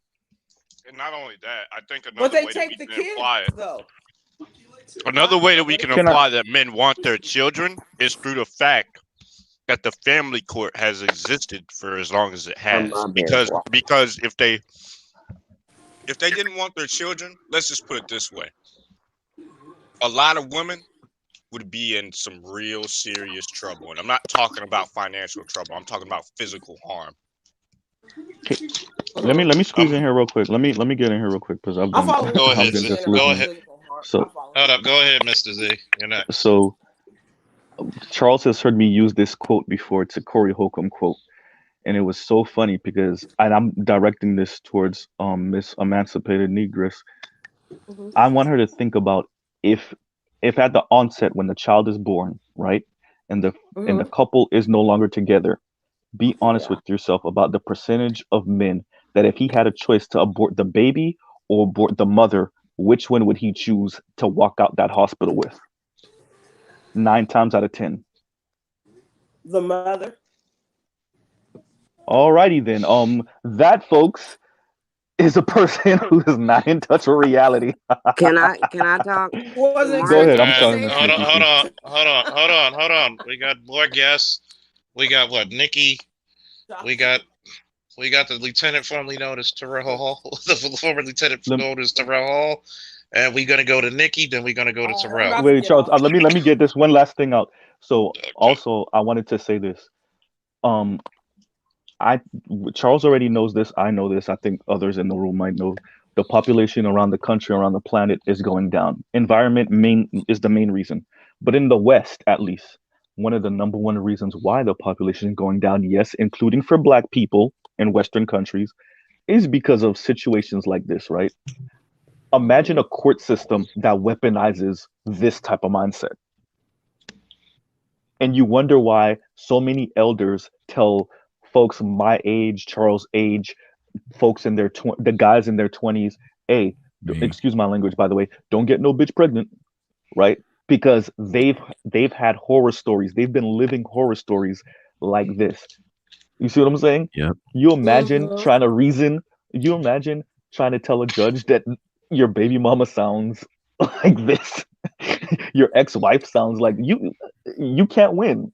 And the Because worst they'll part, they milk you don't for care. every penny. They're like T'Challa in fucking Civil War. I don't care. But I agree with You're right. most of what you guys said. So how? You know, Why are you staying like I'll this? back out right now. I'm done. And I'm gonna Nikki, get off welcome to too the pen. because I think. Hold on. No, I'm gonna Nobody's get off bullying too you. because I think the majority of the things that I'm agreeing with, you guys are like not hearing and overlooking. Hold No, on. maybe if Hold you on. hear the other lady. Let Hold her. on. Hold on. Yeah, let the We other got. lady have it. Hold Let the other on. lady have it, Hold 'cause on. I'm Can not a you good one. guys hold on? I'm trying to Good introduce night. people. Nikki, No, I'm welcome to the staying up. I have panel. to get off. Bye, Hi guys. guys. Hi How you doing? everybody. Grand How you doing? Rising. Everybody. Much respect and love to everybody on the panel. I was just coming in and I heard everything that was going on, and it just can't be like that because it depends on the situation. We do have a lot of people out here that are not capable of raising their children and will not let these men take the children. They won't. However, however, there are lots of situations where these men are not in these children's lives and they do not want the children. They do not want the children without the woman. See, when things didn't go right with the woman, some of these men wanted to just get on because they didn't want to be without the woman. So I know this for firsthand information. So I mean, it's like you could say all the things that you guys are saying, but at the same time, every situation is not the same. And you can't just say every woman is not capable of taking care of the children. And you can't say every man wants to take on these children. So, you know, that's what I wanted to say because I felt like her back was against the wall. No, her back isn't against the wall. She just I said don't stuff know. that isn't It true. just it sounded like it. Majority of men would rather You have the say that. children than the woman. You Like most say men that. don't. You say Most that, but men, it I depends say that on. because most men would rather the woman go in about her Are business. you speaking about Yeah. yourself or are you No, speaking I'm talking about about majority. everybody? I'm Because I've talking a seen a majority lot of of men. situations, though. I've seen a lot of situations. I don't know how old y'all are, but I've seen a lot of situations where I've seen a lot of these men situations have too. just dipped out. A lot of men don't dip out. The problem is a lot of men stay longer. Too damn long, in my opinion. And Some how do. many? Because guess what? Here's a proven fact. Who go for divorce? When men or women majority of the time? I ain't did all the statistics on. No. Who 68%. files? I haven't did 80% all the of divorces statistics on. filed are by women. Charles, I feel like you're talking about 68%. me. 80% of divorces are filed by women. Men are trying to stay through the goddamn long haul. Men would rather tell that bitch fly to the moon than guess what? We don't want to deal with the women. We're not controlling. You might have a small percentage of men, but guess what? If you give a man their children, they don't ask for child support 9 times out of 10. Here's the craziest part. We rather y'all go ahead about your lives and leave us the hell alone with the children. We don't feel like going through no bureaucratic red tape to get custody of our children right now. And this is what gets me fucking heated with a lot of this fucking bullshit that goes on in this country that people just fucking ignore. Terrell's brother Josh has almost been a fucking year since he's seen his daughter because his child's mother's a bitch. She thinks that he's supposed to owe her money just because he has her child. But yet, the insurance is in his name. No, I'm talking, ma'am. Number one. A lot of these women will weaponize their children against them. They will hide these children against them. And y'all do know that's an overwhelming majority. It's easy to talk about it But when the rabbit gets, we're gonna say it's not. I want to say something too again, please. Majority of the women weaponize the system against their men. So when we have this issue with child custody, a lot of the fathers want their kids. They want the wife to go. Trust me, it is not hard for men to get women. Not hard. Charles. It ain't hard for neither one of us to. And you know what? I'm just gonna say it's this. actually been proven. I'm It's just gonna harder say for y'all this to get though. women. I'm just gonna say this. I'm one of the people who wanted my children's father to be in their life. This motherfucker didn't want to be in their lives. His own self. You know what I'm saying? And then my children, my poor children. How long have you been married to him? How long have you been married to him? It don't matter how long I was married or not. How long were you married to him? Well, the motherfucker wanted to put his hands on people. First of all, let me ask you this question. You want to fight people. You want to take up for him? You're going to take up for him and not hear my story, though. No, you're not going to hear my story. But my children wanted to be a part of his life. I don't give a fuck about me and him. My children wanted to be a part of his life, and he did not acknowledge them, and still don't to this day. So guess what? Guess what? It was him. Guess what? How long have you been with this motherfucker? I was with him for years. Were you married to him? It don't matter. It does matter. It does Stop not. that bullshit right now. Because you want to talk your shit, we're going to talk shit. No, because guess what? It don't matter. Situations happen. Guess what? The situation is this. Guess what? Let me tell you this one, lady. Maybe you're just a poor picker of men. Maybe I was, but still, you don't have to take. Maybe you still are. Nobody took up for him. Like Stop assuming. Supposed to be the same. Stop assuming. Because now, no, you're assuming. No, what you're doing is assuming that everybody is the same. That's what you're doing. No, it's not the same. I can just tell you. I don't have to be the same. I don't have to be the same. Anybody else's situation. Oh, we can understand a lot of situations because you internalize. Perfect though. That's what you're doing. You're internalizing. Perfect. No, nobody.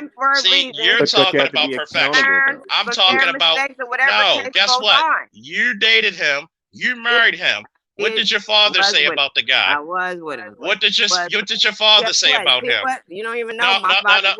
What's your father say about him? My father had passed away already. Sorry. So what did the men in your family say about him? My father already passed away. No, what did the men in your family say about him? Did you vet him? Did you vet him through the men in your family? Did you vet him with the men of your family? Apparently, I didn't. I didn't do none of that. Now we're gonna go to Terrell. How you doing, Terrell? Good morning. Good morning. Good morning. Hey, I'm the anomaly of the situation. So once again, I felt like you was talking about me, Charles, when you just described what you described. When you described what you described about the single fatherhood, and wanting to not be with the woman, but deal with the kids. Mm-hmm. And that's my situation totally. I have like the reverse, total opposite situation going on where I have custody of the kids and she's the one not involved. But you're supposed to get child support too, right? Well, I didn't ask for it, but I had a good judge. Oh, wait a minute. You didn't what? I didn't ask for it, but one more time for the niggas in the back of the ear. I didn't ask for child support. I would have asked for it. But no. I get child support, but see, this is how karma worked. So I left her. I wasn't hasty to divorce because I was married, did the right thing. I left her. So during the course of the separation, she was living her life. She had the kids. I come from a nuclear family. I had a mom and a dad. We all had the same mother, father. So I'm not one to sit back and watch a woman bring men in and out the house around my kids. So I took the kids. And then you don't mind if I say this one part about your ex-wife? Go ahead. Didn't this motherfucker had the audacity to be pregnant with another man's wife while still technically married to you? Absolutely. So absolutely. So to protect, she I know a lot of people that she knows. So they're telling me this. She didn't think I knew, but once I found out, I didn't say a word to her, but then I got a whole bunch of false charges and all that. But this goes back to what you were saying about the bias in the legal system. Like her story now is, I'm keeping the kids from her. They all have cell phones. From my 5-year-old up to the 10-year-old, they all have cell phones. You can call them directly or make your own arrangements when you want to come get them. Just give me a time and place. Being that she never gives a time and place because she always does false charges. See, I could pull up on our meeting spot and a cop could be waiting there saying, yeah, we just got a report that you assaulted someone. So I just decided I'm not going to pay $5,000 for a false charge and an attorney. If you don't give me a time or place, you won't be seeing the kids. I haven't heard from her in over 8 months, which is good. But, back to the child support thing, she's the one who filed for divorce when she found out she was pregnant. So when you file for custody and you're going through a divorce, what they did was they reversed it on her, gave me the kids, and they backdated from when she filed for divorce, and she owes me $12,000 in back child support. Look at God. Mm-hmm. Look What at did God. it always tell you, Josh, and everybody else? Psalms 110 verses 1, right? And the Lord said to my Lord, sit at my right hand until your enemies become your footstools. See, did you notice everything, Terrell and everybody else? I was willing to have a conversation. Did I take up for her abusive guy that she was with? I look at it this way. It's not about taking up for that guy. It's about taking responsibility and being accountable for the decisions you made. Exactly. I have to make a decision to say, you know what? My son mother did some shit that I didn't like. Guess who's got to take responsibility of that? Me, because I chose her. Because I never ever in a million years said I wanted to be a single dad of 3 kids. I want high blood pressure at the age of 37. I want to think about cooking breakfast, lunch, and dinner all day while there's a pandemic and they can't even go to school.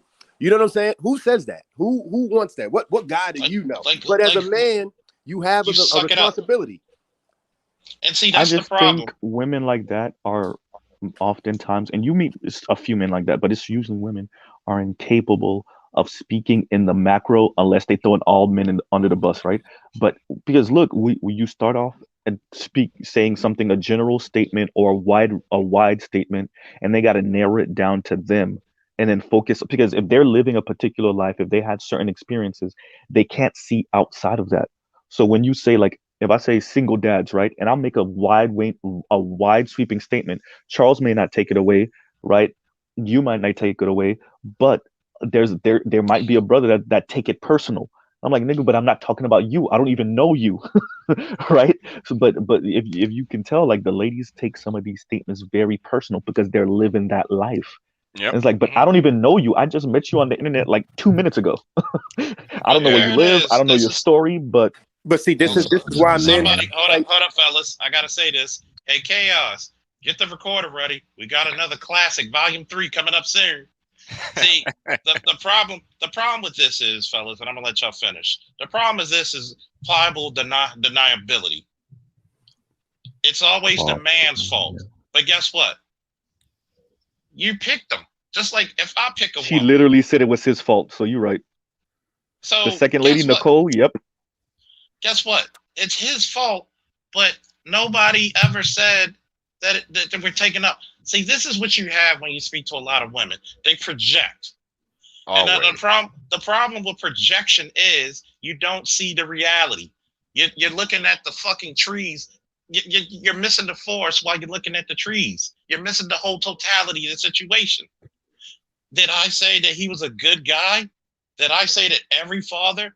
I said, guess what? Majority of fathers rather have their children than the fucking wife. You know why? Because they're trying to get away from her. Well, look at people's worldview. Remember, I brought up the Corey Hope, and I said this, and when the young lady answered, I was like, okay, so she's gone. I said, if men had the choice of when they were walking out the abortion clinic, if they could choose the baby or the woman, what would they choose? And she said, men would rather choose the woman. And so that let me know right there that I'm speaking to a person that's not really in touch with reality, because the vast majority of men, if they know, oh, this chick might break up with me, or this chick is going to break up with me 1 year into this child's birth, they'll rather take the child than the woman. You know how many men, if they had to choose between the child or the woman, they'll take the child? Most. Well, I mean, here's the thing, like, in most situations, when I'm having these conversations with someone who I can tell is firmly rooted in reality, I'll have the conversation and actually give them some points, because that's actually a what do I call it? there's actually some room to wiggle there. I'm not going to say all men are gonna choose to take the children. Would I say the majority will? For sure. But of course, there's going to be a select few men who choose the woman over the children. I acknowledge that. However, when we get into these conversations, I know that the other side, generally, if it's a woman, isn't willing to have that conversation in that way. They're just not willing to do it. Can, They're can, not can I willing to say? Can do I it. just say this? Can I just say this? Go ahead. Look, I know every situation is different, but women have the trump card when it comes to child support, when it comes to divorces, usually. And I say that meaning there's always something people are not looking at. Like in my situation, there's always something. How do I say it? So when I left, my wife got me an apartment. I left her with the house, which was my premarital property. I'm paying the mortgage and also my rent. I'm paying for all childcare expenses and also the car she drives. Mind you, she has a job. She can pay these bills. So there was no fixing this marriage when you're trying to bleed me dry. And then once I took the kid, she's asking me for child support. I'm like, well, how does that work? You're going out on dates with guys. You're doing this, you're doing that. You're pregnant by someone else, but you want me to send my kid's money over to another household. You're Terrell, crazy because she knew she had the trump card. So there was Terrell, no good. the whole thing. Uh, Sorry to cut you off, No, you but good. I figured it was pertinent. The whole thing, we call it child support, but in reality, what this whole system is set up to do is for it to be wife support. But no one wants to Yeah, call it that, but that's what it is in it's actuality. No, let's call it what it the is. court system is Monetary the transfer. Let's call yeah. Let's it call it is really what it transfer. is. Let's call it what it really is. Payment for former pussy I used. Yeah. Yeah, Yep. yeah, that's really what it is. Because like I said before, Terrell and I, to give a little bit of background on myself and Terrell. Terrell was one of the damn lieutenants at my district. Okay? He's not a dumb guy. He's got more degrees than a goddamn thermostat. So when you're looking at this, you're not talking to two idiots. We've been in people's houses numerous, probably thousands of times, where child custody, and you have men calling. She's not letting me see the kids. I have paper in tow. We're not going by our feelings. We're going by shit that we had to literally write hand to paper. Okay? We're literally going by what is being reported. There are some guy. Did my man Brian Snow just talk to y'all about how depressed he was? Did he not tell you if it wasn't for his wife, he doesn't know where the fuck he'd be because she pointed out that he was depressed? Imagine going through his first wife who was shitting on him and he lost a daughter. But once again, I like to quote the snowman, nobody gives a fuck about a man's fucking plight. He's supposed to toughen up and drive the fuck on. But yet, I got a question for Terrell. It was the same question I asked earlier, but it's for Terrell. go ahead. In your opinion, Terrell, why does a woman, when pregnant, who knows she isn't financially capable of taking care of the kid, yet let's say a house, car, whatever else she needs, why does she still decide to have that kid? And anyone else can answer too. I'll go after Terrell. I want to Yeah. actually give my idea of what that is too. Well, in my case and situation, well, from my experience, what I've seen, they know whether it's child support or they call it in Maryland TCA, they're gonna get taken care of. Nobody's gonna let the kids starve, and as long as you keep having the babies, you got a check coming in. That's just how I feel. Kids are like going to the pet shop for a lot of young ladies these days, especially this generation. So It was more so for them that it's not really for the kid. yeah, they're not thinking about the future. Who cares about the future? We're talking about how do I supplement my McDonald's check or wherever you were. Or my strip joint check. Exactly. And they're gonna get money regardless. Hey, So why y'all not calling it what it is? Wow. Sometimes my paralegal check. This is beyond class. It don't be just poor girls, poor women. Some of these middle class, sometimes even upper middle class women think the same way. You just gotta press So their the back to kids the are just wall to see the objects and action. the utility, the children. I just want to make a point because I ain't got a chance to say much yet. I have an issue with, okay, say for instance, okay, you your child is the first child by her, period. It's just you and her. Then after she divorced, you and her divorce, she goes and get another child by somebody else, and then another one after that. And these dudes are not paying any child support, but you paying child support, and it's more like she's taking that money to take care of her and her and all three kids. I'm You gonna know, tell you why that happens, bro. The reason that happens is I'm gonna drop a black pill that most of us probably already know. Women are way more utilitarian than men are naturally. Yeah, they are. Of course. So the idea behind it is they try to get the one whoever has the highest paying job and the one with the most likelihood to actually pay it and not react negatively. Because like I explained to Emancipated earlier, the truth is they know which guys to go after for this shit. Because if they get the wrong guy and he goes postal, well, they just fuck the whole game up and might actually come fuck them up. And they don't want that. So they choose the right guy to make this happen against. Because if they pick the wrong guy, they'll blow the whole shit up for everybody. And that's exactly what my ex-wife did. He just described my situation. That's exactly what she did. When she realized she chose the wrong guy, she had the right guy all along. She's been evicted. This second year since we've been divorced, she's been evicted out of every apartment she lived in. Now she's living with him and his mother. Now, mind you, Charles just told you I was a lieutenant, owned a home, been to college. I could fill a wall with degrees. And you choose a guy from a job that I hooked you up with. You're supposed to be going there as a wife working, minding your business, but you choose a guy at the job that I got you to get pregnant by. And like I said, the court system is crazy because what men have to fight against is stereotypes. When they dial 911, tell a lie, or you go to court, that judge has seen these cases all the time. Nobody's really considering this bitch is lying. You know what I'm saying? So you're really fighting against every man, that's especially if you're black. and not to mention it could have fucked you up a little bit too, man, because being in law enforcement, they record every time the police come to your house. Heck They yeah. did it with me and my wife as well. You know. Let me get in here real quick. You know, and you see this. I'm gonna go way far left and then come back into the conversation. You see this with the women that call into Kevin Samuel's show, right? They're so stuck in whatever their agenda is. That's if they're not freestyling it along and just going off of hope. That by the time they hit whatever wall it is, or whenever reality hits them in their mid 40s, late 40s, early 50s, that's when they're calling in because our society has allowed them to just float along. Just float along and get what you need and maybe even some of the things you want, right? Listen to what Terrell just said, how reckless this woman was, right? To have a man to be married to him, he puts you in a position where you're working, you're bringing extra income. You cheat on him with one of your fellow employees. Y'all get divorced, and now you've done been evicted how many times in the past 2 years, right? That's life showing you how horrible your decisions were. And I still guarantee you, she still hasn't fully internalized what a fuck up she is and how she fucked up.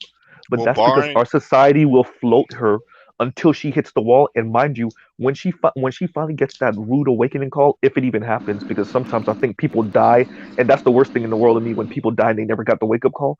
Um, when it finally hits her, that's when the real anger, rage, and resentment comes in, right? Because it's the why can't the world conform to my ideology? Why can't the world bend to my will? Damn, you Right? must know my ex-wife.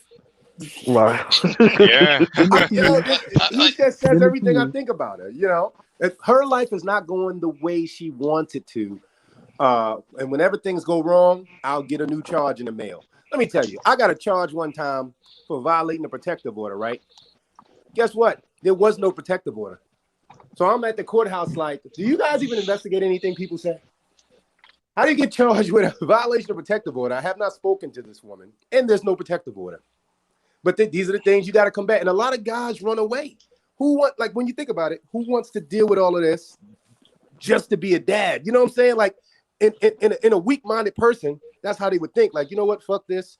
I'm not going to keep paying $5,000 every time she files a false charge. The judge basically calls her a liar every time, but yet she never walks out in cuffs for wasting. Well, like I Terrell, told you, that's they do go that ahead, on Pig. I'll go after you. purpose. They know. They Yeah. know ahead of time who they're Oh, yeah. dealing with. I'm Because gonna. if they picked the wrong guy, I said this a moment ago, they That's would have fine. Look, already went postal already.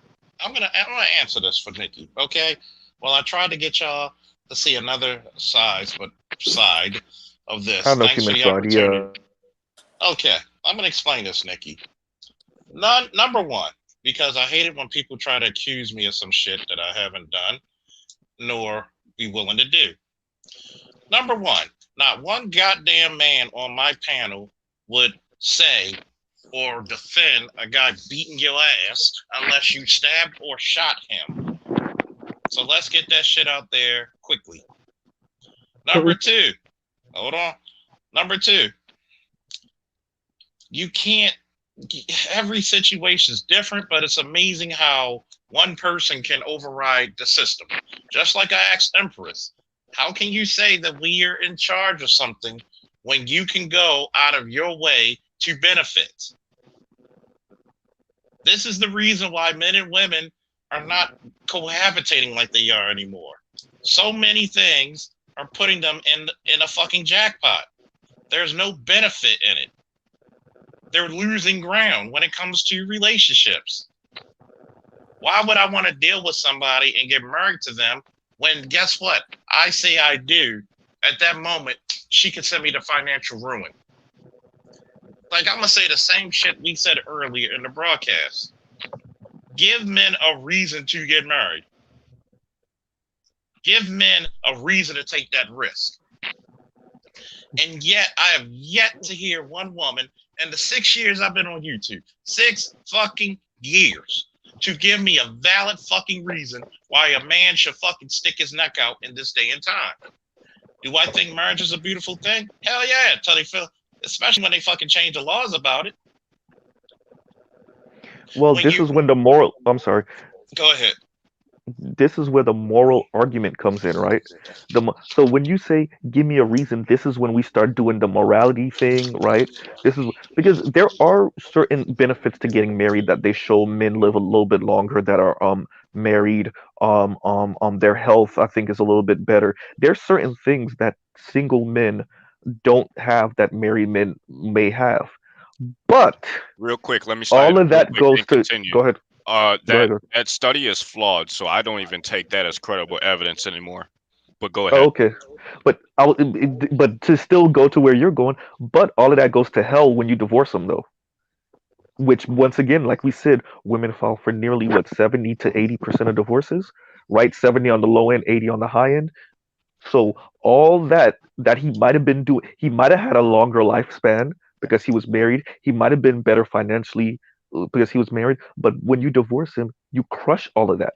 So what you see is happening because a lot of what's happening with this population decreasing and all of that, it's not just because of the environment, but it's also because of some of these stories that younger men are hearing that they're like Charles said, they're like, why would I do that? Why would I willingly and knowingly enter a marriage knowing that there's a 80%, 70% likeliness that my wife divorced me and takes me for half or takes me for the little bit that I do have, right? Why would I get this woman pregnant even if it's not a marriage? Why would I get a woman Already pregnant learned. knowing that she could use the child as a weapon against me? That's what's happening oftentimes. And I think women are so stuck in their head and what their own personal experiences. You know what? Most we as men, especially in this space, we know about the population declining. We know about the lowering divorce rate because there's a lowering marriage rate. We know that in this space. But if you talk to the average woman, she don't know what's going on outside of her front door. So I'll pause right there. I'm gonna say this. One, this is the reason why I've asked every girl, my exes, girls I'm talking to, girls who are friends, are women bad pickers of men? And you know what the answer women will give me? Yes. You know what I had to tell my ex when she complained about her ex-husband last night? You gotta blame yourself because you picked this motherfucker. What purpose? And this is the same shit I would say to Nikki. What purpose was that man supposed to be there? Were you married, or were y'all just playing house? Did that person, was he vetted by the men? Because if he wasn't, and you saw characteristics, because I'm gonna tell you something that's honest that men will tell you. Men will tell you this factoid. We'll even tell you we fucked up. Why did you get the girl pregnant? The pussy was good. You will never get something that honest from women. Never. Never. Why? Because y'all don't want to take an L. And unfortunately, some of y'all do have to take that L. A lot of you, actually. Do I want to see women take L's? No. But I'm gonna tell you what the problem is this, and then I'm gonna let Truth speak. The problem with this is a lot of y'all chase perfection. Y'all will leave a good situation trying to chase perfection, not understanding that guess what? Nobody ever catches perfection. Go ahead, Truth. True.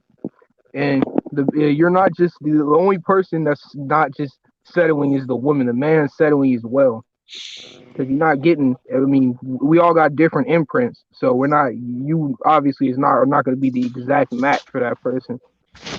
So it's really like a one-sided view. It's like it's the whole logic with the womanist argument is really one-sided. It doesn't really consider the other side of the equation at all. It's just an air of grievances and complaints and pretty much it. Yeah, just complaints and female propaganda. That's it. Just the rile us up and just get us off center, get us off balance, so they can finesse us a little bit more. That's what it really all comes down to. And y'all gonna learn. I mean, you guys, women are gonna keep losing, and hopefully, eventually, they'll learn that you can't just manipulate and try to cheat your way to the top by leapfrogging off of other human beings. That's karma. You're gonna have to pay for that. Like your time is coming. Your ticket has been booked. It has been punched, and the date is coming up. So just get ready for that. You know what the fucked up thing about it is? He's 19. Go ahead. Here's your question. I have a question. Oh, he gets it. He gets it. Most definitely, because I mean, I was dealing with this with women in middle school, like dealing with manipulation circles and backwards logic and mixed signals, all of this, and women's female personalities being like in dual states, where one time they'll be happy with you, another time they'll be angry, furious with you, almost want to like be violent with you. Just kind of ridiculous. You should never get violent with a man. Like getting bucked to a man that's literally almost sudden death for like any kind of female. I don't care how much you lift. That's literally sudden death for you. Like, because it gets real. Like you keep riling up these men, they're gonna show you. They're gonna show you what that equality tastes like. You're not gonna like it. I have a question. Go ahead with your question. I have a question to any of the guys on the panel. I hear a lot of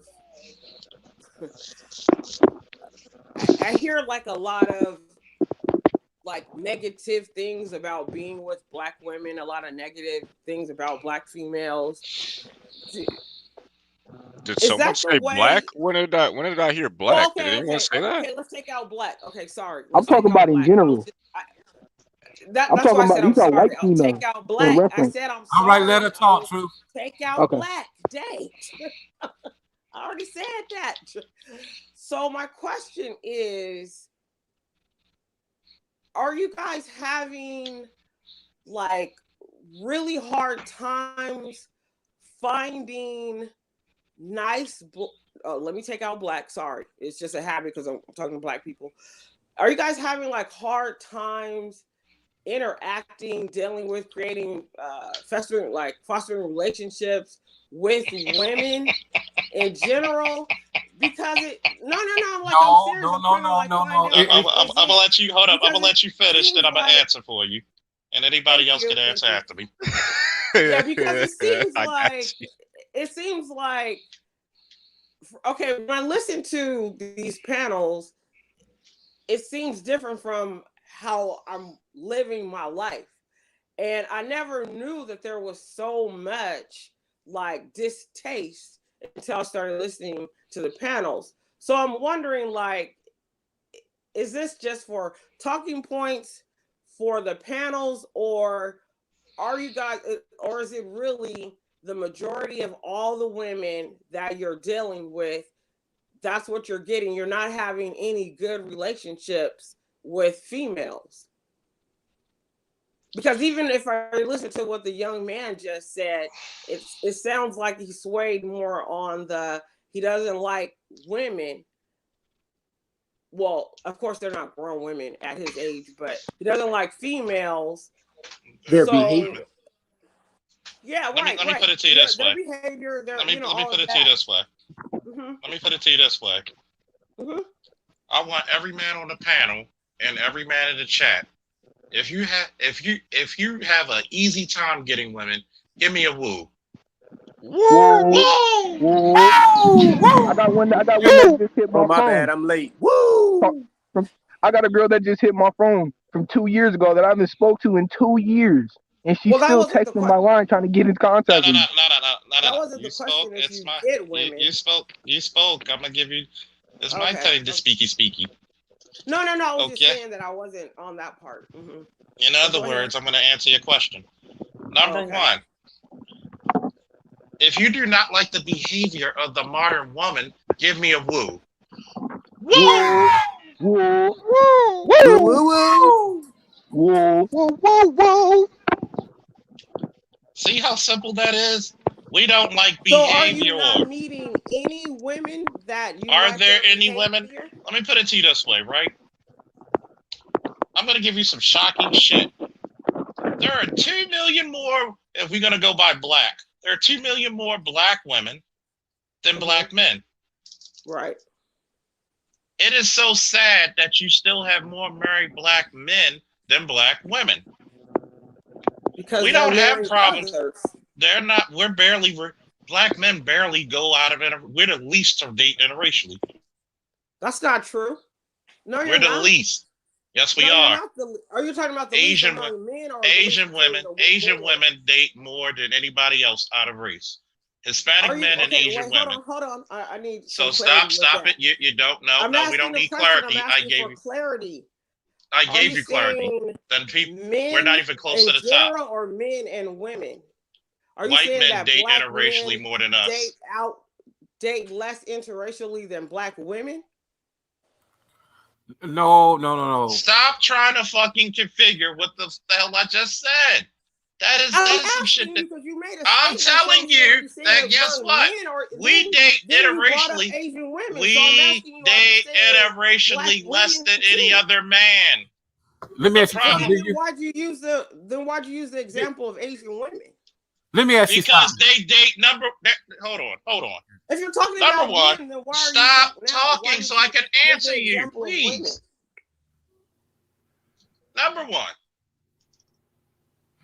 2 groups who date interracially the most: Asian women, Hispanic men. We don't date that far out of us. 88% of us still marry and date black women. So we're the least to actually date interracially. Really, the only reason y'all can't date interracially is because your reputation precedes y'all. Let me ask If you ask them, they don't want to date black women. Most black women don't want to date non-black men. Bullshit. Let me ask you something though. Let me ask you something. Let me ask you something. Most don't even So do you? want to. Let me ask you something. Because you have to keep in mind, there's still that history of slavery. A lot of black women do not want to lay down with a white man. Most black You women better cannot study date slavery interracially. better than that. Most black women. A lot of black women do not find white men attractive. You better study slavery better than that, girl. Okay, let me tell you something, right? 90 Why would to they? I mean, 99. black men look way better than white men. Stop, and I will teach you something.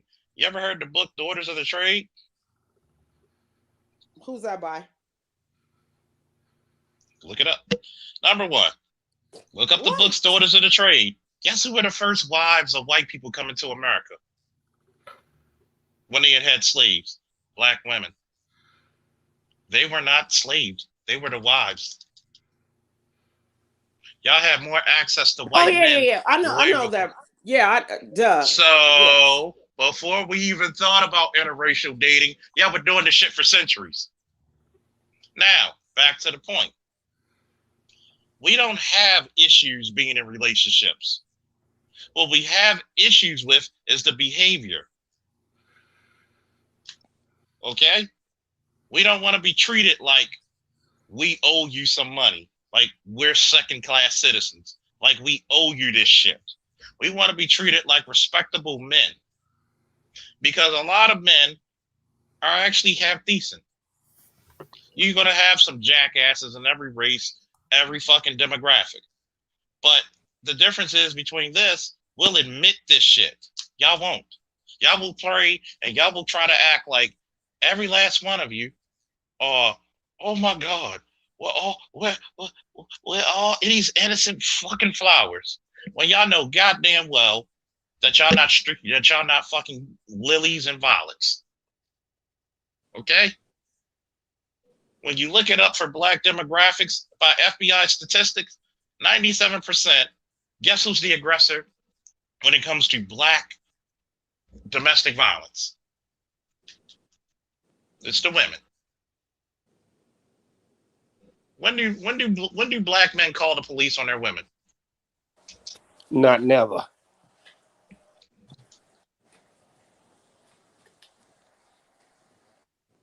When do they? Black man will still be a woman after he broke her nose, stabbed her up, damn near shot her. You even see it in the news. For some odd reason, we're supposed to protect you when y'all dating white boys who choke you unconscious. But it's still somehow black men's fault. Why would that be a black man's fault? This is what Cynthia G, Chrissy, and Crystal and Carson said. Aren't they the type of black women that date? I mean, I don't listen to them, but I hear. Aren't they the type of women that are trying to get black ladies to date white men? These are black women. That's not how most black women think. Just because they're online, most black women think they. In other words, most black women think they should be protected no matter what, right? I don't agree with that. And y'all think we supposed to open up the door for y'all, even if y'all not our wives? I don't agree with that. I don't think that you should be protected just because you're a female. Because if you're out there showing out, you can't do things to get a guy in trouble. Like, you can't be just wilding out like that and just assume just because a guy's around he's gonna protect you. That guy can end up going to jail or get killed. But this is what women think, right? Why didn't they help me? But yet you put yourself in the belly. Women think that when I don't even think like that. How many women think that they should be helped and they're still in the belly of the beast? I don't know, because I don't hang around people like that, so I don't know.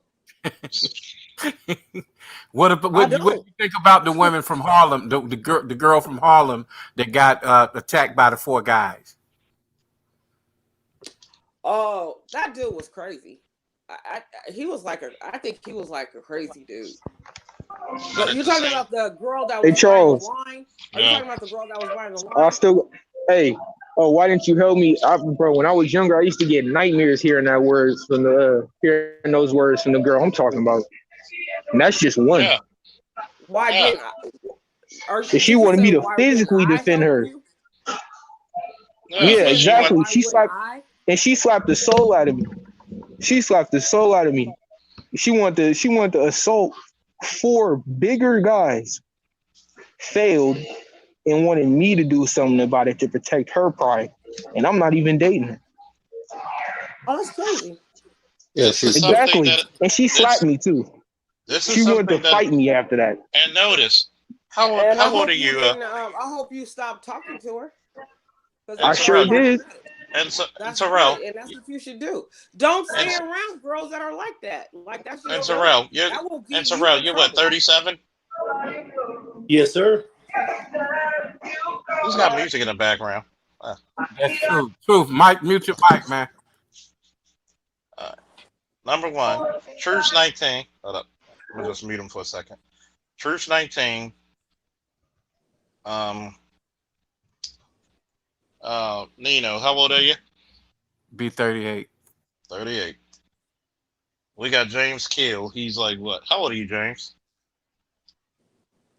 He's still up. So you got men of different age groups who basically saying the same shit. You know what I'm saying? Men of different ages saying the same shit. Is it us or is it the culture that women fall under and their belief systems? See, this is, I'm not even going to say this is you, but I'm going to give you a little bit of a revelation. Women look at men as interchangeable. They want us to be unpaid bodyguards. They want us to be, as Dr. Tia Johnson says, here it is. Y'all want to take a walk on the wild side and expect us to come sword and ready, looking like this motherfucker here to save you. I'm in trouble. Save me, black man. Okay. Supposed to change up, have the conduit, which is the sword of power, and transform into Hebrew. Okay? And y'all want us to really come out there and save y'all from y'all shit. But a lot of us are not even participating in SHIT.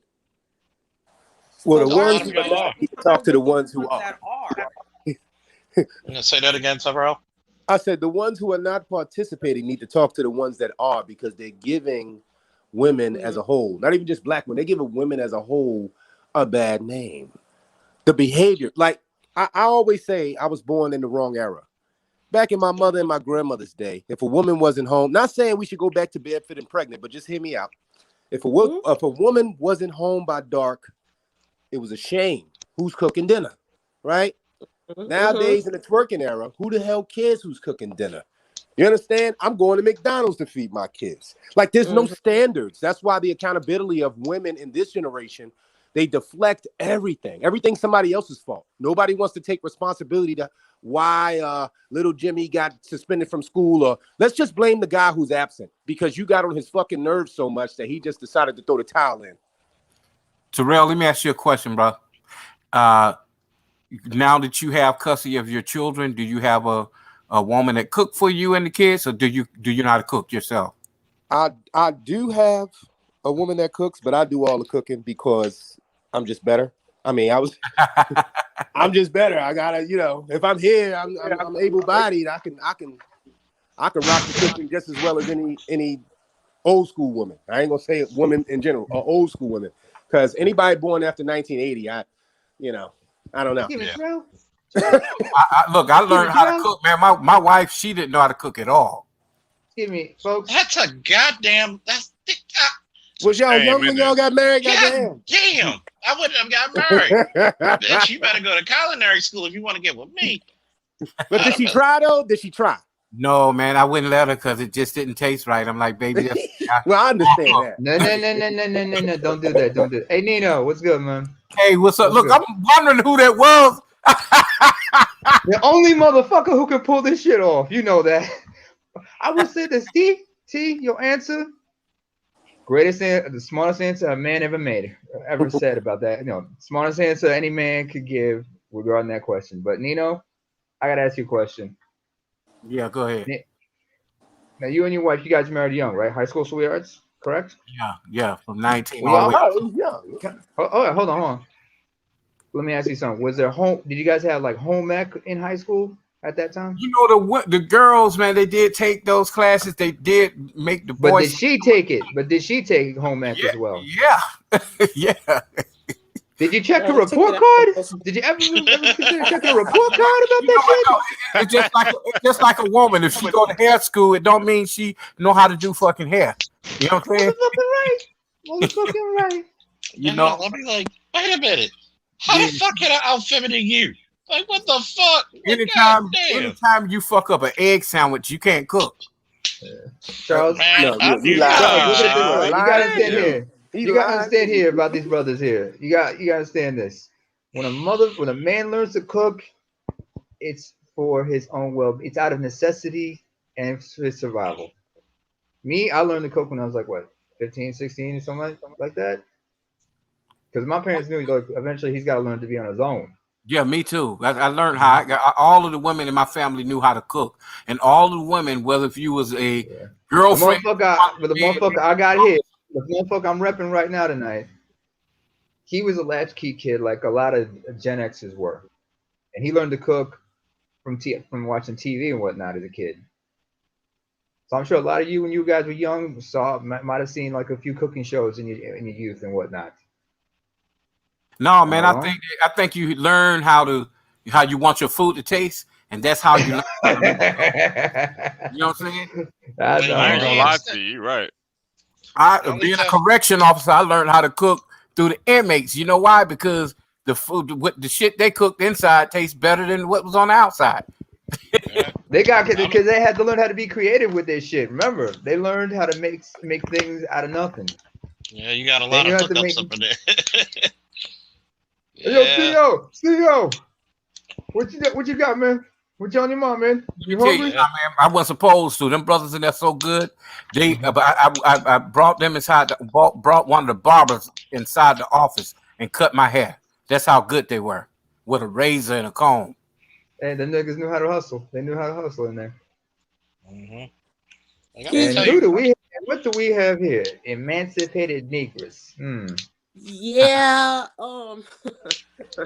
It's daylight now. I gotta go to sleep. So anybody? No. She got to go to sleep. Yo, this vampire got to go to sleep. You know, let her go. Let her go. I can do No. You got to go to sleep. You know, it's going to be the crack of dawn. We don't want you to get exposed to sunlight. I know how y'all can't deal with the sun. Well, you know me. Well, you know what my name is right there. They walk. Blade. Shit talker. They walking and shit talker. I thought it was night stalker. Oh no, they walking shit talker, man. No. I don't know. I remember there was an Eddie Griffin joke about there's that one chick you gotta keep on speed dial every once in a while. He called it a night fighter. Some motherfuckers always trying to ice skate uphill. Damn motherfucking right. One of my favorite quotes. That motherfucking movie. I couldn't do the review on this movie tonight, man, because I didn't get a chance to watch it. I'm so busy today. Oh, you're gonna love it. Oh, you're gonna love it. Oh. Goodbye. Bye. Later. Coffee, you missed out, man. You should have watched it last night after we got off. Can I ask y'all something? Hey, Charles, how you feeling right now? Still healing, but still styling and No. But here's the thing. After this all bullshit with what's the face, I think it's the moment. I think it's time everybody just detox because that's a lot of negative energy. You know. Nah, fuck that. I need more to drink. Where's Z? Where's Z when I need him? Because he would back me up on what I'm about to say. No, he left. Yeah, y'all learn anything from this shit? Not a damn thing. In fact, if it was up to me, I would have smashed her. To be honest. No. You know what I've done? As my man right here would have said, cut a fucking mic off. Cut a mic off. Yeah, if it was up to me and Charles hadn't said to be kind, I would have destroyed that woman. I know, PK, but sometimes it's not worth it because sometimes you got to remember when you're kind to people. Irritation. When you're kind to people or be kind, you can be disagreeable but not rude. And when I'm kindly, notice how when I talked to her, I was like, yo. And she was trying to be disingenuous about who's more controllable, men or women. And she's like, so if somebody, and she actually used, and that's why I used her logic against her. Okay, if men are bred to fight war and women are bred to stay docile and to take care of the kids and the home, who's easier to control? Well, they both are. I don't know how. Okay, I do know how. For the women in my life that I truly love, I get it. But for random women I engage with on the internet and in person, and women that I just randomly have sex with, I don't have the amount of patience required to entertain that bullshit longer than 30 seconds. I just don't. Hey man, she said you got that kind of voice that to the point where you sound like you was gonna come through the mic and smack her. I kind of felt like I wanted to smack her, but I wasn't gonna come through the mic and do it. If she was next to me, I would have gave her that look though. You know what I mean? You know what look I'm talking about. It's funny because I wish Kat would come up here because she said, "I'm gonna tell Celeste." Go ahead, tell her. She can't whoop my ass, but you know. Well, which cat are we talking about here? There's a cat in here. Celeste, Hold on. well, Celeste or whatever her name is, Celeste. I don't know, both of them motherfuckers, but you know, of course I Which know. one we talking about here? Which one we talking she about? She was on Platinum's channel. This chick. What's she called? What's her name? That chick Celeste, but I'm talking about whatever. I can't pronounce her Egyptian name. No, spell it for me. Spell it for me. Spell it for me. K-H-A-R-T. Oh, I see what you mean. I know. No. That's Sudanese. That's the capital of Sudan, Khartoum. Yes, she is. She said she's Sudanese. And she said she was scared to come up because we might attack her. No. Okay. First of all, Habibti, nobody's gonna hurt you. There's an East African in here as well. No, we kind of East Africans. All right. You know? Come on, Nubian. You got a has Sabian the in here. leash on me, so I'm not gonna attack. We're good to go. We're not gonna attack. We're gonna be gentlemanly. We can be disagreeable, but we're not. She's Nubian. She's actually Nubian. She's from the northern part. So come on. I dated a woman from Africa too, so I know. You gotta be specific. No. You gotta be specific, motherfucker. Okay. Wait a minute. You called? No, wait a minute. 91% of my genetics are from Africa. Wait, you in London? I'm in London. Okay. Hi, Bruce Almighty and Black Wolf. Yes, I came on the panel. They were saying I was too cowardly to do it. Okay. You think we're gonna beat you? Hi, everyone. Hi, Charles. How you doing? What you think we're gonna do? We're gonna beat you all over the pavement? I don't have Charles, pavement. Charles, if I may. Let this maniacal somebody deal with this Nubian for a minute, okay? Oh, who's this? Oh my God, are we going through some ancient African shit right now? No, Charles, you got to just hold on. Let me explain something to you.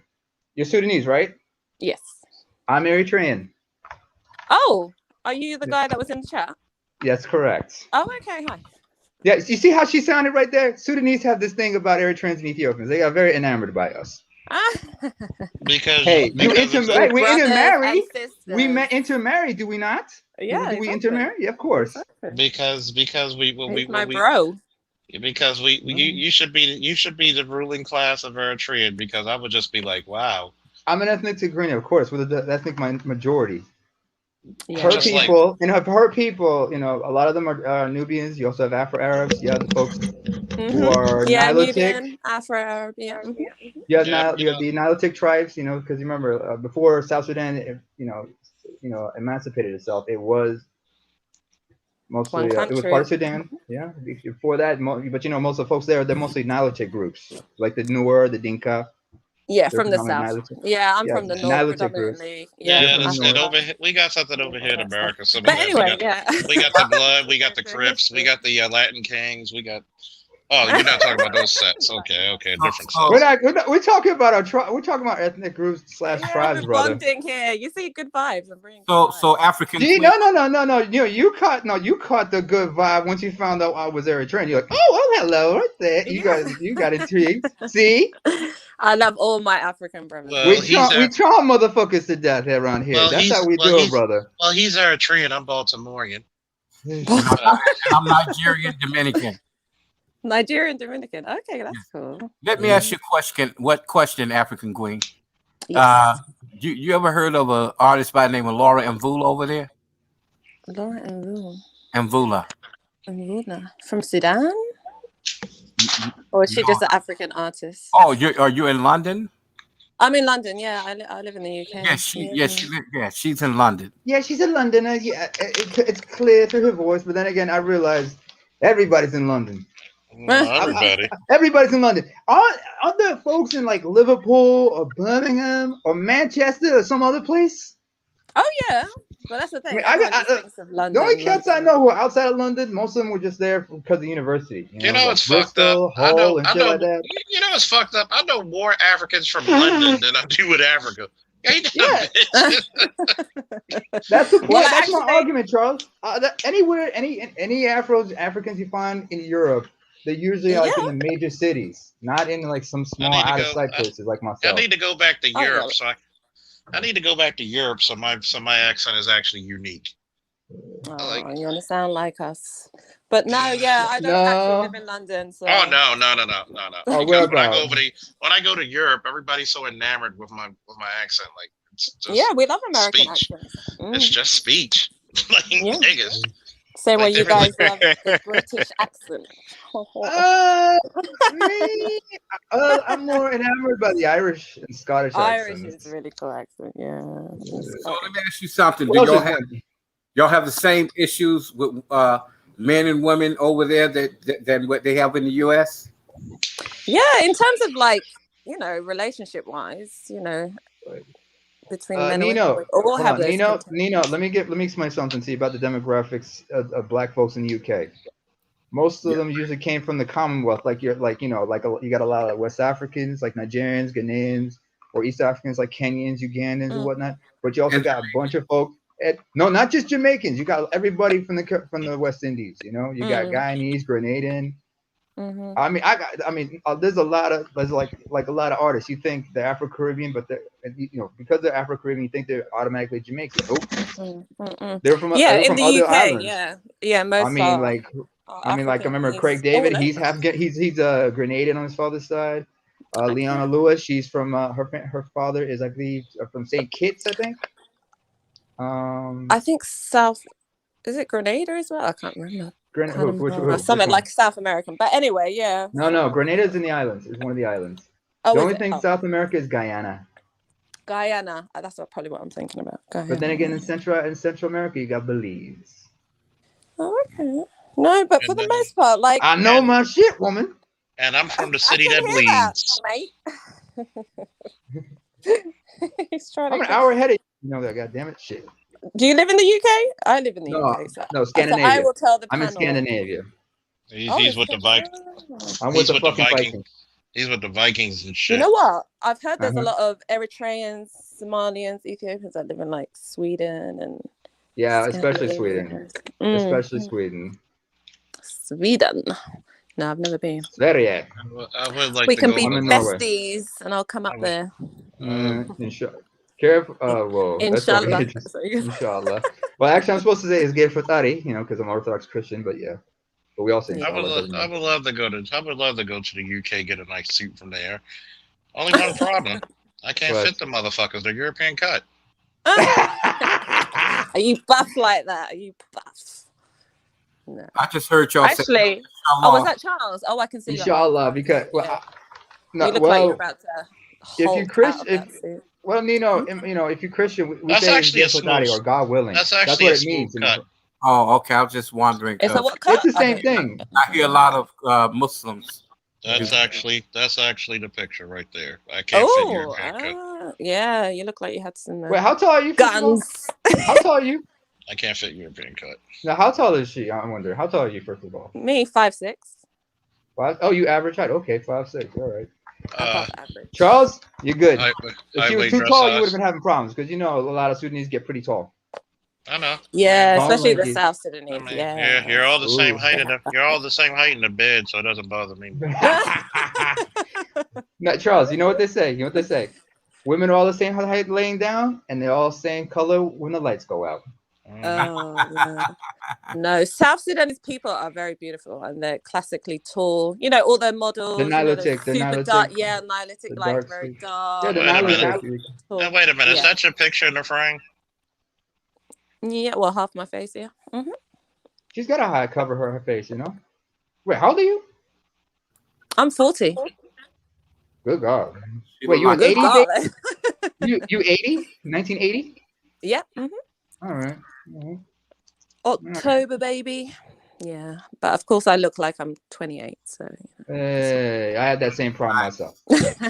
Such a goddamn African complaining about that shit.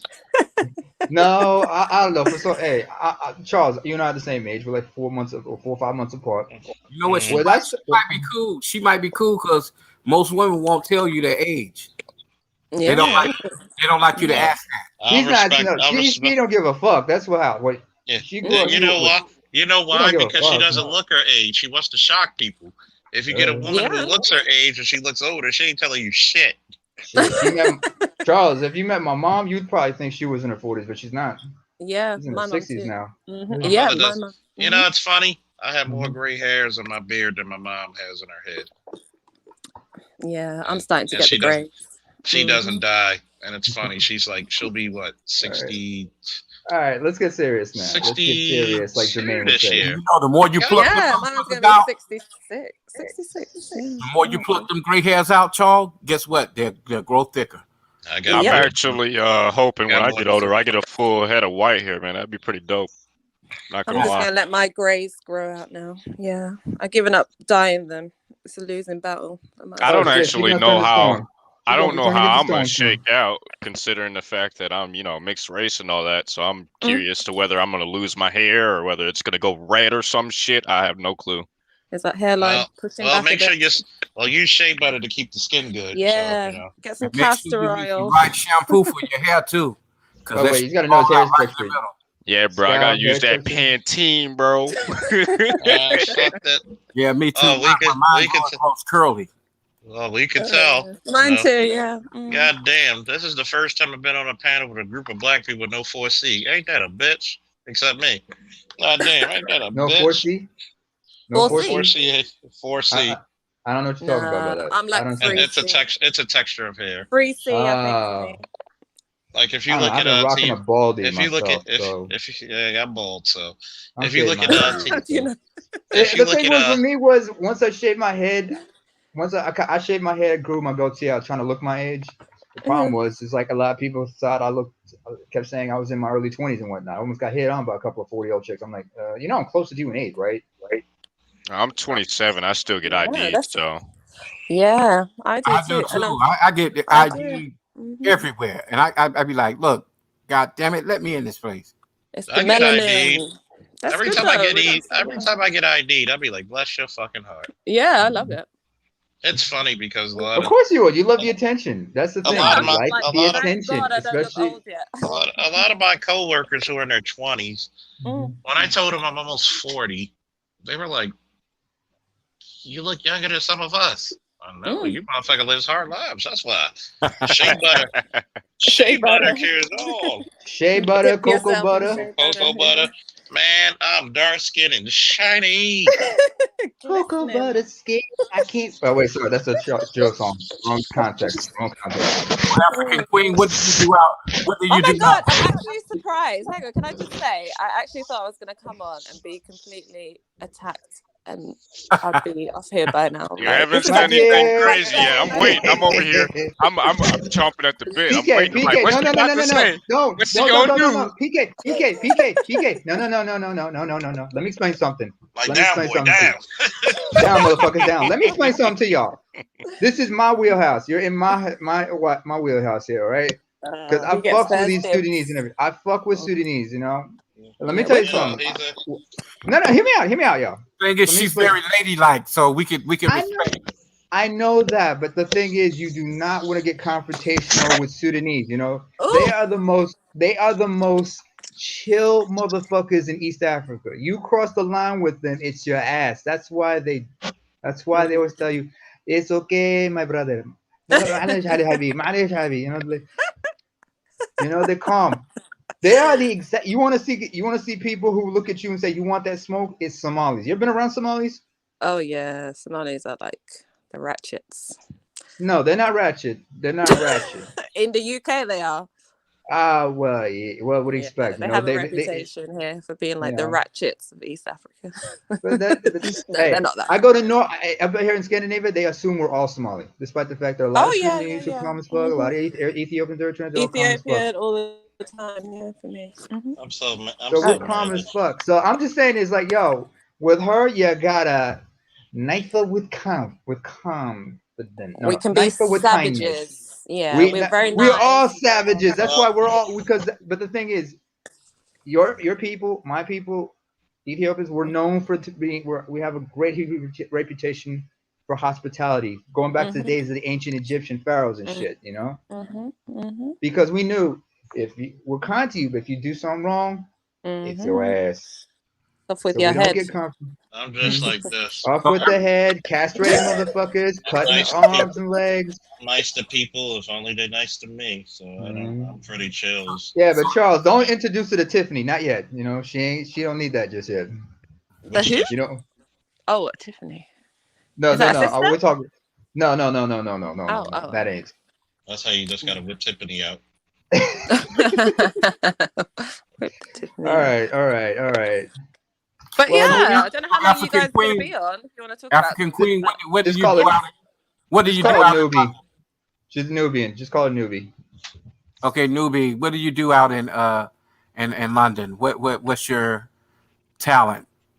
What do you do? I work in public relations. That's my PR. Okay. Yeah, All right. financial corporate PR. Yeah, Oh, but I don't okay. live in London anymore. I moved out of London like a few years ago. Where about? I live in the Midlands now. Like, Okay. I won't tell you where exactly. All right, when you coming to America, Dorcas. then. Oh no, it's all right. I've been to America a few times. I've been All to right, like when you coming California. to my parts, then. Where do you live, honey? Where do you live? Maybe I'll Oh, meet you. PK. Oh, PK need that MILF love right now. PK need that MILF love. Give me that honey love. Look, wait, Charles, hang on a second, Charles. It was a great song, but who the fuck thought it was a good idea for them to be rocking flashlights on their helmets flashlights on their heads when they were singing that shit? I don't know. You cannot sing that song without somebody turn out the lights and breaking out a flashlight. That's how I see it. Oh yeah, that's like knocking the boots and shit. No, knocking the boots. That was the shit. What's up, Snake? What's up, Snake Man? Snake Man. I know Snake Man. Hey, Snake Man. How are you? I'm good. How are you? This is a West African, I hear. Brother, yes. Where's he from? Wait, are you West African or East African? I'm West African. Whereabouts? Igbo Nigerian. Nigeria. Oh, okay. Igbo. Oh, you're from the southeast. Okay. Igbo. Yep. Oh man, wait a minute. You're from wait a minute. No. Wait, Charles. You don't know. There's like there are tribal rivalries in Nigeria, my dude. I'm like, wait a minute. I'm from East Baltimore. Shoot. Yeah. I'm like nowhere near from there. It's kind of funny because I have everybody from my panel now from like actually African descent. It's wild. It's funny. Well, best examples of Igbo, I guess, would be like Chitwe Jofo, or the brother who plays Solomon Northup in 12 Years a Slave. Comedian Godfrey, he's also Igbo. Chitwe. I'm Yoruba. Chinua Achebe. Yeah. Yoruba, best examples of y'all would be Anthony Joshua, Israel Adesanya. Hey, Snake Man, do your last name start with an O or A? My last name, it starts with a K. Okay, well, my last name is Adebanjo. My last name is, oh no, I don't dox myself here. Okay.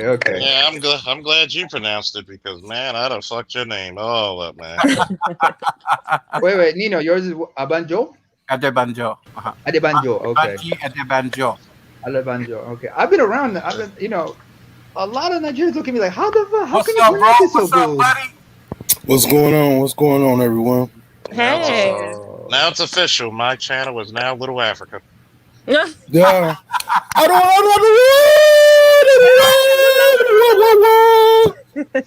Broken All I need genius? is, Are you African? all I need. Yeah, he is. Where is he from? All I need is a goddamn drum beat. And we having a fucking party over here. Goddamn it. Get your drums out. The land of Ghana, man. Okay, we got two Super Eagles. We got. Where is he from? Oh, two Eagles. Hang on. We got two Super Eagles, a Black Star, a Nubian, and an Axumite. This is interesting. And a Baltimorean. And a mixed race angel here, who's potted out of his motherfucking mind right now. He just stoned. He's more stoned than the Rolling Stones. So, so you like the? Do you like the Minnesota Vikings? Or you ain't into football? Who, me? Nah, the Treeing guy. Treeing guy. I like how he said it, Treeing, because that's how we sometimes call ourselves. Are you in Minnesota? Huh? Nigga, do you like fucking football? Minnesota Vikings. I like football, but I don't have any particular team. I don't have a particular team. I just love the game. Are you in Minnesota? Green Bay Packers. Yeah, I've been there quite a few times. I used to have family up there. Oh, that's cool. Yeah, a lot of Africans up in Minnesota. He's been drinking this one. Not yet. Not yet. The day is early. I actually was thinking about it, but not. I might step away. Is it early? What? Bro, you didn't wake up and start drinking? Fucking loser. No, I actually brushed my teeth, man. Yeah. That mouthwash. Yeah, and mouthwash too. Yeah, a little bit of deodorant doesn't hurt, you know. God damn it! I'm not perfect, I'm a dusty. You called me musty dusty. Musty dusty. Musty dusty. Oh. Hey, I got a funny story. With Musty Dusty. You guys want to hear about it? And this is when you got some. Oh yeah, I like this. But anyway, the mustiest I've ever been. The mustiest. I had to test the theory. I just wanted to see if black people stop and just be like, "That's my shit." Yeah, that was right. Hey, but the mustiest I've ever been, I've literally walked in the gas station. A bitch was turned on. I was like, damn, there's something to this shit. God damn. What is that fragrance you spray? What is that fragrance? Hey, listen. Oh, so I got something for you, I'm all out of weed, and it's not. Yeah, me too. I've been out for a long time, man. I'm trying to not call the weed guy. Nah, hey, but you out in Cali? You in Cali, bro?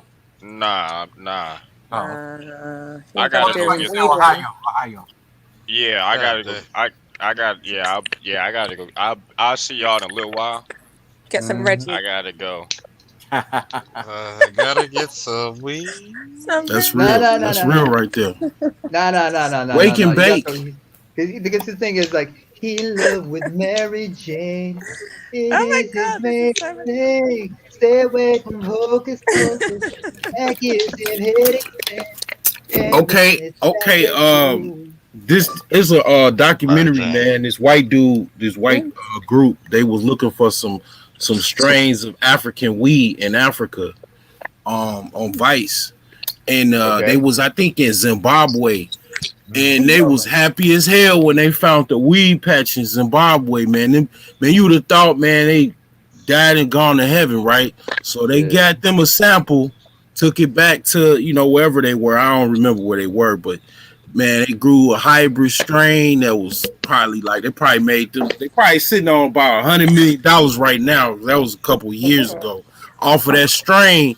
But then the dude got greedy. He went back to Zimbabwe.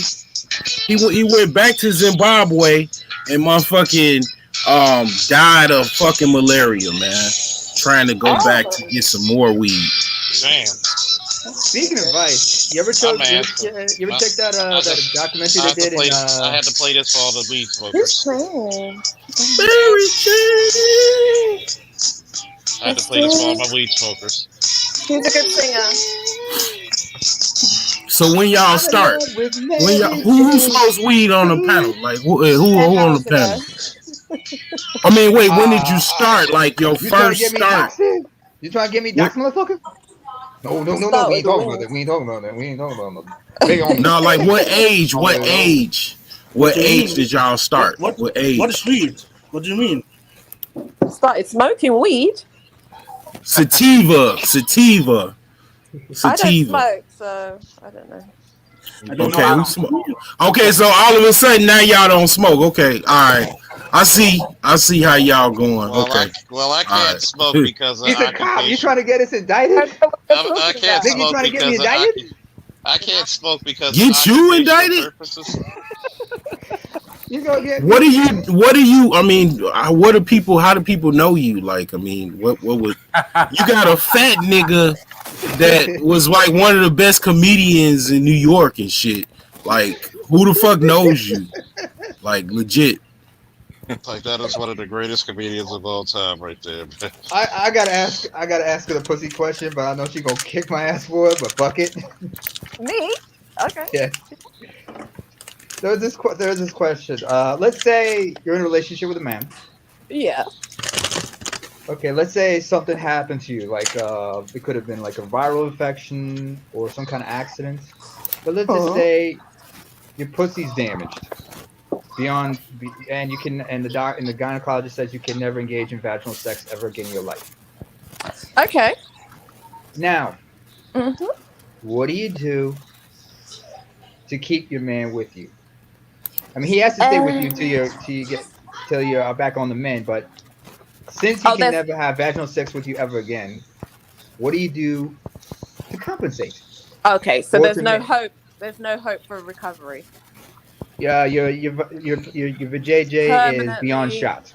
So syphilis. No, Snake Man, hold on. Just let her talk. Let her For answer me the question. personally, I would let my man be serviced by me as much as I could, you know. Wait, what was that? What's that? Start from the beginning. What's the answer? I would do what I could using other means to satisfy him, but if he needed, you know, you would let him have another woman. WAP, I would let him have another woman. Basically, is what I'm saying. Yeah. I believe in polygamy, so for me, sold for the husband.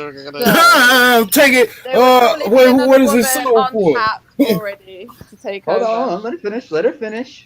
Yeah, there would probably be another woman to pick up the slack for me. Hey, I'm trying to finish anyway. Right. You believe in polygamy? Yeah. So you tell your boyfriend, "Hey, honey, I'm going to see Bob tomorrow." No, that's polyamory. No. Nino, that's polyamory. You gotta be specific. We gotta be specific. When you say polygamy, a man with more than one wife. Yeah, that's polygyny. Polygamy is two kinds. There's polygyny, which means multiple women, or polyandry, which means multiple men. There are cultures where they practice polyandry, but your tribe, somebody said, let her finish telling us. In my culture, it's completely acceptable to have more than. Let her talk. You let her talk. Damn. To have more than one wife. I know it's not always workable. There's very few men, I think, to be honest, who can do it correctly. And I don't mean men out here just slinging it around thinking they can sleep with multiple women without commitment. I'm talking about in a context of marriage. Yes, I believe in that. Yes. Okay. So yeah. Why is that funny? So are you? What's your religion, if you don't mind me asking? I was raised a Muslim. Oh, okay. But I'm not. I'm not practicing Muslim anymore. How many women like you in the UK? I'm trying to save up. I'm just trying to see if it's worth the plane ticket. Yeah, you gotta play extra for the accent, man. You gotta play extra for the accent. God damn it! What if I learn to talk like that? And then put you through a lot of COVID testing. No, we like your accent. You guys like our accent. It's mutually beneficial. Yeah, we're like a whole bunch of nigga James Bonds over here. Woo, boy! Hey, how many people know how to play poker? I think you know how to play poker, Charles. I'm pretty sure. I'm more of a chess guy. Oh, okay. Because a lot of cops play poker. Because I know a lot of cops. I mean, well, a lot of my family members are ex-cops. A lot of play poker and a lot of play drinking games. I'm better at the drinking games. I'm terrible at that. I'm terrible. I don't even play that shit. I remember when I was in high school, I just started drinking early. I was drinking E&J, and one day we drunk half of the pint. Like me and my friend, we went out up north, and then we was out like at a dinner table. I couldn't get up from the dinner table. They had to like carry me off to the car. I almost fell on the table full of cops that was just sitting there. Sounds like a good night. That was like 1998. Sounds like a hell of a night right there. But then I learned that they were snakes because they was trying to take advantage of me, and I was hearing everything they was fucking saying. I just couldn't hardly move. Oh man! Oh man! I hope they were women taking advantage of you. Well, it was one chick. One chick is my friend's sister that I never fuck with because she had a history of just basically dealing with super pookies. Ooh, okay. And I was like, I knew where that was gonna go. And You know what's fucked up about that about female cops? That is kind of true. A lot of them do mess with super pookies or other cops. I didn't really think about that. They either mess with other cops or super pookies. Because those are the only two men they can feel feminine around. Yeah. That's the only two type of men they can ever feel feminine around. Like I mean, the pookies are so powerful, man. Them motherfuckers wake up in the morning like this and shit, you know. They gotta invoke the powers of Pookie and shit. Pookie. Woo, boy. He-Man, boy. That was my shit. He-Man, I swear to God. But then the sad thing about it, you got other Pookies who invoke the power of Pookie like this. They become the Ray Rays. That was my shit too. Pookie cats. You know what they don't know? What they don't know, Officer Charles? All of that shit came on back to back. And even including G.I. Joe. So imagine. You know what's fucked up? We talked about that earlier too. I mean, motherfuckers think we whatever, but this is what we watched, and it was like back to back to back, like Saturday He-Man, morning. Thundercats, G.I. Joe. I mean, Captain Planet. Yeah, Ray Lewis is, Ray Lewis. He was, that is what you gotta respect. What he say, very controversial, but you gotta respect that. Definitely. That right there, that's a championship. That's championship level tackling. Yeah. Can I ask you guys a question? A difficult question, because I believe Sunday is like football day, right? Yes, like Super Bowl. Day, Super Bowl, whatever. Yeah. Yes. Someone said that earlier. So imagine if you're in a scenario where your woman, it's your favorite team. It's like, you're a number one fan, and you're on the couch, you're getting well into it. It's the last, I don't know how it all works, but like, final couple points or whatever. And then your lady walks by in, scantily clad, and is like, baby, I'm feeling in the mood. Come, meet me upstairs. Which one of you guys is going to be like, get out the way? I need to watch the end of this game. And who's going to watch the replay and head upstairs? I'm going to answer the question. Any woman that knows me knows not to disturb me during UFC and the Ravens.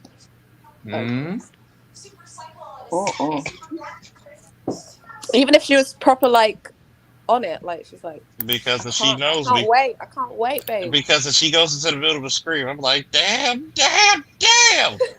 Like, you know what? See, here's American culture for you. Yeah. It is bad manners to try to do that while you do that after the game, because he's gonna need the victory fuck, or he's gonna need the consoling fuck. Yeah.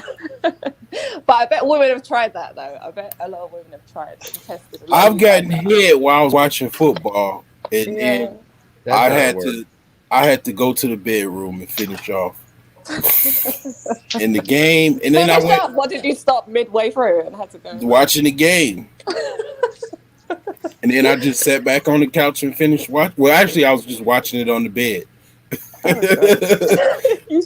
Like, it's one thing to give head. It's one thing to get head while a game, as long as her head doesn't block the TV. Oh my God. Charles, I'm gonna tell you something. Because I watch soccer because I grew up playing soccer. Yeah. And I love the Premier League. Wait, you watch the Premier League by chance? I don't. Yeah, I'm not really into I've it. never No, known I of was that. asking the Queen. I was asking Olivia. I'm trying to ask this question. Is there any African in all of history that didn't like soccer?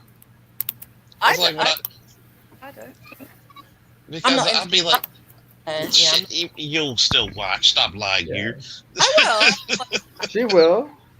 But I It's remember there was like there was a couple friends I knew, a couple female friends, you know, but they were like they were supported a rival club of my team, Oh yeah, who do you and support?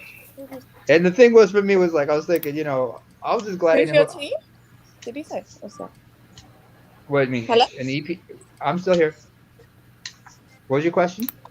Oh, sorry. I was just saying, what team do you support? In the UK, Man United. Yeah. Oh, okay. Yeah. Yeah, Red Devil. But I had some friends that were like Liverpool fans. I was thinking like, and they're females, fine as fuck. But I'm glad we Yeah, my didn't hook up sister because if actually used to date a player who used to play for Man United. You probably guess. we're not He dropping was names, an Italiano. we're not But dropping yeah, names.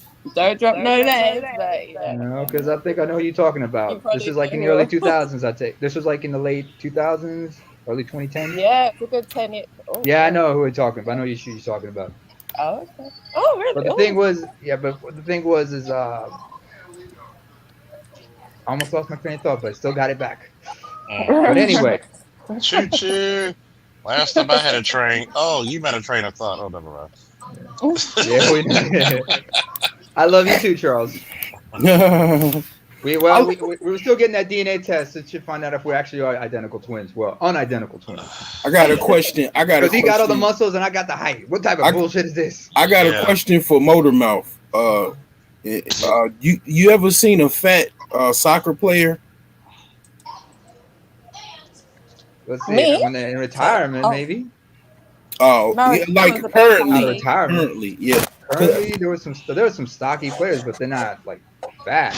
Exactly. My point exactly. Like, yeah, like soccer is like a good sport to play to lose weight. That's what I was basically saying.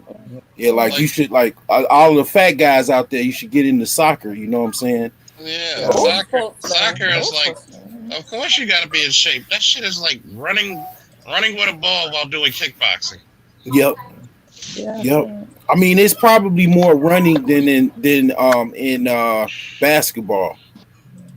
I mean, you don't think about it. Yeah, the pictures, yeah.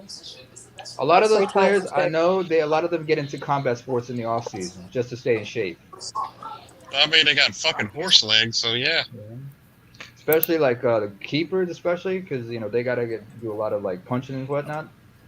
They like to strike. They have to do a lot of boxing or kickboxing just to keep the the arms, especially the hands in shape. Because a lot of goalies, they once they're in retirement, a lot of them have to deal with things like tendonitis, severe carpal tunnel.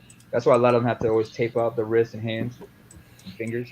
Yeah, I remember like 2008. I think that was 2008, but you probably know more than I do because I'm not really into soccer like that. Ghana made it to the semifinals in the World Cup.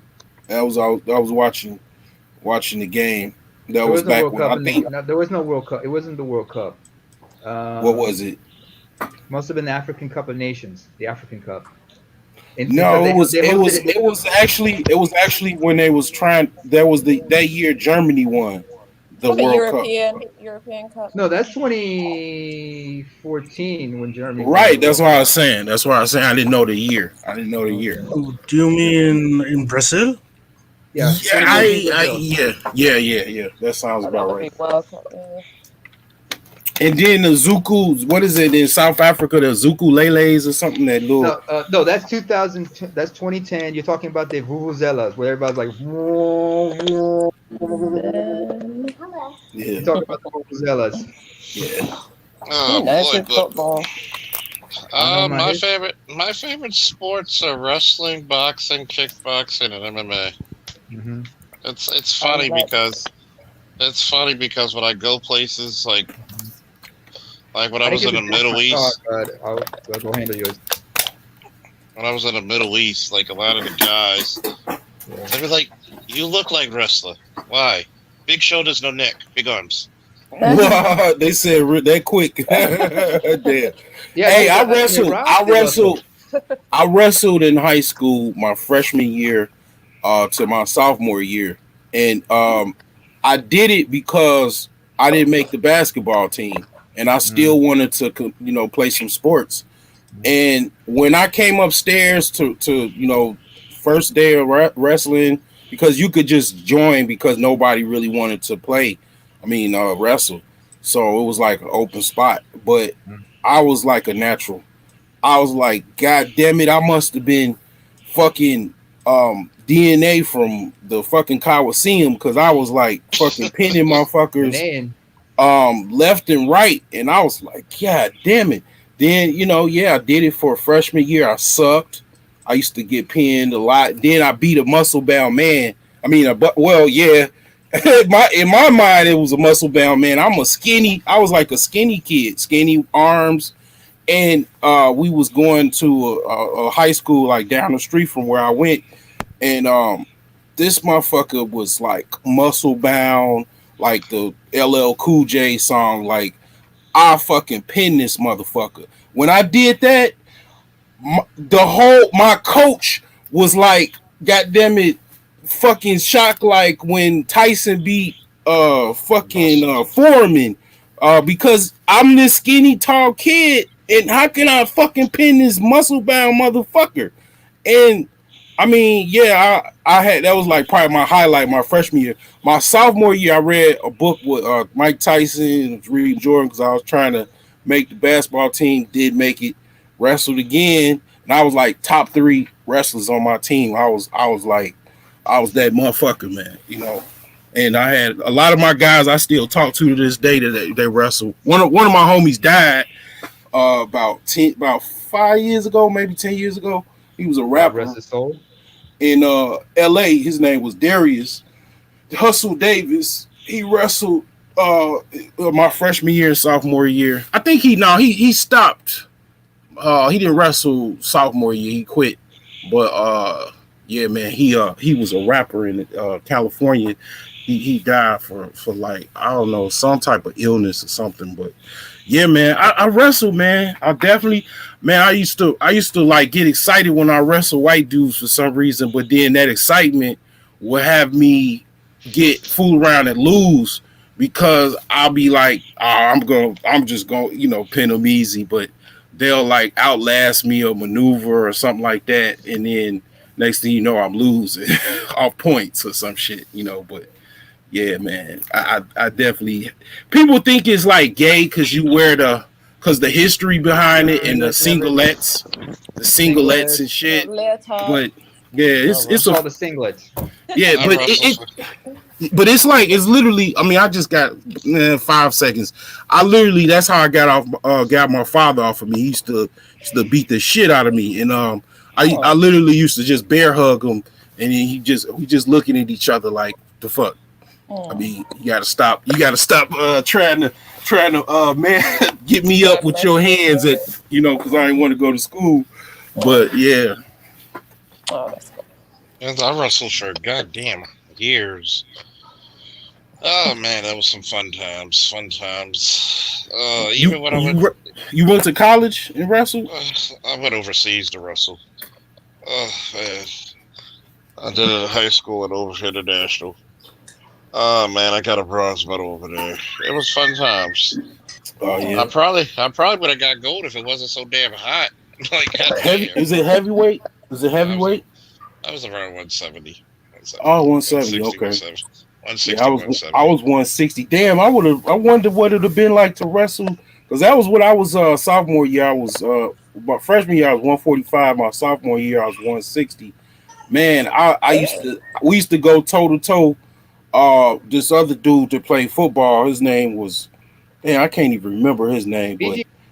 but this motherfucker we used to like go head to head because we got the same weight, and I started beating him, then he just started beating me, It was like I was trying. What's that boxing? And then by the way, rest in peace to Leon Spinks. Oh yeah, You know, he just passed away. The natural Butch Reed just passed away a couple of days ago. Wait, what happened? what's that boxer? What's those boxers that used to go head to head, just have all out slugfest? When Brawlers.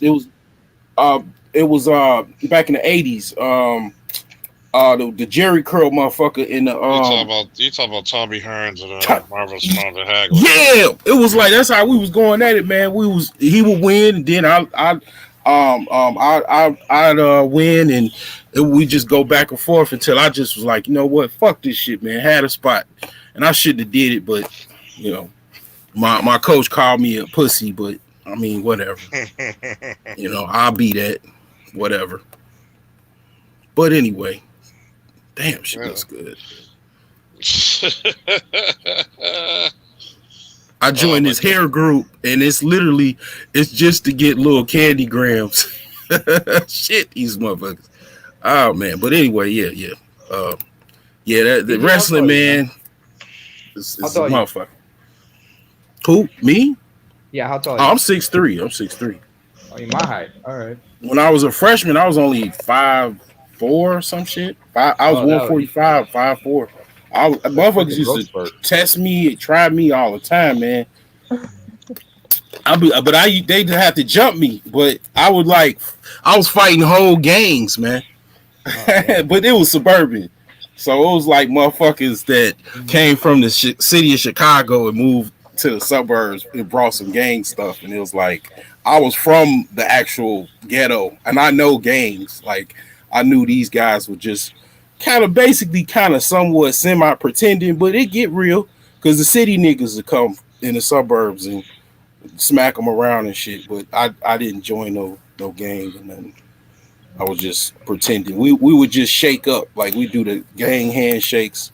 The block that I grew up on was GDs primarily, but then you had other people that were BDs and then Blackstones, but we would try all of the fucking handshakes. Like we would just, but when it got to the point where it was like, what meeting you going to?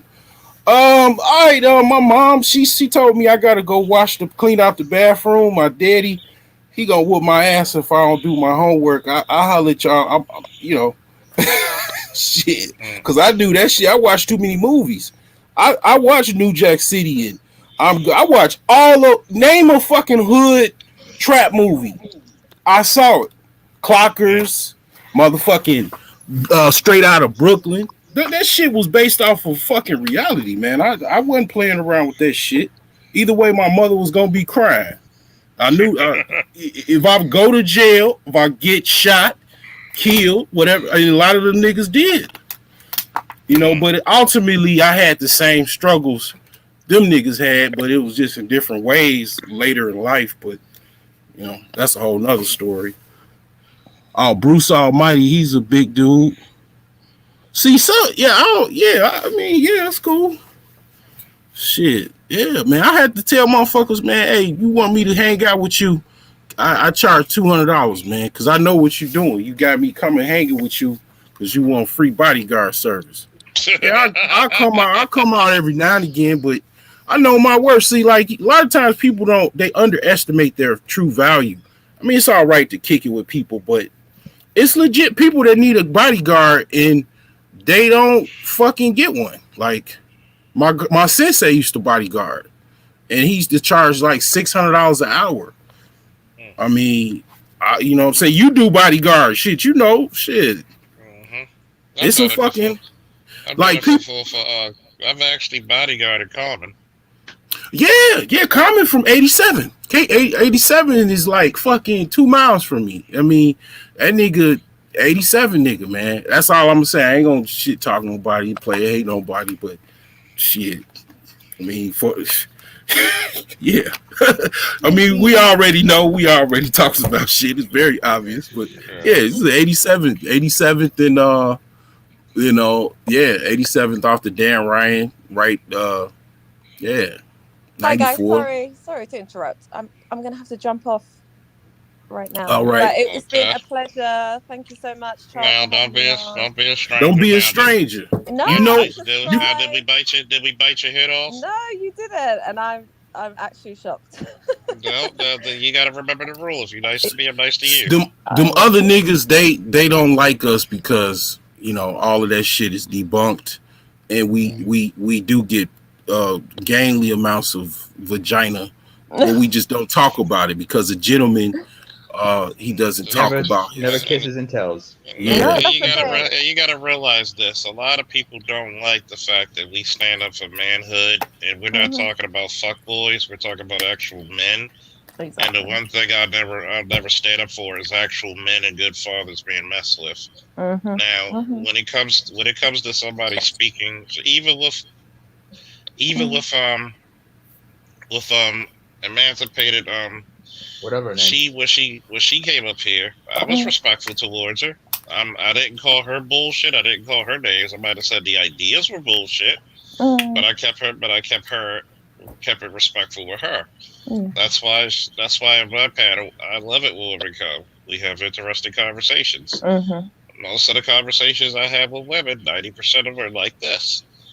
The other 10% is when you have women rude and disrespectful. Then I gotta get out of character, put them back in their place, because hey, I'm gonna be a gentleman. You're gonna be a lady till you don't act as such. Yeah, honestly, when I first started listening, I was like, "Oh shit, I've been coming to like the wrong place because I'm very new to this whole and as you see, is it peaceful? No, you guys have all been lovely, super respectful.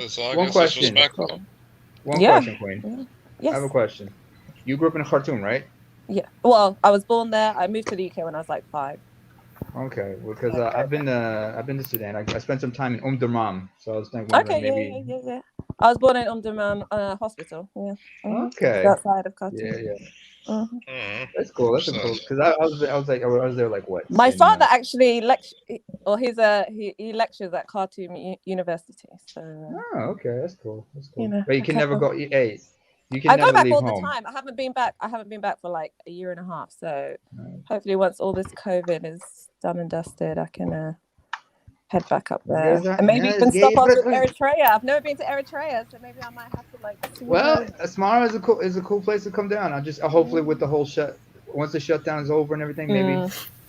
Hopefully by the end of this year, hopefully, I can go. But yeah, all I was gonna say in terms of like the conversations I was hearing earlier, like try to just keep the chains of communication open, especially with the females, because ultimately what we're trying to do is just mend bridges, be honest with each other, and hopefully find some solutions.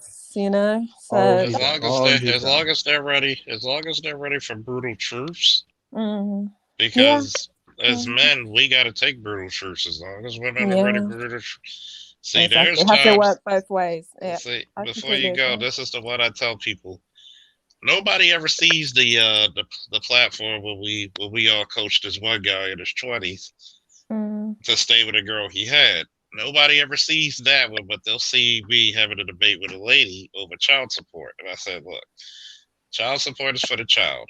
Even I'm a father. I'm a single father. I hate using the word single father, but that's just for context. He does go with his mother sometimes, but the majority of the time he stays with me. A lot of times, see, as a single father, we know the importance of having both parents in your life, and we don't do the same thing as a single mother traditionally over here in the States. And the craziest part about it is we always have the open arm airways. It's just like when Nikki was here, when she was like, "You defended him." I'm like, lady, nobody would defend an abusive guy. You have a lot of guys who would actually defend you from abusive men who on a panel. I said, but at the same time, this is the reason why I tell a lot of ladies, your protection is men, and part of that protection is listening. If your father, your brothers, or your uncles, or the men in your community says that guy is not a good guy, don't date him. But if you go against the grain and you date him, you kind of put yourself out there outside the lines of protection. You feel me? Yeah, but it's like the nuances of like relationships and just dealing with people in general. You might get involved with somebody who you think is the right one for you. But who knows what, excuse me, what might happen when certain situations arise, like financial stresses, dealing with children, you know, households, all those kind of things can change the dynamics of relationships. And it would be naive to pretend that those things don't play a factor in why a lot of marriages and relationships end. You know, it's in every person has an individual story. And I think it's important to like listen sometimes. Like it kind of hurt me when I think there was a sister who was talking earlier and she tried to explain her situation about domestic violence and stuff. And you guys kind of shut her down in a way. And that was kind of, I felt bad for her in a way. So just sometimes it's important to listen. It was the energy she was giving. It was the I'm gonna tell you what she was doing. She was giving a lot of masculine energy. 2, she was internalizing a lot of stuff. Meaning, I could tell she never got help for it because she's still angry about a situation she escaped. Instead of just being happy she escaped. 3, nobody was shutting her down. We were like, whoa, whoa, whoa, whoa, whoa, whoa. She went to a deep end where we never went. Like, look, we're the ones who said a lot of situations, but we try to let them know. The reason why this happened is because you come to the court systems in America, it's one thing about fairness. Men are always about fairness. That's why we like sports. When we fight, we want to keep it what? A fair fight. Guess what? When we go to courts, and guess what? 2 adults may not get together, but doesn't mean they can't be 2 parents together. So the one thing we're saying is, okay, why can't we get custody? Why can't we you get more out of a father being there than child support will ever bring. So a lot of times you're being raked over the coals, not because you're a poor father, it's because you're dealing with somebody with bitter issues. And that's what we're saying. Okay, don't give a person, no party should just have an overwhelming gross part, not for the men, not for the women. And she started internalizing things, and we were listening to her like, we're not talking about abusive men. You know what we would call abusive men? We would call them assholes. And we're not talking about those assholes because, yes, and like when Terrell was on here earlier, he said, we got to fight stereotypes when we go to courts. And that's what we try to explain. And we're not talking about trying to say, hey, you're being abused. No, that's fucked up. No, we don't apply to that. We're just trying to tell you, look, a lot of times in relationships, majority of the men want to be with their kids. It's just that it's stressful when you're dealing with somebody that, okay, I know we can't be together, but they're going to be like, well, if you don't want me, you're not going to see your kids. That's not fair. It isn't. And we can't, neglect the fact that emotions and dealing with someone that maybe you love, that brings a whole another dynamic into it, which shouldn't be there. You're looking for, after the well-being of your children. But unfortunately, a lot of people behave in this way. And that's why it's important a lot of times to have someone, mediator, maybe a family member, even someone in the courts or someone that can bridge the gap sometimes. And I just encourage men, never give up on your children, even if that woman is a complete fucking demon from hell. Always do your utmost to that, even if you don't even have to see her face ever again. Just don't give up, because your children, they need you. And that's why there's a song you might want to listen to. Do you remember the group Guy? Yeah, I think so. Remember Guy? They had a song called Why You Trying to Keep Me From My Baby. Listen to that song and you will understand a man's perspective. I know. And that's what I was listening to you guys earlier, and I was kind of getting a feel for what you guys were talking about, and I felt like a lot of hurt in what you guys were saying. And I know you all have your own personal. Hold on, you're borging out. Hold on, wait, you're borging. Sorry, right, try now. I was like, oh, this is really sad. I can hear you guys, but actually, you were talking about real issues that's happened to you, real situations. You're not just we're not. No, this is where men come together. We talk. Personal. Because that's what we do. And I could hear that in your guys' voices. And I was Let me come back And a lot of because it is, yeah, there's a lot of issues that need to be worked through with women and men, and it's sad to hear like a lot of men are like, oh, I don't even want to like deal with women anymore, they're just shit, and women are saying the same kind of thing. It's like, when did this all go completely tits up? Like, it's late crazy to 80s. me. Like, About the late 80s.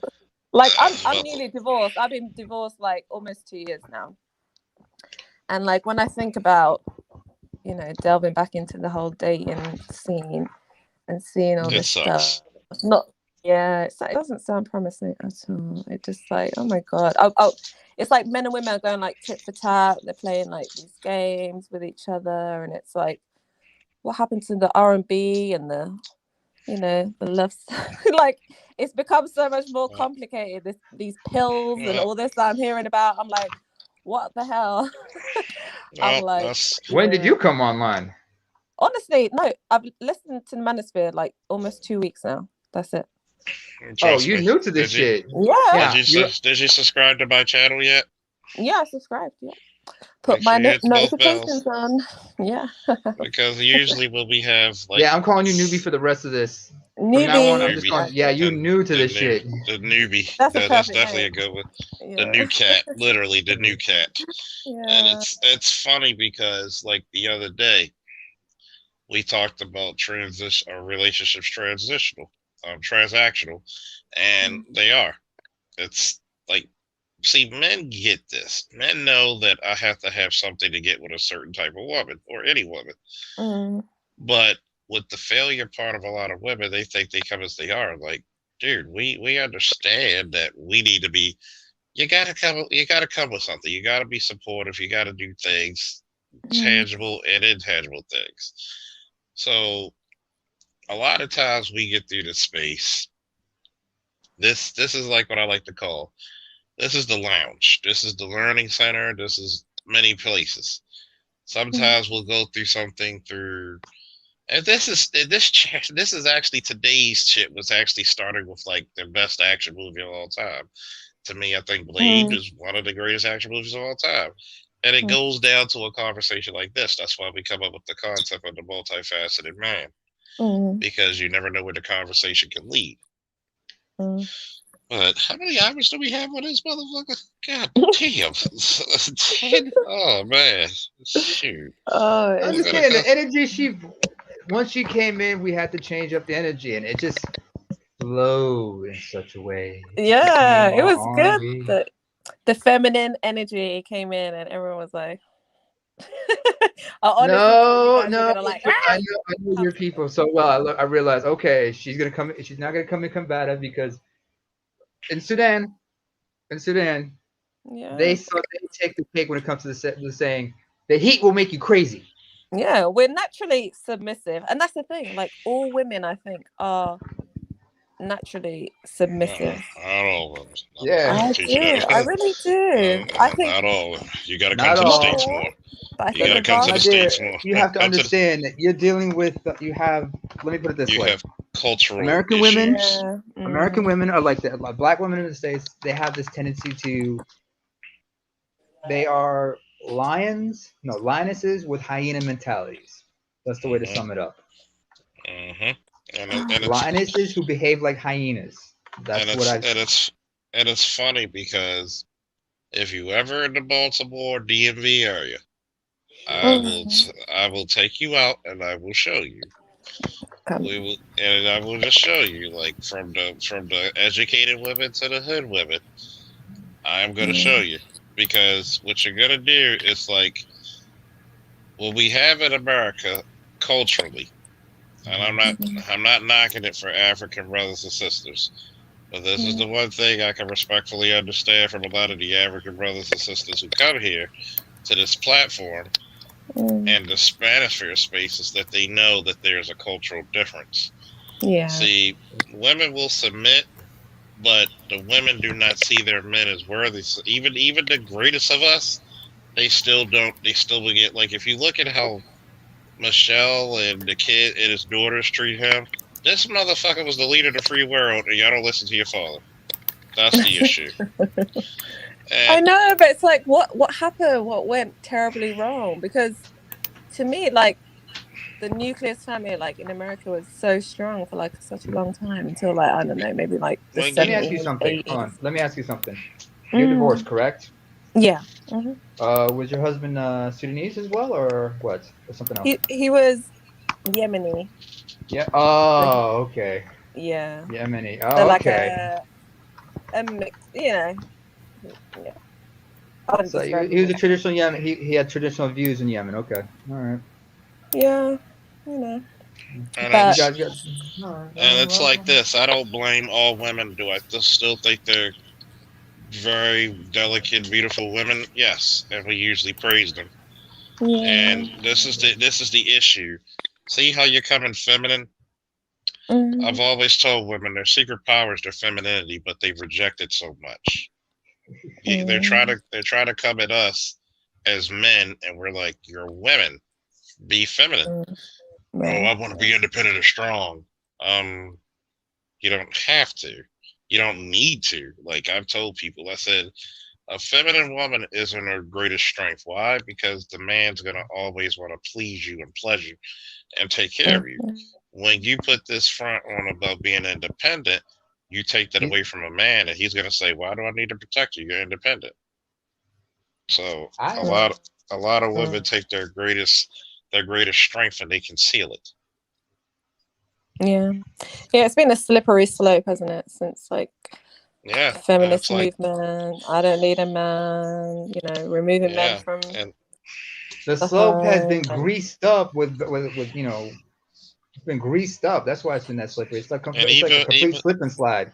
yeah, and even with the men, you got some men who are so effeminate, not gay, but effeminate, that they can't take the responsibility a man's supposed to. And that's also another part of the, even though Feminized. we They were did, feminized. yeah, they were feminized and they became effeminate. And they're scared of actual responsibility. They're scared of actual power. And we talk about that on these panels because we're actually trying to reverse the flow of the polarity, the flow of the polarity. Meaning, we're trying to get this shit back in order because guess what? If you don't, in 2 generations, you won't have a black community in America anymore. Yeah. Because because we try to tell a lot of the sisters the reason why you see a lot of the young guys like a truth who's 19 dating out is not because they prefer another race of women. It's not because they're color struck. It's because of how they're treated by those women. If you see, every black man knows there's nothing more attractive than a fit, feminine, inspirational, caring, submissive, beautiful black woman. There's nothing on God's green earth more attractive. That's even if you do not fit the quote unquote standard of beauty, your femininity and your generosity and your kindness and your caring and your submissiveness would still give you a man. So when you take all that out, guess what you're going to be? Alone. And we're trying to warn women, look, this is what men like. If you need us to coach you to get to the man you want, you got to start doing this. You got to take care of your body. You got to take care of your mind. You got to take care of your emotions, and you got to take care of your soul. Everything else will fall into place very easy. Yeah, and I think it's really important, like having these conversations. I don't know how long the manosphere community is being, going or how popular it is, but hopefully a lot of women are going to be tuning into channels like yours and other channels and hearing what actual men want. Truth be Men of told, value, not the truth be Pookies and the told, Ray Rays. Actual men who can provide and protect for them and show them what they need to be able to get that. Sorry? Truth be told, I've noticed a lot of women who come onto these spaces. What they learn is how to be better at their worst aspects. I mean, a man once told me the only true power a woman has is deceptive, and sometimes we have to be. And yeah, just remember though, just try to be patient with like the women, especially like American women, because you already know you know, what you're dealing with and certain characteristics that they might come with.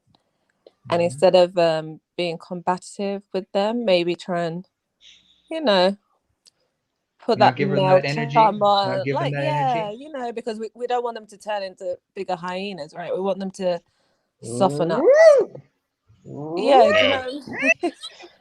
You know what I mean? So like when you try and fight with them, they're gonna fight back Charles, because I'm going to that's, tell you something. yeah, I'm going that's to tell their you something. instinct. Little Yeah. cultural thing about my tribe. When a person wants to praise you, they say you are a lion. Mm. In my car, when they, you know, and Charles, when they look at you, they'll be like, Charles, I'm Basaiha. And he's like, you are a lion. But if they want to revile you, they will call you a hyena. Yeah. Scavenger, huh? Charles is a Lion of Judah. He needs to, you know, remember he has queens out there who want to be helped. The conquering lion, of course. Yeah. Yeah. In my life, but me, I've learned that when the savannah is full of toothless lions, it's better to be a leopard. And you got to remember, like, it's funny because and be resourceful as a motherfucking camel. Yeah, and camels are the ultimate survivors, by the way.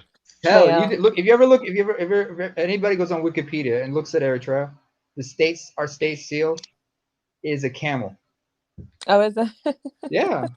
Isn't on an Eritrea where they keep hyenas like pets, or is that Ethiopia and stuff? That would no.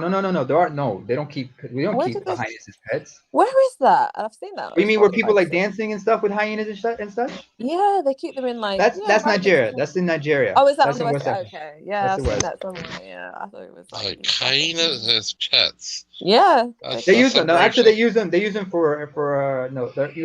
They have like these dancing troops in parts of West Africa, like in Ghana and Nigeria. That's so They cool. train these hyenas from pups since they were little pups to be part of these sideshow performances they do, like street performances and such. Is that what it is? Yeah, like I like being with animals that could crush bone in one bite. Yeah, come to Africa. Come on safari. No, that'd be nice. It's like people will be like, "Yeah, American boy." If you're not married yet, you'll come back with a wife, maybe 2, maybe 3. It's funny. I'm supposed to be doing a internet radio with Ghana. Oh, and my boy wants me. He's like, "You got the personality for it." I said, "Why? You're charismatic and you're a shit talker and you're intelligent." God damn, they kind of like that. They kind of like that in Africa. And then you like wearing suits, so everybody will be like, "Hey." He's custom. He's the Ric Flair, this motherfucker, you know. Suits, yeah. Like, well, it's been an absolute pleasure. I'm gonna have to run, but I'm gonna be back for sure if I'm welcome, Charles. We're about to shut it down. Just make sure you subscribe, hit the bell, make sure you get all the notifications. I've got all my notifications on already. Thank you so much for having me on. Peace to the chat, and I will. How often do you come on? Like daily or every? Just about daily to every other day, but mostly daily. Well, I'll definitely try and jump on whenever I can. All right, guys. Take care, and I'll see you soon. Later. Okay, bye. And yes, we do. I guess we do know hyenas are gynocentric. They're very. By the hyenas, they are matriarchy, actually. Yes, they're. You know what? One of my favorite documentaries growing up watching was a National Geographic called "Eternal Enemies: Lions versus Hyenas." It was set in Botswana. It was in a game reserve in Botswana, and they talked about the conflict between this one pride of lions versus this one particular clan of hyenas. And it was like 89 and whatnot. And I remember they had particular names for certain lions. I mean, there was a lioness they called Matsumi, and then and always remember in a lion pride there's always 2, and there was two males. One was called Mandevu, but one who was the star of this documentary, his name was Inchwa Dumela, because he had a darkish brown mane that was tinted with red.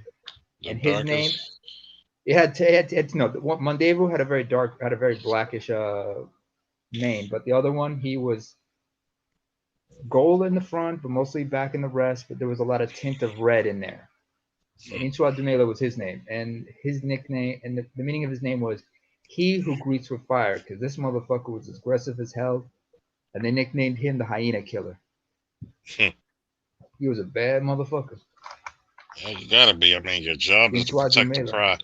Your No, job is it's the protect the job of the pride. male is to patrol and mark the and remark the territory. So they go on. So they go into. They go around. Remarking the territory with their scent and everything all over the place, and to protect the cubs whenever some young bachelors try to come and try to challenge for it. And they don't come in solo. They come in duos, in pairs, or in trios. Always related males, brothers. I'd be like, hey, that's why sometimes they call me the old lion. Not because I'm old, it's because, hey, you gotta You remember protect what's Jamie yours. Foxx's "I Might Need Security"? You had to think about the lines. Yeah. Especially like, and the pussy must have been so good because you go like, "Hey, peace, girl. You stay safe. Have a good evening." Jeez. Man, I missed the Blade conversation. I slept through the whole thing. Damn. Oh my goodness, that Blade conversation was hot because we were trying to Oh think of man. movies. We were trying to compare it to T2, Matrix, Rambo. Like, good God, It was everything, man. You could not top Blade. I think Blade might still be the greatest action movie. People do not appreciate it. I want First everybody of to all, we go got to back. give props to Wesley Snipes and New Gotta Line give Cinema. props. New Line Cinema, because Yes. they're the ones who put it out. Yeah, But and then it was so edgy. It took was itself dark. serious. It was dark. It took itself serious. You have literally some of the within fucking 2 minutes, 2 to 5 minutes. You had literally one of the greatest kick-ass scenes, and you were stuck. You were literally In stuck, the and I'm like, nightclub. You mean in the yeah, nightclub? yeah. I mean In the that. bloodbath and everything. Shit. Yeah, you were like, oh shit, this is real. You never seen that in a comic book movie. Hell, you didn't even know it was a comic book movie unless you were a comic book fan. Yeah, my younger brother, who's my younger brother, we had the discussion. I remember it was early, about a few hours ago when I called in. We asked him, "What do you think of Blade? Do you think that was a great movie?" And he's 29. He was like, "You know what?" And he had to give it up. He said, "You know what? I'd say one of the greatest because the reason it was such a success is because first of all, they didn't mention it was a comic book character. They kept that a secret. You didn't see no Marvel on it, so they like let's go with it, see what happens." And Chris Christopherson, he was a bad motherfucker as Whistler. Stana and Boucher Wright, she was good in that one. Oh, she was so fun. She was so fun. And it's funny because it's like my homeboy, he's like, man, there's many action movies. I said, name one. He said Face Off. I said, don't make me laugh. Face Off is more psychological. Yeah, it's not. I said, you got to remember, you got to go to something like like the Raid for that type of fucking fight scenes in action. Like the fight scenes in Blade, you would not have the Raid without that type of style for Blade. Mm-hmm. Like it was brutal. It was not clean fighting. It was just brutal. Brutality. It was precise cuts. But like, remember, like when he threw that double bladed boomerang. Yeah. Remember he first, he comes in. What's his name? What was the dude's name? The henchman, the one whose hands he would chop off every once in a while. Yeah. Remember, he looked at him. He came into the room. He looked at him, smiled, and showed it. He ducked and he threw it out and took everybody's head. Yep. And stapled him to the fucking wall. And talking that shit in their language. But again, I asked my brother. He said one of his favorite scenes, besides some motherfuckers always ice skate uphill, was in the hospital.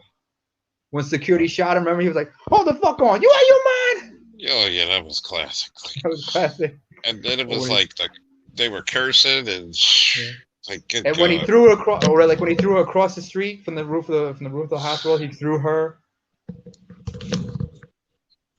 Oh, look at that! Vampire Be Gone spray. Vampire Be Gone. Yes, like when he shot him up against the wall. Hey, don't forget the train. Don't forget when they tried to escape. Oh yeah. And he held her, and he had to grab the train, and they like swung onto it. Oh That yeah. was fucking- I mean, there was like it was almost nonstop action. And notice, here's the perfect part about it: they didn't make a big fuss about him being black. Mhm. He was just a good ass character. Like, About him being black. yeah, You said her for a minute. You like so enamored by Boucher, right? Aren't you? yes, I am. Hey, And I'm Stan's like, last name was no joke. Was not too shabby itself. yeah, school. I love that part. Schools. Hey, don't forget the fight in the Hidden Temple. You know, with the when he takes out everybody with the sword. Oh, when he rips the guy's throat out and throws it. Like, Or how oh about when my, he took out those two? Remember those two Asians he fought in the hallway, oh yeah, and they had their heads exploded and shit. oh yeah. When he kicked- oh my god, I was like, yeah, I just can't. Like, it's really hard to place a fucking but think about it. He said we're still thinking about 98, that. 99. It's really Who's hard saying to that? place. Who's saying that? Almighty, it Bruce Almighty. What's up, Jay Shaz? Bruce, Man, Bruce, come on, man. Hey, Jay Sean, can we let him in? you let him You in gotta real come on. quick, couple of minutes, Yeah. if he wants Jay, to come let me up. tell you Couple of something. I'm telling you. Let me tell you, Sudanese are the most. They're very attractive women. Very attractive women. But they do their but they can't talk. They have to be very shy because they're predominantly Muslim, and they do a lot of their talking with their eyes. If you ever go to Zanzibar, the women there, they're Muslim. They have to cover their faces, but they will do a lot of when they look at you, they'll try to communicate to you with their eyes a lot. You have to be careful not to look for too long because you might get caught. It is I'd say I've been to Sudan. It was like it's a beautiful place to be. The capital Khartoum, that's where the Blue Nile and the White Nile meet. And across the but Khartoum is like the administrative capital. You go across the river, you have the city of Durman, which has always been the traditional capital of the Sudanese people there. Oh yeah. Beautiful place. You go through there. Yeah. The heat will make you crazy, but that's why that's why they stay out of the heat in the like around noon. They come out mostly like in the afternoon. You'll see a lot of Sudanese dudes, especially like when they have open air cafes. A lot of Sudanese dudes wearing the jalebia, traditional head wrap, having coffee or tea or talking about stuff. Because in fact, in any culture in East Africa, the men are always going to be congregating in a certain place, like a coffee shop or what we have in Eritrea, we call or in Ethiopia and Eritrea, they have like these bars, traditional bars or these mess houses where they have these old school home brews and dudes just hang out there and they just shoot the shit while drinking. What's up, Jay What's Shine? good, James Shine? What's up, y'all? What's going on? I'm good, brother. How you been? You missed James, a little what's good, my dude? Wait, You missed James, a little James Africa up Rochester, here. James, right? Hold on, James. James, unmute yourself, man. Must be busy. All Well, right, you missed little Africa because we had everybody from West Africa, East Africa. Oh, that's what you had on the stream tonight? Yeah, we had the Sudanese chick, and she was like, but I knew how they are, so I had to just chill and just bring the vibe down to relax one. I basically had to turn this into a mint condition concert. We could have done Frankie Beverly, but everybody had to be dressed in all white, and we need to get a cap for Charles here because you know how much he's a Frankie Beverly fan. You got to wear all white with a hat, with a cap all on. white with a hat, and then I can't walk, so I got to get my walker. Excuse me. That's what's up. Grüß. Oh, sorry, Gesundheit. How long y'all been going, man? It's been 10 hours. I got on like about an hour or so ago. That's but we were talking about Blade earlier. What'd you think about Blade? Oh, Blade was the first superhero movie that shit jumped off that Marvel shit. You don't get credit for it though. Yeah, no, they people who know they do. But damn, that was. And my argument with people was, is this the greatest action movie of all time? It's hard not to argue that. Blade was fire. Blade was fire, man. I can't think of an action movie that I could top over Blade. No, no, Yeah. but one movie who I also liked, who I love just as much with a brother in it, was Spawn with Michael Jai White. I'm not comparing the two, but they were, but you know, when it comes to dark characters and shit, they were good on that one. Mm-hmm. Yeah. Todd What's up, McFarlane. James I mean, Kills? What's going on, boss? Yeah. James in the house. Yeah, James, I mean, Rochester, New York. I was going to shut it down earlier, but the conversations were too lively. They're too lively. I mean, once we brought her in, you know, she's kind of new to the manosphere. This one kid, Cartoon Cat or the Nubian Queen, because she's actually a Nubian. And you know, it was just, and She was afraid to come up. She was afraid to come up here. She said, "I thought you were going to bite my head off." I said, "Nah, if you're nice to me, I'm nice to you." No, we're nice to you. And because you know, and that energy, that nice to you, if you're nice to me, I'm nice to you energy. That's how they are. That's how we East Africans are. And given she's Sudanese, she knows you got to be chill at all times. Yeah. Lovely voice, though. Great lovely voice. Jason, How you living, man? What's going on in Germany these days? Shit, nothing. I just got back in the house. Running some errands. It's Sunday over here. Now I'm trying to get some prices for. I need to ship my motorcycle over here. I got another motorcycle back in the States. I'm gonna go ahead and just do it. Can't you get one over there? Wouldn't it be more cost effective to get one over there? Nah, I already got one. It's in storage at home. Okay. Yeah, I'm looking at prices to see how much it costs to ship it over here. Yeah, I miss it. I need my bike. See, it's one thing about getting something, but it's another thing when you get it when it's yours.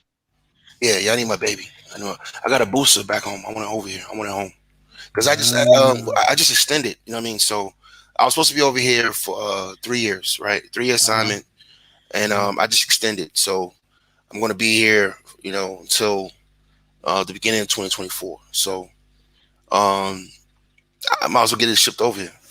You know what I mean? Because this is how it works.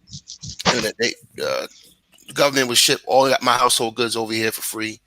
Okay. And one motorcycle with your household goods. So I chose my 3-wheeler, my Spider.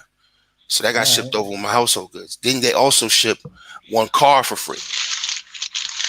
So I didn't want to come out of the pocket. Yeah, I didn't want to come out of the pocket. So I just put my other motorcycle in storage. All right, I see. I feel you. Yeah, but now that I'm going to be here, it's like, fuck, I need that bitch over here. That's just sitting there, yeah. They need that bitch with you. Yeah. My man gonna tear up the Autobahn and shit. Oh yeah, I got to, man. Fuck it, you know what I mean? Because at some point I'm gonna sell it. I'm gonna get rid of it anyway. Soon, at some point, you know, I'm getting too old to ride sports bikes. No, you're not. No, you're not. Nah. I remember, was it Michael Jordan? He started learning how to ride motorcycles at what? At 40? 45? Oh, no. Michael Jordan was riding motorcycles when he was still playing. Yeah, word. Yeah. Because he'd be like getting one of those Kawasaki Ninjas and shit. Yeah, because he was to do the tracks and shit. He was doing that when he was right before he started playing back with the Wizards. He was doing that while he was still playing. Yeah. Oh, word. Yeah, look it up. Yeah, he was into that shit, but it's an expensive habit and it's dangerous. Yeah. You know what I mean? So, you know. I live in a small area. I live like in a small rural area, and a lot of people, they're into horseback riding up here. So that's an expensive. It's expensive habits, and it can be dangerous. I know there's a chick I knew. She got thrown off a horse a few times. Fortunately, she had a chest protector, so nothing bad happened to her. Another one, she's into it, but she kind of had to give it up because it's an expensive habit, and family obligations, work, and everything. Yeah, that's my sister from another brother. Another father. When you say that, I think the same way about my coke habit. It's expensive. Kind of dangerous. I'm sorry. What was that, Charles?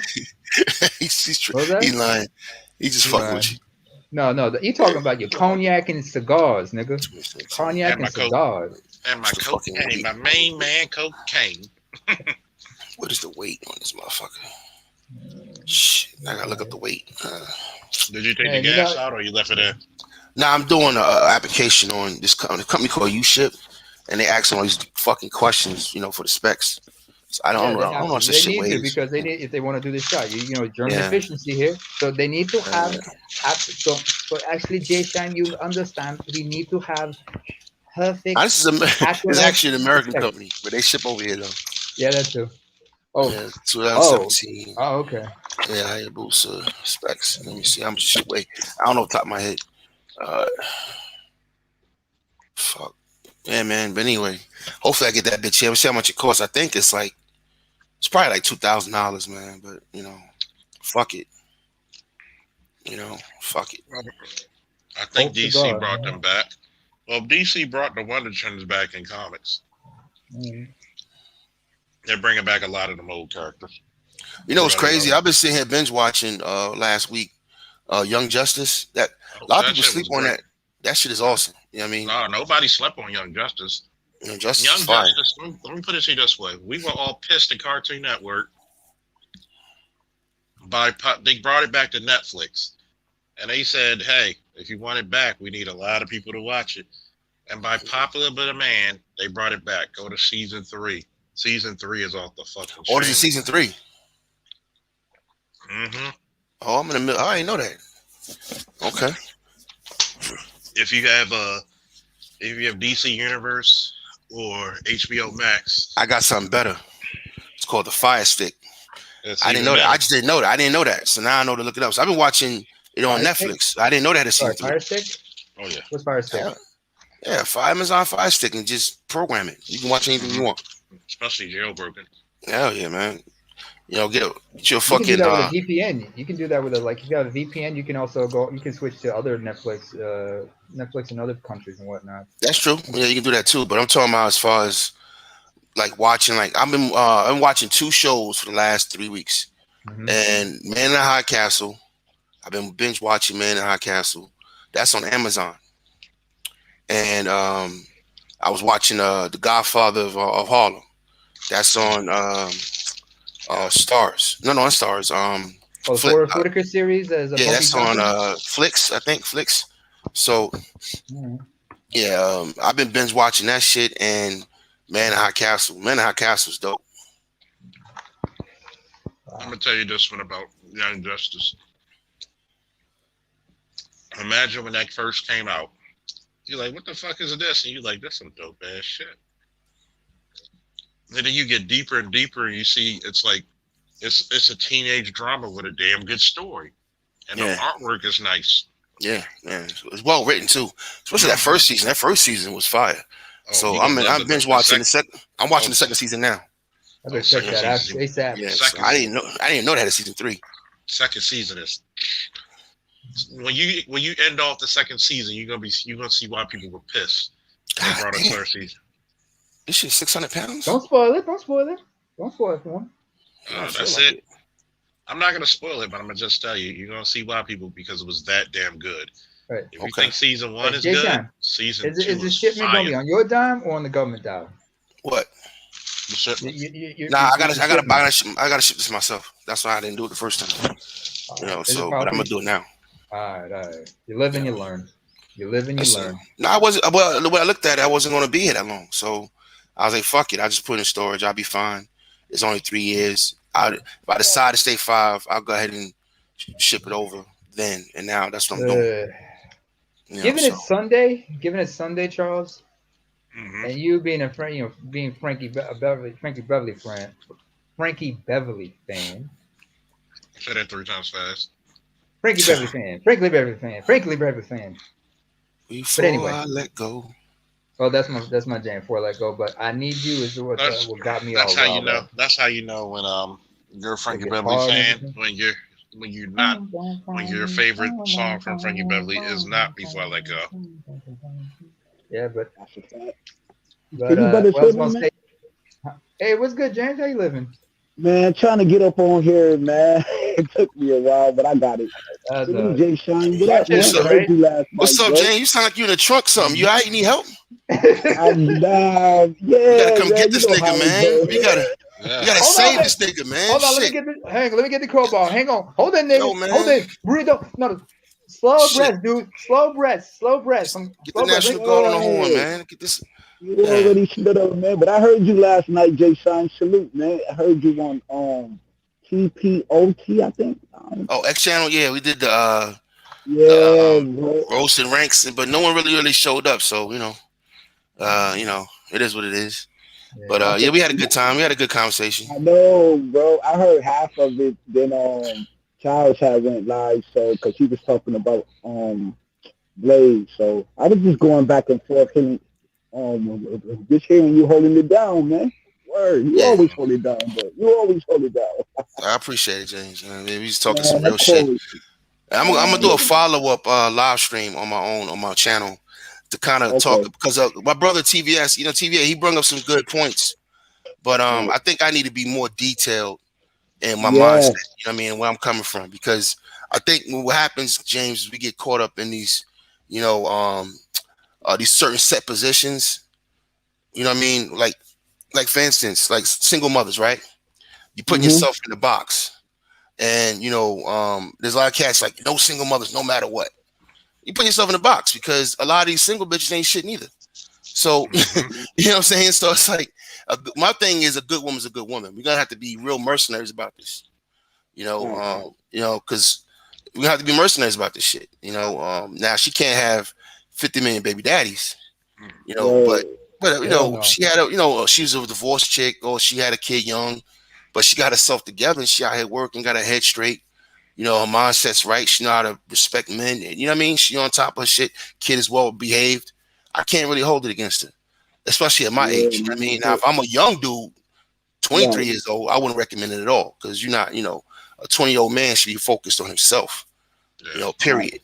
But I'm 43 and I got paper. So, I could do what I want. I can handle a situation like that. Not only that, I got the age, I got the wisdom and the temperament to Right. deal with that. You know what I mean? At 23 years old, I didn't have that. You know what I mean? At 23. So I would never recommend a young man do some shit like that. You know, I just wouldn't recommend it. But my age, I got options. You know what I mean? And a good woman is a good woman. So I think I'm gonna go deep into that on my next live stream. You know what I'm saying? Yeah, I think you should, man. I Yeah. really do, cause like me, man, I don't date single women, cause I almost lost my life. Luckily, my homeboy gave me the foresight, cause we was chilling at her house, and so we chilling. So my homeboy told me to go to the front room. I see some dude just laying on the couch late at night, just laying on the couch, bro. So that right there could have been my life if I was there by myself, laid up. You know what I Right. mean? Sleep. Ain't no telling what could have happened. But I'm just glad that I seen that foresight and I was like, you know what?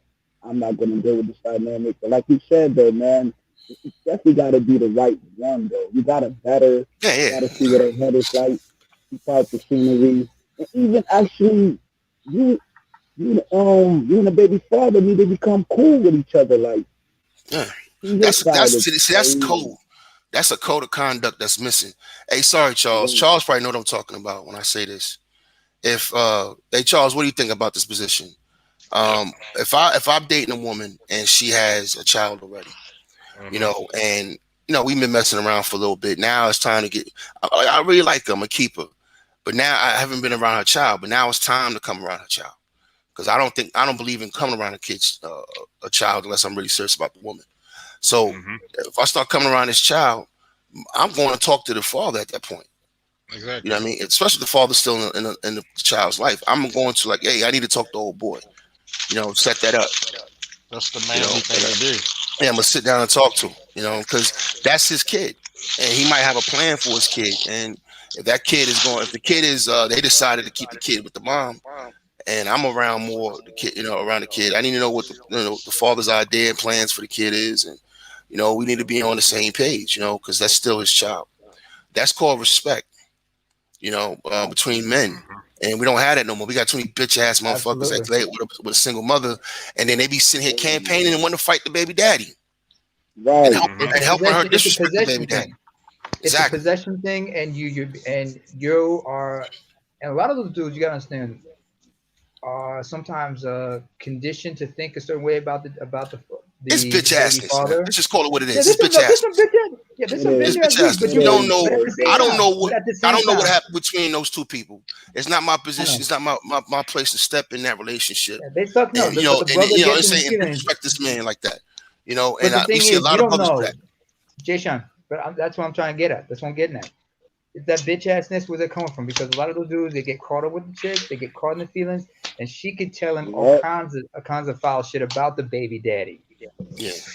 That's what I'm getting at. Yeah, So look, sometimes And it's a they lack of manipulate him wisdom to be too. a attack dog. And it's a lack of it wisdom is. because my wisdom It would is. tell me It is a lack of wisdom.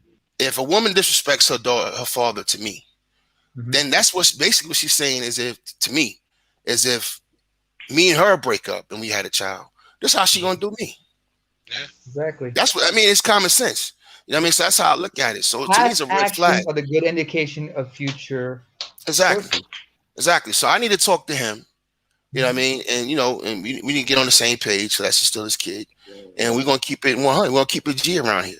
We're gonna stop the emotional nonsense. We're gonna be on some man shit because the mission now is to raise the kid. You know what I mean? That's the mission. The kid didn't ask to be here. I So if remember, I'm, was it my boy got involved with a single mother once? Mhm. And it was like it didn't work out, thankfully. Yeah. But And when the he reason was why like, a lot of shit don't work out is because a lot of cats don't like, look at the yeah, shit that matters. but she was kind of dysfunctional. She had her own Exactly. issues. If the Good chick is person. She was a dysfunctional, good person. you should have shut that down a long time ago. Yeah. Homie Yo, didn't Jay have Sean. homie didn't have the foresight. That was the problem. I looked at him like, nigga. Yeah. Hey, yo, let me tell you about the FMI report card, man. The whole All right, thing with please. me though, because I couldn't get over. I couldn't get over. You gotta get over. Like now she with another man, yo. Like that's not your situation no more. I say you gotta respect that fact. You know what I'm saying? I was caught up with that. See, at the present time, I wasn't ready to meet the dude. You know what I'm saying? I thought I was, but looking back on it, nah, because I still was in love with my ex. You know what I mean? Yeah. You So in by love me with the being in love you in with him, love with the yeah, that was the problem, right. son. And like The Jay thing Sean was, said, yeah. Because the thing was, is like a the- lot of us still caught up in our feelings about it. Like some of us don't get over the yeah, breakups that you easy. gotta get over that poo nanny, man. Oh, You gotta get over that poo I nanny. got 2 points to that. First of all, I always side with the biological father. All right, that's just my position in it because that's his As a kid. father, you would because as a father, Exactly. That's you what I would relate to want. that I shit. want a motherfucker to respect the You have fact the that I'm a empathy father. for a brother. Exactly. That's So rare. That's I'm going rare. to side with the Yeah. biological father. I can't put my dick action over that. That should be man code, right?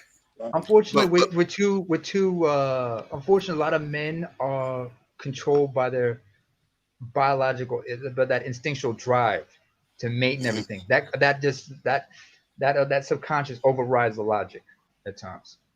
yeah, And whatever. unfortunately, that many people, not that many people do a lot of logical thinking or have have the foresight, especially when Yeah, you're young. yeah. But I'll I tell you this too. I was also just feel thinking, like the kid should be with the father. So I would always employ a man to try to get as much they can out of the situation. If you can't get custody, get joint custody. You know what I mean? Get as much Shit. control of I'm your glad. situation as possible.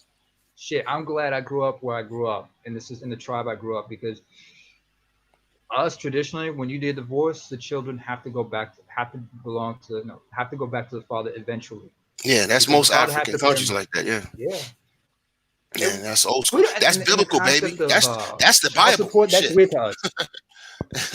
That's what the Bible I said. mean, let me Shit. give you a You know? hypothetical scenario. Like, say, let me give you a hypothetical scenario. I'm an ethnic Tigrinya in Eritrea, and we're not a patrilineal line. We're bilineal. We're both patrilineal and matrilineal, but we are patriarchy. Now, let's say my parents divorce. My mother would have to go back to her family, but she would have to take me with her up until a certain age. And in that time, my father has to provide for me because that's his kid. She has to let him know, listen, Shorty got the baby needs new clothes for school, or there's a medical bill. I need you to take. Can you come with us to take him to the hospital just in case he gets sick and shit like that? All right. Because that's his baby at the end of the day. That's his child. But eventually, especially when my dad, if we're to remarry, then he would say, okay, he has to come now. He has to come home with me. He's my son. Mm-hmm. I know he belongs to your family as much as he belongs to my family, but at the end of the day, I am his father.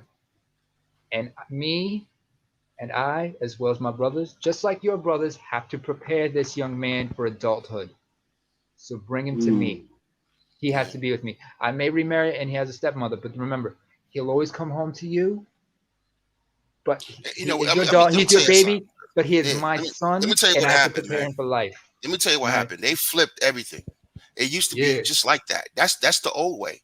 Now it's the And there was mothers no get the concept of kids. child support or alimony, you Yeah, know? yeah, hold on, let me finish though. And Right. you know, now is, you know, the women get the custody, and the Mm-hmm. men are visiting their children, and they get to bring a new man in at will. You know, back in the day, it used to be the men get the children, and they brought in new mothers at will. Jay You know what I Sean? mean? So they Jay completely Sean? flipped it. Yeah. To sum it up, let's put it this way. You have lions now behaving like hyenas. That's how it has become. Yeah. So look, you know, all of that though, what you just laid out, you know, Mm-hmm. those laws that run shit in different countries, those are environments created by men, you know, and Yeah.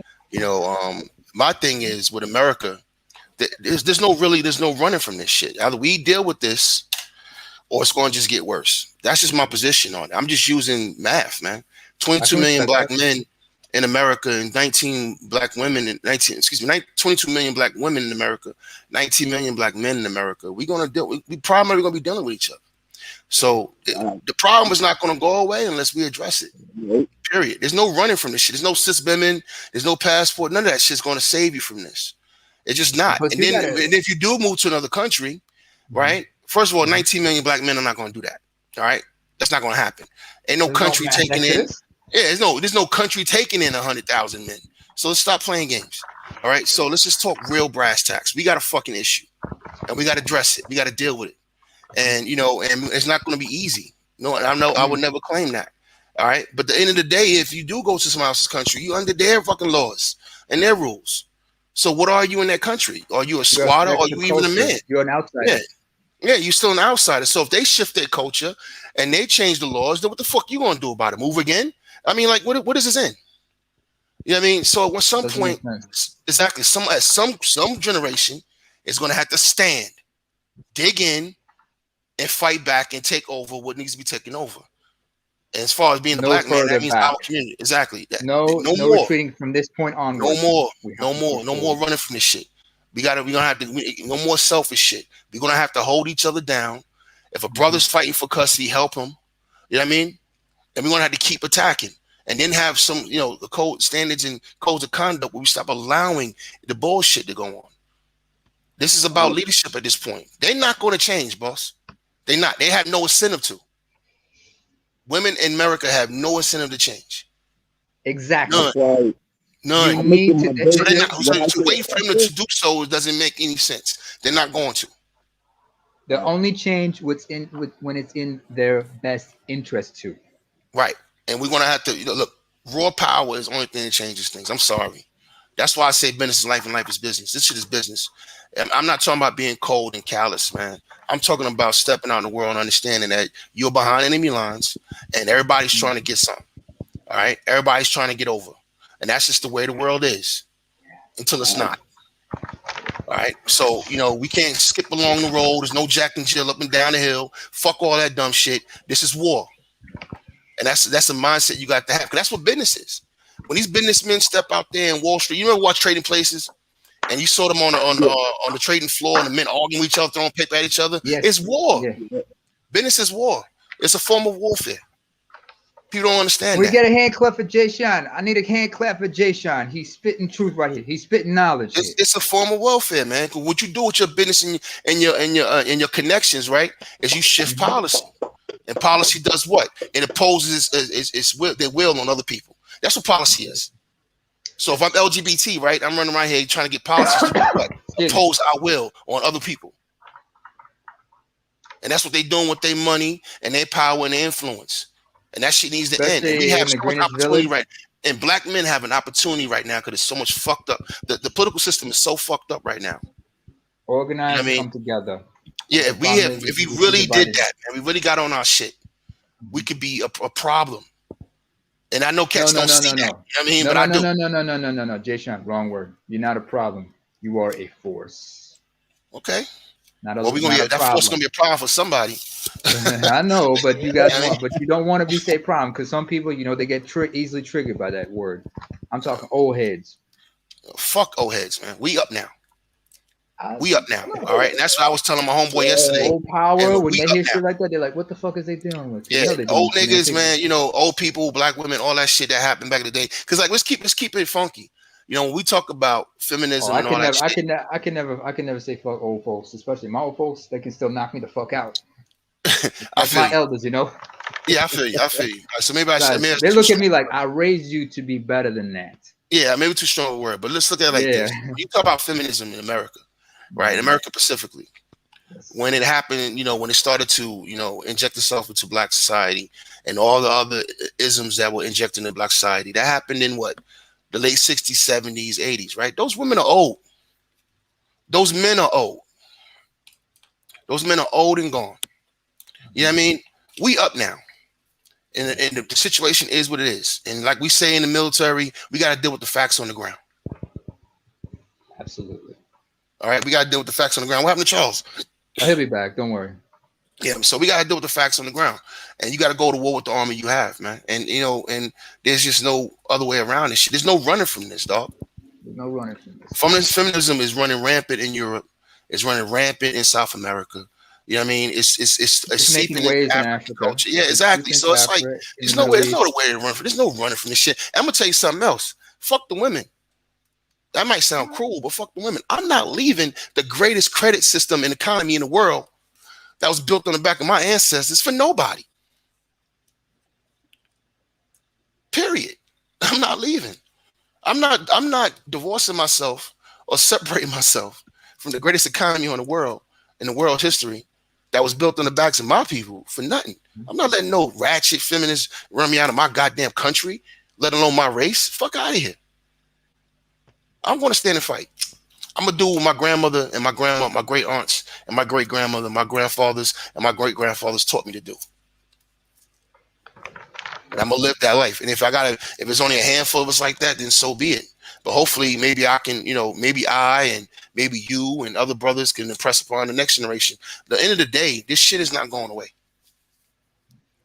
It's not going away. There's no. You remind me, Mom. You should see my aunts and shit, especially the ones who veterans. Yeah. There's some badass, man. In fact, hang on, I'm gonna type this in the private chat. That's what it is. Show me something. I'm gonna tell you something else, man. It's been cuffing season. Corona. Brothers been out here. Not brother. Let me get off black men for a minute. Men, American men. They've been. Y'all Google this and tell me if you see any pictures of women. Google this and tell me if you see any pictures of women. I'll check it out. But the men in America, y'all been fueling OnlyFans. All right. Y'all been participating in cuffing season. And y'all gonna spend another few $1 billion on Valentine's Day. Watch. It's times like this. I'm grateful I'm single. But I know what you mean. I'm just saying we fuel a lot of the fuckery. It's time to stop doing it. OnlyFans. Before that, you had Twitch. There was a lot of that shenanigans going on Twitch and YouTube, and cam girls before that. Man, we gotta stop fueling the bullshit, man. But you gotta understand. But you gotta understand where a lot of those dudes will get involved. Why they're doing it. Mm-hmm. We have to understand them and why they're doing it. Because if you want to help, if you want them to stop it, you gotta try. There's a lot of women out here, freedom fighting women, female freedom fighters. I remember like some of the baddest ones were like in the Arab world. Their example would be the Algerians. Because remember, Algeria. I just googled what you put in the back chat. Yeah, that's my people. Yeah, I see. If you see like some of them are women and shit. Hell yeah, they got a whole platoon. Yeah, with a puff ass. They had better looking afros than Angela Davis. I know, even though those were wild and shit. Shit. You better chill out. Angela Davis using that blue grease, man. Chill out. Like I said, man, they were like some of the baddest. But they got involved in the independence war like by the early 70s and shit. Yeah, I'm gonna tell you something. Fighting 61. They knew how to fight, but I realized, when they came home, when they all came home after independence, they went back to being themselves. But they knew they had to prepare their daughters, just like their fathers had to prepare their sons to be the next generation to enter the military and whatnot. There you go. Israel's the same way. Yeah, they all had that national service and shit. Yep. They women serve too. And everything, but yeah. But in America, you got a bunch of lazy ass women telling you that, they don't want to fight for nothing. They just want to be feminine. It's like, get the fuck out of here. Doesn't work like Yeah, that. everybody has to fight for the group. Everybody. Well, You know we'll what have. I I mean? mean, hell, in Men should be in Japan, the front. Yeah, men should be in the front. Should be you leading. But when you at war, man, it's all hands on somebody's got deck. to protect the home. Somebody's got to protect Yeah, the home. exactly. I mean, Exactly. prime example, ancient Japan, feudal Japan, in the age of the samurai, the men would be out competing. Women of noble birth, a lot of them were taught how to use the katanas and small swords and whatnot because they had to protect the homes. Yeah. I'll tell you right now, there's a lot of black men and black women who should be ashamed right now. No, If you no, just no, look no, at what no. happened, if you just look at Not what as- happened, let me finish. If we just see what happened at the Capitol building, it's a great example. You had mostly the men out there, but you had a lot of women out there. You know what I mean? A lot of white women out there, and shit, putting in work, ramming, breaking glass. You know what I mean? So this whole notion, we created these stupid ass rules in black society. Who's supposed to be doing what? No, it's all hands on deck. We need to get where we need to get to by any means necessary. All right. Were you in the Navy? I was in the Army. Oh, okay. Yeah, I was You in the kept Army. saying all hands on deck. I'm thinking, oh shit, this motherfucker was in the Navy. What's Nah, going it's on, true. yo? What's going on? What's going on, Z? What's up with Hey, you? Z. Sean, you were saying something that I wanted to expand on about this. They want to be feminine and stay in their feminine role. It's a very classist argument, a class is not a word, class-based argument that sisters are making. They want to be part of that top 20%. What they really want is to be part of that top 5, top 1%, but they'll settle for the top 20. And so that top 20 is upper middle class. That top 5%, many of those women don't work. So they covet that position. So in many respects, what they're saying is, I want to be like these women that sit at home and bake cakes and drive the kids to school and have a nanny for no reason.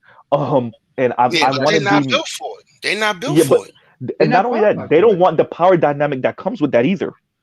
They Well, don't hold want on, the time power. out, time out. It's first Go of all, ahead, go ahead. that's not an easy life neither. That's a lot of work. Yeah, it's Those not women who easy. play those positions, like when you Mhm. look at some of these big houses, like look at I'm gonna pick somebody that everybody would know. Take Cindy McCain for instance. She just popped in my head. I don't know why, but she's a good example. McCain's wife. Yeah. McCain's ex-wife, right? McCain's what? Mhm. McCain. This is not a weak woman, but she Yeah. plays her position and she's running a compound for him. She's Yeah. also protecting his six when it comes to politics. Same thing with Jill Biden. You know what I Yep. mean? Jill Biden, you jump on the stage, Jill Biden would jump you because she's Yeah. protecting her man. She don't have this bullshit about position and who's supposed to be doing what. No, it's about she's loyal to her man and loyal to their mission and what they're doing together as a team. You know what I mean? Position And right. she's gonna play a position and defend that shit. She's gonna defend that family name and defend all of it. You know what I mean? With her life if she has to. You understand me? And that's the difference between what they have and what we don't have. All right. Well, they think that we don't have anything to protect in the first place. I'll give you a prime example. As you see, black women specifically get educated, in America especially, in the West, what you see is them saying, you know what? Okay, I have this degree. If I can find a man, and I'm doing air quotes now, on my level, then that'll be great. But what I really want is to climb up on level. When they say on my level, what they really mean is Okay. a nigga that make more than them, a person that's actually above their level is what they really mean when they say So on my so what level. you're telling me is that Jay Shine ain't crazy then. It's all business now. It's all Yeah, transaction. well, somebody said it earlier. Women are very utilitarian. I think, Shine, you weren't here a couple days ago, a couple nights ago. I said this. The internet has exposed all of us. So Yeah. what has happened now is all of our agendas, all of our what's the word I'm looking for? Agenda, our ulterior motives. There we go. Here you go. Our ulterior motives, all of it's exposed now, and that's for everyone, not just black people, but everyone's Everybody, ulterior yeah. motives are exposed now, and that's Yeah. all it is. Black women sound more crazy now because the internet has exposed them. Because we think we have anonymity on the internet, everybody's talking crazy on the internet, Now and I'm so gonna what throw you're a monkey seeing. wrench in the game. I'm gonna throw a monkey Go ahead, wrench go ahead, go ahead. because this is what I want cats to understand about Mhm. black women. All right, there's two BRB. things you need to understand about black women. One, they're not our women. Okay. And what Mm, I mean is they're not raised by us. The society, the programming, the TV shows, the movies, the music, we don't control none of it. It's controlled by another group of people. And they control the education system too. So all of that shit is weathering the women to be a certain way. All right. Two, sisters want to be like white women. They want to be white women. All right, they want to be They quasi. really do. A lot of They this, really a do. lot of this swirler talk, that's them trying to actually replace that chick. You know what I mean? They're competing with her. And that shit been going on since the plantation days. Wait, All Sean, right. pause for 1 second. And their biggest obstacle is not actually black men. This is what I try to stress to black women in these spaces. Your biggest obstacle is actually that racist white man that you want so bad. He don't want you. And it's so hard for them to see that. And they're grasping at straws for the one Gabby Sidibe that pulled a white man, or the one let's say football player that might be married to a white football player that might be married to a black woman. They go off of these one-offs. But in reality, the average white man, and you work with white dudes, Shine. I work with white dudes. I used to work with white collar white dudes. Now I work with blue collar white dudes. For the most part, they're not checking for black women. They're not. Why not? Right? And they so fucking silly to think that they really on an even playing with him. You know what I mean? Because they don't understand. Well, they think their newfound education status, the fact that, because we live in a capitalist society, right? We live in a capitalist society, so they think, okay, I got these degrees from these places. Black women are quote unquote arriving when it comes to opening new businesses, right? We're the most enrolled in college in universities per capita, right? So that means like I'm on his level now. And going to what you're saying, she don't realize, no, you're not. You know, it doesn't matter how much education you have. Education is good to have, you know what I mean, and is needed, especially in certain fields, right? You need to be trained as a lawyer. You need to be trained, you know what I mean, to do higher in business and science. You know what I mean? You need to be trained in those areas. But at the end of the day, is it the scientists that's running the world? No, it's gangsters like the Trumps and these rich families who, like, I was watching The Crown, right? Do you know that the fucking queen never really had an education? She's only trained and educated in constitutional law and equity. Not equity. What's the word I'm looking economics? For? No. What's the word I'm looking for? What field are we talking? Etiquette. Okay. Yeah, She went to etiquette school and medic school. So she relies on advisors, people who are trained in money, who are trained in military. Those are the people that she relies on. You know what I mean? And that's how. What does Trump know about the military? But he was a fucking head of the military. Same thing with Barack. Only thing he knew was that he went into junior ROTC at one time, but that's it. Well, my point is, even you have somebody like Barack Obama who's highly educated, he still doesn't know. He's not an expert in military. He's not. In other words, he's not intricate in parts of them. Yeah, and he's not an expert in finance. You know what I mean? He's not an expert in these things. You know what I mean? But he relies on the Larry Summers of the world. You know what I mean? And these other people of the world. Joint Chiefs of Staff and everything exactly. like that. You see what I'm saying? So, you got to know how to delegate. So when a chick tells me she's educated, and that means what? You don't have any power though. You know what I mean? You don't have any power. You want to get close to a man that has power. So all right, fine. Black men are powerless. So now I'm gonna throw myself at a white boy. You still admitting that he's in power. You know what I mean? And you can't extract power through that. Say like Becky can. What's good, Mel? How you living? Most educated doesn't equal most intelligent. And that's the problem with most of our black women. All this education they get, but it's still not the most intelligent. Well, I'm gonna put it to you this way, right? And I'm gonna keep it funky, monkey boy. Let's get funky like a monkey. I'm gonna keep it funky. Thank you. I'm still waiting for an intelligent black woman and not an educated one. Bingo. And people may get shit plastered mad. I don't give a shit. Show me all these girls with education and show me a time I can't outsmart them. I mentioned this earlier in my fucking shit, like literally 5 hours ago, that number one, am I a relatively intelligent guy? Relatively, at least average intelligence? Yeah. That and more so. I'm like this. I surprise people on the shit that I know. Yeah. Just like I was talking to emancipated negress. I asked her simple shit because guess what? When she wanted to go off on a tangent, I said no. Answer the question. Who's like, especially when I asked her, what are men designed for? When there's conflict or war, what do men do?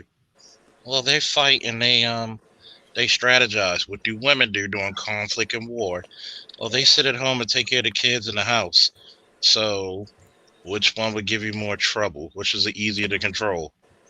So, there's a reason why you do things like that because you got to know how to strategically build yourself up. See, when a woman tries to go to fucking Chad, and it's funny that a Chad Wheeler choked her ass out. When I she tried said to, it. when she tries to go and throw a white boy in her face, she already told you that she's not a part of your team. She already told you that she's willing. Like women will do everything. They will monkey branch to wherever they think the power is. That's why women are not honorable. Like people need to get that out. You like when have you known honorable women? That and the last branch of honorable women were 40 years ago. You know, we talked about that. I touched on that a little bit last night, Charles, when I brought up, remember Creed? Mm-hmm. And I brought up Apollo Creed's wife, how she went to the orphanage and got Apollo's son that was not her son. Mm-hmm. This was a child that was, he cheated on her, had a kid outside the wedlock, outside the marriage. But she still, she respected her vows, even though she still loved her husband who died in the ring. And to honor him, she still raised his son. Mm-hmm. That's honorable. Yeah, You know. that was That's honorable. think about it. Back then, you would have women do that. Mm-hmm. Now, you have this selfish shit, and this is the reason why. Like you know me, if you found a good woman, keep her. Stop trying to chase perfection. You're never gonna get it. But at the same time, like I told that emancipated negress, I said, think about it. Give men a reason to take the risk to marry. Give men. Even she said that it's not fair for men. And I said, well, this is the only thing we ask women to do. Give me a fucking good reason why I should take a risk. Men are risk takers. That's the reason why we prefer. Mm-hmm. So, give me a good reason. Give me a good reason to put my neck in the fucking guillotine. First of all, let me go ahead. I'll go after you. I'll go after you. I gotta say this. First of all, Charles, I gotta vehemently disagree with you, brother. There's no reason to be given. There's no argument to be had. And hold on, let me tell you. Let me go where I'm going with this, Charles. Hear me out. We have been taking care of kids that is not ours since the plantation. Mm-hmm. This is not a conversation to be had. When we just sat here and identified as being honorable, with a woman taking care of a kid that's not hers. That's all we've ever done. What I'm saying, Charles, is that there's some arguments that I'm not having with women. Mm-hmm. Period. It's like having a tug of war, right? And you got 10 people on each side, and before the tug of war starts, the flag is already 7 people deep on their side, and then they say go. Yeah. That's what having that argument is like having. But I'm not arguing with a female about this. Look, all we have done is stepped up and take care of kids that are not ours for generations, and there's been no reciprocation or respect on that shit. Let me get in here real quick. It's they glamorize the white woman's position. We said that already. And I was watching an interview with this lady Andrea Bernstein, and she wrote a book a few years ago called American Oligarchs, right? And she talks about Trump's family going all the way back to Austria when the great grandfather first came to America, and she talks about Kushner's family all the way to the great grandmother, I think it was, or the great great grandmother who survived the Holocaust, and how they kind of made their way to the U.S. and all the insane shit that's going on in the family, and how the Kushner's dad went to prison for all these different But one of the things that was very interesting about Kushner's family is one of the reasons why the father went to prison was for witness tampering, because he was trying to blackmail his sister by catching his brother-in-law cheating. So he set a prostitute or a streetwalker up to go after his brother-in-law, and then he had the situation recorded, and then tried to blackmail the sister from working with the FBI or whoever was investigating his case. Now, the reason why I'm bringing this up is very important. I'm tying this into when you marry into these families, do you really understand what you're signing up for? See, you want to be Ivanka, right? You want to be Ivana, which is Trump's ex-wife, Ivanka's mom. You want to be Melania. You want to be Jeff Bezos' ex-wife. But look at what Jeff Bezos' ex-wife. Look at what she had to deal with. Jeff Bezos was so I don't give a fuck because now I'm a billionaire. I'm going to cheat on you with my friend's wife, and then when you leave, I'm going to flaunt my friend's wife after I take her from him. That's what you like. A lot of black Hey, women can they you do me a don't favor real understand quick what while they he's talking? signing up. Go And ahead. while Go he's ahead. talking, can you share my screen while he's talking? I want to show y'all something while he's talking. Go Yeah. ahead. See, finish. So this is what they're not understanding when they sign up for dealing with some of these dudes. Like black men can only go so far with some of this shit. The Hmm. society will not let Jay-Z pull a stunt this insane, right? You can see that with how Solange was beating up on him on the elevator, right? They won't Yeah. let Diddy go so far with this shit. They won't let Dr. Dre go so far with this shit. But white men like Jeff Bezos, like look at Mark Zuckerberg, right? Mark Zuckerberg's trying to get into China, and the fact that he's married to this Asian woman, he's trying to get into China, and he's outwardly like kowtowing to Chinese laws so that he could do it. This is the type of dudes that y'all are comparing black men to.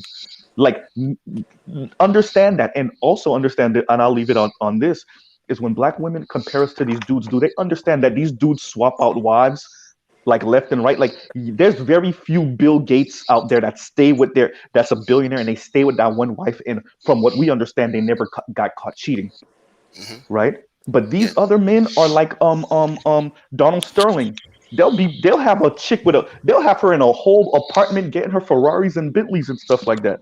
These are the men that you compare black men to, right? And you say they're better than us. Well, once again, we live in a capitalist society. With that money comes access. If a black dude is cheating on you a little here, a little there, what you think a upper middle class white dude is capable of doing to you?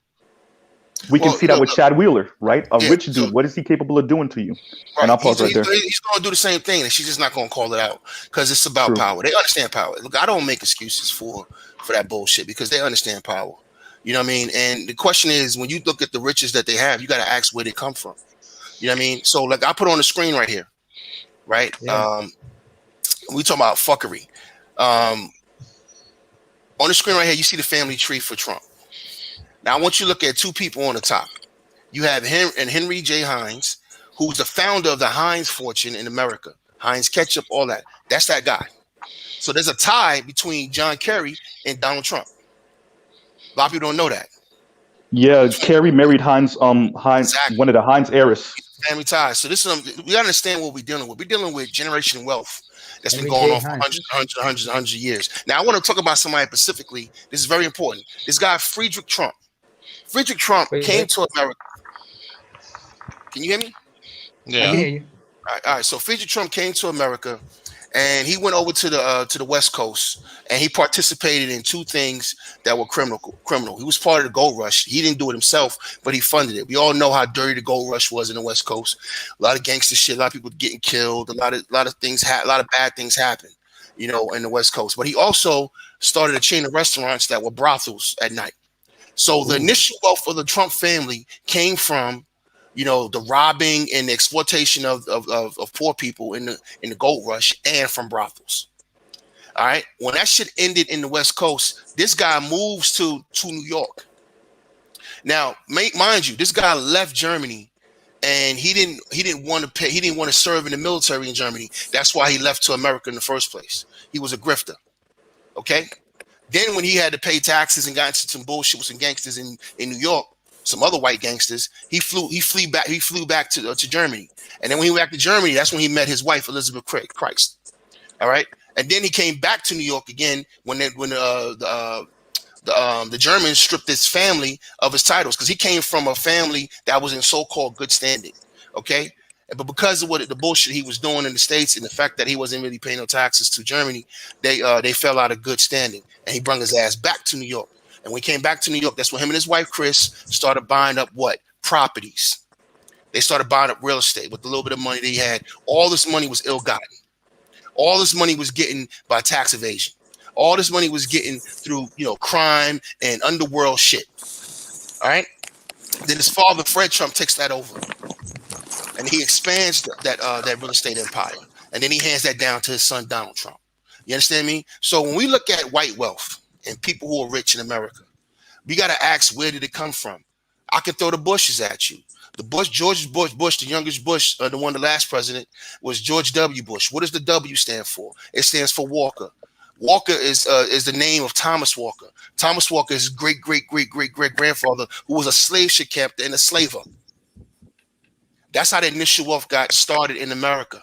Then you go to the Prescott family, his wife's side of the family, the Prescotts. They own slaves. They're from Indianapolis. They come from the Maryland section, and they own slaves, and they got a lot of their money off of slavery as well. These people who we now talk about catching up to and wanting to be like, you never catch them being fair, because they didn't get their money fairly.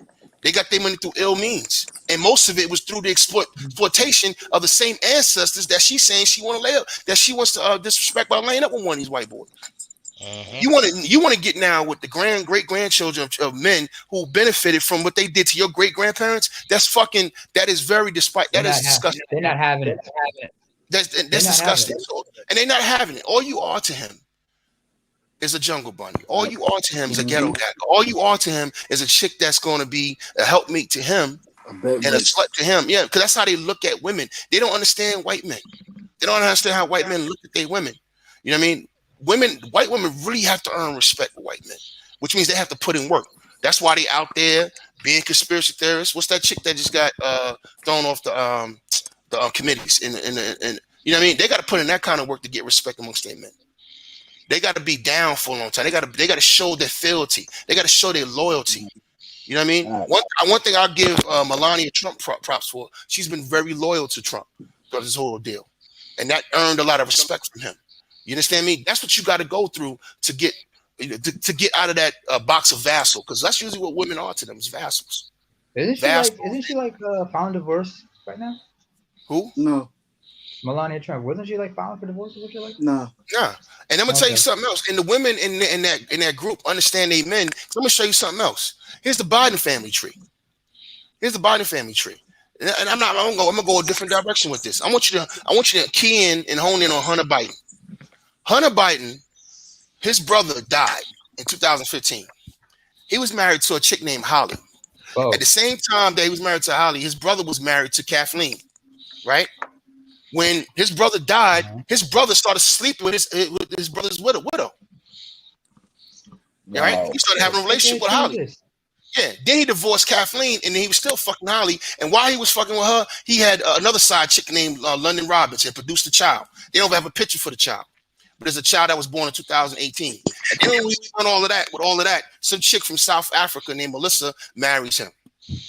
All right. This is what power and money influence gets you. So when we talk about fuckery, all this fuckery and madness that we see and we learn, we got it from them. Our grandparents used to watch Dallas and Dynasty and all the drama and all the shit. Yeah, all that shit on the shows. Yeah, exactly. We get this from them. We got to make sure we understand that.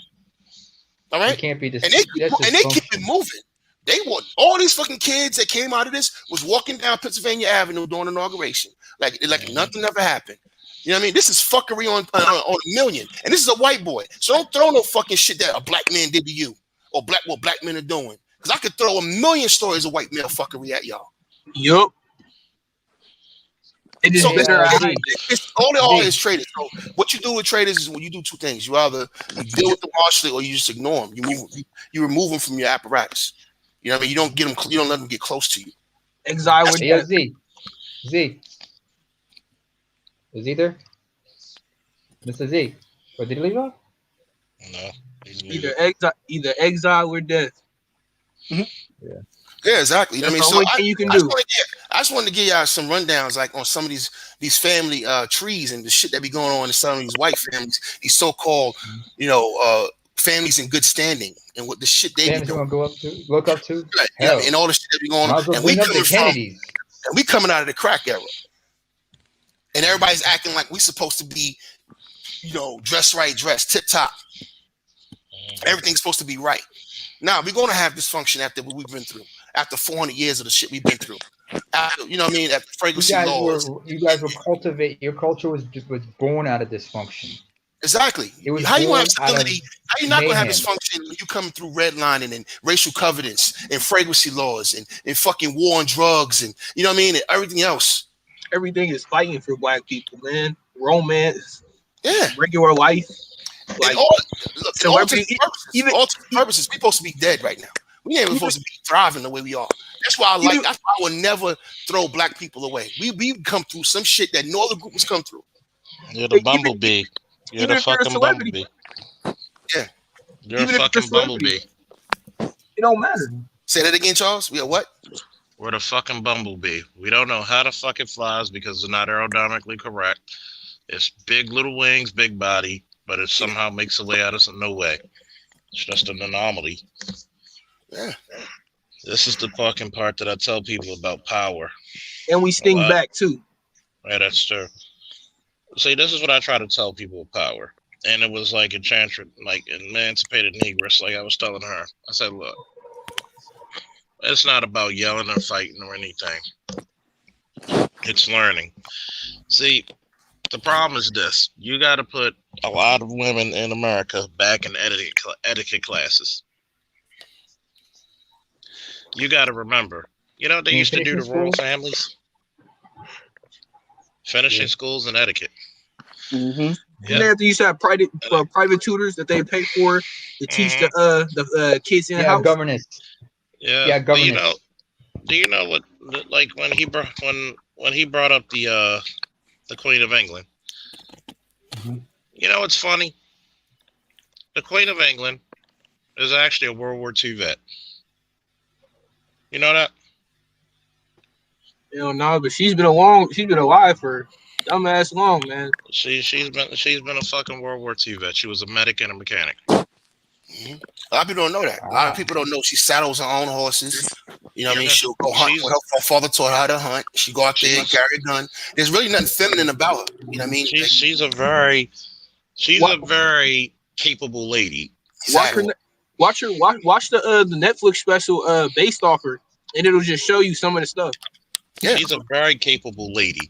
Meaning, you think your grandmother is wild. Okay?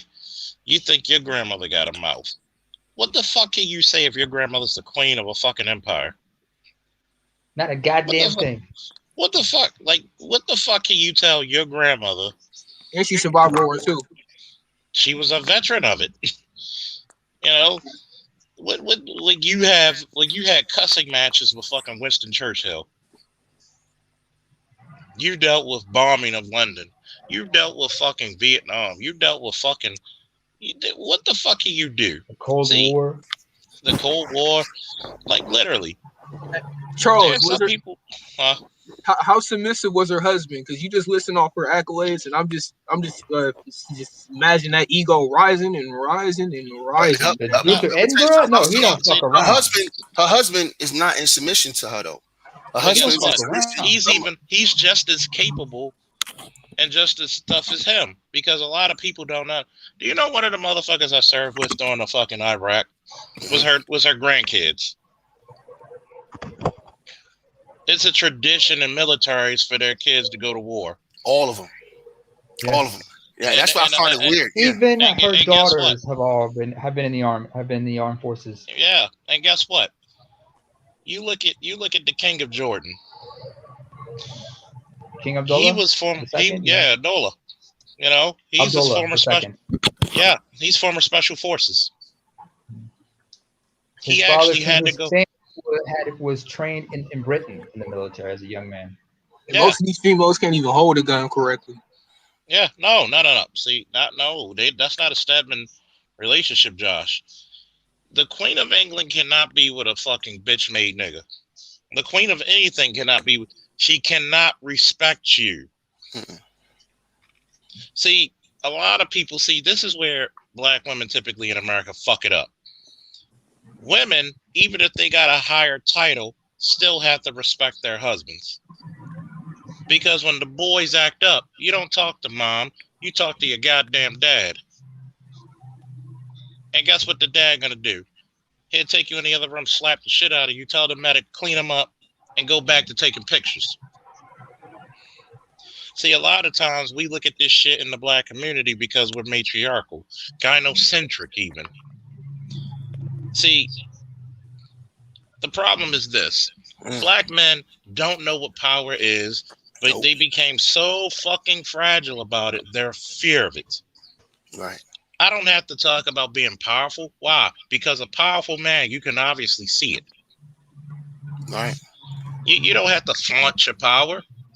People look at, I could walk in a goddamn room and people will just look at me like. And you know what, Charles? That's why one of my main reasons of pushing back against this BIM, right? My pushback against this BIM because I'm a patriarch. Mm-hmm. I'm a patriarch. You know what I mean? I'm not leaving my group and my position in my group to go, to be. And I think this is a weak position because it's like I need this other group of women to save me. They literally calling to save yourself. I can never participate in something like that. If you want to travel and fuck other bitches, go ahead, do your thing. You don't need a movement for that. You know what I mean? But my thing is, as a patriarch, where am I from? I'm from America. I come from a group of people.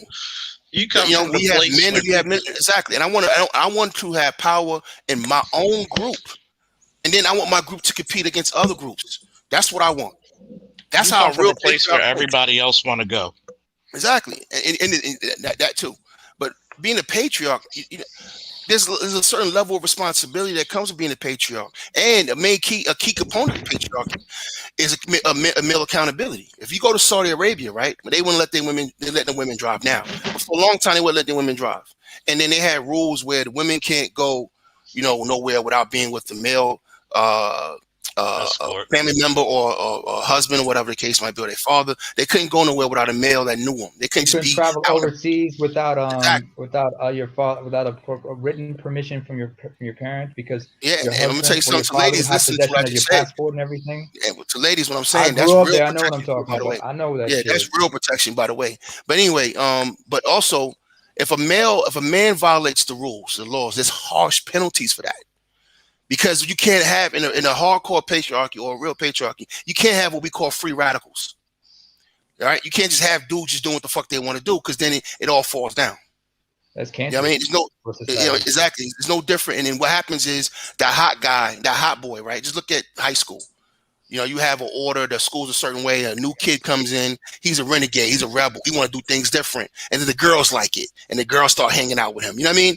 You got a free radical that's fucking up the order of things. They don't allow that in those societies. So they hold the men accountable. They're very harsh with the men, but they, to keep the women in check, they have to hold the men accountable as well. That's what a patriarchy is. So when cats tell me about being patriarchs and red pill and this and red pill that, I don't believe you. I don't believe you. I don't believe you. I just think you want a bitch. I just think you want a chick that's gonna love you and hug you. You know what I mean, and keep you warm. And you know what I mean. That's what I think. Because when it comes to patriarchy, that means this panel of men come up with rules and regulations and guidelines, and everybody else has to follow them. That's patriarchy. Here it is, man. Here it is. If I may, Charles. Go ahead. As far as the queen goes, or any monarch, you have to remember the saying, heavy is the crown, upon it the head it lays on. Here it is. A lot of people don't understand power. Yeah. See, I don't believe in. I'm gonna explain people my thought process, and I'm gonna go into the most serious. I don't give a fuck who has to debate about it because it's not up for it. Y'all go somewhere else with that shit today. Number one, some L's men gotta take, and they're the only ones who gotta bear that burden and carry that cross. Some L's men and women have to take.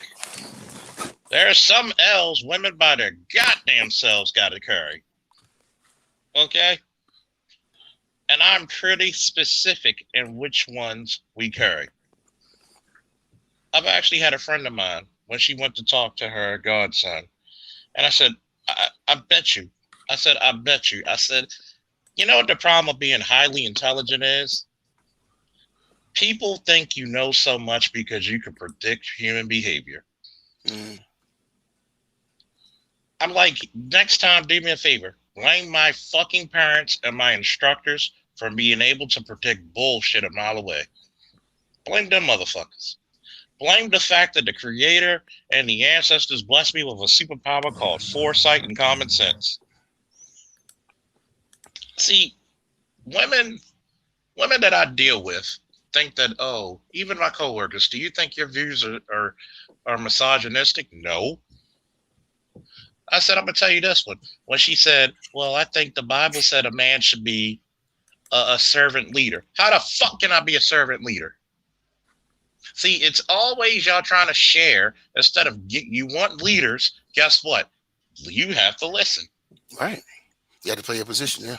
You see, when I tell women you got to be a perfect second in command, guess what? I can go in and out of relationships faster than you could go through a fucking revolving door. But Charles, Joe Biden, she's in charge of stuff. Men have to listen to her. No, they listen to her because who her husband is. They listen. See, you got to understand what power is. Right. Queen Elizabeth would not be the queen for as long as she was if she didn't have a thorough ass nigga having her fucking back.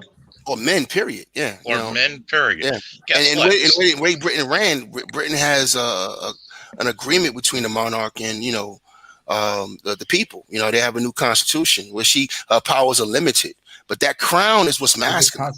Yeah, and her husband. Monarchy. And it's actually constitutional monarchy, and her husband is not in submission to her. Her husband is in submission to the crown and the Constitution. All right. When you build a system, it doesn't really matter who's at the head of it anymore. It's the power that everybody kneels to. Just like when you go to work every day to pay your bills. Why? Because somebody has the power to throw your ass out in the street. Mm-hmm.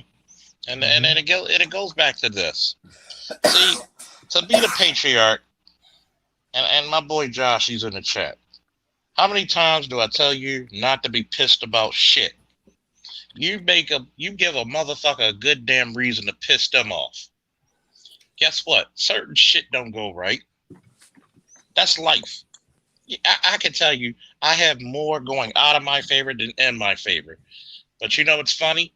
Not one time. I even asked my ex. I'm a stubborn motherfucker. If you got to know the real Charles is still the same motherfucker you see on here, but a lot more vulgar and a lot more pissed.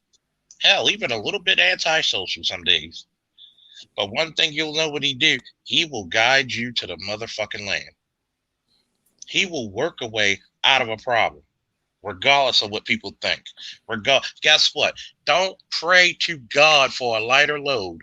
Pray for a stronger back for a difficult one. Nobody cares. Work fucking harder. You motherfuckers out there want a guy like me to feel sorry for you. I can't. You know why? Because when I was crawling through the mud, not a goddamn person felt sorry for me.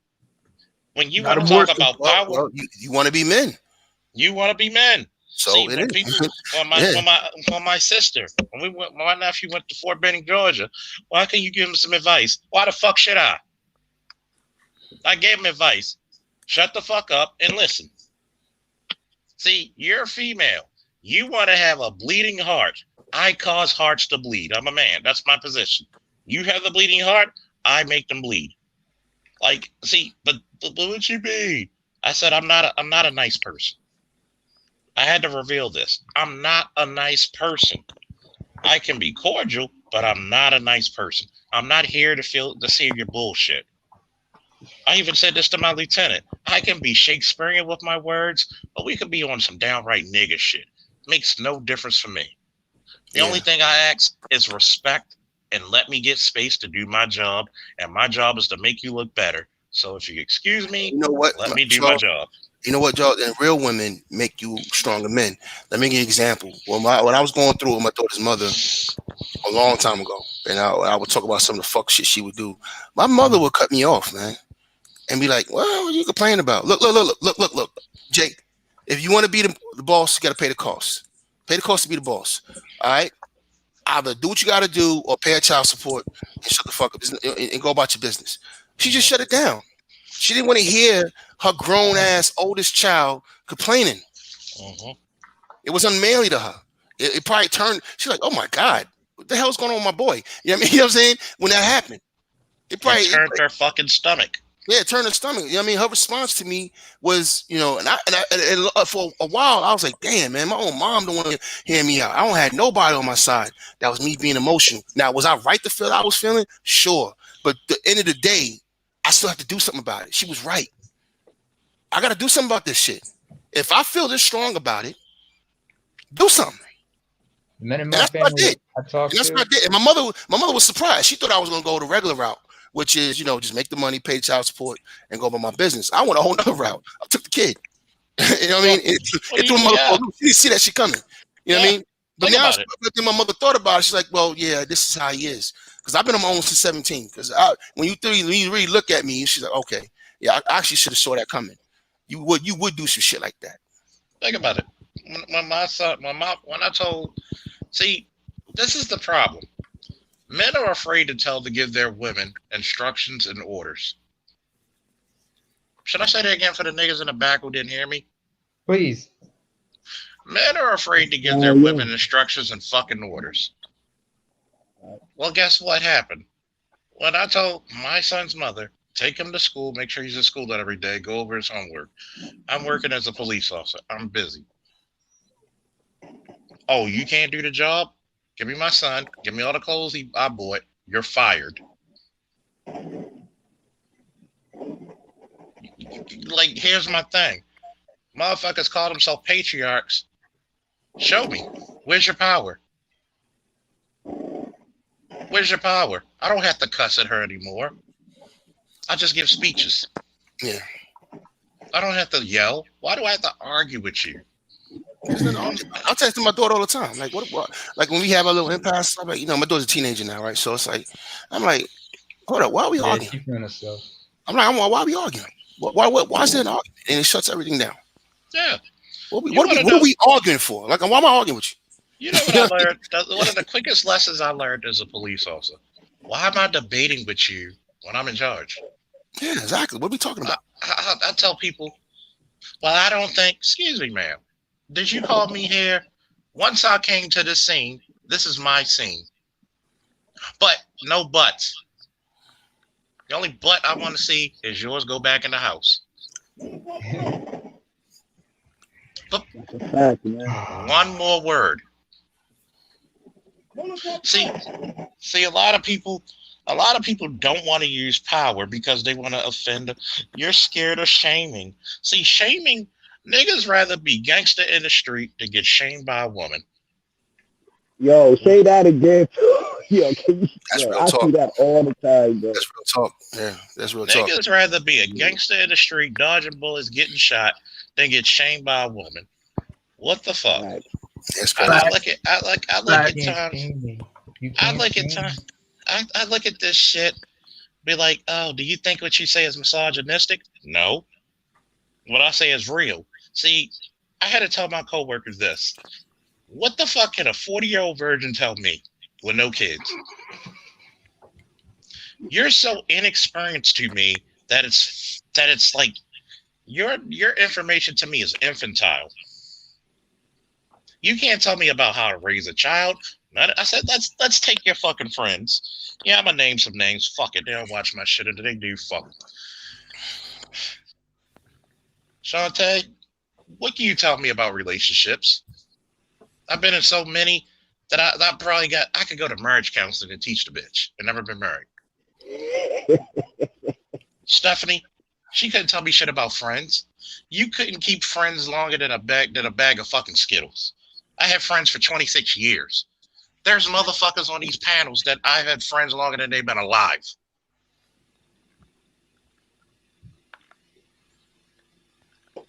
Dominique can't tell me shit about a kid. Like, what? You know, when you start to actually realize your capabilities and your fucking accomplishments and your trophies in life, what the fuck can you tell me? See, this is what black men in America. Who are you to tell me about a struggle? What the fuck can you tell me? Well, black women, shut the fuck up. That's what black men need to do. Shut the fuck up because you know you get benefits over me. Yeah, this is artificial matriarchy that was created, and it's artificial because if it wasn't artificial, it wouldn't have to be. It wouldn't have to be infused with resources constantly. You know what I mean? A patriarchy that's not artificial, or excuse me, a matriarchy that's not artificial, it would just be what it is, whether we have riches or not. Yeah, it's You know just what the I mean? natural order. It would be If the you want natural to, order of things, right? You know what I mean? So this is an artificial matriarchy that's been created. You know, and part of that creation, the cornerstone of it is giving the children to the kids by law. You know what I mean? Creating that, and that's one area we're gonna have to fight back in. you know, We you have know, to what- we have to slavery take when you charge think of our about it. children. We have you know, Scott, it's it's a exactly. gonna, form of slavery. you know, it's It's a gonna It have form to, of is. slavery. you know, what's gonna have to come. You know, what's gonna have to come. Black men are gonna have to totally go left of what their women do, not because they hate them. Right. And I want y'all to listen to. I want every motherfucker, every swinging dick, every fucking open coochie to listen to what the fuck I gotta say. I hate some of them. Go ahead. Huh? I hate some of them. But go ahead. Some of them. Some of them, yeah. Some of them are Some just of them. evil, ain't shit I don't motherfuckers. You hate. know I what I mean? don't Yeah. hate. I just know what they are. Some of them are evil Worse. motherfuckers. Nah, there's some motherfuckers who just there's Some, no some, such thing as creating a different condition and they're gonna change. No, these are some wicked motherfuckers. Yeah. Yeah, they wicked. This is what you. This is what Toxic you ass need to motherfuckers. see. This is what You you gotta need do to some do. racial ghoul type shit, right? Yeah. Yeah, they fucking zombies. Yeah. See, this is what the fuck you need to do, man. Y'all need to stop fucking being. Y'all need to stop fucking listening to your women if you think you're sure. See, a woman is supposed to be an advisor, but when a motherfucker advises you, what happens when, Trump might have been a goddamn fool, but the one thing I respect about him, if you give me some bad advice, you fired. Never be equated to, nah, I don't need to hear this shit. I need to go to somebody who's actually looking at the world for what it is and not what they want it to be. Number one, you need to take your fucking vote, and even before you vote, you need to put your fucking money in a fund, put some lawyers on fucking retainer, and go to these fucking state capitals. Because one, you can't say you the man of the house if you're afraid to go fight. See, every woman knows who's been with me. We're feudal, okay? I live in a feudal mind. In my brain, I live in a feudal time. When you send the biggest, baddest, strongest, the most intelligent, the most cunning motherfucker to defend the family honor, it's my time to be that motherfucker. It's been that time for a minute, and it's gonna be a time for a few more years after that. Several more years, actually. That being said, if my ass is on the line, I make the decisions because I got more skin in the game. I'm the bacon, you're the eggs. You give a little part of yourself, I got to give every goddamn thing. That being said, black men need to put their fucking soul, get their fucking retainers, and get at these lawyers, and go at these fucking heads of their fucking city, state, fucking officials, especially at the state level when it comes to child support. You need to show a united front and stop. No, I'm gonna just pay this child. Ain't no fucking way. I ain't paying no. Man, the most gangster shit you could do is look at a chick right in her eyes and say, I ain't paying shit. Give me my child. Once again, you'll be more gangster in front. You'll be more gangster to a nigga in the street than you are to a bitch running your pockets. Exactly. Think about it. How bitch made is it? It's funny because I'm gonna put it to you this way. That's real shit. You more of afraid of a bitch unarmed than a nigga with a gun. Don't know what to do with her. That's fucking hilarious. If you think about it in that concept, she's running your pockets like a schoolyard bully. And you're not even fighting back in no way. Then she still tells you you can't see your child. What's that song by Meek Mills? These hoes be acting up. These hoes be, y'all niggas be letting them. You know what I mean? Because when it comes to a dude, man, y'all mash on other men. I mean, Meek could say that now, but well, no, I'm just talking about the song. Yeah, Meek is a simp, but I'm just talking about the song for what it is. Yeah, you know what I mean. But there's a lot of truth to that shit. These motherfuckers be acting up. Y'all be letting them. You know what I mean? And I would never. And this is a hard conversation to have because I don't want no brother to ever feel that I'm talking down on them if they paying child support. My point is just fight back. That's all. You know what I mean? Fight back. You just take the time, the energy, and the same amount of energy you would give to a dude that you felt violate you. Put it in that same situation, but don't hit her, but fight her back the right way. You know what I mean? She's using the legal system. Go into the legal system and fight back. All right. Usually, men when they get into the system, Charles, they get good results. They get some results. You know what I mean? The ones that don't get any results, usually cats that don't do anything. Exactly. You know what I mean? You can't respond to her petition and then ask the court why you in there to do something for you. No, that's not what it is. You have to petition the court. You have to ask the court through a petition what you want. You got to go through a warrior mindset. Exactly. And I'm sorry, brothers on child support need to fight like hell. Yeah, you got to. Do the math, man. man. You know what happened? I'm so gutsy. I'm a gutsy motherfucker when you at. She tried to take me to child support. My son was living with me 2 years at the term. This was years ago. I called her up. And there's a club mix that used to be saying, and I'll get to that club mix before little in a story. I said, one, do you want me to go get my lawyer and embarrass you? Do you want me to pull every goddamn receipt? Do you want me to pull every teacher and summons them? Do you want me to summons the fucking aftercare and the tutors? Do you want me to summons the wrestling coach? Do you want me to summons your mother, your sister, your brother-in-law? Number one, I'm a vicious motherfucker if you make me. But even if a family would go to court, though, that's what I'm tripping off. They would go to court? That's tough. If I summons them, yes. I would summons everybody. Then again, I also told her, your pockets ain't deep because I will waste an exhausted amount of money to fight for my child. Money? I will waste time, blood, anything. Boss, money is one thing. I exhausted my daughter's mother just because she can't take off like I can. Mm-hmm. You know what I mean? I told her, go to work. But the thing is, y'all were in the military. So you guys have that mindset. I got out of the military in '99, boss. Oh, you know what I mean? Yes. I've been working in contracting and government. I've been working contractor for 11 years. You guys have that mindset. That's what I'm saying. Because you guys are prepared to go to war. Some of us who have better jobs. You know what I mean? And she's sitting there working at Ben & Jerry's or some shit. She can't keep taking off. She can't keep taking off. She can't keep even if she got herself a little office job, she can't keep taking off like that. Yeah, and she has to respond. I'm sorry. You know what, I literally walked out of a court. Hold on, I'm gonna tell you what I did. I literally got a fucking a decision. Walked out of the court, went to the outtake office, got my paperwork, and went right back into the intake line and petitioned again. When she was fucking with me.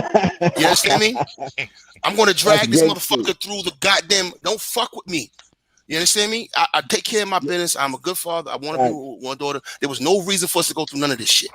All right? But since we're going to go through it, let's go through it. You Kaiser motherfucking Sosa, motherfucker. Yeah, God bless. Listen to the leads of Dax, fellas. This dude put a $3.5 million container on his wife. Just imagine... She don't got that type of money, but just imagine having that number in the back of your freaking mind. I'm raising my hand right now in the 7th grade. I do. That's fine. I'm gonna put it to you this. Don't do the Urkel. Don't go like Urkel. You want to play? Let's play. Shout out to Jaleel White. I'm gonna put it to you this way. Do you know the reason why I play with the stock market? One, I read well, so I manage it well to make money. 2, for emergency shit. Mm-hmm. See, always develop fuck you money. Okay? In some way, always. We got money that we don't even know of. When y'all super chat, I don't do super chats because fuck Google.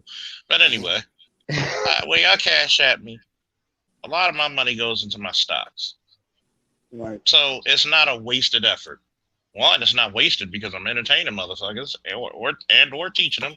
And then 2, I'm putting it back into resurgence to help build a better brand, which is me. Mm-hmm. And I had to tell her during this whole time, I hope you have enough money. I hope you have enough fucking energy because I'm going to tell you like that old club mix. Y'all whores ain't deep enough for me. Okay? Mm. Like I'm gonna just tell you what it is. When I give you the options, I don't. I'm telling you, I don't make demands. I make orders. Okay? You're either gonna do it or you're not. Even my even my ex right now called me in the middle of the stream. I'll get to her in a minute. I'll talk to her. She probably needs my help on something. And it's not even on no. It's like, yo, I'm telling you about the same shit you learned in college. I told you 6 fucking years ago. The shit you learning now about geopolitical politics. Why would I need to learn geopolitical politics? I'm trying to be a lawyer because geopolitical politics changes laws over here, girl. I was like, yo, if you actually sit down as a man and have your peace, there ain't too many women that are gonna outsmart you. Only if you let them. Mm-hmm. They're afraid if you fight. I'll give credit to fucking emancipated Negroes. What do men do? They strategize and fight. And that's what a woman said. Be the man. Strategize and fight. Yeah. It's unfortunate, but I tell you what though, I'm not gonna let a motherfucker run my pockets for 18 years. Uh-uh. Hell Hell no. no. How Hell you no. gonna rob me without a gun? You know, and you know what? Here's the thing, man. It depends on my lifestyle, right? You know, if like say I'm an athlete and I'm traveling, I'm on the road. I'm an NBA. I'm on the road all the time. You know what I mean? Then I really can't be a stay-at-home dad or a single parent like that. You know, so you pay what you got to pay if you can afford it. But if the chick gets out of line and she's telling me I have no say with my child, then we're gonna have to interrupt this. The key to this is agency. To be a father, you have to have agency over your children. How are you a father and you don't have agency over your children? You know what I mean? How do you don't have agency over your children? You can't say where the money's spent. You can't, you have no say in where the kids go to school and yada yada yada. Look, man, it's just business for me, man. I've literally walked out of the courtroom, won the case. I've been there, I went through 6 cases with her. I won the case, and I'm in there. I had a homegirl come there as a character witness. She was in there, and then she's like, "Yay, you won," and I'm not happy. I'm not happy at all. I'm upset. She's like, "Why?" And energy wasted on some exactly. trivial That's shit. exactly what I told her. I said, I'm putting my shit back in my briefcase, and I'm like, all this shit was a fucking waste of time. You know what I mean? It's a waste of time. It's a waste of fucking time, man. Energy, money. I already knew what the outcome was going to be. You know what I mean? It's just a waste of fucking time to sit here and go through this. And then there was some shit that happened in the proceeding that she said I didn't like. So that just set me off a little bit. And you can't show emotion. So soon as the gavel hits, the first thing I'm doing now is now I'm pissed off because what was said in the you know what I mean, in the thing. And so then what I do with my vindictive ass, right? In my vindictive moment is I go right down to the intake office. I get my paperwork and I say, you know what? Take us to the car. I'll meet you there in 15 minutes. I'll go right back to the intake office and file something else. Just in case. Yeah, just in case. Just in case you didn't hear me. Because can you hear me? Can you hear me now? I'm on that kind of shit. Can you hear me now? If we're gonna go through this again, I might as well be prepared again. That's why I tell brothers, man, just build yourself up. Get your resources together. Get smart on certain things. Be careful. Protect your seed as much as you can. But if shit happens, it's life. You know what I mean? People, you get caught up. Sometimes some of these sisters, man, they get them naked. And like I said, man, last night they got that fire and it smelled like water. I mean, it's hard. You know what I mean? It happens. You're gonna fuck up from time to time. But the thing is, whatever you're doing, make sure you have enough integrity in yourself to be able to deal with what comes with it, right? When I had my kid, I was 26 years old. I was already making $70,000 a year, so I could kind of deal with what was coming. All right, anything that came out of this situation, I could deal with. I wasn't 19, with nothing. So, that's why I'll say it's very important that you have something, because if you have something, then you have the resources and or the time to go to handle your business. And 9 times out of 10, if you fight a war of attrition, you're gonna win. And son, that's the issue, that most people don't have the money, right? Like, once again, I always thought this line Charles heard me say it: